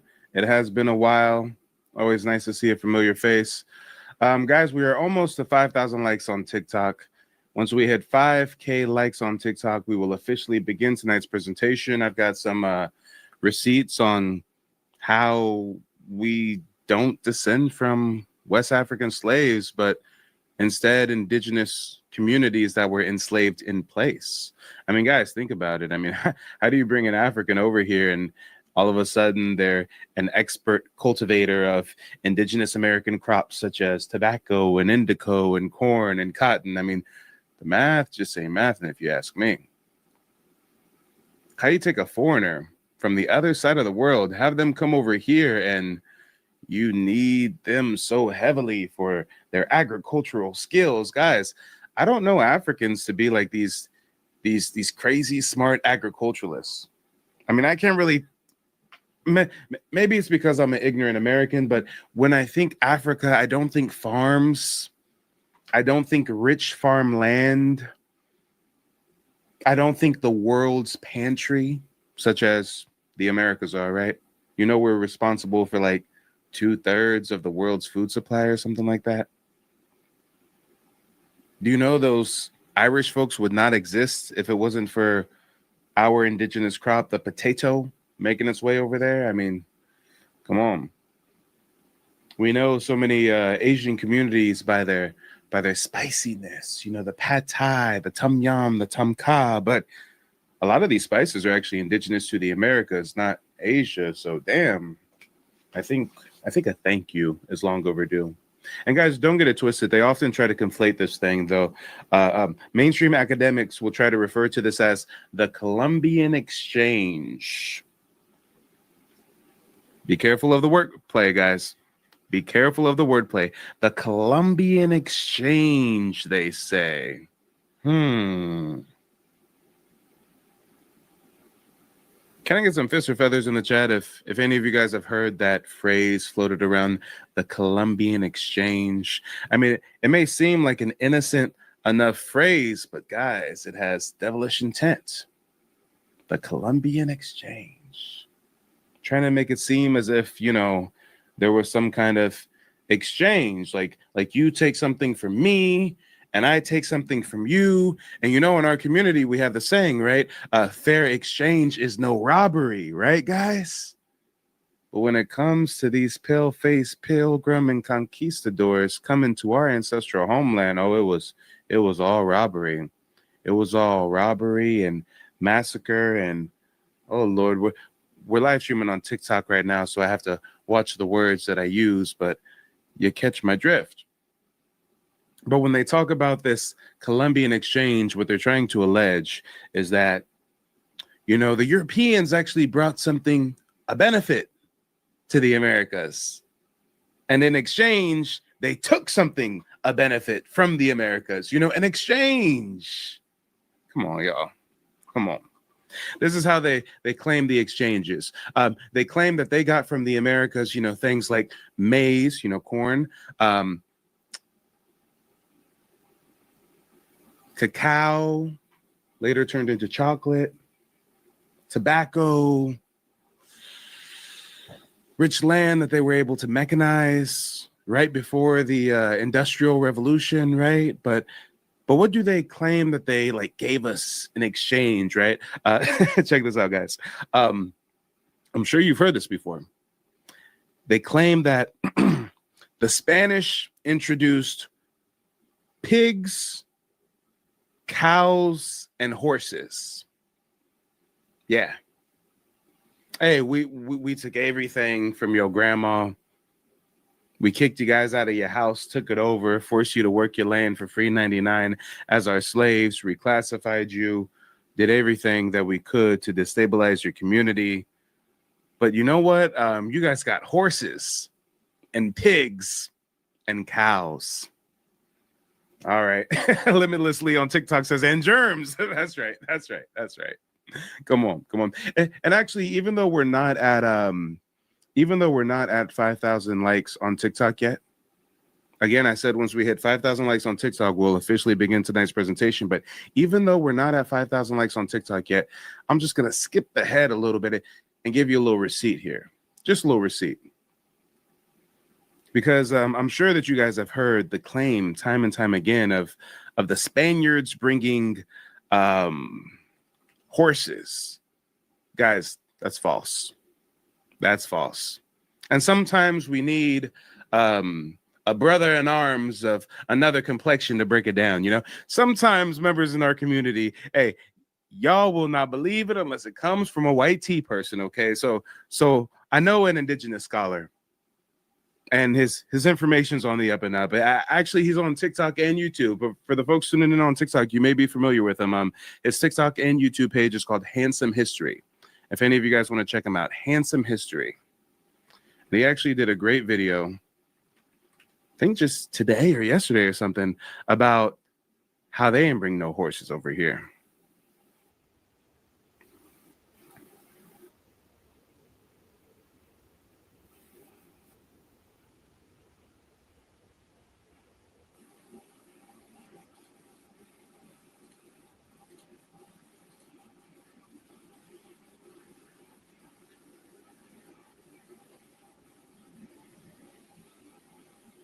Hey, we never really stopped to think about that, huh? The Spanish documented a lot. Most of the Europeans did. And they make the claim that they brought horses over here, that there was no such thing as horses until some Spaniards brought it over, but never any records of breeding farms, never really any records of sustained importation of what do they call the horses that breed with the other studs or mares?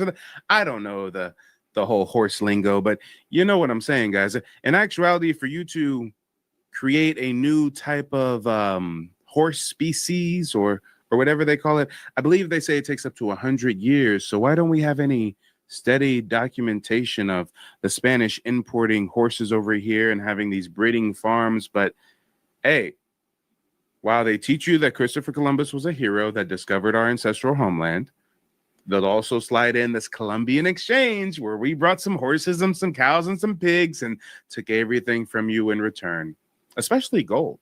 So trillions of dollars in gold.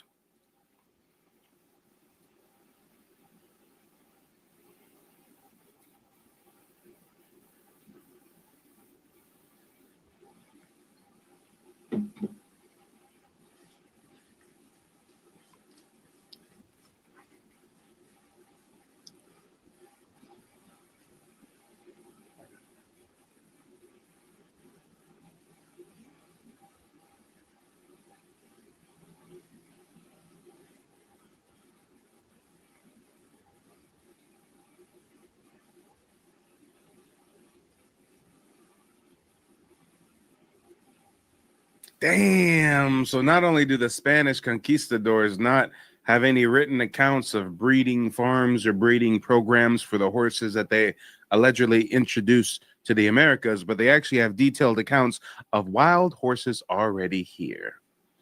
All right. Guys, you have to understand they'll do every petty little thing to make it seem like our ancestors were just these like woodland savages. No. They built pyramids and cities that were larger than London.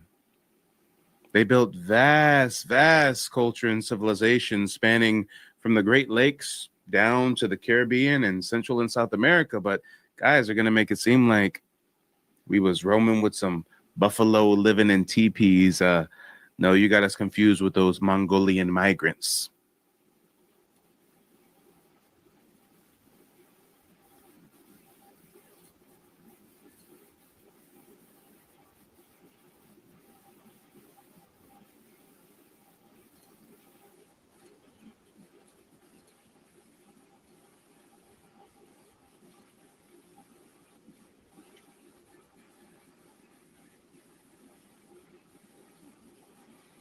Come on, not in a single generation.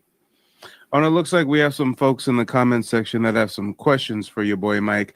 Guys, don't be shy. Go ahead and click the request to join button, and you guys can chop it up with me. Ask me any questions you'd like.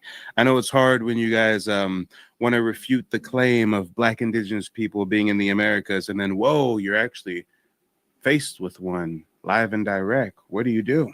What do you do? And for those of you that aren't familiar with me, as a full-time historian, genealogist, digital archivist, and card-carrying member of the Muskogee Creek Nation, I do what I can to educate my people. So if any of you guys have questions about genealogy, tribal citizenship, or anything in between, let me know. During a lot of the consultations that I've been doing lately with clients, we've actually been breaking down this whole Creek-Friedman court case. I know some of you guys have seen it in the news, but not really known what it was about or what's exactly going on. So many things like that I'm able to break down with ease and kind of demystify, if you will.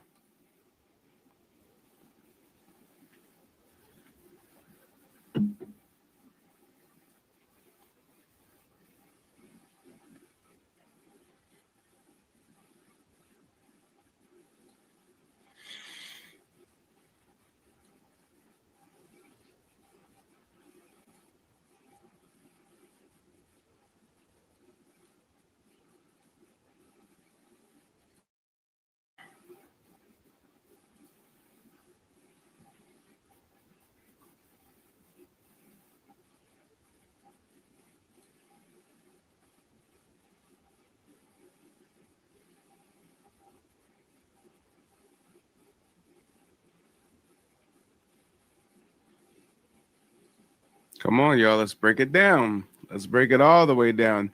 And in TikTok, Kia, why are you being so shy? Kia, Kaya, whatever your name is. I mean, I sent you a little request to join backstage. Why don't you accept it? Let's chop it up.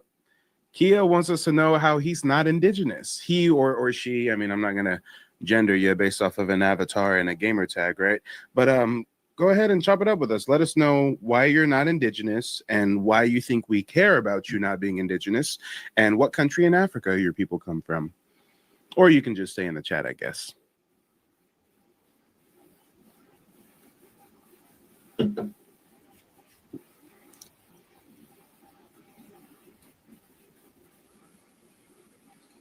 Oh, and you know what? The folks on YouTube says they can't hear the video. Dun, dun, dun. Yeah, you guys definitely should be able to hear it. Let me go ahead and try to redo my screen share for the folks on YouTube. I know the folks on TikTok have been able to hear it. But let's see what's going on with YouTube. And for the folks watching on YouTube, have you been able to hear it at all? Or at a certain point, did the audio cut out? Let me know, let me know. Matter of fact, when I play this from the top, can you hear it now? The Spanish knew the horses were already here. We've all been told that horses went extinct in the Americas 10,000 years ago, and that the Spanish reintroduced them. But here's what's strange. The Spanish themselves never left us records of horse import programs, stud farms, or breeding plantations in Florida or Georgia. No logs, no manifest, nothing, nada.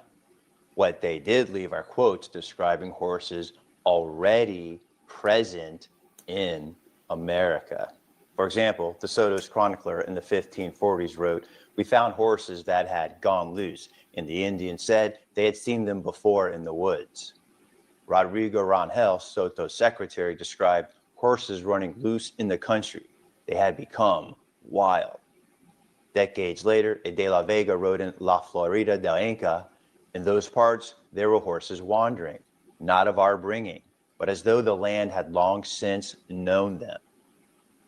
Think about that. If the Spanish had imported them, we'd see shipping records or missionary accounts of their horse farms.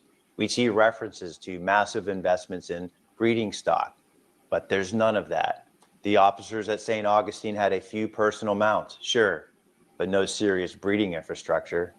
And without that, no chance of producing a swamp-adapted pony in a single generation. Because here's the reality of animal husbandry. Creating a new functional breed takes 15 generations, roughly 100 years of stability.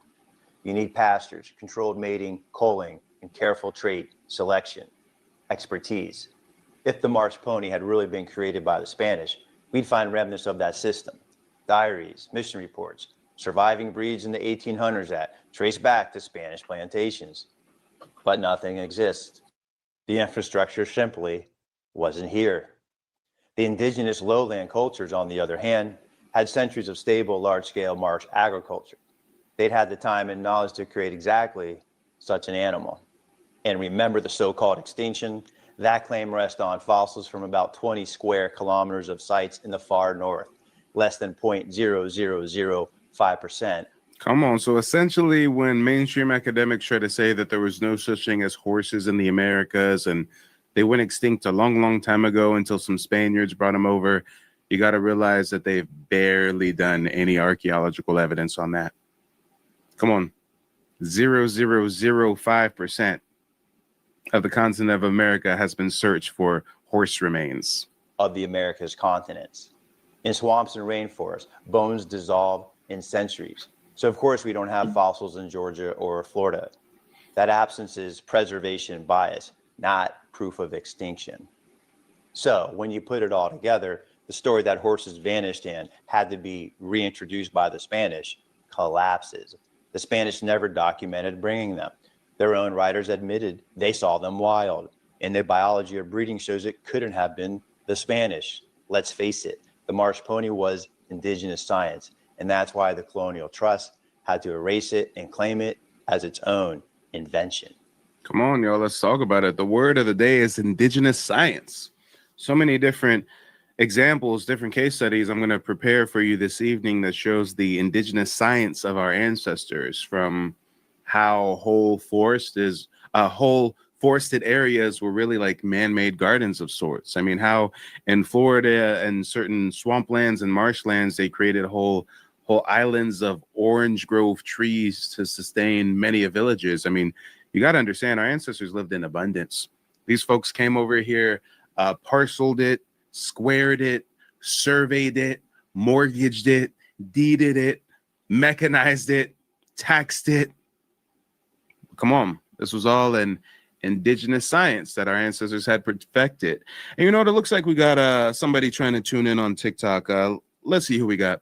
Coming from the back to the front is Unbelievable Truth. Unbelievable Truth, let us know where you're calling in from and what's on your mind.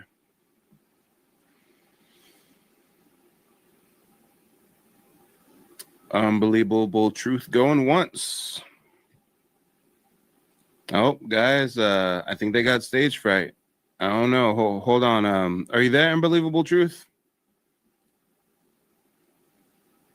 If you're there, we can't hear you. I'll give you a good 3 seconds to get it together. Oops, I don't know how to count. See you next time. Let me see what you guys are talking about. Jay says, American had woolly mammoth, but yet there's no elephant. Yep, I feel you. But yeah, guys, it looks like we have hit 5,000 likes on TikTok. Thank you guys for helping me reach my goal. We can go ahead and officially get this party started now. What we'll do is we'll bring up some thought-provoking questions, see if there's anybody out there on TikTok or YouTube that wants to join and answer them. And then we'll get into some receipts. For the folks on YouTube, I just dropped the StreamYard link in the chat. For the folks on TikTok, you know what to do. Go ahead and request to join as a guest. And as far as the questions that we have queued up this evening, they are as follows. Why are so many people upset that Black Americans are acknowledging their indigenous American roots, but they had no issue when Black folks claim to be Moors, Hebrews, Nubians, etc., etc.? Did you know the Americas have more pyramids than Africa? If most Black Americans are said to descend from African slaves, why do U.S. Census records from the 1700s and 1800s list so many free people of color, but so few actual Africans? And last but not least, who benefits more from us believing we're from Africa, us or the same people who stole our land? So ladies and gentlemen, boys and girls, if you want to answer these questions, go ahead and request to join as a guest on TikTok, or you can click the StreamYard link if you're watching on YouTube. I guess I'll go ahead and send some invites out to some people on TikTok as well. Make it easy for you. I swear, some of y'all don't be coming up unless you get a personal invite. It looks like we might already have somebody backstage on TikTok. Let me see. And if there's anybody that is unable to join, but still wants to answer the questions, then you can go ahead and answer them in the comment section or the chat. Jay, nice to see you. We got Kishi in the building. Is it just you, or is it you and your sister? Where's Miss Johnson at? Free Spiritness, thank you for the heart. Appreciate it.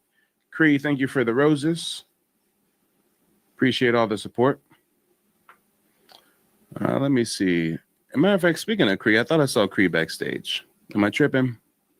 Oh, yeah, we got Cree backstage. Cree, where you calling in from and what's on your mind? Well, I live in the Dakotas now, but I am from Louisiana. So our history is very much so rich. And I didn't know how important it was to be indigenous in this country until I moved to the Dakotas. And then folks started asking me a lot of questions as far as like registration and all this, that, and the third. Then I brought up Walter Plecker and the One Drop. And they were befuddled, like I was making this stuff up. And me, I'm just thinking to myself, look, my grandma don't have to lie.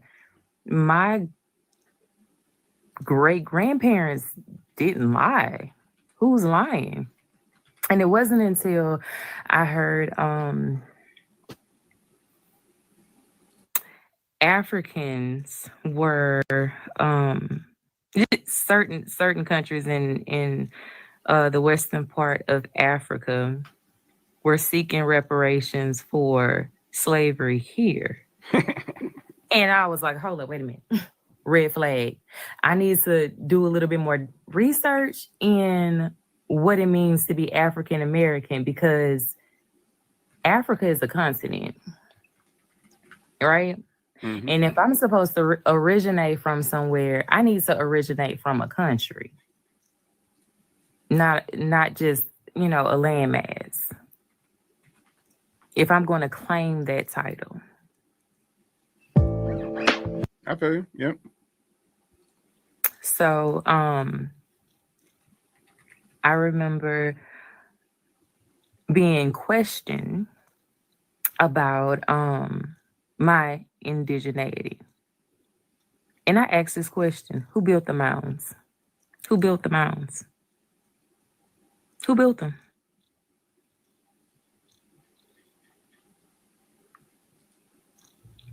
They couldn't answer.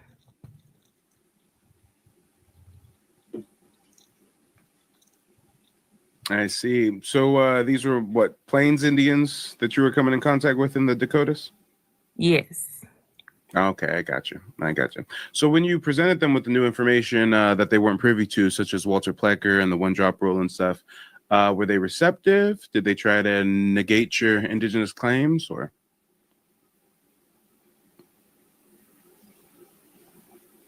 Nope, I might have lost her. Are you still there, Cree? No, Cree, if you're there, I cannot hear you. Say something again. And I'm getting no audio from you. I'm going to go ahead and drop you down and just try to reconnect. And we got another guest coming from the back to the front. On TikTok, we've got Jay. Jay, go ahead and let the people know where you're calling in from and what's on your mind.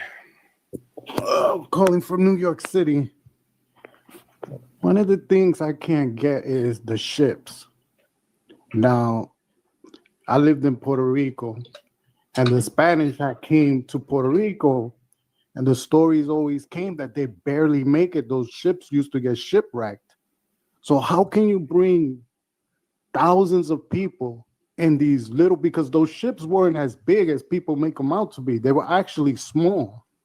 So how do you bring thousands of people through the Atlantic on rough waves to the Americas? It doesn't make any sense.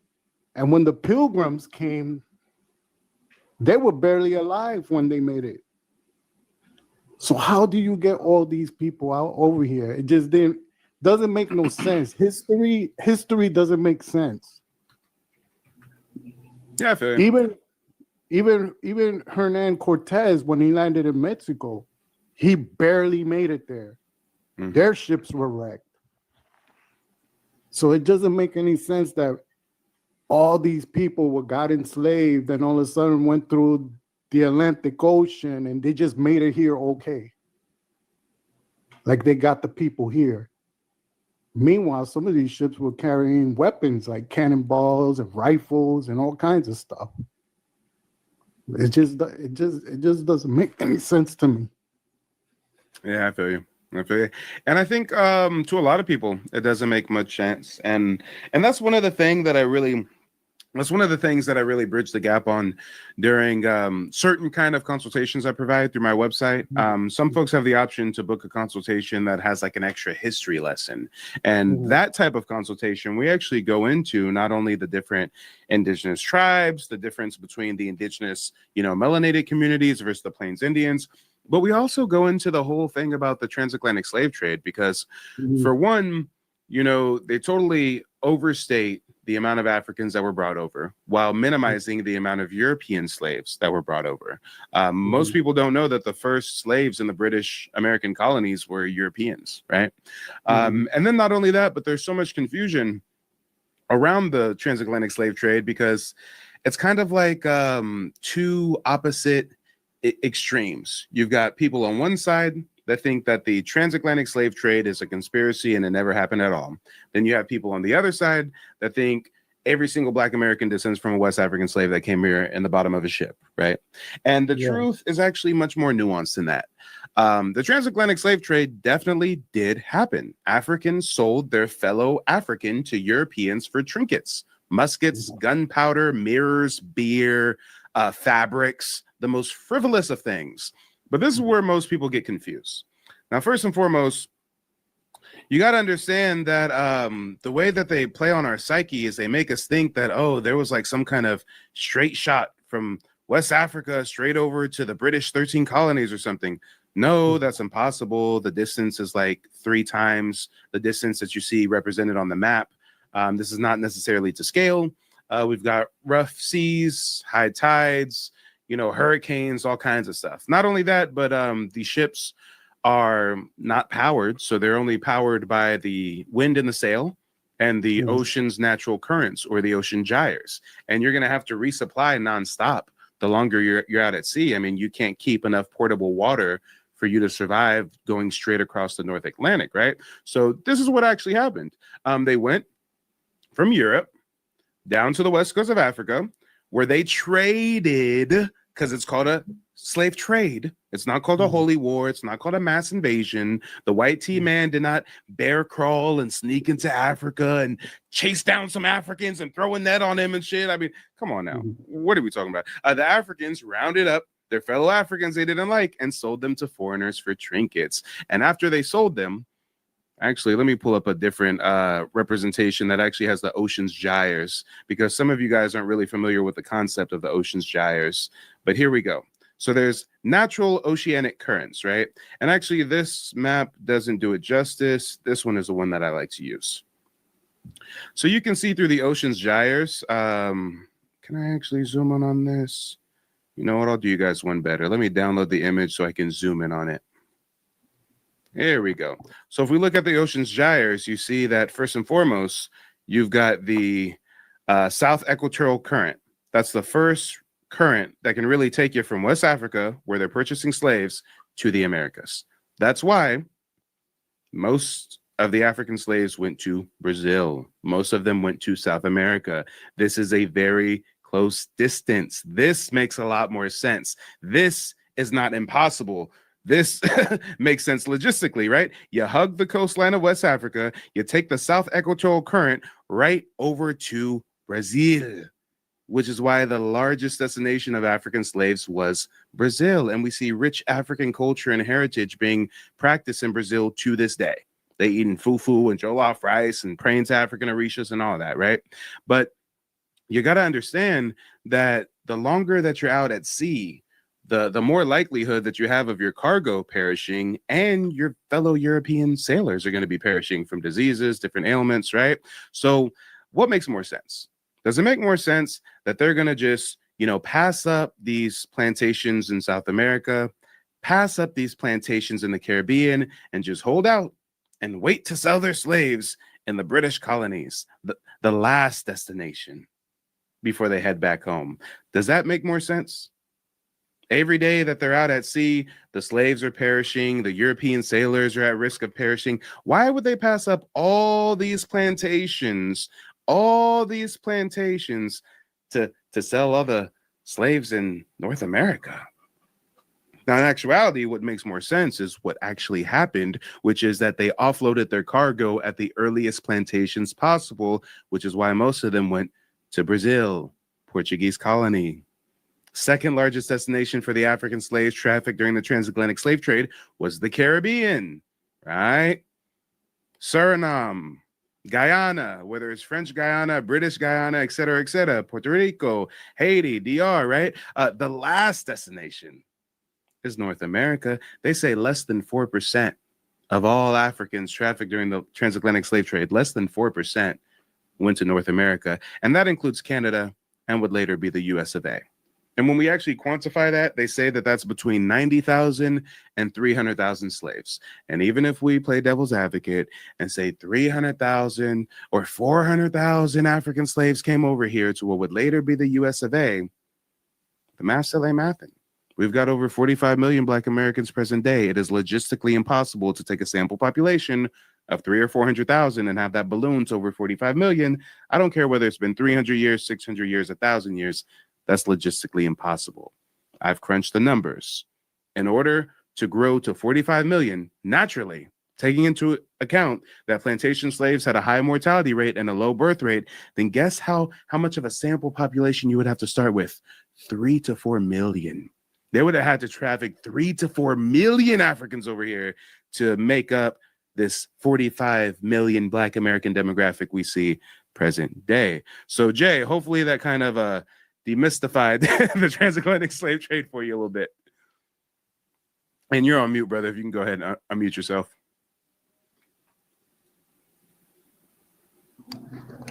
The thing that also gets to me too is that in order to justify the transatlantic slave trade, they have to have this extermination thing going on with the natives. It's the same way in the Caribbean. They said, "Oh, the Taino Indians were exterminated, or the Indians over here were exterminated," and then we replaced them with Africans. That's another thing. Exactly. You're connecting the other dot. You're showing us the other side of the coin. Yeah. They say, oh, a couple Europeans sneezed and all the Indians disappeared and we repopulated the Americas with these Africans. And yeah, Exactly. it doesn't hold up. Even when you talk about these rather small colonies, or excuse me, not colonies, these rather small islands like Puerto Rico or Jamaica, they still weren't able to take out the indigenous communities. They fled to the mountains. They fled to the high terrain that the conquistadors couldn't go to, right? So, they did. And the thing is, some of them hopped in canoes and fled to mainland Florida, parts of the southeast, right? Yeah, because and when you take DNA samples, people from other places have Taino blood too. They were like, "Oh man, I didn't know my ancestors came from here." So I think honestly, what really happened, was they were trafficking Indians from other places to other places. That's what I kind of think that was going on. While I'm trying to figure this whole thing out, they were taking Indians from one part and sending them to another part, and that's the slave trade. They were slave trading Indians. They were slave trading Africans. Wait, hold on. So you haven't actually researched this. You're saying that this is just a hypothesis of yours. It's just a hypothesis to me. Okay, wait, hold on. And it's interesting that just by participating in an exercise of critical thought, this is the conclusion you reach. This is the hypothesis you draw, because that is backed by research. I've done the research. There were dozens and dozens of wars between Black indigenous communities in the Americas and different European factions. And when we lose a war, they ship us to a different part of the Americas. There was the Yamasee War. Matter of fact, I have a book right here. from the current chief of the Yamasi, Chief Seku. Yeah. In this book right But here. I wanted to just say one more thing. Yeah, go for It's just like it's just like the Cherokee, right? The Cherokee originally is from the South, right? So what they do with the Cherokee, they send them to Oklahoma. Yep, Indian removal, Trail of Tears. Yep. Yeah, all the Indians, if you notice them in every war they ever been to, they take them out of one place and then they ship them out somewhere else. And I've noticed that. I was like, if they were doing that in the United States and they were doing that in the Caribbean and all over, they were taking Indians from here, displacing them over here, taking these and make them work over here. And they were doing that all over. I don't think they just did it here in the United States. So that's why I started coming to my conclusion that the whole slave thing is a hoax.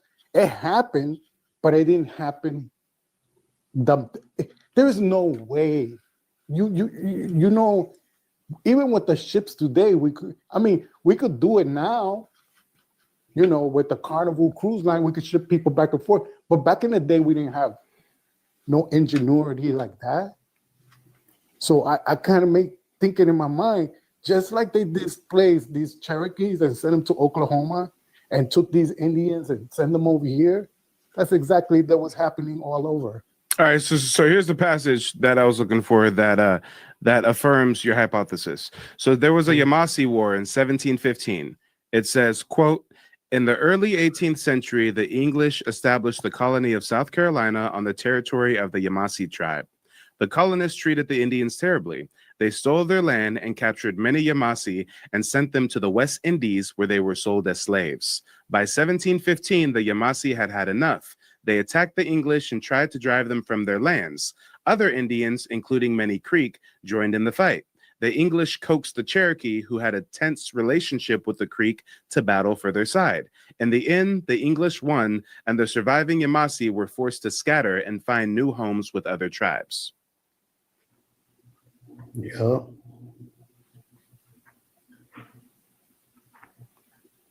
So, yep, you guys really got to look up all of these indigenous conflicts. And the way that they hide the history is they'll try to separate it, right? They'll document certain things as slave revolts, and then they'll document other things as Indian wars. Well, what's the difference between a slave revolt and an Indian war? Well, if the Indian's already been captured as a slave and he's fighting back, well, it's a slave revolt. If the Indian's still free, not captured yet, and he's fighting back, well, it's an Indian war. And if you look up the timeline of slave revolts and Indian wars, it was a whole lot going on that they don't teach you about in school. But go ahead and give us some closing remarks, Jay, and then I got to get back to Cree, and then we got another guest up here as well. Well, thank you for your time. Yeah, thanks for joining. Don't hesitate to click that button in the future. And Cree, go ahead and unmute yourself. Nice to have you back. What were you telling us again about moving to the Dakotas? Oh yeah, it was just a strange interaction, and me not knowing like what treaties are currently in place, and my children go to school, and there's extra funding for those who are indigenous to this land, right? But because we aren't registered with our tribe,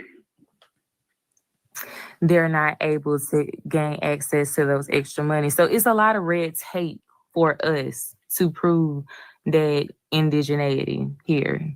Yep. Yeah, no, I agree. And real quick, Will Rod on TikTok says, what's the name of the book, Chief? This book is Yamasi, Indians, Culture, Heritage, and Practices. This is by Chief Seku. If you guys are on TikTok, just look up Chief Seku. He's active on TikTok. That's SEKU. And I think he has a link on his TikTok to buy the book. But yes, I totally understand where you're coming from. That's the whole reason why, you know, I abandoned my profession and became a full-time genealogist, to kind of demystify this process for a lot of folks, because you're right, there's a lot of tangible benefits that are owed to our people by way of treaties like the Treaty of 1866, whether it's free healthcare, free dental, money for kids for school, free college tuition. I tell people all the time, during COVID, back in 2020, I got my $1,200 check from being a U.S. citizen from Trump, right? He gave everybody a couple $1,200 checks, right? Well, on top of that, I got a couple checks for $4,000 from my tribe for being a member of a federally recognized tribe. And this isn't to say, hey, we should be looking into tribal citizenship because we're going to get a bunch of money. No, but there is a reparations package owed to our ancestors to a degree that we just have waiting to be claimed. All you got to do is trace the dot and prove that you're a lineal descendant of a member of the tribe. And when you talk about a global catastrophe like COVID, it damn sure helped a lot to have a couple extra payments of $4,000 through the whole world being shut down. Okay, but these kind of things are earmarked to indigenous tribes, and some tribes are only recognized by the state. Some tribes are recognized by the federal government. Some tribes have no recognition at all and are fighting for recognition. Some of us descend from folks who resisted Indian removal west of the Mississippi. So because of that, our ancestors got reclassified as Negro, mulattoes, freedmen, free persons of color, et cetera, et cetera. So it definitely does get very complicated, but that's the whole reason why I make myself available throughout the week for those one-on-one consultations. But yeah, Cree, go ahead and unmute yourself and lay it on us. What was the most contentious situation or conversation that you had with one of those Dakota Plains Indians? You know that moment when the air kind of shifts and you know that someone is on the defense? Mm-hmm. For me, to see the disdain and disgust of someone who is supposed to be running a nonprofit organization, not even willing to hear out a proposal. I'm not asking for anything but a collaboration. So you were trying to collaborate with one of the tribes in the Dakotas? Mm-hmm. Okay. And what kind of project were you trying to collaborate with them on? A horticulture project, an agriculture project, okay. Something sustainable that focused on the Shantae, thank you for the heart. The natural wildlife in this particular area. So basically growing fruit trees that are indigenous to this area. So how did they shoot you down? Oh, the guy didn't even acknowledge when I walked in the door, first and foremost. It took about 10 minutes. I actually calculated how long it took him to go to his desk and then not give me eye contact. So it's a lot of these soft racial undertones. Mm-hmm. Oh, our information is on the wall. Oh, it's on the website. Yeah, I feel it. See, and that's why a lot of people have confusion. They say to me, "Hey, Mike, I heard my ancestor was indigenous, but I don't know if I want to apply for tribal citizenship, Mike. I don't know if these folks are going to accept me or if they're going to ostracize me because I'm black and this and that." And I tell people all the time, I've been a member of the Muskogee Creek Nation since 2021. Never visited my tribe's reservation. I don't got to go show up at no powwows. I didn't have to do no interview. It's based on lineage. You put together your citizenship application packet, you send it in. Sometimes you got to send in some additional information, maybe a birth certificate or something, right? But it's all about proving your lineage. It has nothing to do with being approved or being accepted. It's just about proving that you descend from a member of the tribe. So, you know, a lot of people hear things like what Cree's talking about, and this kind of deters from folks from trying to get tribal citizenship, especially when we look at a lot of these tribes and we see that they look oh so white, right? Oh my God. I'm like, where's the copper color? Where is it? Like, wait a minute, how did the Indians call the Europeans pale face if nowadays the Indians are pale face, right? Like, how does that happen? Right. Yeah. And that's a whole complicated thing. I mean, there's been a lot of intermixing since, you know, hundreds of years of colonization. You've also got Europeans that were adopted into tribes, Europeans that paid to get into tribes, hence the term $5 Indian, Europeans that intermarried into tribes. So, yeah, it gets interesting. It definitely does. And I've seen all of those reclassifications in Louisiana in particular.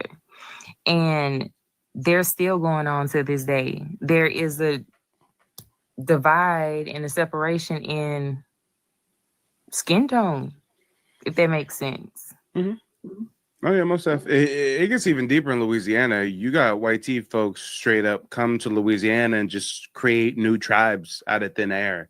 Like in the early to mid 2010s and stuff, yeah, Europeans was just coming through creating Lacombe, Choctaw tribes and this and that, just sprouting up new tribes out of thin air, getting a whole bunch of sponsorship and doing festivals and powwows and getting to the bag. I mean, hey, it is what it is.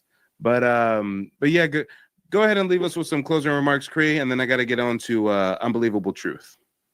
Okay. I don't really have closing remarks. I think that was the closing remark. That story. For sure. Well, thanks for tuning in. Don't hesitate to click that link in the future. All right. Until next time. Till next time. All right, Unbelievable Truth. Go ahead, unmute yourself. Let us know where you're calling in from and what's on your mind.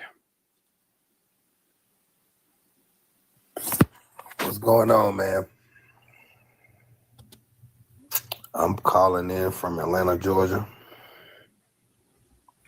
I was just in the audience listening to you, man, and everything you say makes sense. And also, I just don't get the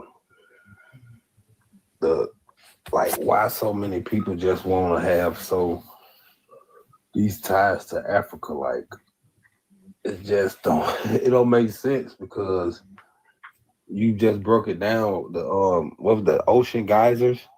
Yep. I was trying to look that the up. Ocean's Gyres, Gyres. Yep. And I was looking that up, and I'm like, man, and I like to this day, you still can't take a cruise ship from America straight to Africa.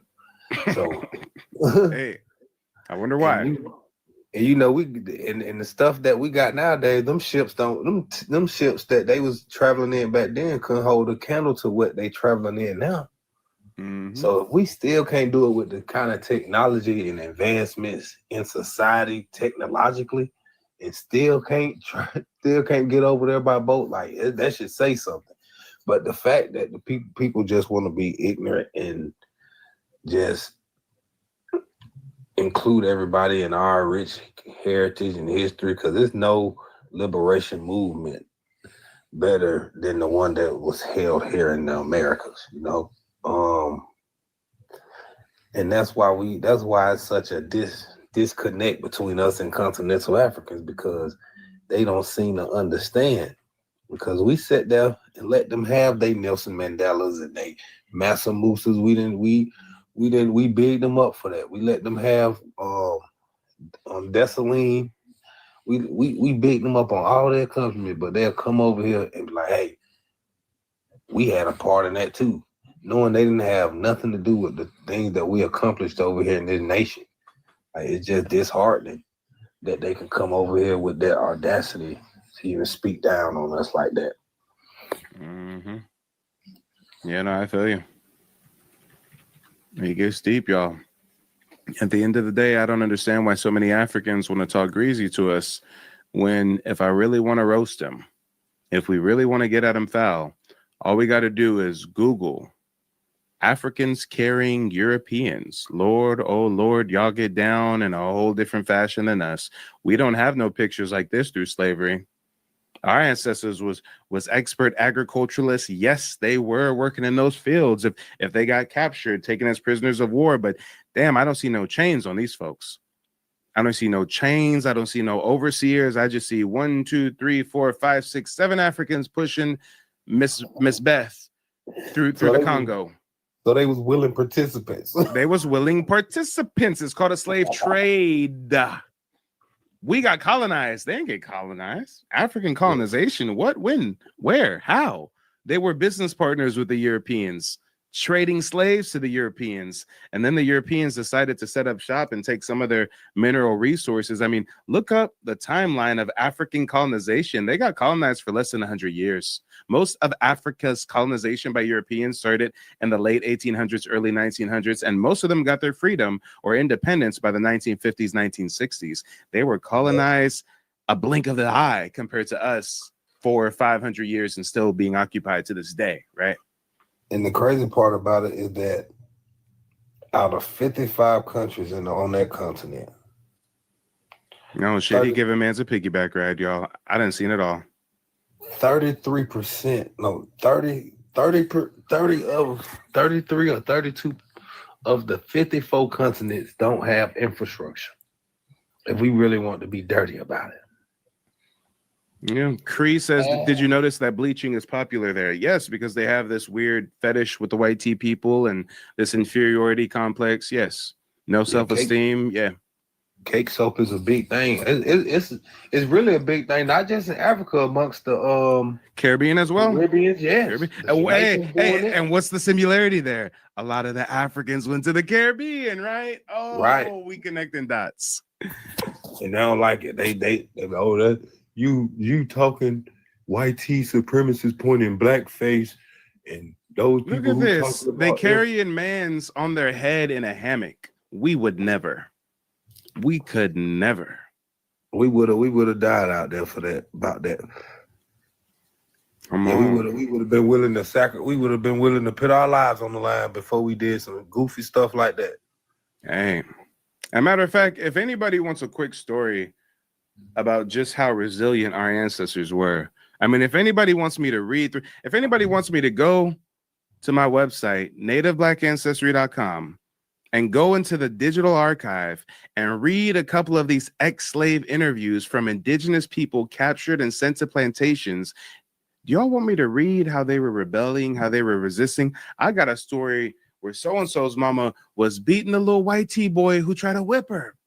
I got another story where old dude, the indigenous Black Indian father, he damn near took out the master and then had to go live in the woods by the plantation because he was beefing so hard with the master, right?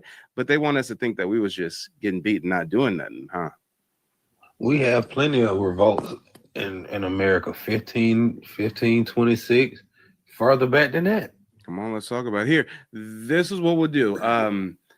We put the likes on the shoulder of the TikTok folks. I said at the beginning of the stream, in order to get started, we needed 5,000 likes from the TikTok community. We got there. So now we're going to put it on the YouTube community, okay?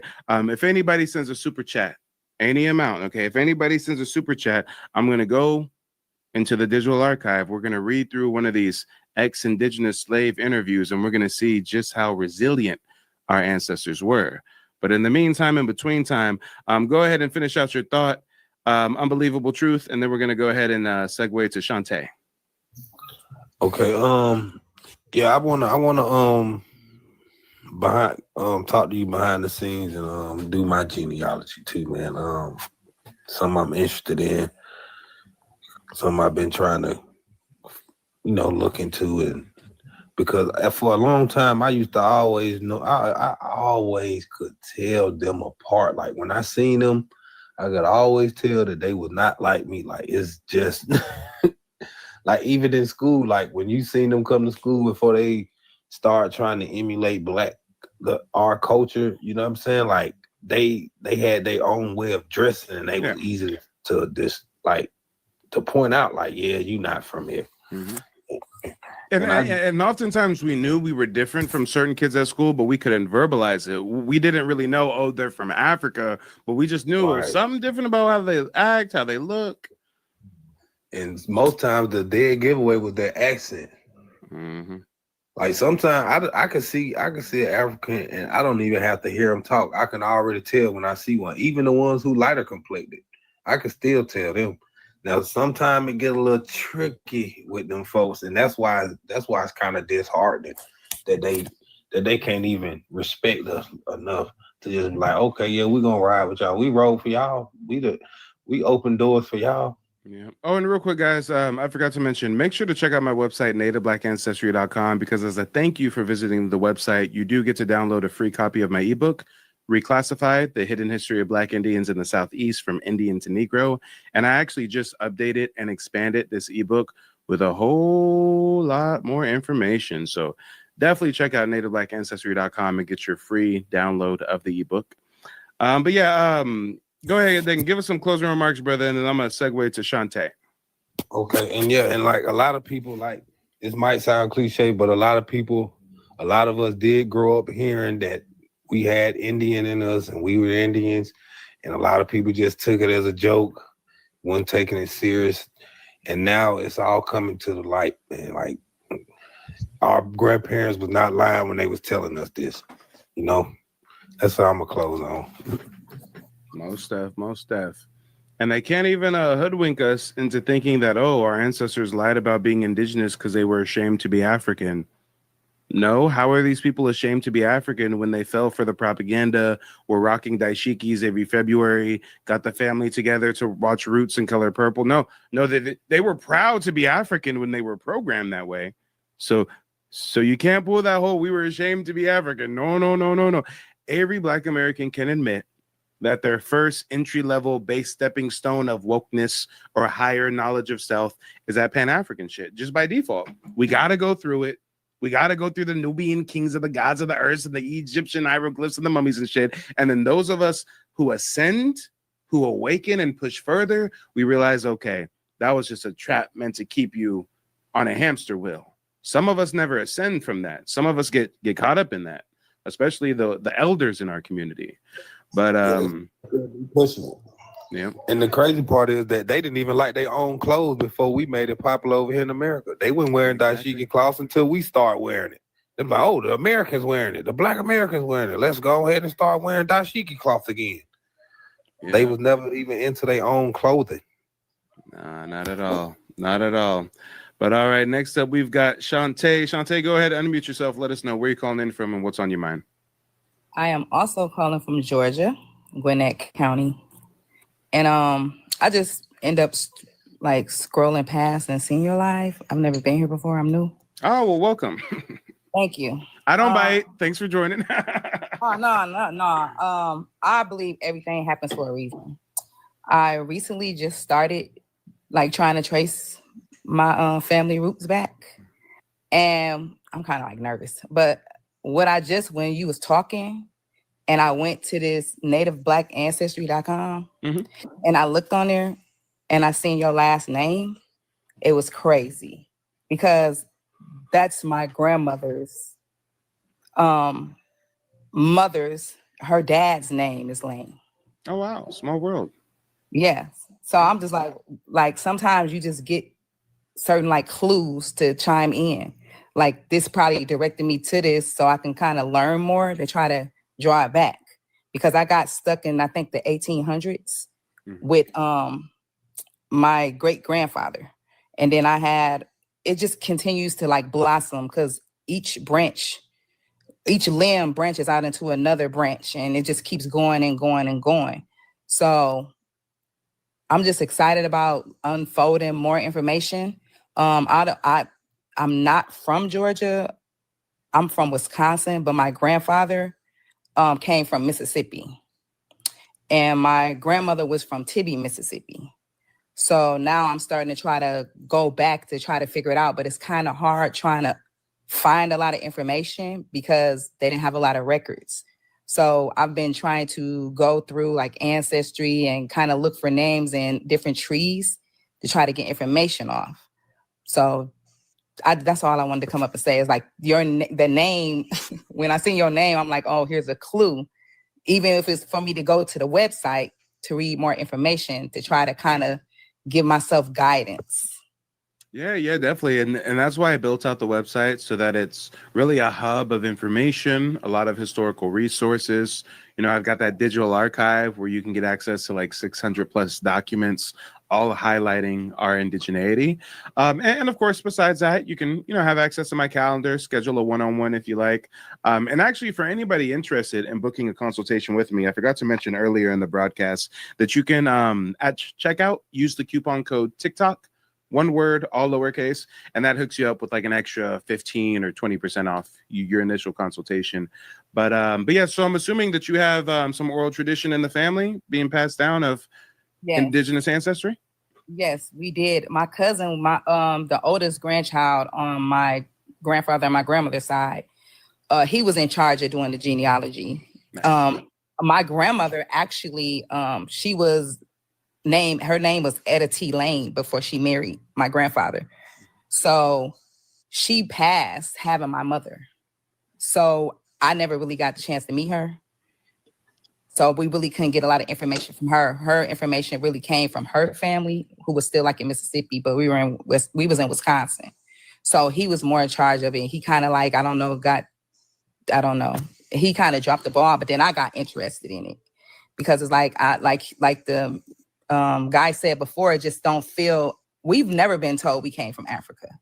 Yeah. So we never was raised like that. You know, real quick, I got to pause the show. Kim, thank you for the Cash App. Appreciate it. Kim came through with a dub for education. I appreciate the support. And actually, let me cue the special tune for you. Thank you for sliding something in the brown paper bag.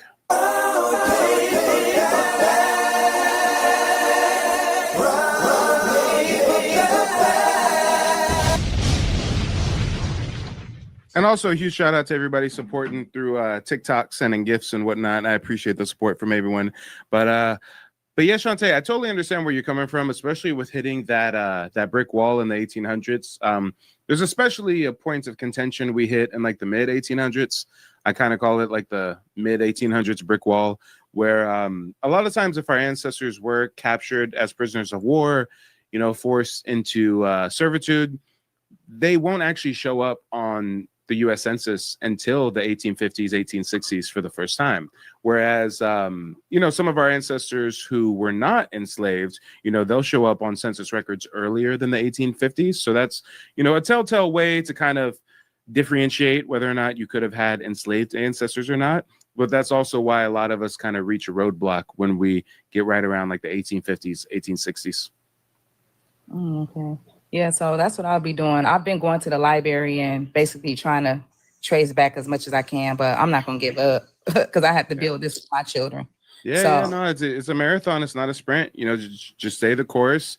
I've got some people who consult with me, and they've been doing the research on their own for 3 years, 5 years. You know, they'll do it for a few months, hit a brick wall, give up for a few months, come back to it, right? So as long as you just stay the course and don't give up, you'll hit the light at the end of the tunnel. Yeah, I will. Well, thank you for allowing me on the platform. Yeah, well, hey, since you're here and it is your first time, typically when I do these live streams, I have a series of thought-provoking questions queued up. Let me go ahead and bring these up here and see if you want to tackle them. I'm not sure if you can see them on the screen. If not, I can go ahead and read them to you as well. I can see them. All right, perfect. So go ahead and knock those out if you can. Why are so many people upset that Black Americans are acknowledging their indigenous American roots, but they had no issue when Black folks claiming to be Moors, Hebrews, and Nubians, etc.? I think it's because they want us to continue to not know who we are, because if we don't know who we are, we don't know our purpose and our power. So I think that's the reason why they're kind of upset, because we're in an age of knowledge and understanding. Mm-hmm. And the information is out here for us to know who we are. So if we know who we are, we know our powers and we can kind of take back our lives. Yeah. All right, go ahead, tackle the next one. Did you know that Americas have more periods than Africa? I do. I have been learning a lot on these different panels. I even just got a book. It was called The Indian Encyclopedia of the Contribution of the Indians. So I just got that book. And I also got a Black Indigenous book where it's a compilation of letters from people who came over here and kind of wrote letters back to saying what they had seen. Mm-hmm. So yes, I Is did know. that 10 Europeans who admitted they were Black Indians or something like that? Yes. Yep. Oh, So okay. Yep. Yeah, I've heard of that one. Yep. So I started reading that too. It's like I've been gathering a lot of information. If most Black Americans are said to descend from African slaves, why do U.S. Census records from 1700s and 1800s list so many free people of color, but so few actual Africans? Because as you mentioned earlier, and I even got into looking at like, I think it's called like the drift, the way the ocean goes. Mm-hmm. To try to see. Ocean's gyres. Yeah. The ocean's gyres. The natural currents of the oceans. Yeah. Right. Because me and my coworker was talking about how could boats get to the Americas? That's why they went down to South Africa, because of the way the current went. Mm-hmm. So I think a lot of us don't descend from Africa. And I never believed that. It just didn't make any sense. Even thinking about how they said they traveled and brought them over here. I'm in healthcare, so it's just like it would not be possible to be able to like transport that many people in those conditions and have them live and not infect each other and stuff like that, and muscle atrophy and just so many things. So yeah, I don't believe most of us came from there. Who benefits more from us believing we're Africa, US, or the same people who stole our land? More? Who benefit more?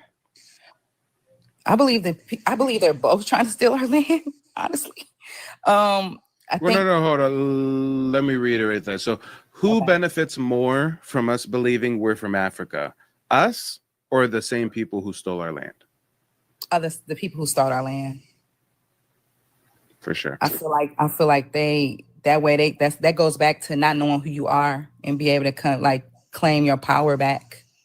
But they try to convince us that the real revolutionary act was us getting in touch with our African roots. So there's supposed to be some huge benefit that they wanted to keep from us that we've now gained from taking on the spirit of Pan-Africanism, right? So have you seen like any evidence of something that we've gained from claiming Africa as the motherland? I mean, I know in February we were rocking some ankhs and some daishikis and some beads. But can you think of any benefit Black Americans get from believing we descend from Africans? No, I don't see any benefit that we get from that because I work with them, the people from there, and they do not like us. And they frown upon us, and it's not a collective, it's not collaborative, so we don't benefit anywhere around. I feel it. Well, hey, if you want to leave the folks with some closing remarks, go for it. And then I'm going to segue to Dr. Darwin. Okay, my closing remarks is just don't stop. Keep going. And I mean, because it honestly, it doesn't end. Like when you uncover one family member, they also have parents. And then those parents also have parents. So just keep going as far as you can and don't give up because like you said, it's not a race, it's a marathon. So take your time and understand. And I look forward to uncovering all the hidden treasures of my family and kind of knowing where I come from and kind of confirming where I get certain personality traits and characteristics, skills, and even my gifts. So that's what I'll say. Most def. Well, hey, thanks for calling in. Don't hesitate to hit that button in the future. Thank you. All right, till next time. Dr. Darwin, go ahead, introduce yourself. Let us know where you're calling in from and what's on your mind. Yes, how's it going, man? I'm from New Orleans, Louisiana. I'm Black American. I do have Seminole Indians in my family, Black Seminole Indians, that is. There is some evidence of Buffalo Soldier activity. My family unaliving multiple Siberian Mongoloid people trying to free our families. It was a big reversal story. This host has it. He has it hit on the money as far as the ancestry goes, the reclassification goes. Dude, you couldn't have done a better job. Checked out your website. Awesome website, man. Thanks. I went past the Indian part just to figure out, other things that they've erased and reclassified us as. And yeah, when you dig in the big maze of information that they've tried to hide everything under, you'll understand that a lot of us were even brought to Africa, to different places of Africa, and coerced. I believe the American Colonization Society started in like late 1700s, mid 1700s or something, right? Come on, brother. Yes. Hold yes. on, I'm looking up. When was the American Colonization Society founded? I know for sure they've been bringing us over there since the early 1817. Yep. 1817. Since 1817, they was trying to get indigenous folks to go over there to Africa. Oh boy. Boy. Yep, and convincing us we'll be safer over there and things of that nature, or forced. There was times where we were forced to go to places like Ivory Coast. There were some people that were coerced to go to Ethiopia. You know, you got to dig into it, and it's like, well, you'll look at one point when they would come over, they were all one color. They were all this dark black, purplish hue. And real quick, let's read real quick what our ancestors were saying about these colonization schemes, as they called them. Remember, Frederick Douglass had his own newspaper, the North Star, and in January 22nd, 1852, he writes about the colonization scheme. He says there is no sentiment more universally entertained nor more firmly held by the free colored people of the United States than that this is their own, their native land. And that here, for good or for evil, their destiny is to be wrought out. Identified with the entire history of the American people going back more than 200 years, this sentiment is natural and praiseworthy. There is not now, there never has been, and we think there never will be any general desire on the part of our people to immigrate from this land to any other, and least of all, to the wilds of Africa. Yeah, that's how our ancestors was talking about going to Africa. But that's the motherland, right? To the wilds of Africa. Wilds. I said, I ain't going to no bushes. I'm not going from the burbs to the bushes. Go ahead, brother. Go ahead. No, I mean, 100% agree. We were a civilized people. They try to make like they civilized us, but we civilized everyone else. In all actuality, Black Americans were the civilized people. The Black Indians were. We weren't slapping and digging in mud like they try to portray us to be. We were a sophisticated group of people. That's why everybody wanted to come here. This was the motherland. This was the true. It's all been reversed. And you look into it, just like they reclassified us, they renamed everything or switched excuse me, Speed, 1 second. They renamed us and switched everything around, dude. Same kind of situation as far as the motherland theory goes. I mean, because when you're digging, you can find diamonds in freaking Arkansas. In freaking Podunk, Arkansas, you can go find diamonds. Right now, there's diamond mines. They'll let you go dig them up. Okay, so this whole theory of they're the motherland, it's to get you to entice you to rid yourself from the true motherland. I'll rest my case there. All right. Well, thanks for calling in, brother. Don't hesitate to click that button in the future. Hopefully next time, slightly less background noise, but we were still able to make out what you were saying. And guys, here's another one. This is from, I think, the early 1900s. This is by a Black doctor, J.R. Hawkins, Kansas City, Missouri. He says, disenfranchise the Negro and send him back to Africa? Absurd. Impossible. More than $1 billion worth of United States real estate, which he owns in his own name in the United States, is not easily to be taken from him. Besides, the Negro is not an African. He is an American. African is a misnomer. Why try to send him to a country which is not his own? Come on, y'all. This is what our ancestors were saying about Africa, but they want to convince us that we come from there.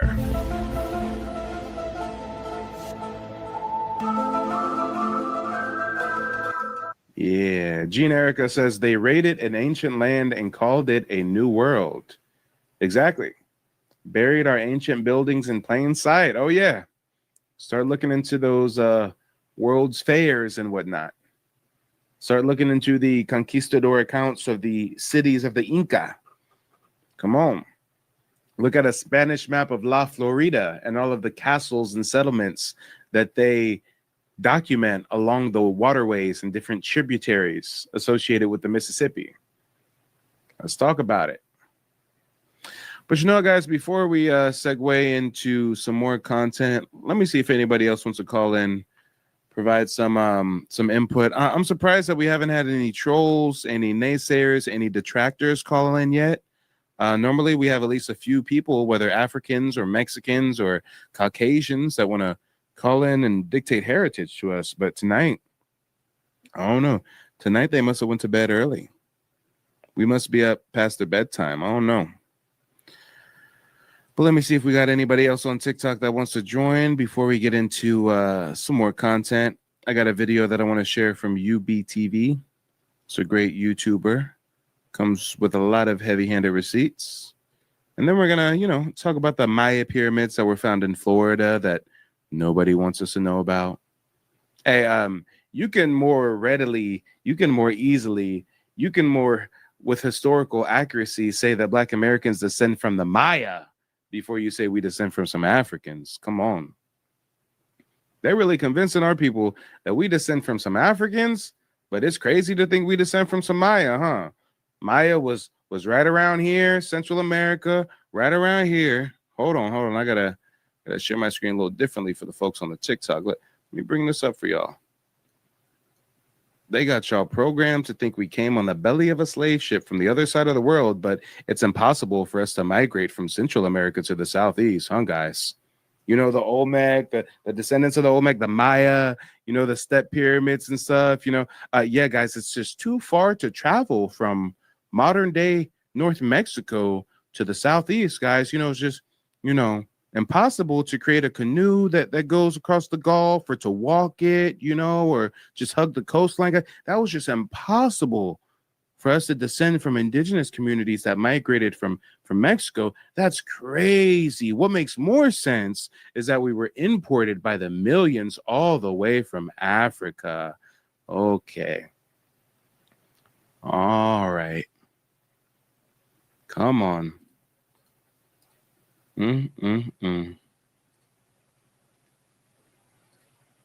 But hey, someone said, I forget who it was, but there was someone who said, repeat a lie enough and the people will believe it, right? If you just repeat the lie enough times, the people will believe. But guys, let's go ahead and get into it. I want to react to some UBTV content. He did a great piece about the Mayan whitewash. I believe that's what he called it, the Mayan whitewash. Let's get into it, y'all. Let's get into it.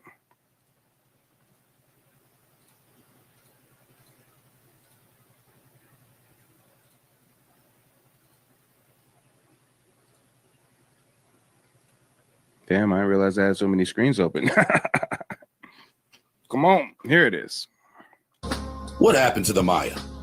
Some people claim that the Maya never left and are the people still living in the old Maya-occupied territories. However, the most common theory is that they were wiped out by the Spanish, mostly due to disease. But is there any chance that some of the Maya could have relocated? There have been reports that stated that some of the Maya did relocate to Guatemala after the fall of the Mayan Empire. But is there a chance that the Maya could have relocated to the north end of the Gulf Coast? Specifically around... Oh, hold on, guys. It looks like we have a Mongolian migrant in the chat. Jen says, God placed your ancestors in Africa for a reason, so stop making stuff up. Well, good Lord, I'd love to at least see who we're talking to. Who is this lady in here trying to dictate? Oh, damn, Siberian Husky. Say it ain't so. Damn, Mulan. If you don't go back across the Bering Strait from whence you came. Oh, Lord. Damn, she's so insecure. She got the profile on private, but she want to come over to our kickout and dictate heritage to us. I mean, oh, Jen, take a seat. I know you ain't claiming indigenous with all that makeup on your face, too. There ain't nothing indigenous about them fake lashes and all that mascara. I mean, giving me ladyboy vibes. Are you Filipino or are you a Bering Strait migrant? Okay, guys, I gotta stop. Definitely giving ladyboy vibes. Around Louisiana, Alabama, Mississippi, or Florida? Because apparently there are some very strong cultural connections and even strong archaeological connections, especially at the Crystal River site in Florida, where Mayan hieroglyphics were found and a cache of other Mayan artifacts buried in a Temple Mound complex. This mound complex just happened to be constructed with a similar layout, design, and astronomical alignment to Venus as the Mayan complexes in the Yucatan. But this isn't where the connections end. Many of the places and names associated with Florida, Georgia, and to a lesser extent the Southeast are Itza Mayan in origin, especially cities, mountains, and rivers. The Itza Maya language was one of the last variations spoken during the fall of the Mayan Empire in the late 1600s. Itza Mayan words of places and names that may sound familiar are names like Tallahassee, Muskogee, Latichi, Okeechobee, Appalachie, Etowah, Catawba, Chickamauga, Tallulah. Any word with hoochie or hatchie. Come on, y'all, look into the etymology. There's a lot of similarities between what they call the Mayan dialect and the dialect of the tribes of not the Bering Strait Plains natives, not the Navajo, not the Comanche, not the Apache. No, the tribes of the Southeast, the Black indigenous tribes of the Southeast. Is of Itza Mayan origin, meaning creek or shallow river. Rivers like the Tallahatchie, the Chattahoochee, any river with a hatchie or a hoochie, or even a coochie for that matter, is of Itza Mayan origin. Come on, y'all. If it has a hatsi, a hoochie, or a coochie, it's Itza Mayan. But I wonder why these Bering Strait Tonto folks aren't talking about Itza Mayan.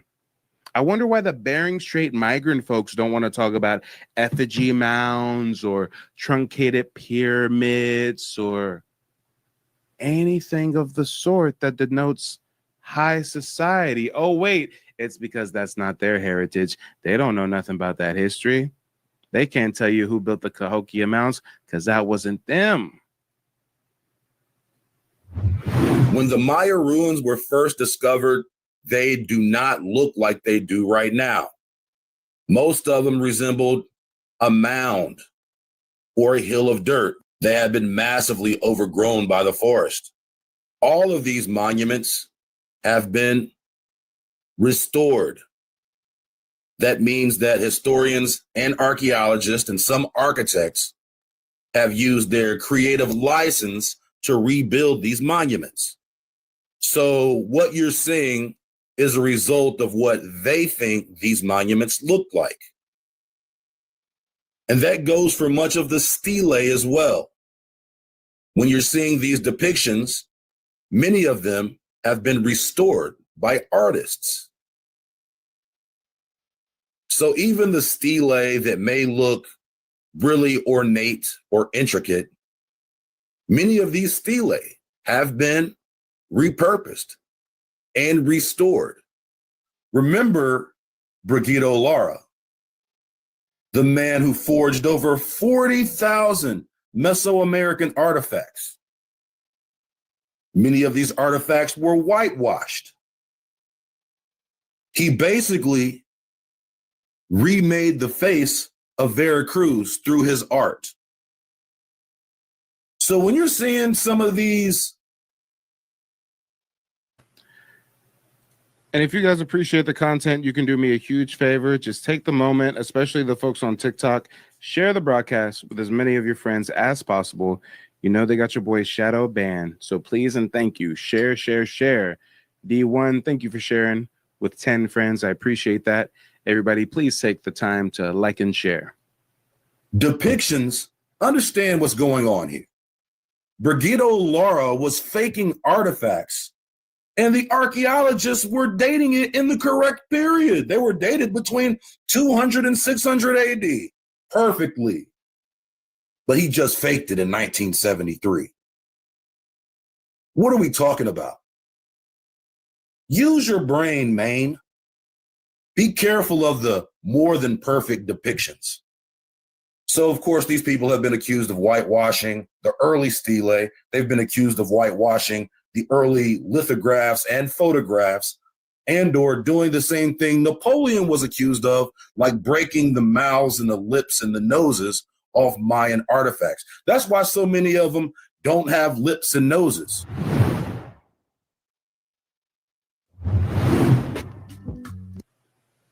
Come on, y'all. Whenever they start busting the noses off of the artifacts, you know what that means. You know what that means. We're very familiar with how they did the Sphinx in Egypt. We're very familiar with how they try to lighten up the hieroglyphs. Did y'all know that they did the same thing over here when it comes to some of them Olmec statues? They got the nose removed. Some of these figurines and clay sculptures. I mean, guys, it gets deep. We getting into the Mayan whitewash. Charlatan's Web quote, Asian Mexicans, to jump down just below the colonial era. However, regular immigration did not begin until 1565 with the establishment of the Manila Acapulco Galleon, which economically linked Asia, the Americas, and Europe. During those 2.5 centuries, many Filipinos, Mexicans, And guys, please pay attention to this portion. This is why so many of you guys see Mexicans that look Asian. Mexicans that look Asian claiming to be indigenous. I mean, tell me if that ain't an identity crisis. See, what it is your average Mexican is 1 part conquistador, maybe 1 part indigenous, definitely 1 part African slave, and more likely than not, 1 part Filipino slave as well. You see, the Spanish colonized the Philippines at the same time that they were colonizing the Americas and shipped so many Filipino slaves and servants over to what would later be Mexico. of the Manila Acapulco Galleon, which economically linked Asia, the Americas, and Europe. During those 2.5 centuries, many Filipinos, Mexicans, and others sailed from Mexico and the Philippines. Mexicans as soldiers, governors, and sailors, and Filipinos as slaves, prisoners, and crew. Okay, so we're talking about really an intercontinental exchange of people. And of course, there's going to be some mingling going on, right? On these voyages, thousands of Asian individuals, mostly males, were brought to Mexico as slaves and were called chinos or indios chinos, which meant Chinese and Indian respectively. Although in reality, they were of diverse origins, mostly Filipino, but also including slaves brought from the Portuguese or captured through war, like Moros, Muslim Filipinos, Malays, Javanese, Bengalis, and other ethnic groups in smaller numbers, such as Japanese, Chinese, Sinhalese, Cambodians, Koreans, and Timorese. So continuing, during the early period of Spanish colonization of the Philippines, Spaniards took advantage of the indigenous alipin, the bonded serf system in the Philippines, to circumvent the leyes de las Indias, the laws of the Indies. And ladies and gentlemen, boys and girls, we're going to wrap up this broadcast here shortly. If you want an encore, you know what to do. Hit the Cash App, hit the Super Chat, send your boy some corn gifts on TikTok or something. We can definitely dip into a bit of an encore if that's what the people are feeling. Otherwise, we're going to wrap up this broadcast here shortly. Acquire Filipino slaves for the voyage back to New Spain. Though the numbers are unknown, of course they're unknown. And you should hear some of these estimates. Though the numbers are unknown, it was so prevalent that slaves brought on ships were restricted to 1 per person, except for persons of rank, in the laws regarding navigation and commerce, to avoid exhausting ship provisions. They were also taxed heavily upon arrival in Acapulco in an effort to reduce slave traffic. Traffic in Filipino women as slaves, servants, and mistresses of government officials, crew, and passengers also caused scandals in the 17th century. Women comprised of about 20% of the migrants from the Philippines. What this is really saying that they were bringing Filipino women here since the late 1500s. And a primary purpose of these Filipino women were to act as mistresses for government officials. And what happens when a woman is a mistress for anyone? They usually end up having children out of wedlock. These Filipinos, some were slaves, some were indentured servants, some were mercenaries. They played an important role in the class system.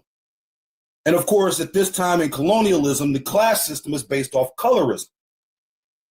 And so what you're really seeing with these people is a combination of genetics. Now, look at that boy face right there. You got that old Siberian face, man. You got them Tartarian lips there, boy. You got that yak fade, boy. Look at some bitch right there. Looking like a straight Tartarian, Siberian. Looking like he walked across the barren straight barefoot, boy. Look at that boy. Yeah, man. Tartarian if I ever seen it. Because, I mean, obviously he got that barren straight face. Come on, Bering Strait natives, where you at? Why don't the statues look like you? Why does none of the archaeology point towards your phenotype? Let's talk about it. That Tartarian taper, that Siberian shaper. I can't think of no more. Damn, he got the crispy lineup too. Man's must have just got out the barber chair. He got that crispy lineup. They took him from the M-shaped hairline to the crispy lineup. That Siberian shaper. I can't think of no more. You got the Inuit perm. You got that Falkland fade. I don't know where the Falk. I don't think that's not right. You got that Aryan ass. Look who's talking. Says, where are their ancestors? In Russia, Mongolia, Siberia, China. Afro. All right. I guess there's nothing here. Oh, there's something there. You can't find it, and it's making me mad. I mean, they say they're ball players, but maybe that ball's ping pong ball. Ping pong player. Yeah. Those ball courts, they were ping pong courts. I bet you up on that helmet, he got a damn flamenco fade. This some bitch got to let it line up. The Moscow mullet. Damn.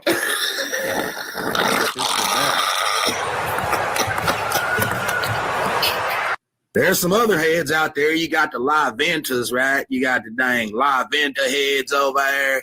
You got the San Lorenzis over there. I don't know much about anything, but there was some old big lip bastards over there on the Veracruz coast, and there was most likely Siberians. Let's keep it 100, boy. What them boys say? Let's keep it 100. Come on, y'all. Let's talk about it. Let's talk about it. Again, make sure to check out the website nativeblack.ancestry.com if you're looking for personalized guidance with genealogy research. As always, you can use the coupon code TikTok, one word, all lowercase, at checkout for a special discount. Mike TV, he's knowledgeable about his information about the American Indians and how we change our classification over time and the different types of mounds and different rules from the French, from the British. If you want viable information, you want to really find out who in your lineage and who are the people you come from, I suggest going with Mike TV. His prices are affordable. He's not like some of these other people out here. I urge, go with Mike TV. Come on, y'all. What are you waiting for? NativeBlackAncestry.com. Check it out. Real people, real results. So for anybody who is on the fence about having Mike help you or walk you through or educating you about genealogy and the genocide that has happened with the paper trail, I implore you to reach out, allow him to educate you and assist you in this process. I have learned so much in this consultation. I feel educated, empowered, and excited for learning about my history, and looking forward to the future. So if you're on the fence, please go ahead, hit up Mike. I promise you will not be disappointed.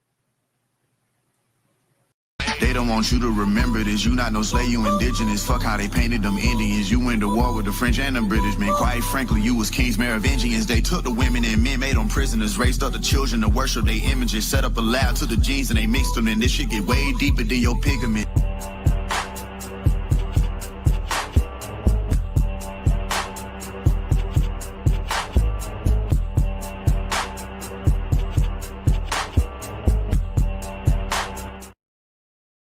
You know about slavery, but few discuss paper genocide. We did not all come from Africa, and most of us have Aboriginal roots that were stripped away due to reclassification and miseducation. As a native Black American and a member of the Muskogee Creek Nation, I understand the importance of tracing your lineage. If you want to learn how to trace your genealogy and apply for tribal citizenship, go to nativeblackAncestry.com to schedule a consultation. They don't want you to remember this. You not no slave, you indigenous. Fuck how they painted them Indians. You went to war with the French and the British, man. Quite frankly, you was kings, Merovingians. They took the women and men, made them prisoners, raised up the children to worship their images, set up a lab to the genes and they mixed them, and this shit get way deeper than your pigment. All right. right, ladies and gentlemen, boys and girls, we are back. Shout out to the folks watching on TikTok. Shout out to the folks watching on YouTube. No matter what platform you're viewing on, I appreciate you tuning in. Make sure to subscribe, follow, share, all that good stuff. We just had a great live stream with a couple of honored guests, Empress and Joshina.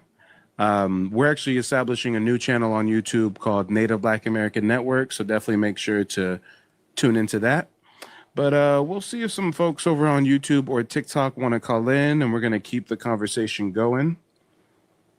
And let me see. G says you on mute. No, I'm definitely not on mute. So maybe you just got to turn up the audio on your end. Either way, guys, for the folks watching on YouTube, I just dropped a StreamYard link. If anybody wants to call in on YouTube, you know what to do.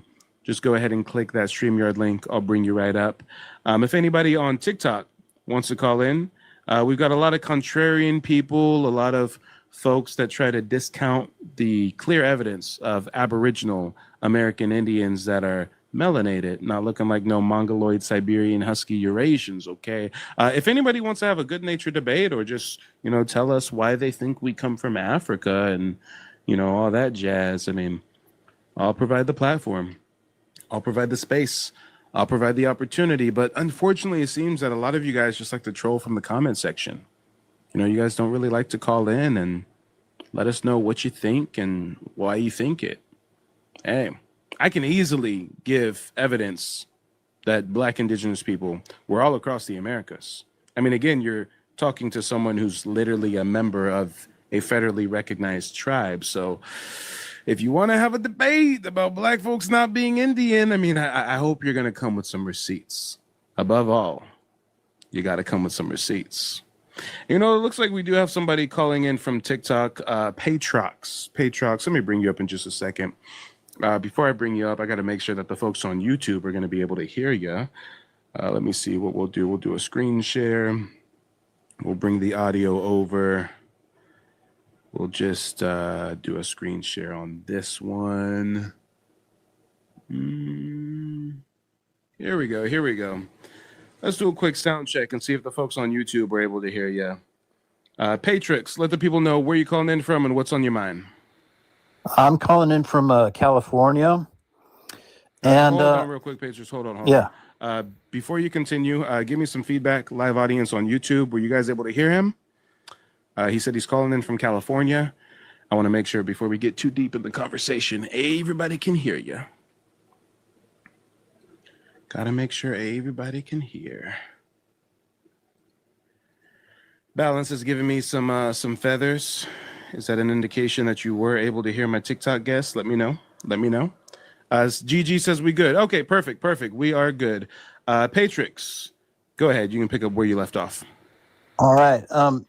So I'm just starting to look into this. What caught my attention is, I don't know if you're familiar with the Olmec statues that are found like in the Americas, like especially South America. But there's these ancient statues and the people do not look like Native Americans. And I didn't even know that there were people before the Mayans. So I'm just starting to learn. So were the Olmecs, were they of African descent? You're asking me if the Olmecs were of African descent? Yes. In my research, I've seen no indication to suggest that they are of African descent. Okay, so how do then I'm confused. How do Africans get here? So you're leading with the presumption that if there are Black Indigenous people here, that at some point in time they migrated from Africa? Is that the assumption you're making? Yeah, I mean, I'd always heard that people crossed over a land bridge from Asia. Yeah, that's called the Bering Strait land bridge, Bering Strait migration pattern. Yeah, exactly. And take it a bit further for us. What exactly did you hear, or what exactly were you taught? They came across the Bering Land Strait, and then they went where? Well, I believe that the North Asians ended up being the Mayans. And were they originally more in the island areas surrounding South America? I'm not really sure. No, I'm not. I'm just asking you to educate us on what you were taught. You said that you're confused because, I'm saying that I found no evidence to suggest that the Olmecs are African. So you're like, well, if they're not African, where did they come from? Because I was taught about the Bering Strait migration pattern, and I'm just asking you, do you remember? And it's probably years ago that you were taught this, but do you remember like where your teacher or where your professor said that these Bering Strait Asiatic migrants went in the Americas? I can't remember. My brain wants to tell me it was South America. Okay. So your brain wants to tell you that it was South America. So they came from Asia across the Bering Strait and they go to South America and that's it? And eventually migrate north, I guess. Well, I don't know how they would eventually migrate north if they came from the north. The Bering Strait is north. That's like Alaska, northern Canada. So they're already in the north, and you're claiming they went from North America down to South America, and then you said like they became the Maya or something? Yeah, that's what I was taught. I was taught that there were Asian people that came from northern Asia that ended up being the Mayans, and that later Eastern Asians migrated in a second migration. Yeah. I'm not sure who taught you that, but that is so twisted and backwards. The Bering Strait migrants came down and they went to the southwestern plains, the desert of Arizona, Utah, Nevada, etc. Some of them went further down into like northern Mexico, but the Bering Strait immigrants have nothing to do with the Maya. The Maya descend from the Olmec. The Olmec are the grandfather of the Maya. When you talk about really old indigenous communities that descend from the Bering Strait migrants, that's where we talk about the Aztecs, but not the Maya, not the Olmec. The Aztec in their own oral tradition have a story of migrating from somewhere else, which means they weren't really indigenous to that area, right? So, you're really conflating multiple histories and conflating different theories. And it's not even you that's conflating it. It's just whoever educated you on the subject just clearly didn't know what they were talking about. So is that why the Aztecs did not build the same kind of buildings that the Mayans were capable of? That's part of it. When you look at the pyramid culture, the mound building civilization, you find the same pyramids, the same structures in the Southeast, in Louisiana, in Alabama, in Georgia, in Florida. The same ones that the Maya and the Olmec built in Central America, South America, the Amazon rainforest. Matter of fact, they found a Mayan step pyramid in Florida, but they're never going to teach you that in school, right? That's extremely interesting, man. I'm really enjoying your show. I'm going to keep listening, man, so that I get more educated on the subject, because I feel like everything I learned in school is maybe bullcrap. Sorry for the language, but well, not only is it bullcrap, but it was given to you for a purpose. I'm assuming that you have European ancestry, right? Yes, mostly Irish as far as I know. Okay, Irish. So we can be even more specific with the example.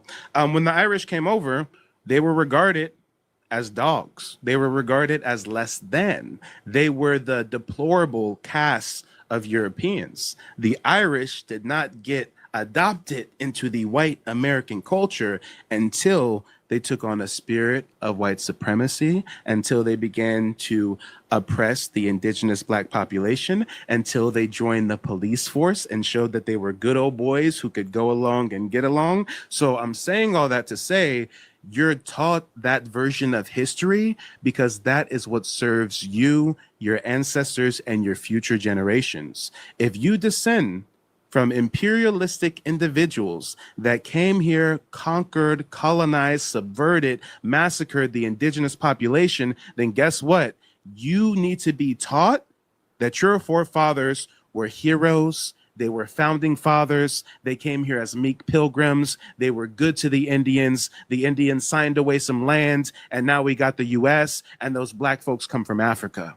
You're not supposed to know the truth about the indigenous black people of the Americas. You're not supposed to know about the vast culture and civilization and the seafaring and the pyramid culture. You're not supposed to know that, because if you knew that, then maybe you wouldn't go along with the programming.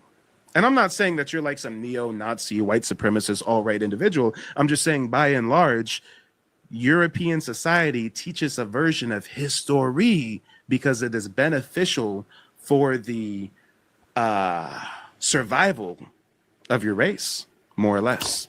It's interesting what you're saying, because I was taught that basically black people got to this continent from the transatlantic slave trade. Yep.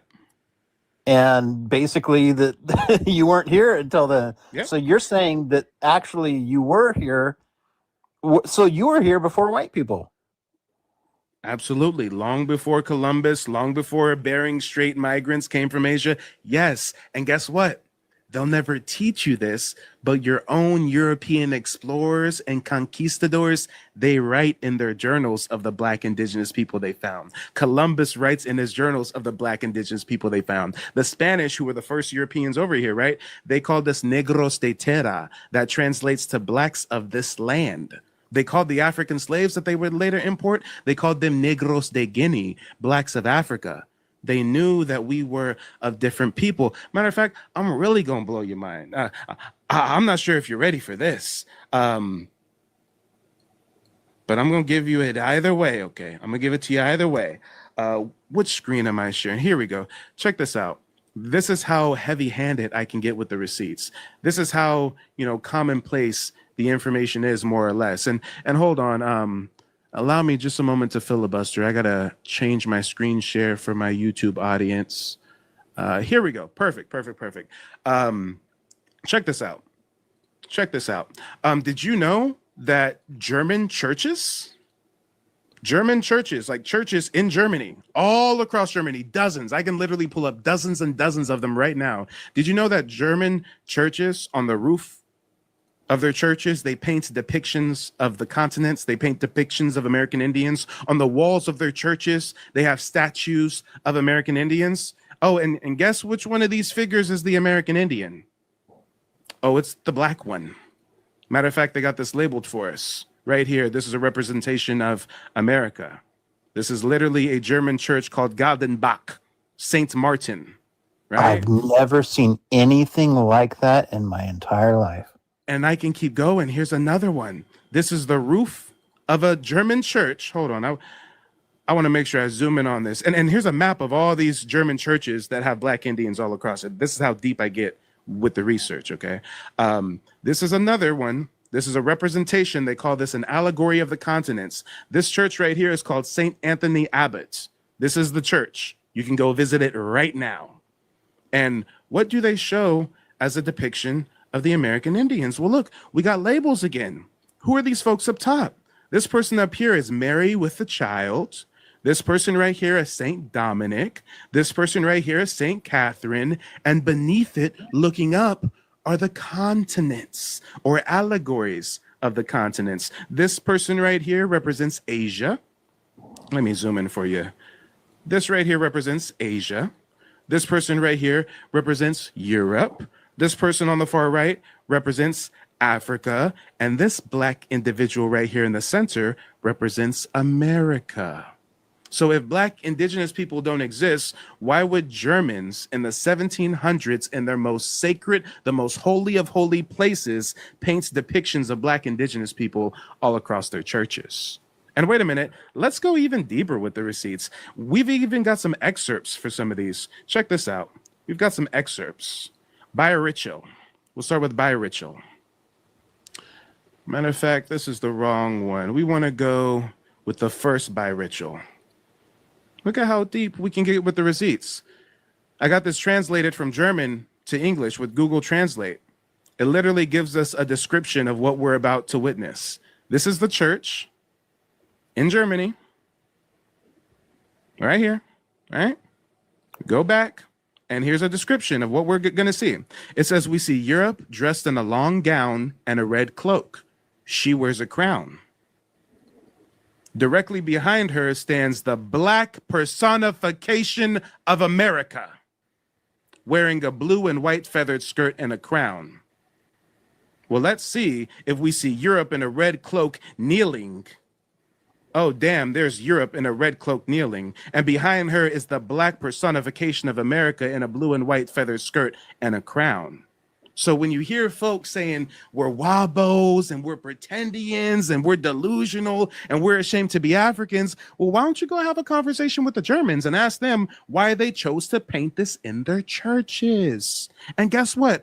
I can just keep going. We can just sit here for like a good 10, 12 minutes and I can just keep pulling up receipt after receipt after receipt. This one, they tucked this one in the ceiling of the hallway in the church. This one, you got to come to the back hallway.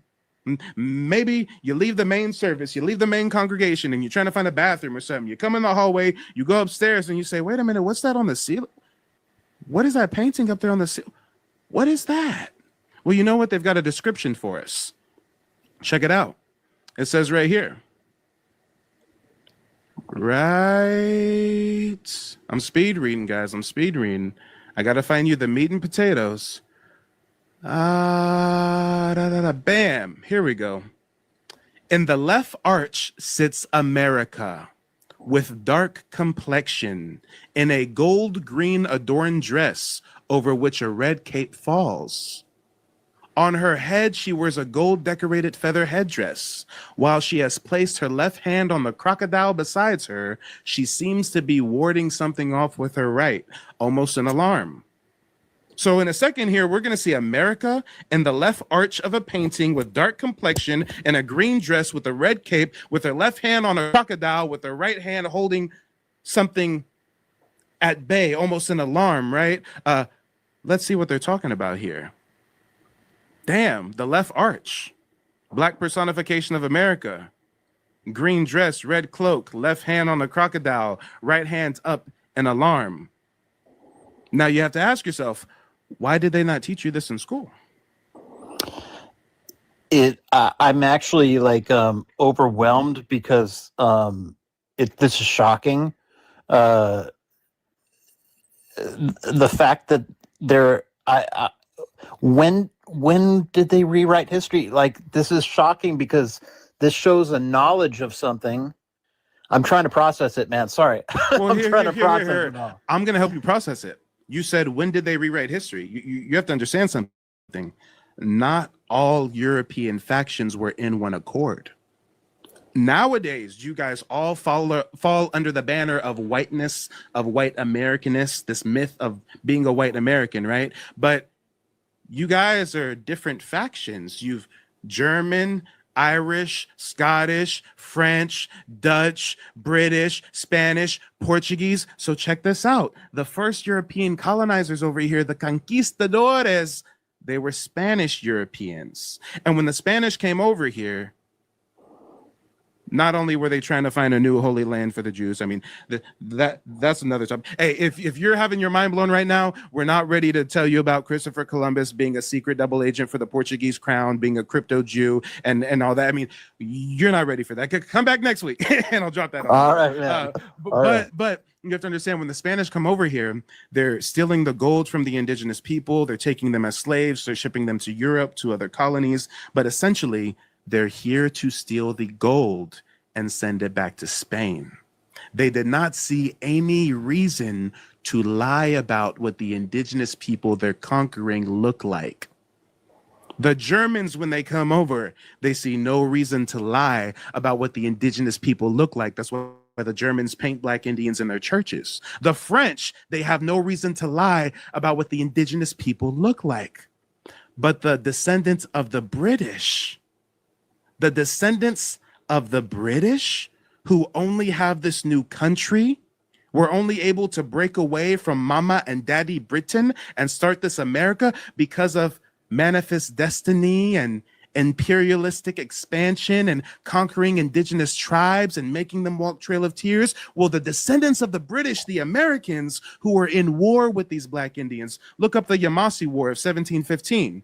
Look up the Seminole War 1, Seminole War 2, Seminole War 3. They're not going to teach you in school that Andrew Jackson was fighting Black indigenous people all throughout the 1800s, right? So you have to understand that the descendants of the British, who are reclassifying the indigenous people, who are taking them as slaves, it's in their vested interest to lie to them and make them think they come from somewhere else.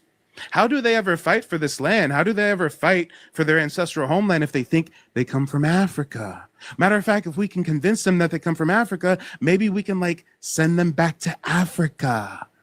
So I say all that to say the only class of European that does this reclassification, the whitewashing of history, is the descendants of the British. The Germans clearly have no issue saying Black Indians exist. I can pull up Spanish conquistador journals right now saying Black Indians exist. The Portuguese have no issue saying Black Indians exist, but the descendants of the British, they are the ones that reclassify us through a process known as paper genocide. You know what? Something interesting that you said, oh, we can just send them back. We can send these people off to Africa. After the Civil War, I seem to remember that they tried to send some people back to Africa, right? And they weren't accepted. Is that true? They tried shipping some people, Black people, back to Africa. They were trying that since before the end of the Civil War. They started something called the Colonization Society. The Colonization Society was created in 1816 with an effort to establish an African colony for free Black people in the United States. Well, this is where it gets crazy. If Black people only got free in 1865, then who were all these free Black people in the United States in 1816 they're trying to convince to go to Africa? Oh, wow. Oh, damn. It gets deep. And actually, it's not just that they were trying to convince us to go to Africa. Now I'm really going to blow your mind. You know, Abraham Lincoln never believed in equality amongst the races. He's on record saying that if he can end the Civil War and not free a single slave, he would do so. But guess what? This is where we're really going to fuck you up. His original plan was never called the Emancipation Proclamation. It was called the Emancipation Deportation. His original plan was to free the Blacks and have them voluntarily deport themselves, not even to Africa, just anywhere else but America, to Panama, the Caribbean, maybe Africa, just go anywhere else. And this wasn't just a theory. This was something he put into practice. Look up Isle Avache, also known as Cow Island. It's an island off the coast of Haiti. Abraham Lincoln sent hundreds of recently freed Black people over to an island off the coast of Haiti under the guise that if they work on this plantation over there in the Caribbean, after a few years, they'll get their back pay and they can start their own country or something. It ended in disaster. It was basically slavery with extra steps. But they're not going to teach you about Ayalavache. They're not going to teach you about Lincolnia. But these are all things that we can fact check right now. Lincolnia was the name of a proposed Central American colony suggested by, hold on. This is a different one. This is a different Lincolnia. We're going to stick with the history of Ayalavache because Wikipedia is trying to throw us astray. And we can't just put Ayalavache. We have to put Ayalavache and Abraham Lincoln. And look what comes up. Why Abraham Lincoln shipped freed Black Americans to a Haiti island as part of an experiment. The plan failed catastrophically.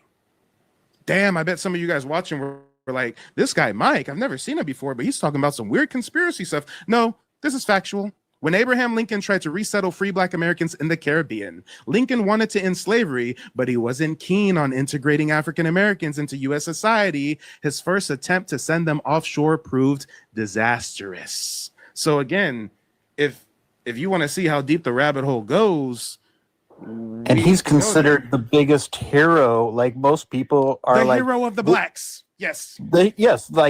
Probably number one. Like, who's the number one hero who did the most for Blacks? People will say Abraham Lincoln. It's That's interesting. So Whoa, I have hold to on, ask hold on, you. hold on, wait. Before Yeah. you ask your next question, it gets more nefarious than just painting Abraham Lincoln as a hero. They paint the Union as great emancipators, right? Yes. The Union were wrong. The Confederates were right. I said it. I'm not going to look at this from a Black indigenous perspective.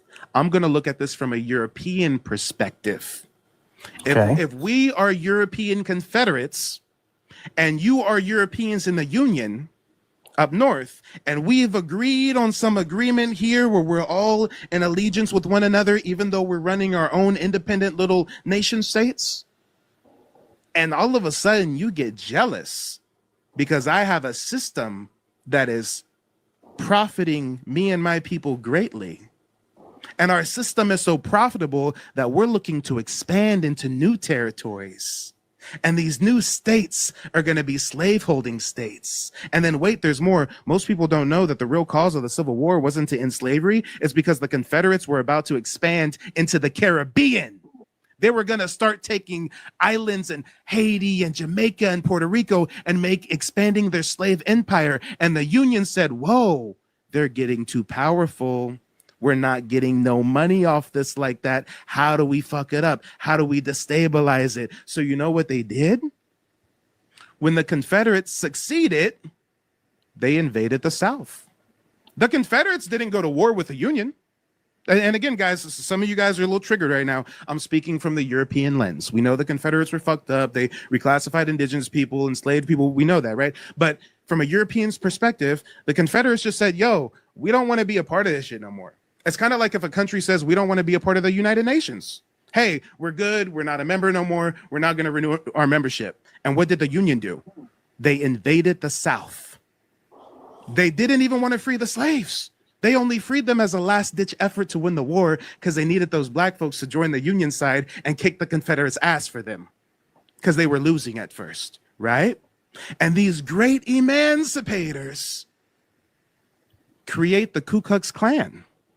The KKK did not exist until 1865 after emancipation.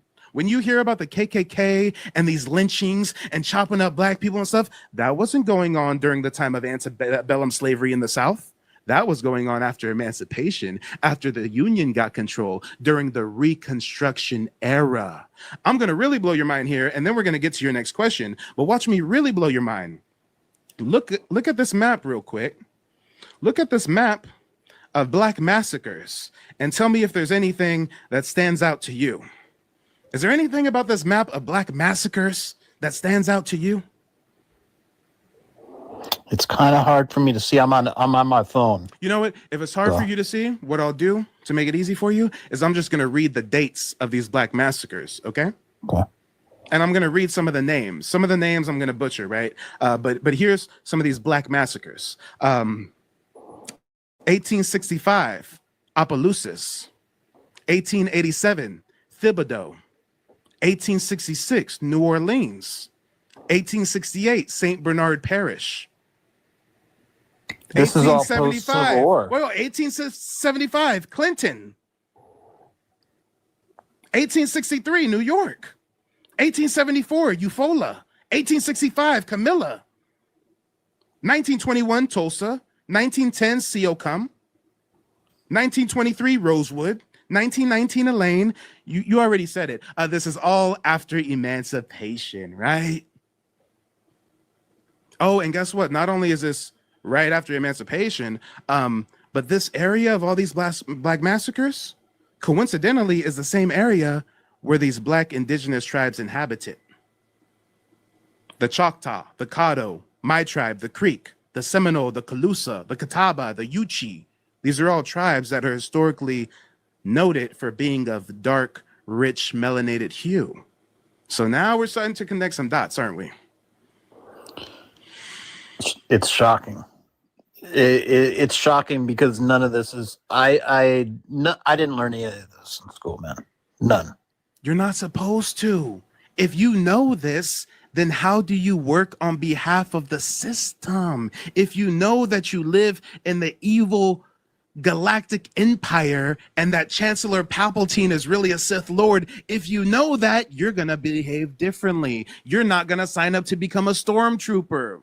You're not going to go join the military and fight for God and country. I mean, if you knew this, you would probably behave differently.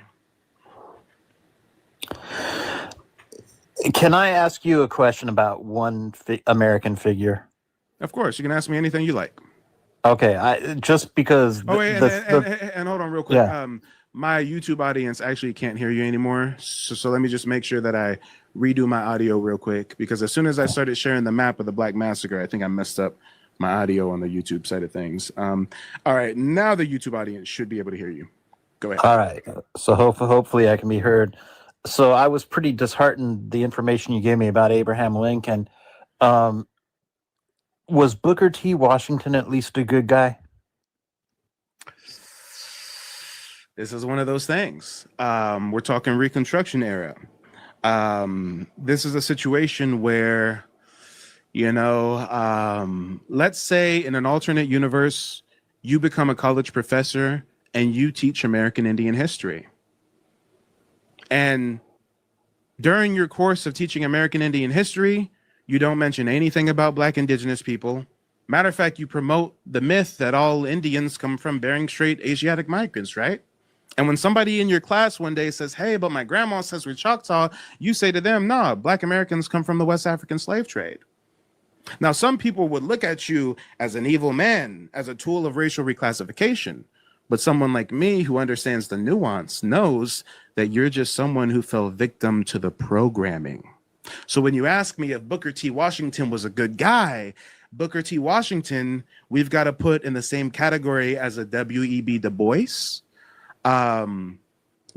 We've got to put in the same realm as a Frederick Douglass, where these individuals, if we judge them by today's standards, hindsight is always 2020, we could see how they were being used as tools for colonizers in some ways. Frederick Douglass, not so much. Frederick Douglass, was a real writer. But when you look at Booker T and W.E.B. Du Bois and some individuals, I mean, do I believe that they really thought that they were doing what was best for our people at the time to advance our race? Yes. But me being a historian, me looking back at history, I realized that what they were doing was still in line with the imperialistic system. They were just getting us assimilated into this culture, into the society that we never wanted to be a part of, right? Booker T. Washington was a big proponent of, hey, we're going to create these schools and we're going to teach these Black folks how to be good citizens just like white people. They weren't talking about getting our land back, creating our own nation, separating from this imperialistic government, right? So do I hold these kind of individuals in high regard? The Booker T's, the W.E.B. Du Bois, the Frederick Douglasses, yes, absolutely. Do some of them have faults? Yes, absolutely. But you have other bad actors, others who were straight up agent provocateurs, such as Marcus Garvey. And those people, no. Those people are force-fed to the Black American community as heroes, as civil rights heroes. And you Wait, Marcus Garvey's Wait, I'm so confused. How's Marcus Garvey a bad guy? Oh, I guess you didn't know he was buddies with the KKK. I guess you didn't know that he was a convicted felon for scamming Black Americans into buying shares in his Star line or something. Let me tell you this. Now that I've given you some Black Indigenous history, right? Let me just tell you the story of Marcus Garvey, and you're going to be like, oh, what the fuck? Marcus Garvey is a Jamaican migrant. He tried to rise to political fame to get social clout in Jamaica. Nobody was fucking with him. So he comes over to North America, the US of A. He sees that there's a Black American civil rights movement and stuff. So he inserts himself into that. He's a proponent of let's send Black Americans back to Africa. He's not a Black American. This motherfucker's from Jamaica. But he comes to America to try to convince us to go to Africa. And he says he's going to start some ship to start transporting us to Africa. He does secret meetings with the KKK and individuals like Walter Plecker, where he says that they have commonalities. The KKK doesn't want Black folks in America. And Marcus Garvey thinks Black folks should get out of America, right? He ends up being convicted by our government for scamming, for federal fraud. He's later deported, moves to Europe, and lives the rest of his days in fucking Europe and dies in Europe. But he's coming over here to try to convince us to go to Africa, but he didn't even take his ass to Africa. I was always taught he was a hero. That's Exactly. crazy. You always thought he's a hero and he championed for black, and they put him in the same breath as Martin and Malcolm and Huey P. Newton. And no, he's a fucking sellout. He's a foreigner. He's a migrant. He's not a native black American. This man was a Jamaican. Wow, man. Well, my head's gonna explode, man. So I'll let you go, but thank you for the information. I'll follow you for sure. Yeah. Great information, man. Yeah, thanks for calling in. Talk to you later. All right, have a good one. All right, and I know that there was several people on TikTok trying to call in while our guest was up. If there's anybody who would like to join, go ahead and request to join. Let's see what you guys have to say. The chat's been real active. I know I'm not caught up with the chat. Hopefully you guys are learning something new tonight. Always trying to make sure that you learn something new. And for anybody that's on their journey of self-discovery, make sure to check out my website, nativeblack.ancestry.com. I'm a genealogist, a digital archivist, a card-carrying member of the Muskogee Creek Nation. I descend from Black Indigenous tribal kings and chief justices of the Creek Nation. And as a genealogist, I help Black Americans discover their Aboriginal roots, apply for tribal citizenship. So if that's anything that you guys are interested in, make sure to check out the website, nativeblack.ancestry.com.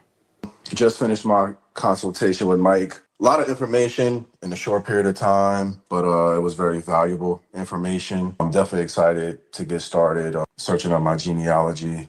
He's been an awesome resource. Gave me a lot of information, a lot of things, a lot of pieces to the puzzle I didn't have. He was able to help me find them. And I 100% recommend Mike and his services to anyone who's looking to crack the code, so to speak, on their genealogy. Because there's a lot of, how we say, fake news going around with this subject. And it's very important that people are able to put the pieces together. Because if you don't know your history, you don't know your future. So 100% sign up. Hi, my name is Michelle, and I came across Mike on YouTube showing some historical information about how, we're not all from Africa. And of course, it got my attention as I've been doing my genealogy research for a little while, but I hit a brick road and I needed more help. So the consultation that I had with Mike, it was great, very informative. It showed me a lot of history that I was unaware of. And it's made me more aware of what I don't know. So with finding him, I'm pretty sure that it's going to open up a new door, information about who I really am, who my lineage is. And I'm excited to get started. I'm so happy to have found him, and I recommend him to anyone who may have hit a brick road, who is interested in, going a little bit further than they may have been able to get, or just to find out the truth about your ancestry. Contact him. Come on, guys, let's talk about it. Real people, real results. What are you waiting for? If you've realized I've already dropped some gems on you, if you've realized I've already educated you on so many different things you had no idea about, then imagine what kind of assistance you can get on a one-on-one genealogy consultation with me. Come on. I got several people I'm guiding through tribal citizenship right now. I got a table behind me with over 600 documents. This is real, folks. This is real. But I got several people trying to call in on TikTok. Let me see who we're going to bring up. Let's see. Who's backstage? We've got 400 risks. 400 risk. Let's see if we can bring them up. 400, let the people know where you're calling in from and what's on your mind. What's up? I'm from Cincinnati, Ohio. And a question that I really got is so you saying the black people, we really from America. So the stories that they told us about the ships coming from Africa to America is a lie? No, I'm not saying that. So half of us are African and then the rest are indigenous black? That would be too simplistic and not historically accurate. More specifically, the way that it worked is the transatlantic slave trade did happen. Africans sold their fellow African to Europeans for trinkets. gunpowder, muskets, mirrors, beads, cloth, alcohol. But here's the issue. It's kind of like a spectrum. Nowadays, you've got people on one far extreme, and they say the transatlantic slave trade never happened. It's all a lie. Then you got people on the opposite end of the spectrum that say every single Black American comes from a West African slave. And in actuality, the truth is much more nuanced. Were there Africans transported to the Americas? Absolutely. Back in the 80s and the 90s, they used to teach us that it was 100 million. That 100 million Africans were trafficked to the Americas as slaves. But now in 2025, they've dramatically changed their tune. Now mainstream academics say 12 million were shipped to the Americas. And out of the 12 million that were shipped, only 10 to 11 million actually survived the journey. And out of those 10 to 11 million that survived the journey, the vast majority of them went to Brazil. Over 50% of all Africans trafficked during the transatlantic slave trade went to Brazil, which makes perfect sense. Brazil is right by Africa. These people had no powered vessels. They are sailing by the ocean's gyres, by the natural currents and the sails, and the wind in their sails. So if they're coming from West Africa, what's the first current that they can take? The South Equatorial Current that takes them straight to Brazil. That's why to this day, there's a huge Afro-Brazilian population. They're praying to African orishas. They're eating fufu and jollof rice. I mean, there's a huge African culture in Brazil because that's where most of the African slaves went. And after they sold as many as they could to these plantations, well, they kept taking the current to the Caribbean, which is why the second largest destination for African slaves trafficked during the transatlantic slave trade behind Brazil was the Caribbean. Puerto Rico, Haiti, the DR, Jamaica. When we talk about North America, what would later become the United States of America, less than 4%. And this isn't a number I came up with. Look it up. Mainstream academics admit less than 4% of all Africans that were trafficked during the transatlantic slave trade, less than 4% went to North America. And when they say North America, they're counting Canada. Canada and the United States combined, less than 4%. But some of you guys are going to say, well, Mike, what does that mean? Like, can you quantify that? How many thousands of Africans is that? That number's up for debate. The lowest number that I've seen historians cite is 90,000 African slaves being shipped to North America.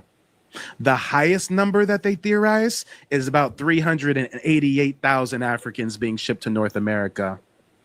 Well, if we play devil's advocate and we even round up and we say 400,000 Africans were shipped to North America as slaves, the math still ain't mathin'. We've got over 47 million Black Americans present day. It is logistically impossible to take a sample population size of 400,000 and have it balloon to over 47 million. I don't care if it's been 300 years, 600 years, 900 years. That's logistically impossible, especially when plantation slaves historically have a high mortality rate and a low birth rate. So the math ain't mathin'. So when you say to me, well, Mike, did the transatlantic slave trade never happen? No, it happened. It's documented. But the issue is they're trying to convince us that we exclusively come from Africa when barely any of us have African heritage. Most of those African slaves went to South America or the Caribbean. Hopefully that makes sense. Yeah, that does. I appreciate it. That was the only question I had. And a way that I can drive the point for you even further is by showing you a map of the ocean's gyres. Matter of fact, I like to share this map. This right here is a map. Hold on. We're having some issues establishing connection. What y'all talking about? We can use this map.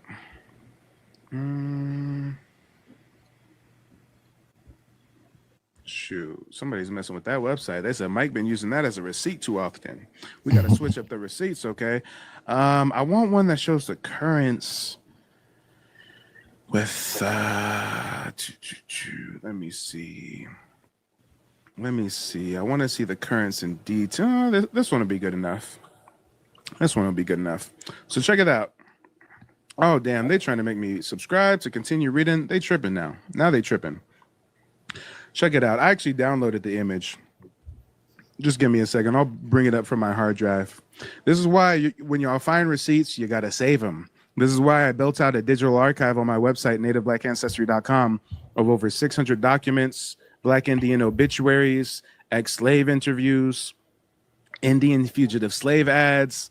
The list goes on and on and on. Matter of fact, And like how you explain how they lied to us so much, like how can you just go on the internet and tell if it's like real or not? Like, you know, I'm just like anything, by looking at the source, by looking at the material, by cross-examining.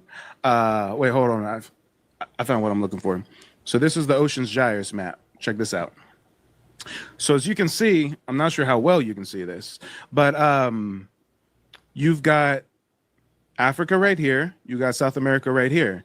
If they traveled from West Africa to the Americas, the first current that you can take over from West Africa is called the South Equatorial Current. And you can see that it takes you straight to Brazil, straight to South America. Then after that, they would take the North Equatorial Current, which takes them straight to the Caribbean. And the last destination would be the 13 colonies, the British colonies, Canada, et cetera, et cetera. So if you're a European slave trader and I'm a European slave trader, and our goal is to get these Africans from the west coast of Africa and sell them for a profit, well, we know that every day that we're out at sea, we risk our cargo passing away. Even us Europeans are passing away from different ailments and diseases. So what are we going to do logistically? We're going to sell those slaves at the first chance we get, which is why most of those African slaves went to the Portuguese colony of Brazil. That's the closest colony in the Americas. Then when they sell all the ones that the Portuguese are willing to buy, then you go to the next colonies and plantations in the Caribbean. But why would it ever make sense for them to take Africans from the west coast of Africa and pass up all these destinations that they can sell slaves to and hold out and let their slaves perish and drop like flies to sell the remaining ones at the last stop, North America? It doesn't make sense, does it? no. Yeah, hopefully that demystified the transatlantic slave trade for you. And you know what? Hold on. I got to redo my audio once again. If you have any other questions, go for it while I switch my audio. Oh no, that was it. I appreciate your time. For sure. Well, thanks for calling in. Talk to you later. And we did have somebody else backstage. Let me see if they're still waiting backstage or not. I forget. Oh, yeah. User Ben's still back there. Or User Ben. User, go ahead and let us know where you're calling in from and what's on your mind. User, where you calling in from? What's on your mind? User going once. User going twice. All right, I guess user has nothing to say. We'll see you later. Hastas luegos. All right, and you know what? Let me drop the StreamYard link for the folks on YouTube. If anybody on YouTube wants to call in, I'll give you guys the opportunity as well. We're not just taking TikTok callers. Balance says travel was what, 3 months? Longer than that. In my research, I learned that some Europeans had to stay on the west coast of Africa for up to 150 days, participating in local African tribal customs before they were allowed to purchase African slaves from the local African warlord. So again, they give us this myth, this mythos of Europeans sneaking into Africa and bear crawling through the bushes and throwing a net and some rope on some Africans and dragging them on some boats. No, impossible. Europeans can't even survive 90-degree weather without sunscreen. You think they was going through the African bushes and capturing that? A European can't catch an African in a foot race. Guys, Europeans came to the West Coast and they just had to window shop. The Africans already rounded up their fellow Africans they didn't like, and they sold them to the Europeans freely. That's why it's called a slave trade. It's not called a holy war. It's not called a mass invasion. It's called a trade. Africans were freely trading Africans to Europeans in exchange for trinkets. Come on. Let's talk about it. It ain't making no sense. And maybe Haz should call in. Haz is on TikTok talking about Europeans had weapons and Africans did not. What are you talking? Africans didn't have weapons. Okay. All right. Hey, let's play devil's advocate. Let's say you're right. Even if Africans don't have weapons, there's literally billions of them on the supercontinent known as Africa. So how does a boat filled with 10 or 20 or 30 Europeans come over and catch you guys and capture you? And guys, it's called a fucking slave trade. I'm not promoting a conspiracy. Look it up. African warlords sold African slaves. It was an exchange. Guess what? Yo dumb ass up here talking about Africans didn't have weapons. They sold slaves for weapons. Europeans gave them guns in exchange for slaves. So what are you talking about? Lord, you guys don't know anything about history. Jesus. Let me see who else we got calling in. Talking about some fucking Africans had weapons. The Europeans had weapons. No, you're about to make me mad with that dumb shit. Just Google Africans carrying European. Oh wait, not Africans and bush tribes. Oops. Africans carrying Europeans. And what do you see? Do you see Europeans with firearms forcing Africans into submission? No. You see a European chick smiling, sitting on a wagon while she has several Africans push her through Africa. Okay. We see a European in a hammock getting carted around by Africans that are balancing them on their heads. Okay. Yeah. Matter of fact, if anything, we see Africans with firearms. Rounding up other Africans. Damn, that's a slave caravan in the Congo in 1888. We already been through slavery and emancipation by 1865, but they capturing their fellow Africans as slaves in 1888. Make it make sense, y'all. Make it make sense. Come on.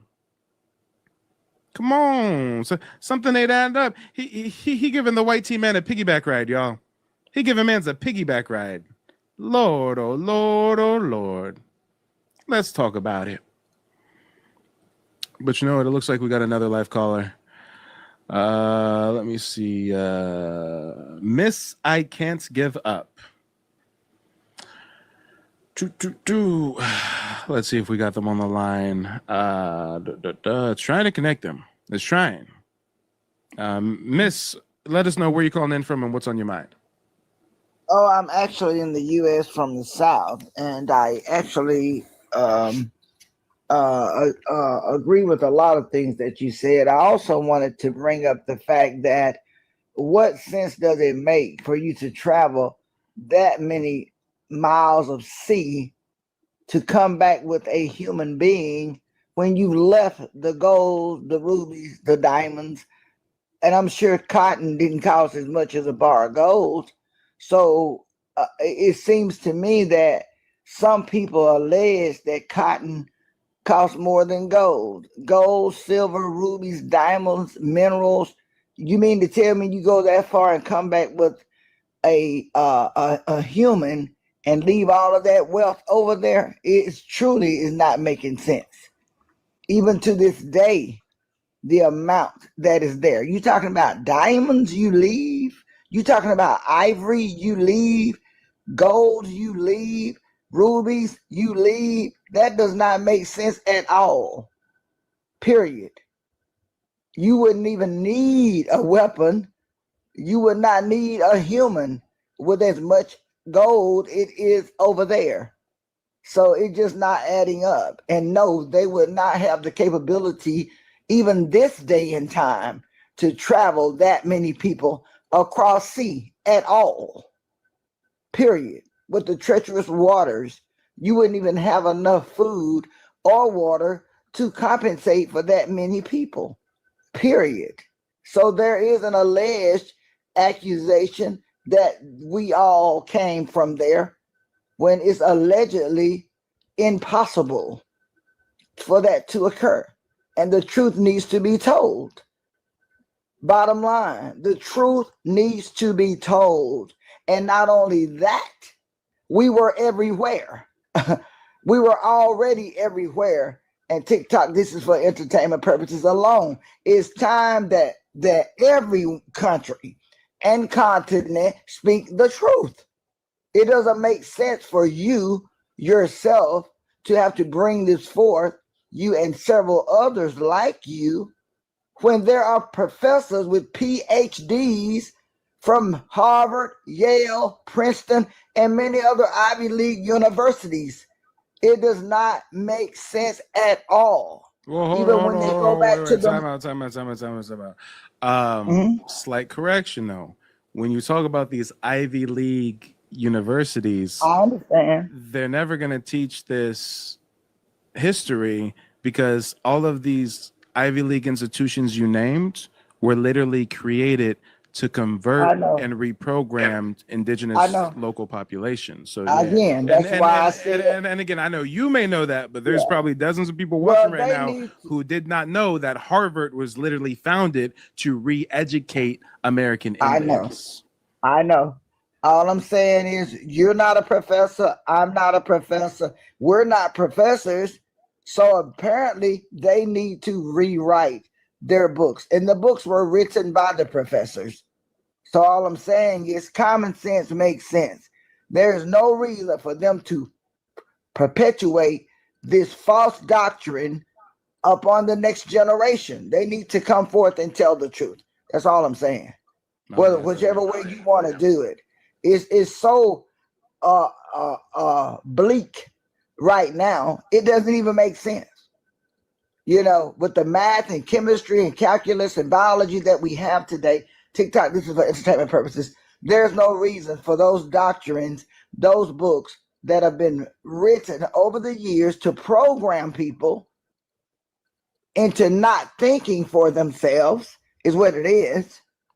You know, you take a class that's written, the book is written by the professor and their researchers. Open any book up in a university, and the professor is the one wrote the book, he and his researchers. So definitely he's going to teach that. So I'm saying if you're the peak of education across the board, across the different countries and continents, every university needs to tell the truth. Bottom line, because people like yourself, you're making sense online. You're making sense and sharing their own information and debunking their own doctrine that they put out online. And it's ridiculous. So all I'm saying to you is keep going, and hopefully someone will have the courage to tell the truth about each country and continent from its inception and its people, because it's not making sense. And to add religion on to it, to keep people blinded or asleep, bottom line being, it's not making sense. Period. And I just thank you for I just stumbled across your page on this social media platform. And it just truly, it's insane. And TikTok, this is for entertainment purposes. Our youth cannot continuously be brought forth and miseducated and also pushing racism. It's all it is. Pushing racism across the world. And it's time out for it. That's all I'm saying. Oh yeah, I feel you. And Thank you. Sierra Humphrey says, I definitely have African ancestors. Well, Sierra, I gotta ask you, do you want a cookie? I mean, the only reason that I can imagine you giving us that random fact that no one asked for is because you're trying to use your heritage to discount our heritage. That's right. Hey, Sierra, if you're African, congratulations, be a proud African. Matter of fact, why don't you go to your motherland? I bet you're not in Africa right now. I bet you can't tell me the country your African ancestors came from. I bet you can't name me a single African ancestor of yours, but all right. And she's got 64 grandparents in just 3 generations. You know, there's 64 grandparents and great-great-grands and great-great-great-great-grands. In 3 generations, you've got 64. Just the grandparents alone, not to mention your cousins, at least. Hey, check this out. On my website, nativeblackancestry.com, on the bottom of the page, I even share an excerpt on my ancestor, Thomas Jefferson Adams Harjo. He was a Creek Indian, town king, and the chief justice of the Muskogee Creek Nation. Black indigenous man. He's listed on the Dawes Roll as a full-blooded Creek by blood. So, Sierra, I challenge you, Sierra. I just shared with you definitive proof of a Black indigenous full-blooded Creek Indian ancestor of mine written on a federal document. Now show me evidence of your African ancestry. And I say, what's up, cuz? And shout out to Anthony. He said, damn, you two look alike. Honestly, I never even thought that we looked alike until a lot of people started mentioning it. And then I was like, you know what? I do see it with the nose. I said, yeah. Shout out to Grandpa. You look just like him. You look just like him. Yeah. Well, thank you, and I'll keep listening. And don't forget the golds and diamonds. Research that. Oh, yeah. Well, thanks for calling. Yeah, thank you. Till next time. All right, and we got another live caller. Let's see who we got coming from the back to the front. Mixed Truths. Let's see if we can get Mixed Truths up here.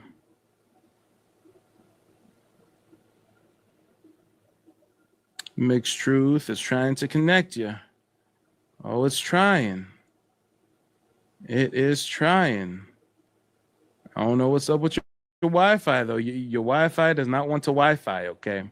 Your Wi-Fi is not Wi-Fiing right now. I'm sorry. Come on. And shout out to all the contrarians. I just wish you guys would actually call in tonight. I mean, call in and tell me how I'm not really an Indian and how I'm really an African that's insecure. I mean, come on, guys, call in. Let's have some fun. Say it with your chest. Come on. What's that smell? Says more pretendian BS. Yeah, you're right. More pretendian BS. Yeah. I wonder, though. I wonder if you're going to go to the European author, Harry O'Byrne, who wrote this book. Harry O'Byrne wrote this book called The Indian Territory. It's tribes, chiefs, leading men. And in this book, written by a European, and this book is highlighting leading men, chiefs, and legislators of Indian territory. Well, damn, it's crazy how my ancestor, how my grandfather has his own chapter in this book as a chief, as a leading man of the Muskogee Creek Nation. Damn.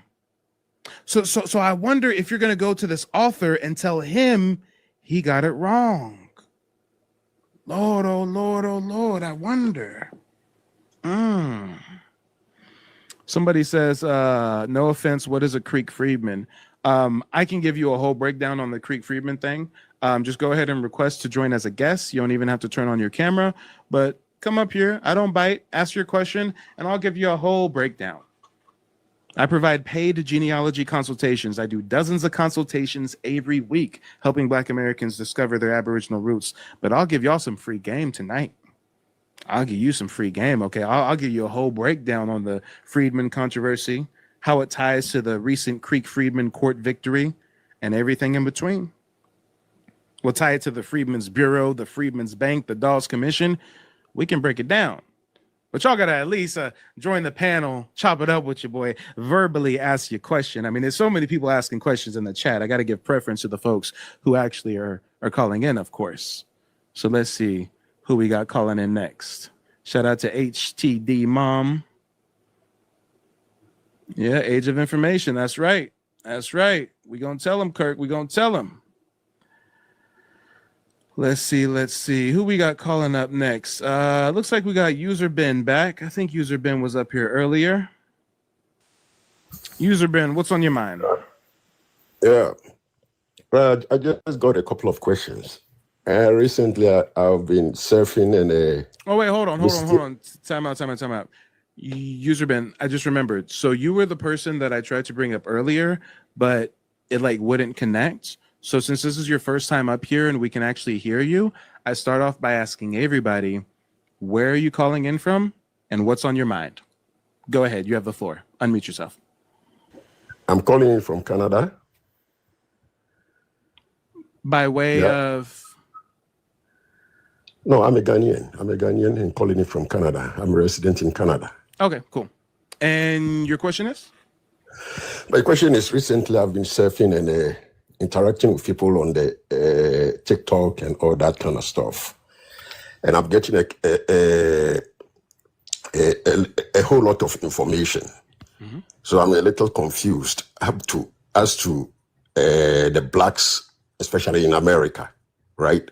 Yep. I've recently learned that there are black indigenous people who didn't come by way of the boats or slavery.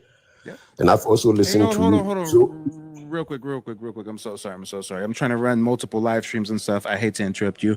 Human Maximus says, can I please come up? You can request to join like anybody else. There's 5 people backstage. I'm going to bring everybody up one at a time. User Ben, I really want to hear from you. I think we're going to get into a great thought-provoking conversation. But to be honest, I've been live streaming for like 4 hours straight, and I got to take a quick bathroom break, my brother. I'm sorry, my Ghanaian brother. Just sit right there for just a moment. I'm going to be right back. I promise. I'm going to be right back, y'all. I'll be right back. Big booty bitch, I know who paid for it. Yeah. Big booty bitch, I know who paid for it. You ride the automobile brigade, you know no sad shit.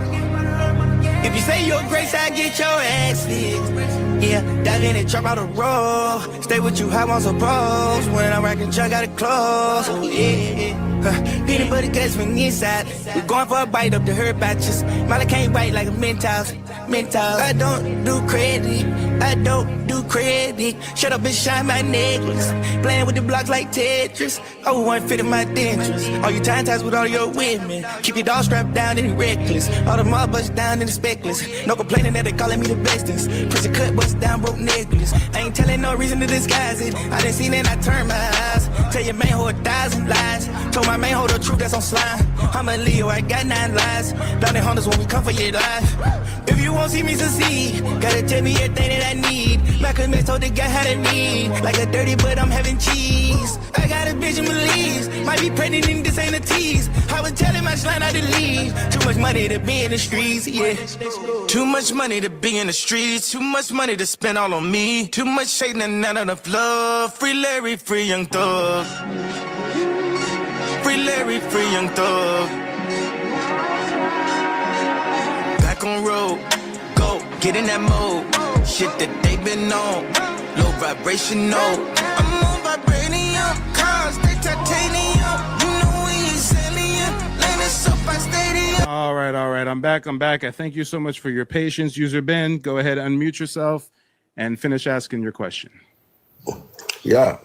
So, like I was saying, I have had a lot of information over this short time as to the Black American situation in America.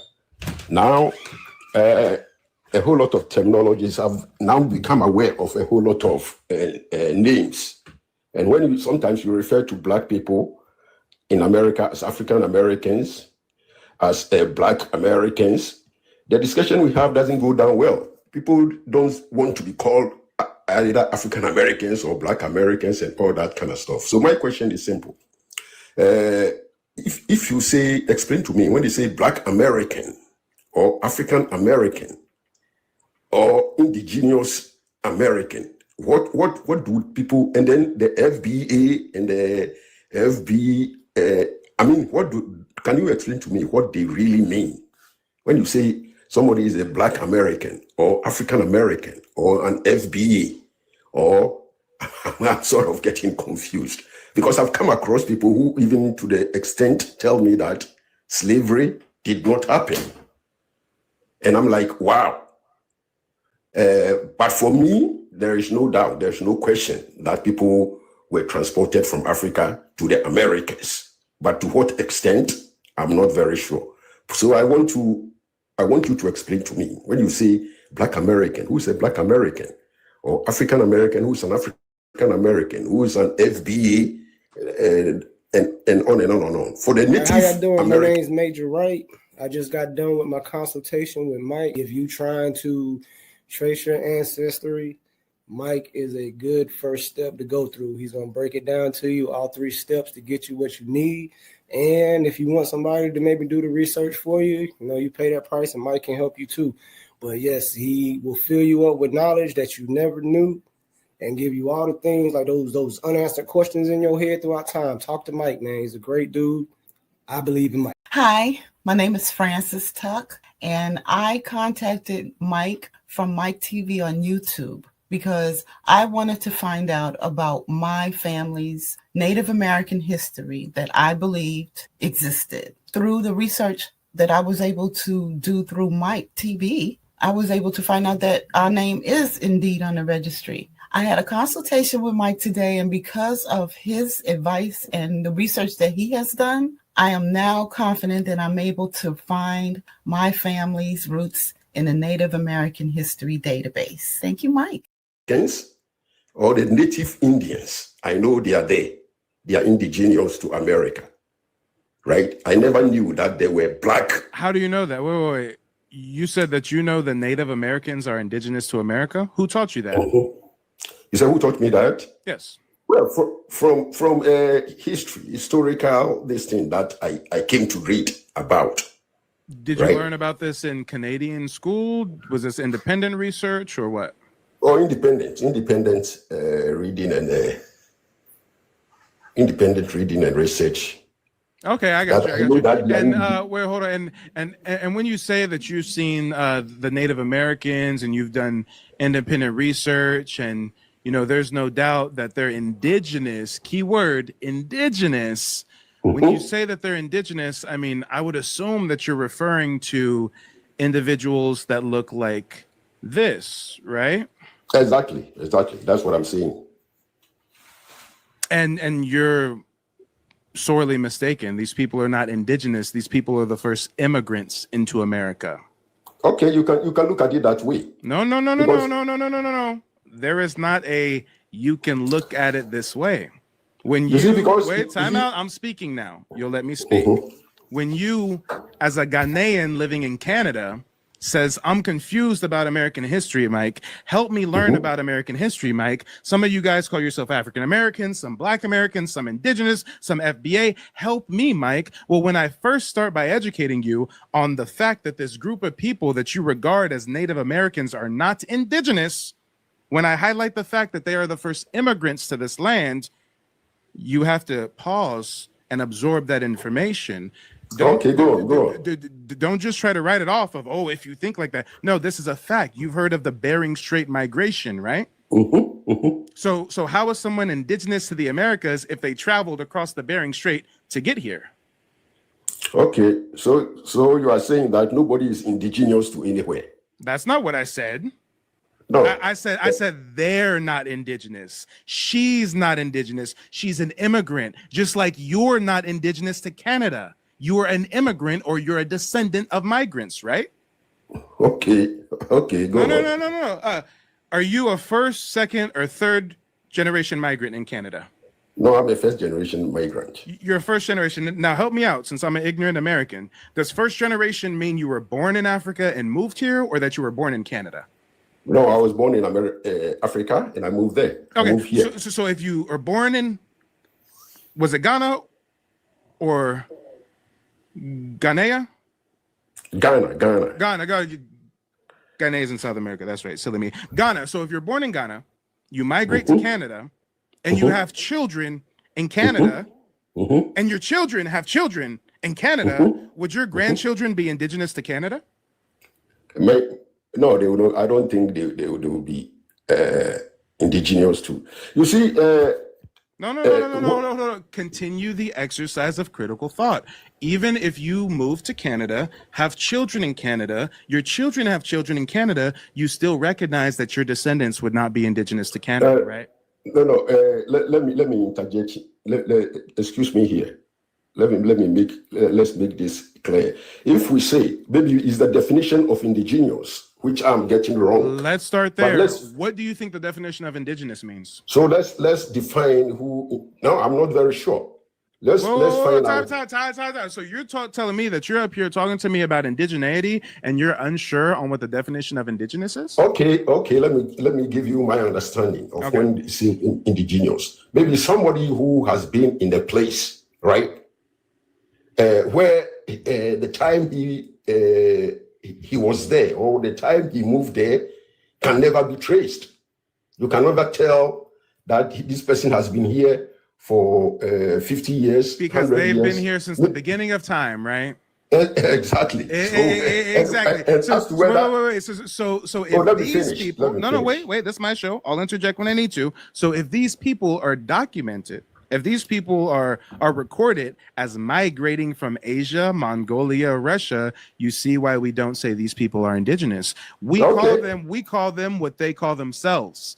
Native American. All a Native American means is that you're born here. A European in America born here can call themselves a Native American if they want to. Matter of fact, Europeans even started a political faction here called the Know Nothing Native American Party. So again, Native American just means born here. Indigenous, Aboriginal means here since the beginning of time. These people migrated. These people are not indigenous. These people, these Black Indians that you've never seen photos of, apparently, these are what the indigenous people of the Americas look like. Not like those Asiatic Mongolian folks that you see in all the TV shows and all the movies.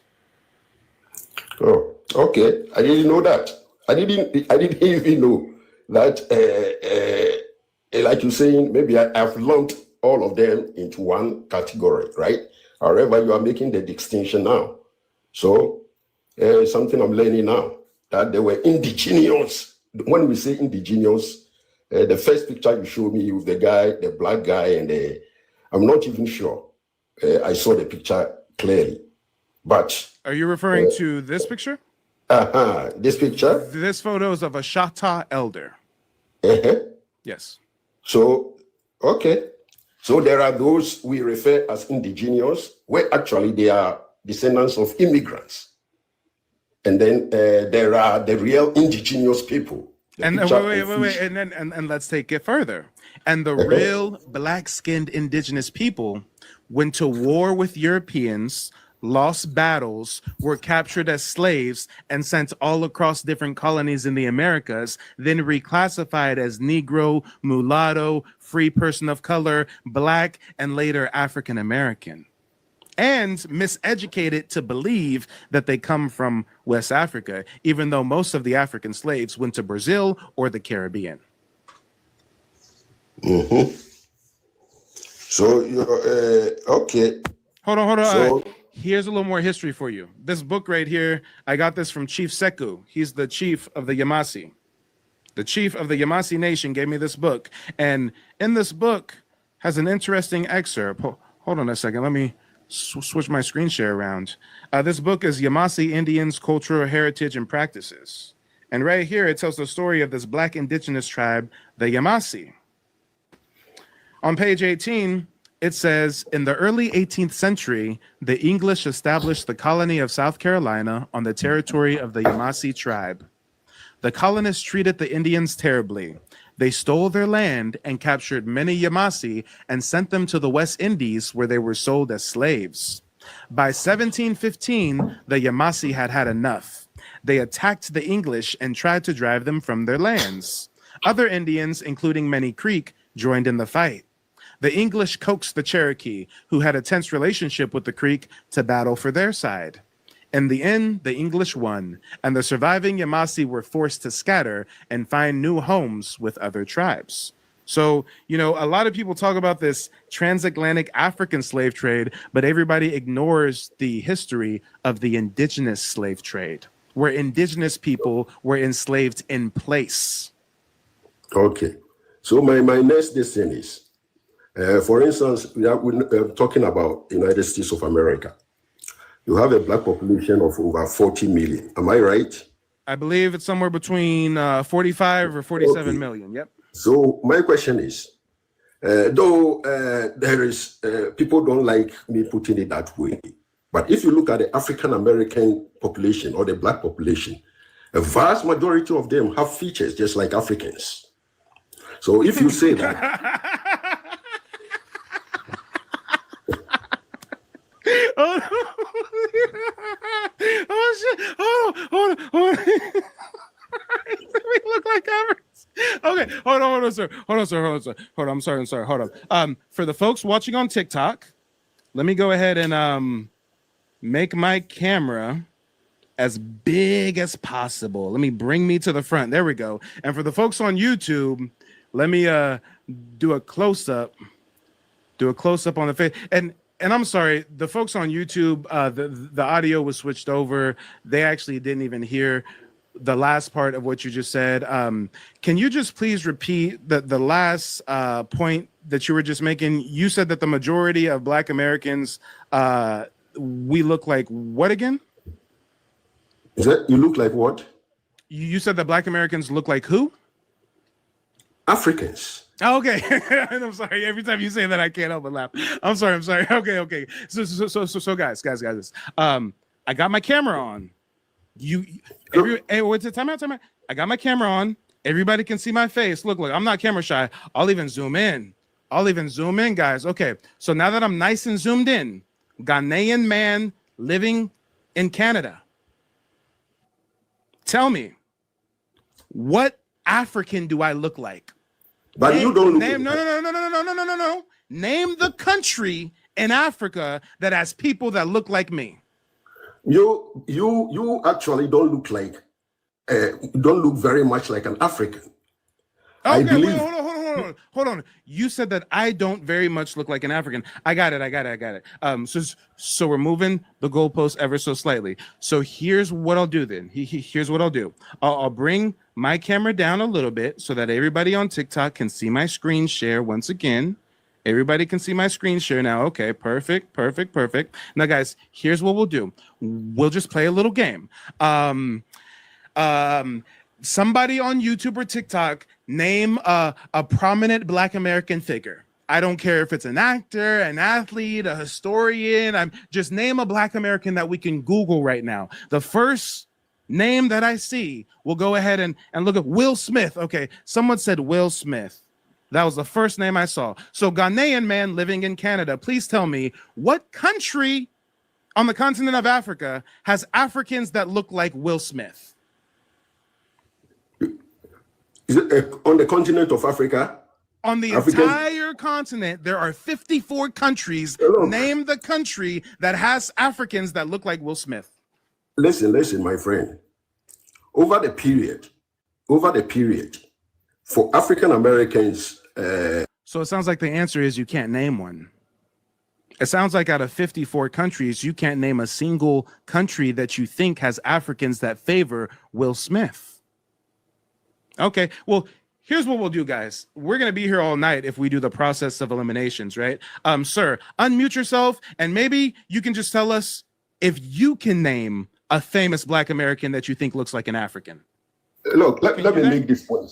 No. We've got 5 people backstage. This is a dictatorship. It's not a democracy.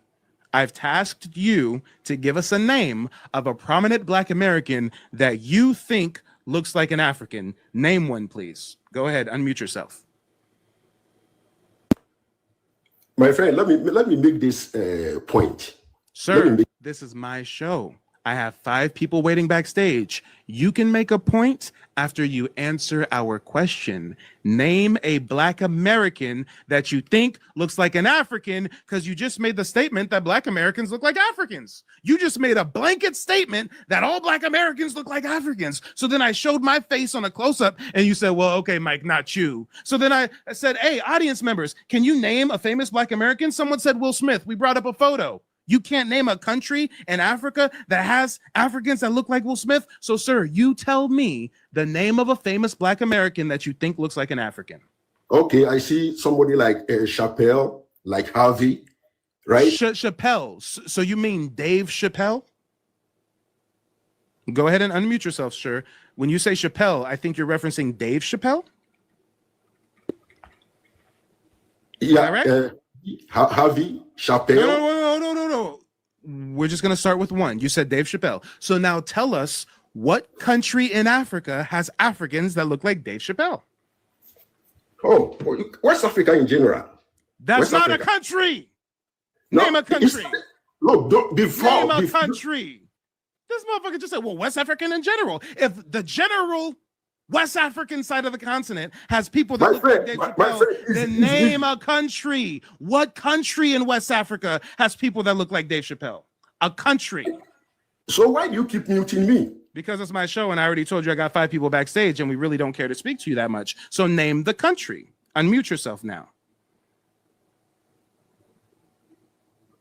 Unmute yourself and name the country in West Africa that has people that look like Dave Chappelle. Why do you Ghana? Thank you. It's like fucking pulling teeth with you Africans. Ghana. Now you know what we can do? We can do some fact checking. I'm unbiased. Maybe he's right. I've never pulled up side-by-side photos of Ghanaian man and Dave Chappelle to see if they look similar. So let's do that. Ghanaian man. The exercise you want to do. Be quiet. Ghanaian man. Does this Ghanaian man look like Dave Chappelle, guys? Here's Dave Chappelle on the left. Yeah, here's a man. Bush baby. I said be quiet. I said be quiet. We're fact checking you right now. Does this Ghanaian man look like Dave Chappelle, guys? Put a L in the chat for no and put a W in the chat for yes. Does anyone think that this Ghanaian man on the right looks like Dave Chappelle on the left? I see nothing but L's. We've got over 70 people watching on YouTube, damn near 200 people watching on TikTok. I see nothing but L's. Well, you know what, guys? We're not done. I'm not just going to cherry pick one photo of a Ghanaian man. Let's keep it going. I think I saw more photos. Does this Ghanaian man right here favor Dave Chappelle? This is a whole collection of Ghanaian man. Oh, look. Does this one look like Dave Chappelle? Can I bring his face up bigger? Yeah. Does this guy look like? I mean, they're both bald-headed. But phenotype is much more than just whether you have hair or not. It's the shape of your cheekbones. It's the shape of the bridge of your nose, of your lips, of your chin, of your ears. I mean, guys, I don't think that this Ghanaian man looks like Dave Chappelle either, guys. Can we find a single Ghanaian man that looks like Dave Chappelle? First, old boy said that we all look like Africans. So I brought myself to the forefront, and he's like, oh, no, not you, Mike. So then we brought up Will Smith. Oh, no, not Will Smith. Well, you name one then. Dave Chappelle. And then he said Steve Harvey. We ain't even going to go there with Steve Harvey. We know damn well there ain't no Africans that look like Steve Harvey. But guys, so far we've shown like 4 or 5 Ghanaian men, and we can't find a single one that looks like Dave Chappelle. So I wonder what the Ghanaian man living in Canada is talking about. Matter of fact, guys, you know what I notice about all these photos? They're much darker skinned than us. They're much darker skinned than Dave Chappelle. These Ghanaian men don't even reach the same copper reddish hue as a Dave Chappelle. These men are much more closer to approaching the color black than a Dave Chappelle. But this man wants us to believe that Dave Chappelle looks like a Ghanaian man. Okay. All right. Well, if he wants to come back, he's welcomed. Now that I was able to prove my point, he don't know what the hell he's talking about up here. Whatever your name was, Ghanaian dude in Canada, I don't know why you're so obsessed with us. I thought you'd be worried about making sure your migration to Canada is successful, build a business, start a family, get more of your bush babies migrating over to Canada. You guys don't want to live in Africa, right? Your ancestral homeland is Ghana, but you fled there. Oh, wait, and then there's 53 other African countries you could have went to, but you were like, nah, I just don't want to live anywhere in the continent of Africa. I want to come to America. And then you're going to come to America and try to debate me on American Indian history and try to tell me that we look like Africans, but the one example you gave, you just failed miserably, Playboy. You just failed abysmally. Oh, Lord. It hurts how bad you just failed. Ugh. Let's see who the next caller is. Let's see who we got. Oh, wait, we've got user band back. Let's see what he has to say. Okay, guys, I'm going to let him speak uninterrupted. Go ahead, sir. You see, you seem already angry, and you are hiding it. We are making a discussion, a civilized discussion, and you are making fun and trying to belittle me. But I'm making a point here, right? You're right. I'm angry. And you'd be angry too if someone migrated to your ancestral homeland and tried to dictate heritage and history to you.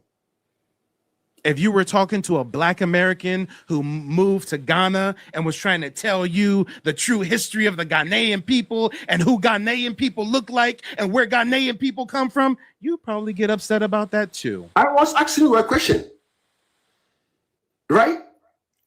I'm not. You weren't asking a question. You made a statement. You made an asinine blanket statement that was disrespectful to my community. And your disrespectful statement was that we look like Africans.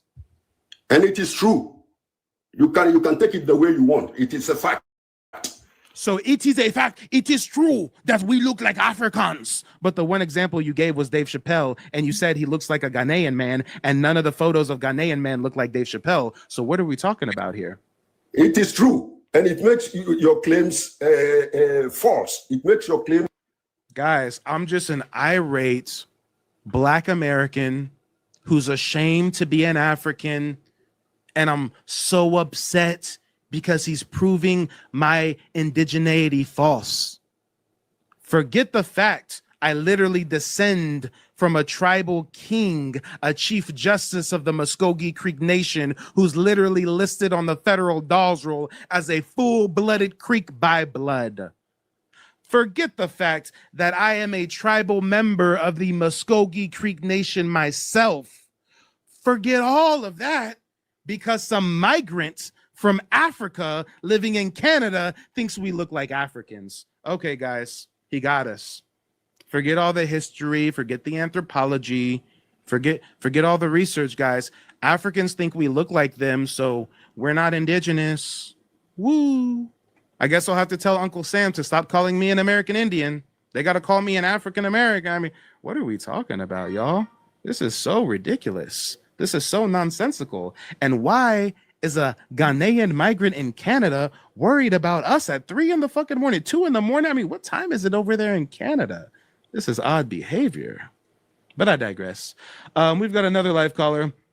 Tyrone. Tyrone, let the people know where you're calling in from and what's on your mind. Peace of the guys, peace of the panel. What's good, Mike? Charlotte, North Carolina. Long time no see, bro. They took down my old channel. Hey, but yeah, well, lay it on us. What do you think about our resident African who says we're not Indian because we look like Africans? He going off of lookership, nothing scientific whatsoever. The man only vaguely knew about some Indian stuff because he goes around these Mongol-style Canadian Native Americans looking for a green card to marry up on one of these people, because I already know, because I was talking to this Native chick that I'm currently dating. Her side boyfriend literally was trying to get a green card off of her through an arranged marriage or something like that. So I already know where he going at it with it, because they don't know nothing about us from the Southeast or the Northeastern woodlands, because that history, that implies us getting our reparations bag, because Native Americans act funny style with us talking about our history within the Southeast. And they damn sure hide behind this NAGPRA stuff, because the real Hold on. Time out. I can tell a Bush baby without even looking at your profile. Big Sister Corporate, you're a migrant. You're a descendant of people from the Bush. Big Sister Corporate says, lookership, how is English you only language? Hey, you fucked up there. It's your with an R, migrant girl. You'll get it. She says, lookership, how is English you only language and you're so bad at it? I guess this Bush baby broad doesn't know that lookership is a word. Lookership is a nonce word defined as the audience of people who look, or the state of being a looker or observer, essentially an audience of lookers. You learn something new, Bush baby. You're welcome. We educate you. We feed you. We do so much for you African migrants. Go ahead, Tyrone. But yeah, natives be hiding behind the NAGPRA thing because they don't want us to dig and uncover our roots to these lands as being the first inhabitants, because what we're finding is you have skeletal remains that are Negro in features that's been documented by YT historians that Native Americans really don't want getting out, because they want to push this reverse Bering Strait theory that they're separate from model of the out of Africa and the Bering Strait theory, because it implies that Native Americans are mutants of Black people, and they're going against the grain from what Asians and Europeans have been saying, which is we are their fathers. And that's why they don't like this Asian woman, don't Google me, or anime racists telling the truth, because they literally put Native Americans in their place, saying that we are your parents. And you know what, Tyrone, hold on. I'm gonna drop you down and I'm gonna bring you right back. I forgot. I got somebody up here I was seeing backstage. Hold on real quick, Tyrone. I promise you, I'm gonna let you finish your thought. And actually, Tyrone, I think I gotta disconnect you. So just try to rejoin again. Human, go ahead and let us know where you're calling in from and what's on your mind.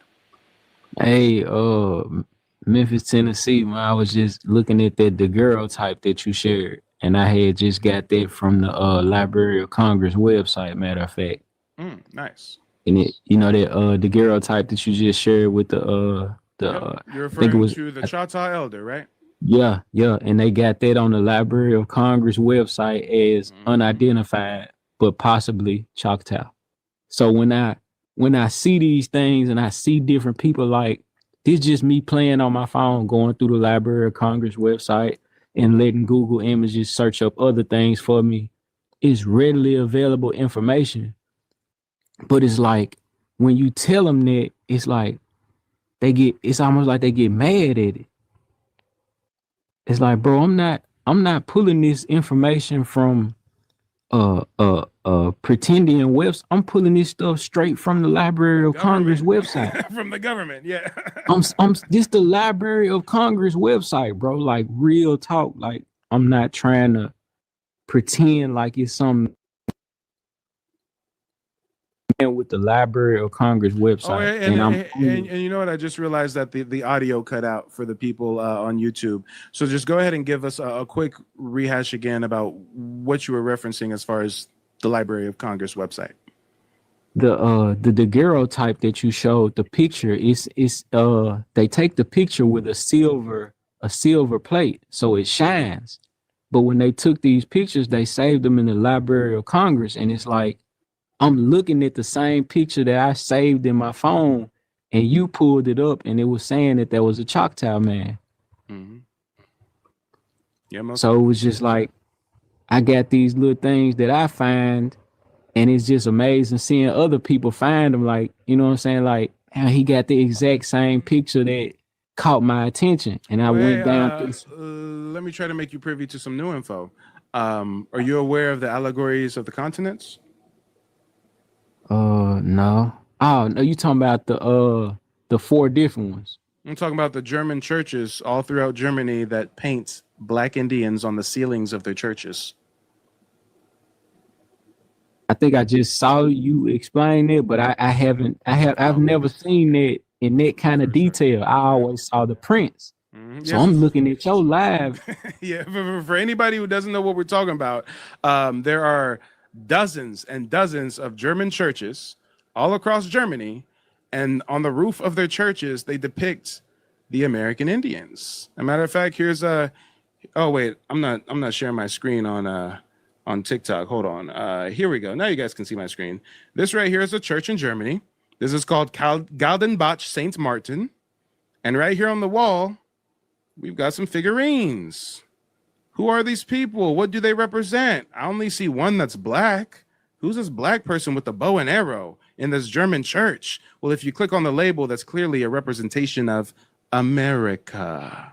So it's funny how they'll come to us, they'll come to our live streams and tell us how we're Wabos, how we're pretendians, but they won't go to their fellow Europeans and ask them, yo, why do you depict the American Indians as black people? Here's another one. This right here is a church in Germany. Kappel, St. Anthony the Abbot. This is the church. You can go visit it. Go take a trip to Germany. And if you go to Germany, and if you go to this church, you're going to see something strange on the ceiling. You're going to look around and you're going to say, oh, whoa, what is this piece right here? Who are these individuals right here? I mean, this right here is a depiction of Mary with child. This is Saint Catherine. This is Saint Dominic.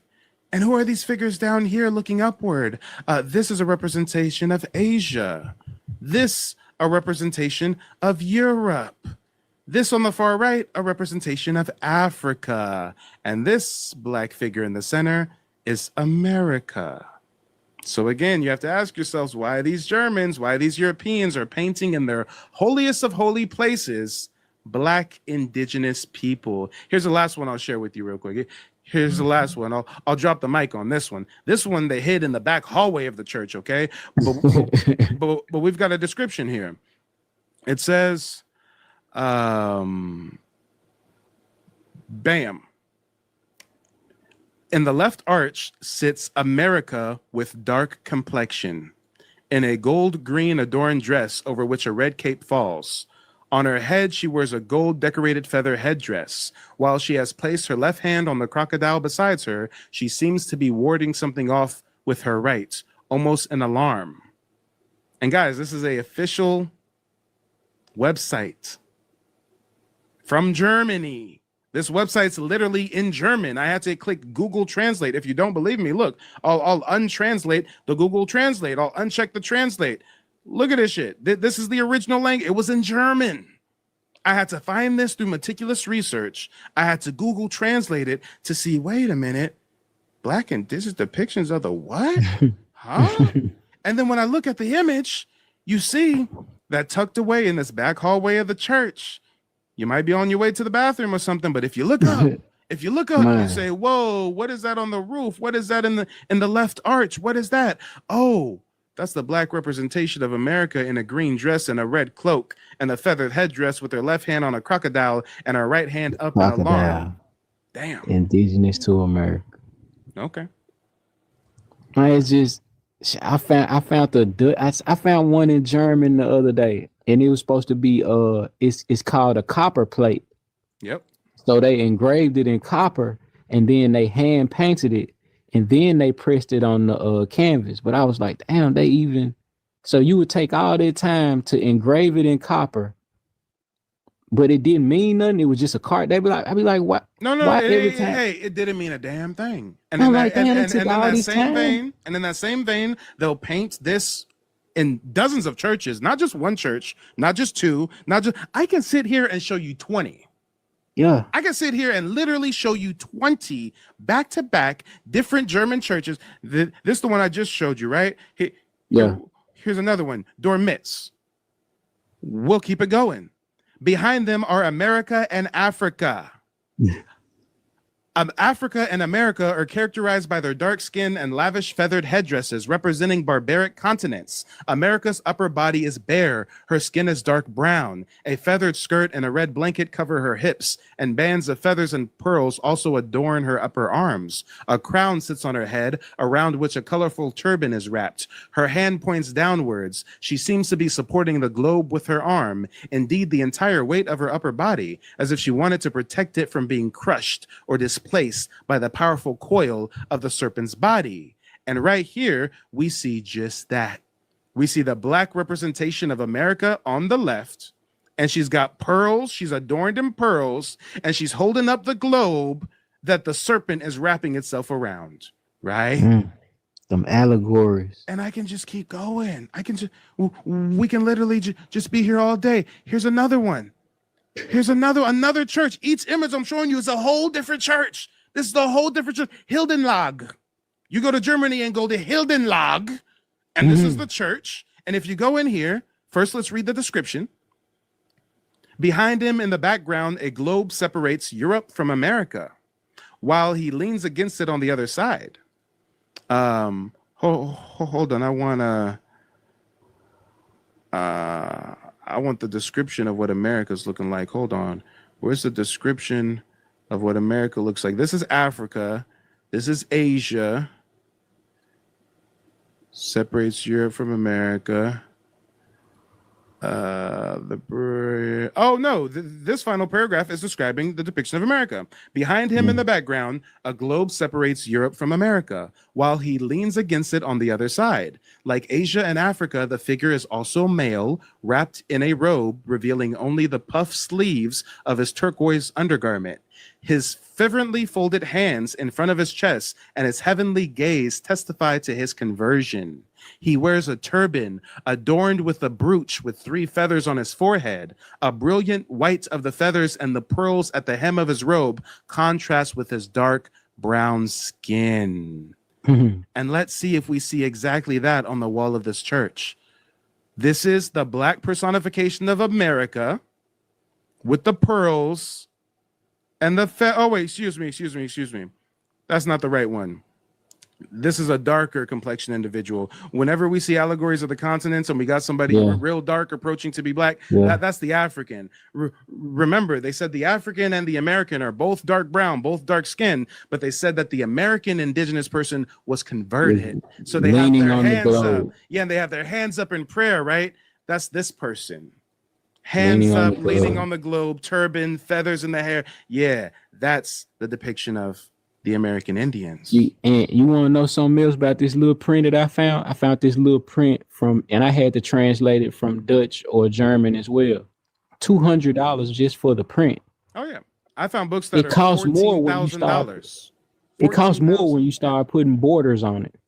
So that's just a piece of paper without the borders on it. Hey, and check this one out. This is another church in Germany, whole separate location. Again, we've got a description. In the left half of the picture, the male personifications of Asia and America honor the Eucharistic Son. The representative of the Orient, I think that's the Asian, the Orient, is recognizable by his turban crowned with a crescent moons and a trimmed cloak. He holds aloft an incense burner, while his companion, this is the American Indian, his companion is a naked black Indian. Oh, damn. A naked black Indian with a feathered crown and a feathered skirt raises his hands in a gesture of prayer, his gaze directed heavenward. A flowing blue cloth attached to his left shoulder with a chest strap partially conceals the nakedness of his legs. Let's see if we can find that anywhere. A naked black Indian wrapped in a blue cloak. Oh, damn. Hands up. Oh, damn. Whoa. You don't say. So it's one thing for, and I'm not trying to knock nobody, but it's one thing for folks to get into this indigenous space and talk about black folks or Indians, we're reclassified, we're Indians, but it's another thing for you to come over to Mike TV and see nothing but receipts, sources cited. This is the name of the website. If anybody wants it, it's in German, ardentelegoren.univ.ac.at. I mean, but guess what? I've actually done the hard work for you guys. If you go to my website, nativeblackancestry.com, I've built out a digital archive with over 600 documents, family photos, newspaper clippings, ex-indigenous slave interviews, Indian slave ads, you name it. So if anybody wants the research, if anybody wants the documentation, if any of you fellow content creators want to be able to show the sources as you cite the claim, then go check out the digital archive, nativeblackancestry.com. But I digress. Did you see the daguerreotypes of the Americans that they sent to Liberia? No. They got the same, like the daguerreotype that you had of the Choctaw. They got a woman. I'm talking about, man, because it's so bright, it's beautiful, but it's like, hey, I'm looking at them like, are they?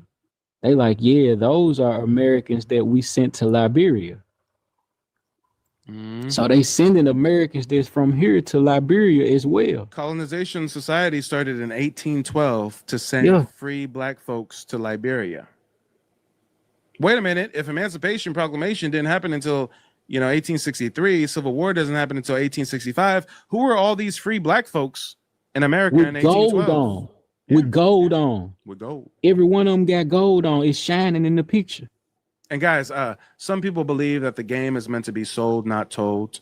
Of course, I'm a one-man operation. I'm trying to keep the lights on. So those that want to support the mission, you can go to the website, nativeblackancestry.com. You can become a member for only $14. Gives you access to a book list of all of my primary sources, as well as a digital archive with over 600 documents. And let me just give you a little free sneak peek into some of the type of receipts we have in this archive I built out.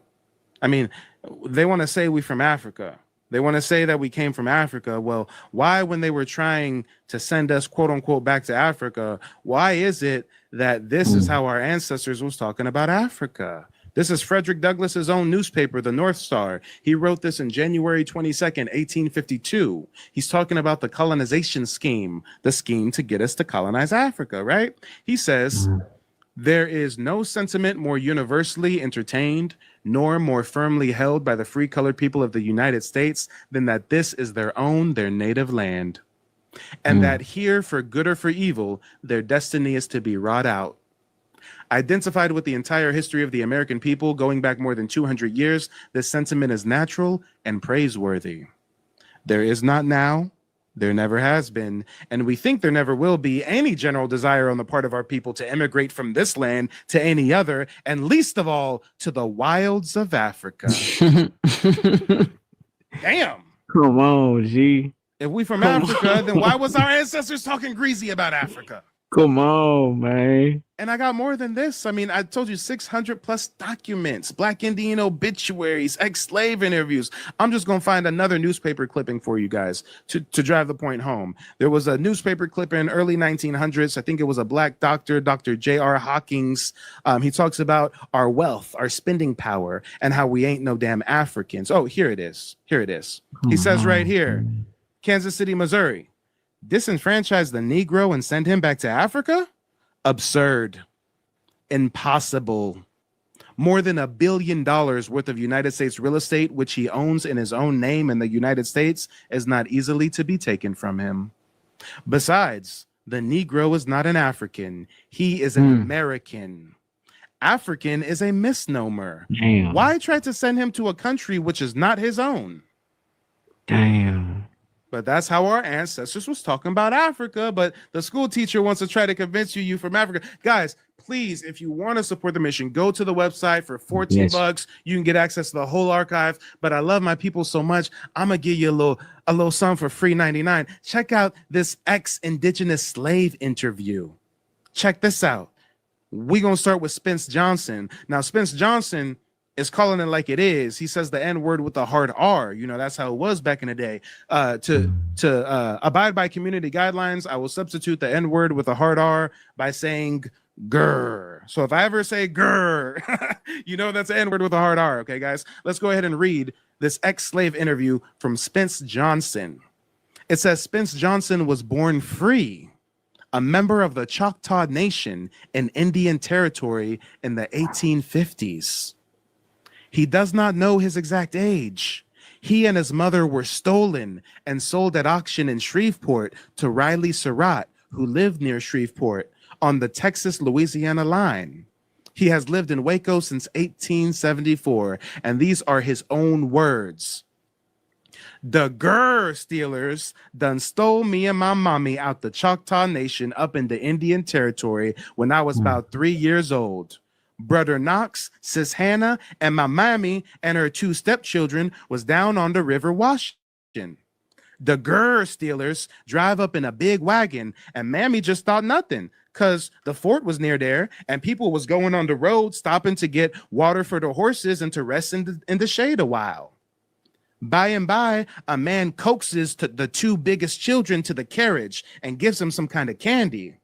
Other children see this, and they go too. 2 other men was walking around smoking and getting closer to mammy all the time. When he can, the man in the carriage got the 2 big stepchildren in with him, and him and the sister climbed in too to see how come. Then the man holler, "Get that old one and let's get from here." With that, the 2 men took off. Then the man holler, "Get the old one and let's get from here." With that, the 2 big men grabbed mommy, and one fought and screeched, and she bit and she cried. But they hit her on the head with something and drug her in and throwed her on the floor. The big children began to fight for mommy, but one of them hit him hard, and then they drive off under the horse's whip. This was near a place called Baggy Depot. They went down the Red River, crossed the Red River, and down in Louisiana to Shreveport. And this is just page 1. Black Indigenous person kidnapped from Indian Territory in the 1850s, sent to a plantation. Come on. Ellen Cragen, I got another one. Black Indigenous, stolen, sent to plantations. Joanna Draper, another one, Black Indigenous, stolen, sent to plantations. Damn, cuz. Damn, cuz. The receipts. Come on, And man. anybody who wants to become a member of the website, drop the $14, help support the mission, and you can have access to all these documents. You can download them to your phone, to your computer, share them on social media with family or friends. Check out this. Hey, brother, have you ever seen a fugitive slave ad? Mm-mm. A fugitive slave ad is when a plantation slave runs away, so the slave master puts an ad out in the local newspaper. Hey, bring my slave back to me. I'm offering a cash reward, right? Let's read through some of these fugitive slave ads. Come on. Some believe that the game is meant to be sold, not told, but I'll get this to you for free. And if I'm giving this to you for free 99, imagine what else is in the archive, just waiting for you to discover. Check this one out. I love to start with this one. This is a fugitive slave ad from October 24th, 1800.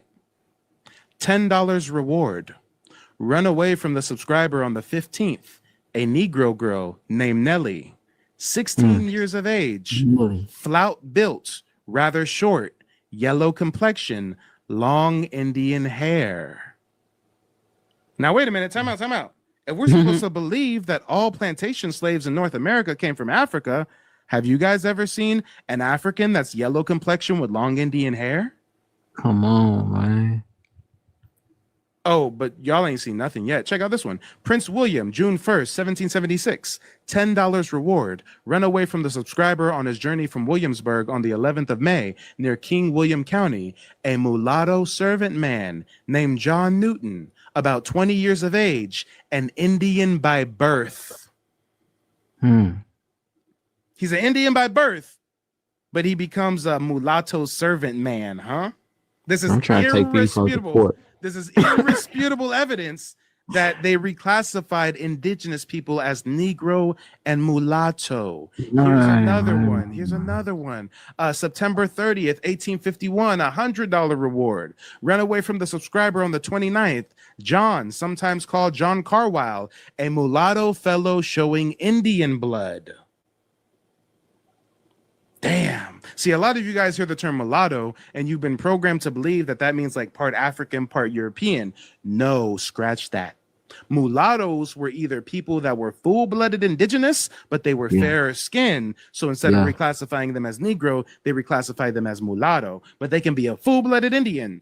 Or sometimes European elitist plantation owners would have children with local indigenous women and their offspring would be classified as mulatto as well. Either way, the base is indigenous.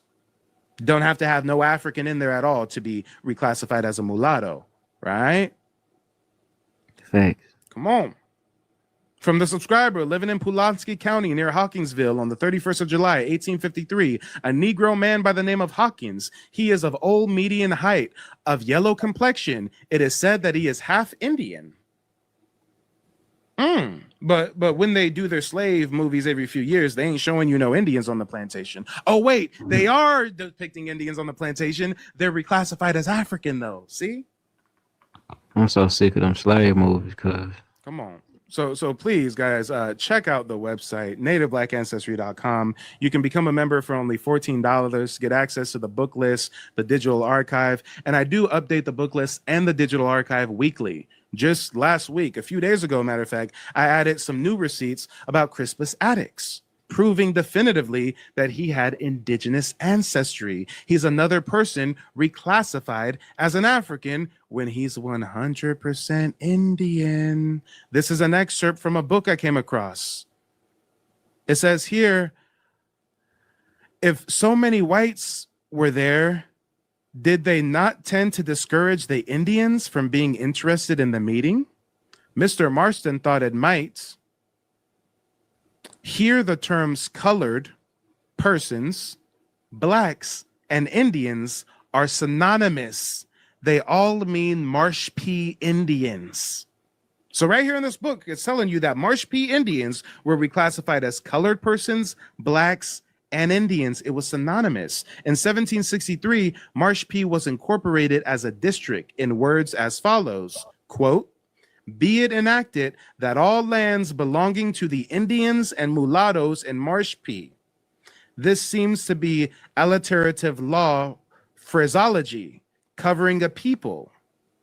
But guys, when you go to school, you go to college, and they teach you about Crispus Attucks, the first martyr of the Boston Massacre, they tell you he was an African-American man, even though the term African-American didn't exist until 1988. And the Boston Massacre was 1770. Yeah.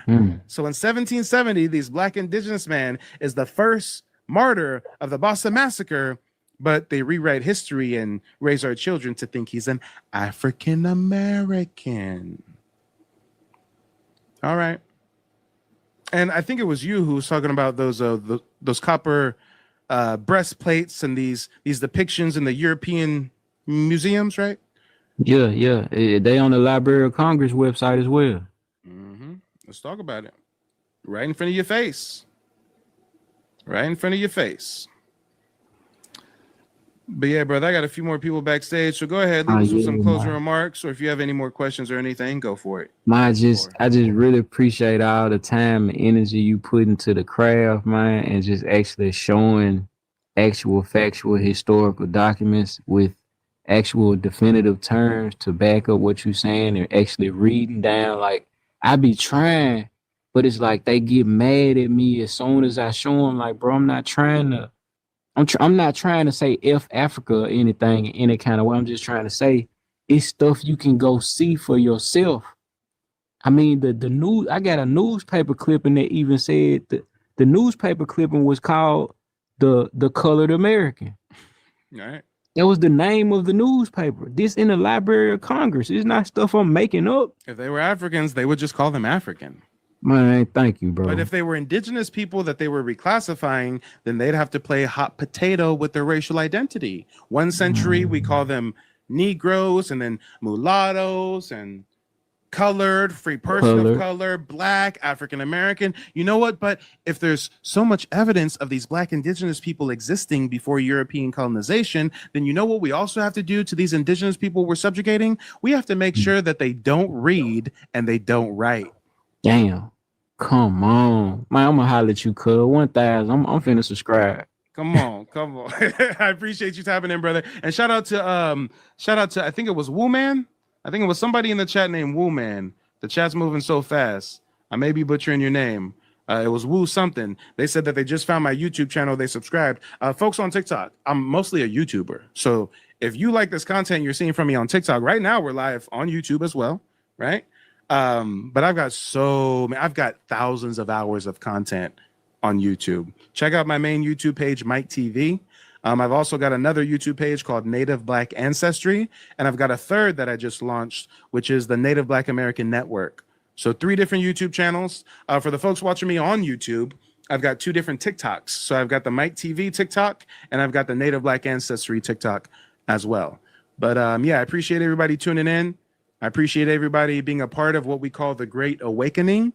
And if any of you guys have yet to trace your family heritage, if any of you have heard stories of indigenous ancestry but don't really know how to connect the dots, how to prove it, how to do the research, how to get tribal citizenship, then check out nativeblack.ancestry.com. You can pull up my calendar, pick a day and time that works best for you, and get a one-on-one personalized genealogy consultation with me, where I'll teach you the 3-step process that me and my family used to trace our heritage and get tribal citizenship with the Muskogee Creek Nation back in 2021. Hi, my name is Frances Tuck, and I contacted Mike from Mike TV on YouTube because I wanted to find out about my family's Native American history that I believed existed. Through the research that I was able to do through Mike TV, I was able to find out that our name is indeed on the registry. I had a consultation with Mike today, and because of his advice and the research that he has done, I am now confident that I'm able to find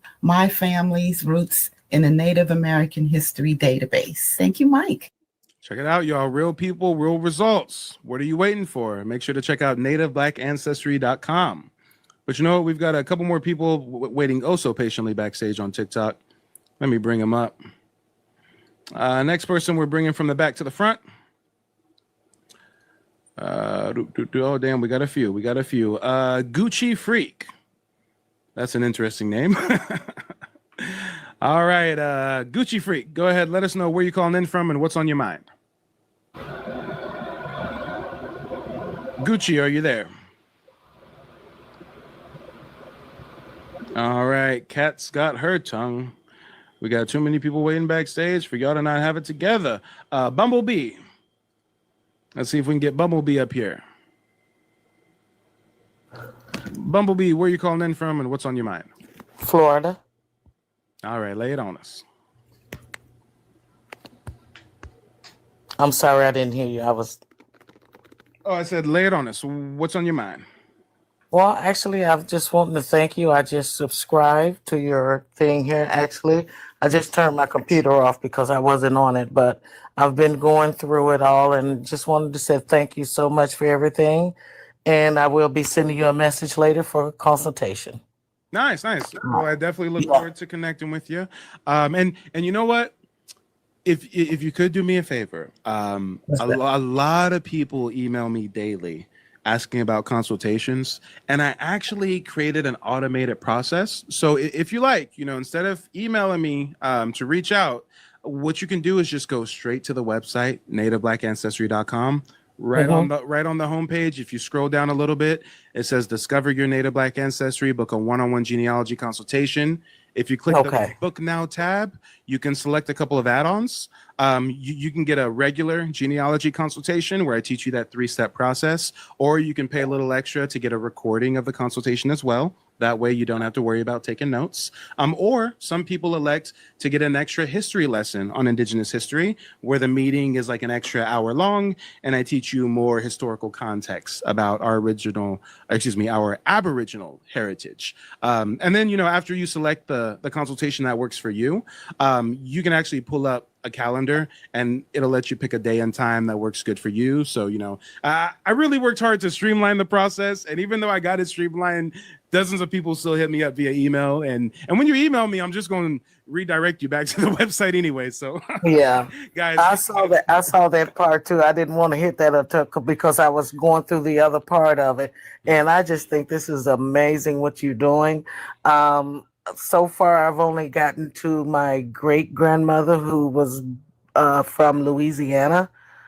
But I'm stuck on her right now. I can't seem to find her birth or death certificate. So when I saw you on this, I was like, yeah, that's the guy about the Ancestry, blacknative.com. So I went on ahead and ordered and subscribed and everything, the $14.99 thing. So, nice. Well, I appreciate you becoming a member of the website. And yeah, if you're ever interested in booking a one-on-one consultation, or if anybody out there watching is interested in a genealogy consultation, make sure to use the coupon code TikTok, all one word, all lowercase.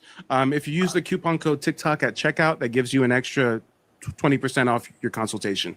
Oh, great. Great. I didn't see that part. Okay. Thank you. But that's all I wanted to say. I'll let the next person come up because I know you got a lot of people that's willing to talk. But thank you again, brother. Yeah. Thanks for calling in. Look forward to connecting with you. And let me see if we still got those folks waiting backstage. I know sometimes people get a little impatient backstage. Yeah, we got a couple more. Lance. Let's see if we can get Lance up here. Lance, where are you calling in from and what's on your mind? Oh, well, you know what? Lance got stage fright. Tyrone's back. Tyrone, what's on your mind? Go for it. What's good? I see Coco being a chatty patty in the comment section, but she won't come up, or he, whatever it is. But anyway, what I was saying about our indigeneity, we have the proof. We got probate records, we got land deeds, we got the skeletons. Like, they literally was talking about how these Paleo Indian skulls from the Pleistocene epoch era are different from Mongoloid modern Native Americans. They have Negroid features. They was even calling them Proto-Negroid. So I don't understand why these Native Americans got so much smoke and animosity towards us when we're on the right path of gaining practical reparations, because many of these 5 civilized tribes, they rolled back their anti-Black decisions and are begging us to come on up here and prove our genealogy. But you got these naysayers in the chat that's being keyboard warriors babbling, saying that us having the right to self-proclaim our identity is allegedly illegal, which that's not true at all, because many of these people have the right to self-identify. What is actually illegal is you selling Native American arts and crafts without tribal permission. That's the illegal part. But just saying and announcing your indigenous tribe and bloodline, that is in no way illegal whatsoever. And he keeps bringing up DNA tests, which we all know for a fact Native Americans don't even use DNA. They don't even trust it. They And they back don't in the even day when they volunteer. were doing it, their DNA pointed to Asia. Yep, Asia. And many of the science that these YT people say is that they are admixed mutants of Black people that that left Africa thousands of years Oh, ago. you know what? before the Asians. Real quick, Tyrone, I actually got Lance back. I'm gonna do the same thing as before. I'm gonna drop you down and you request one more time. Lance says he doesn't have stage fright. It was probably just a connection issue of some sort. And shout out to whoever just sent me a message through the website.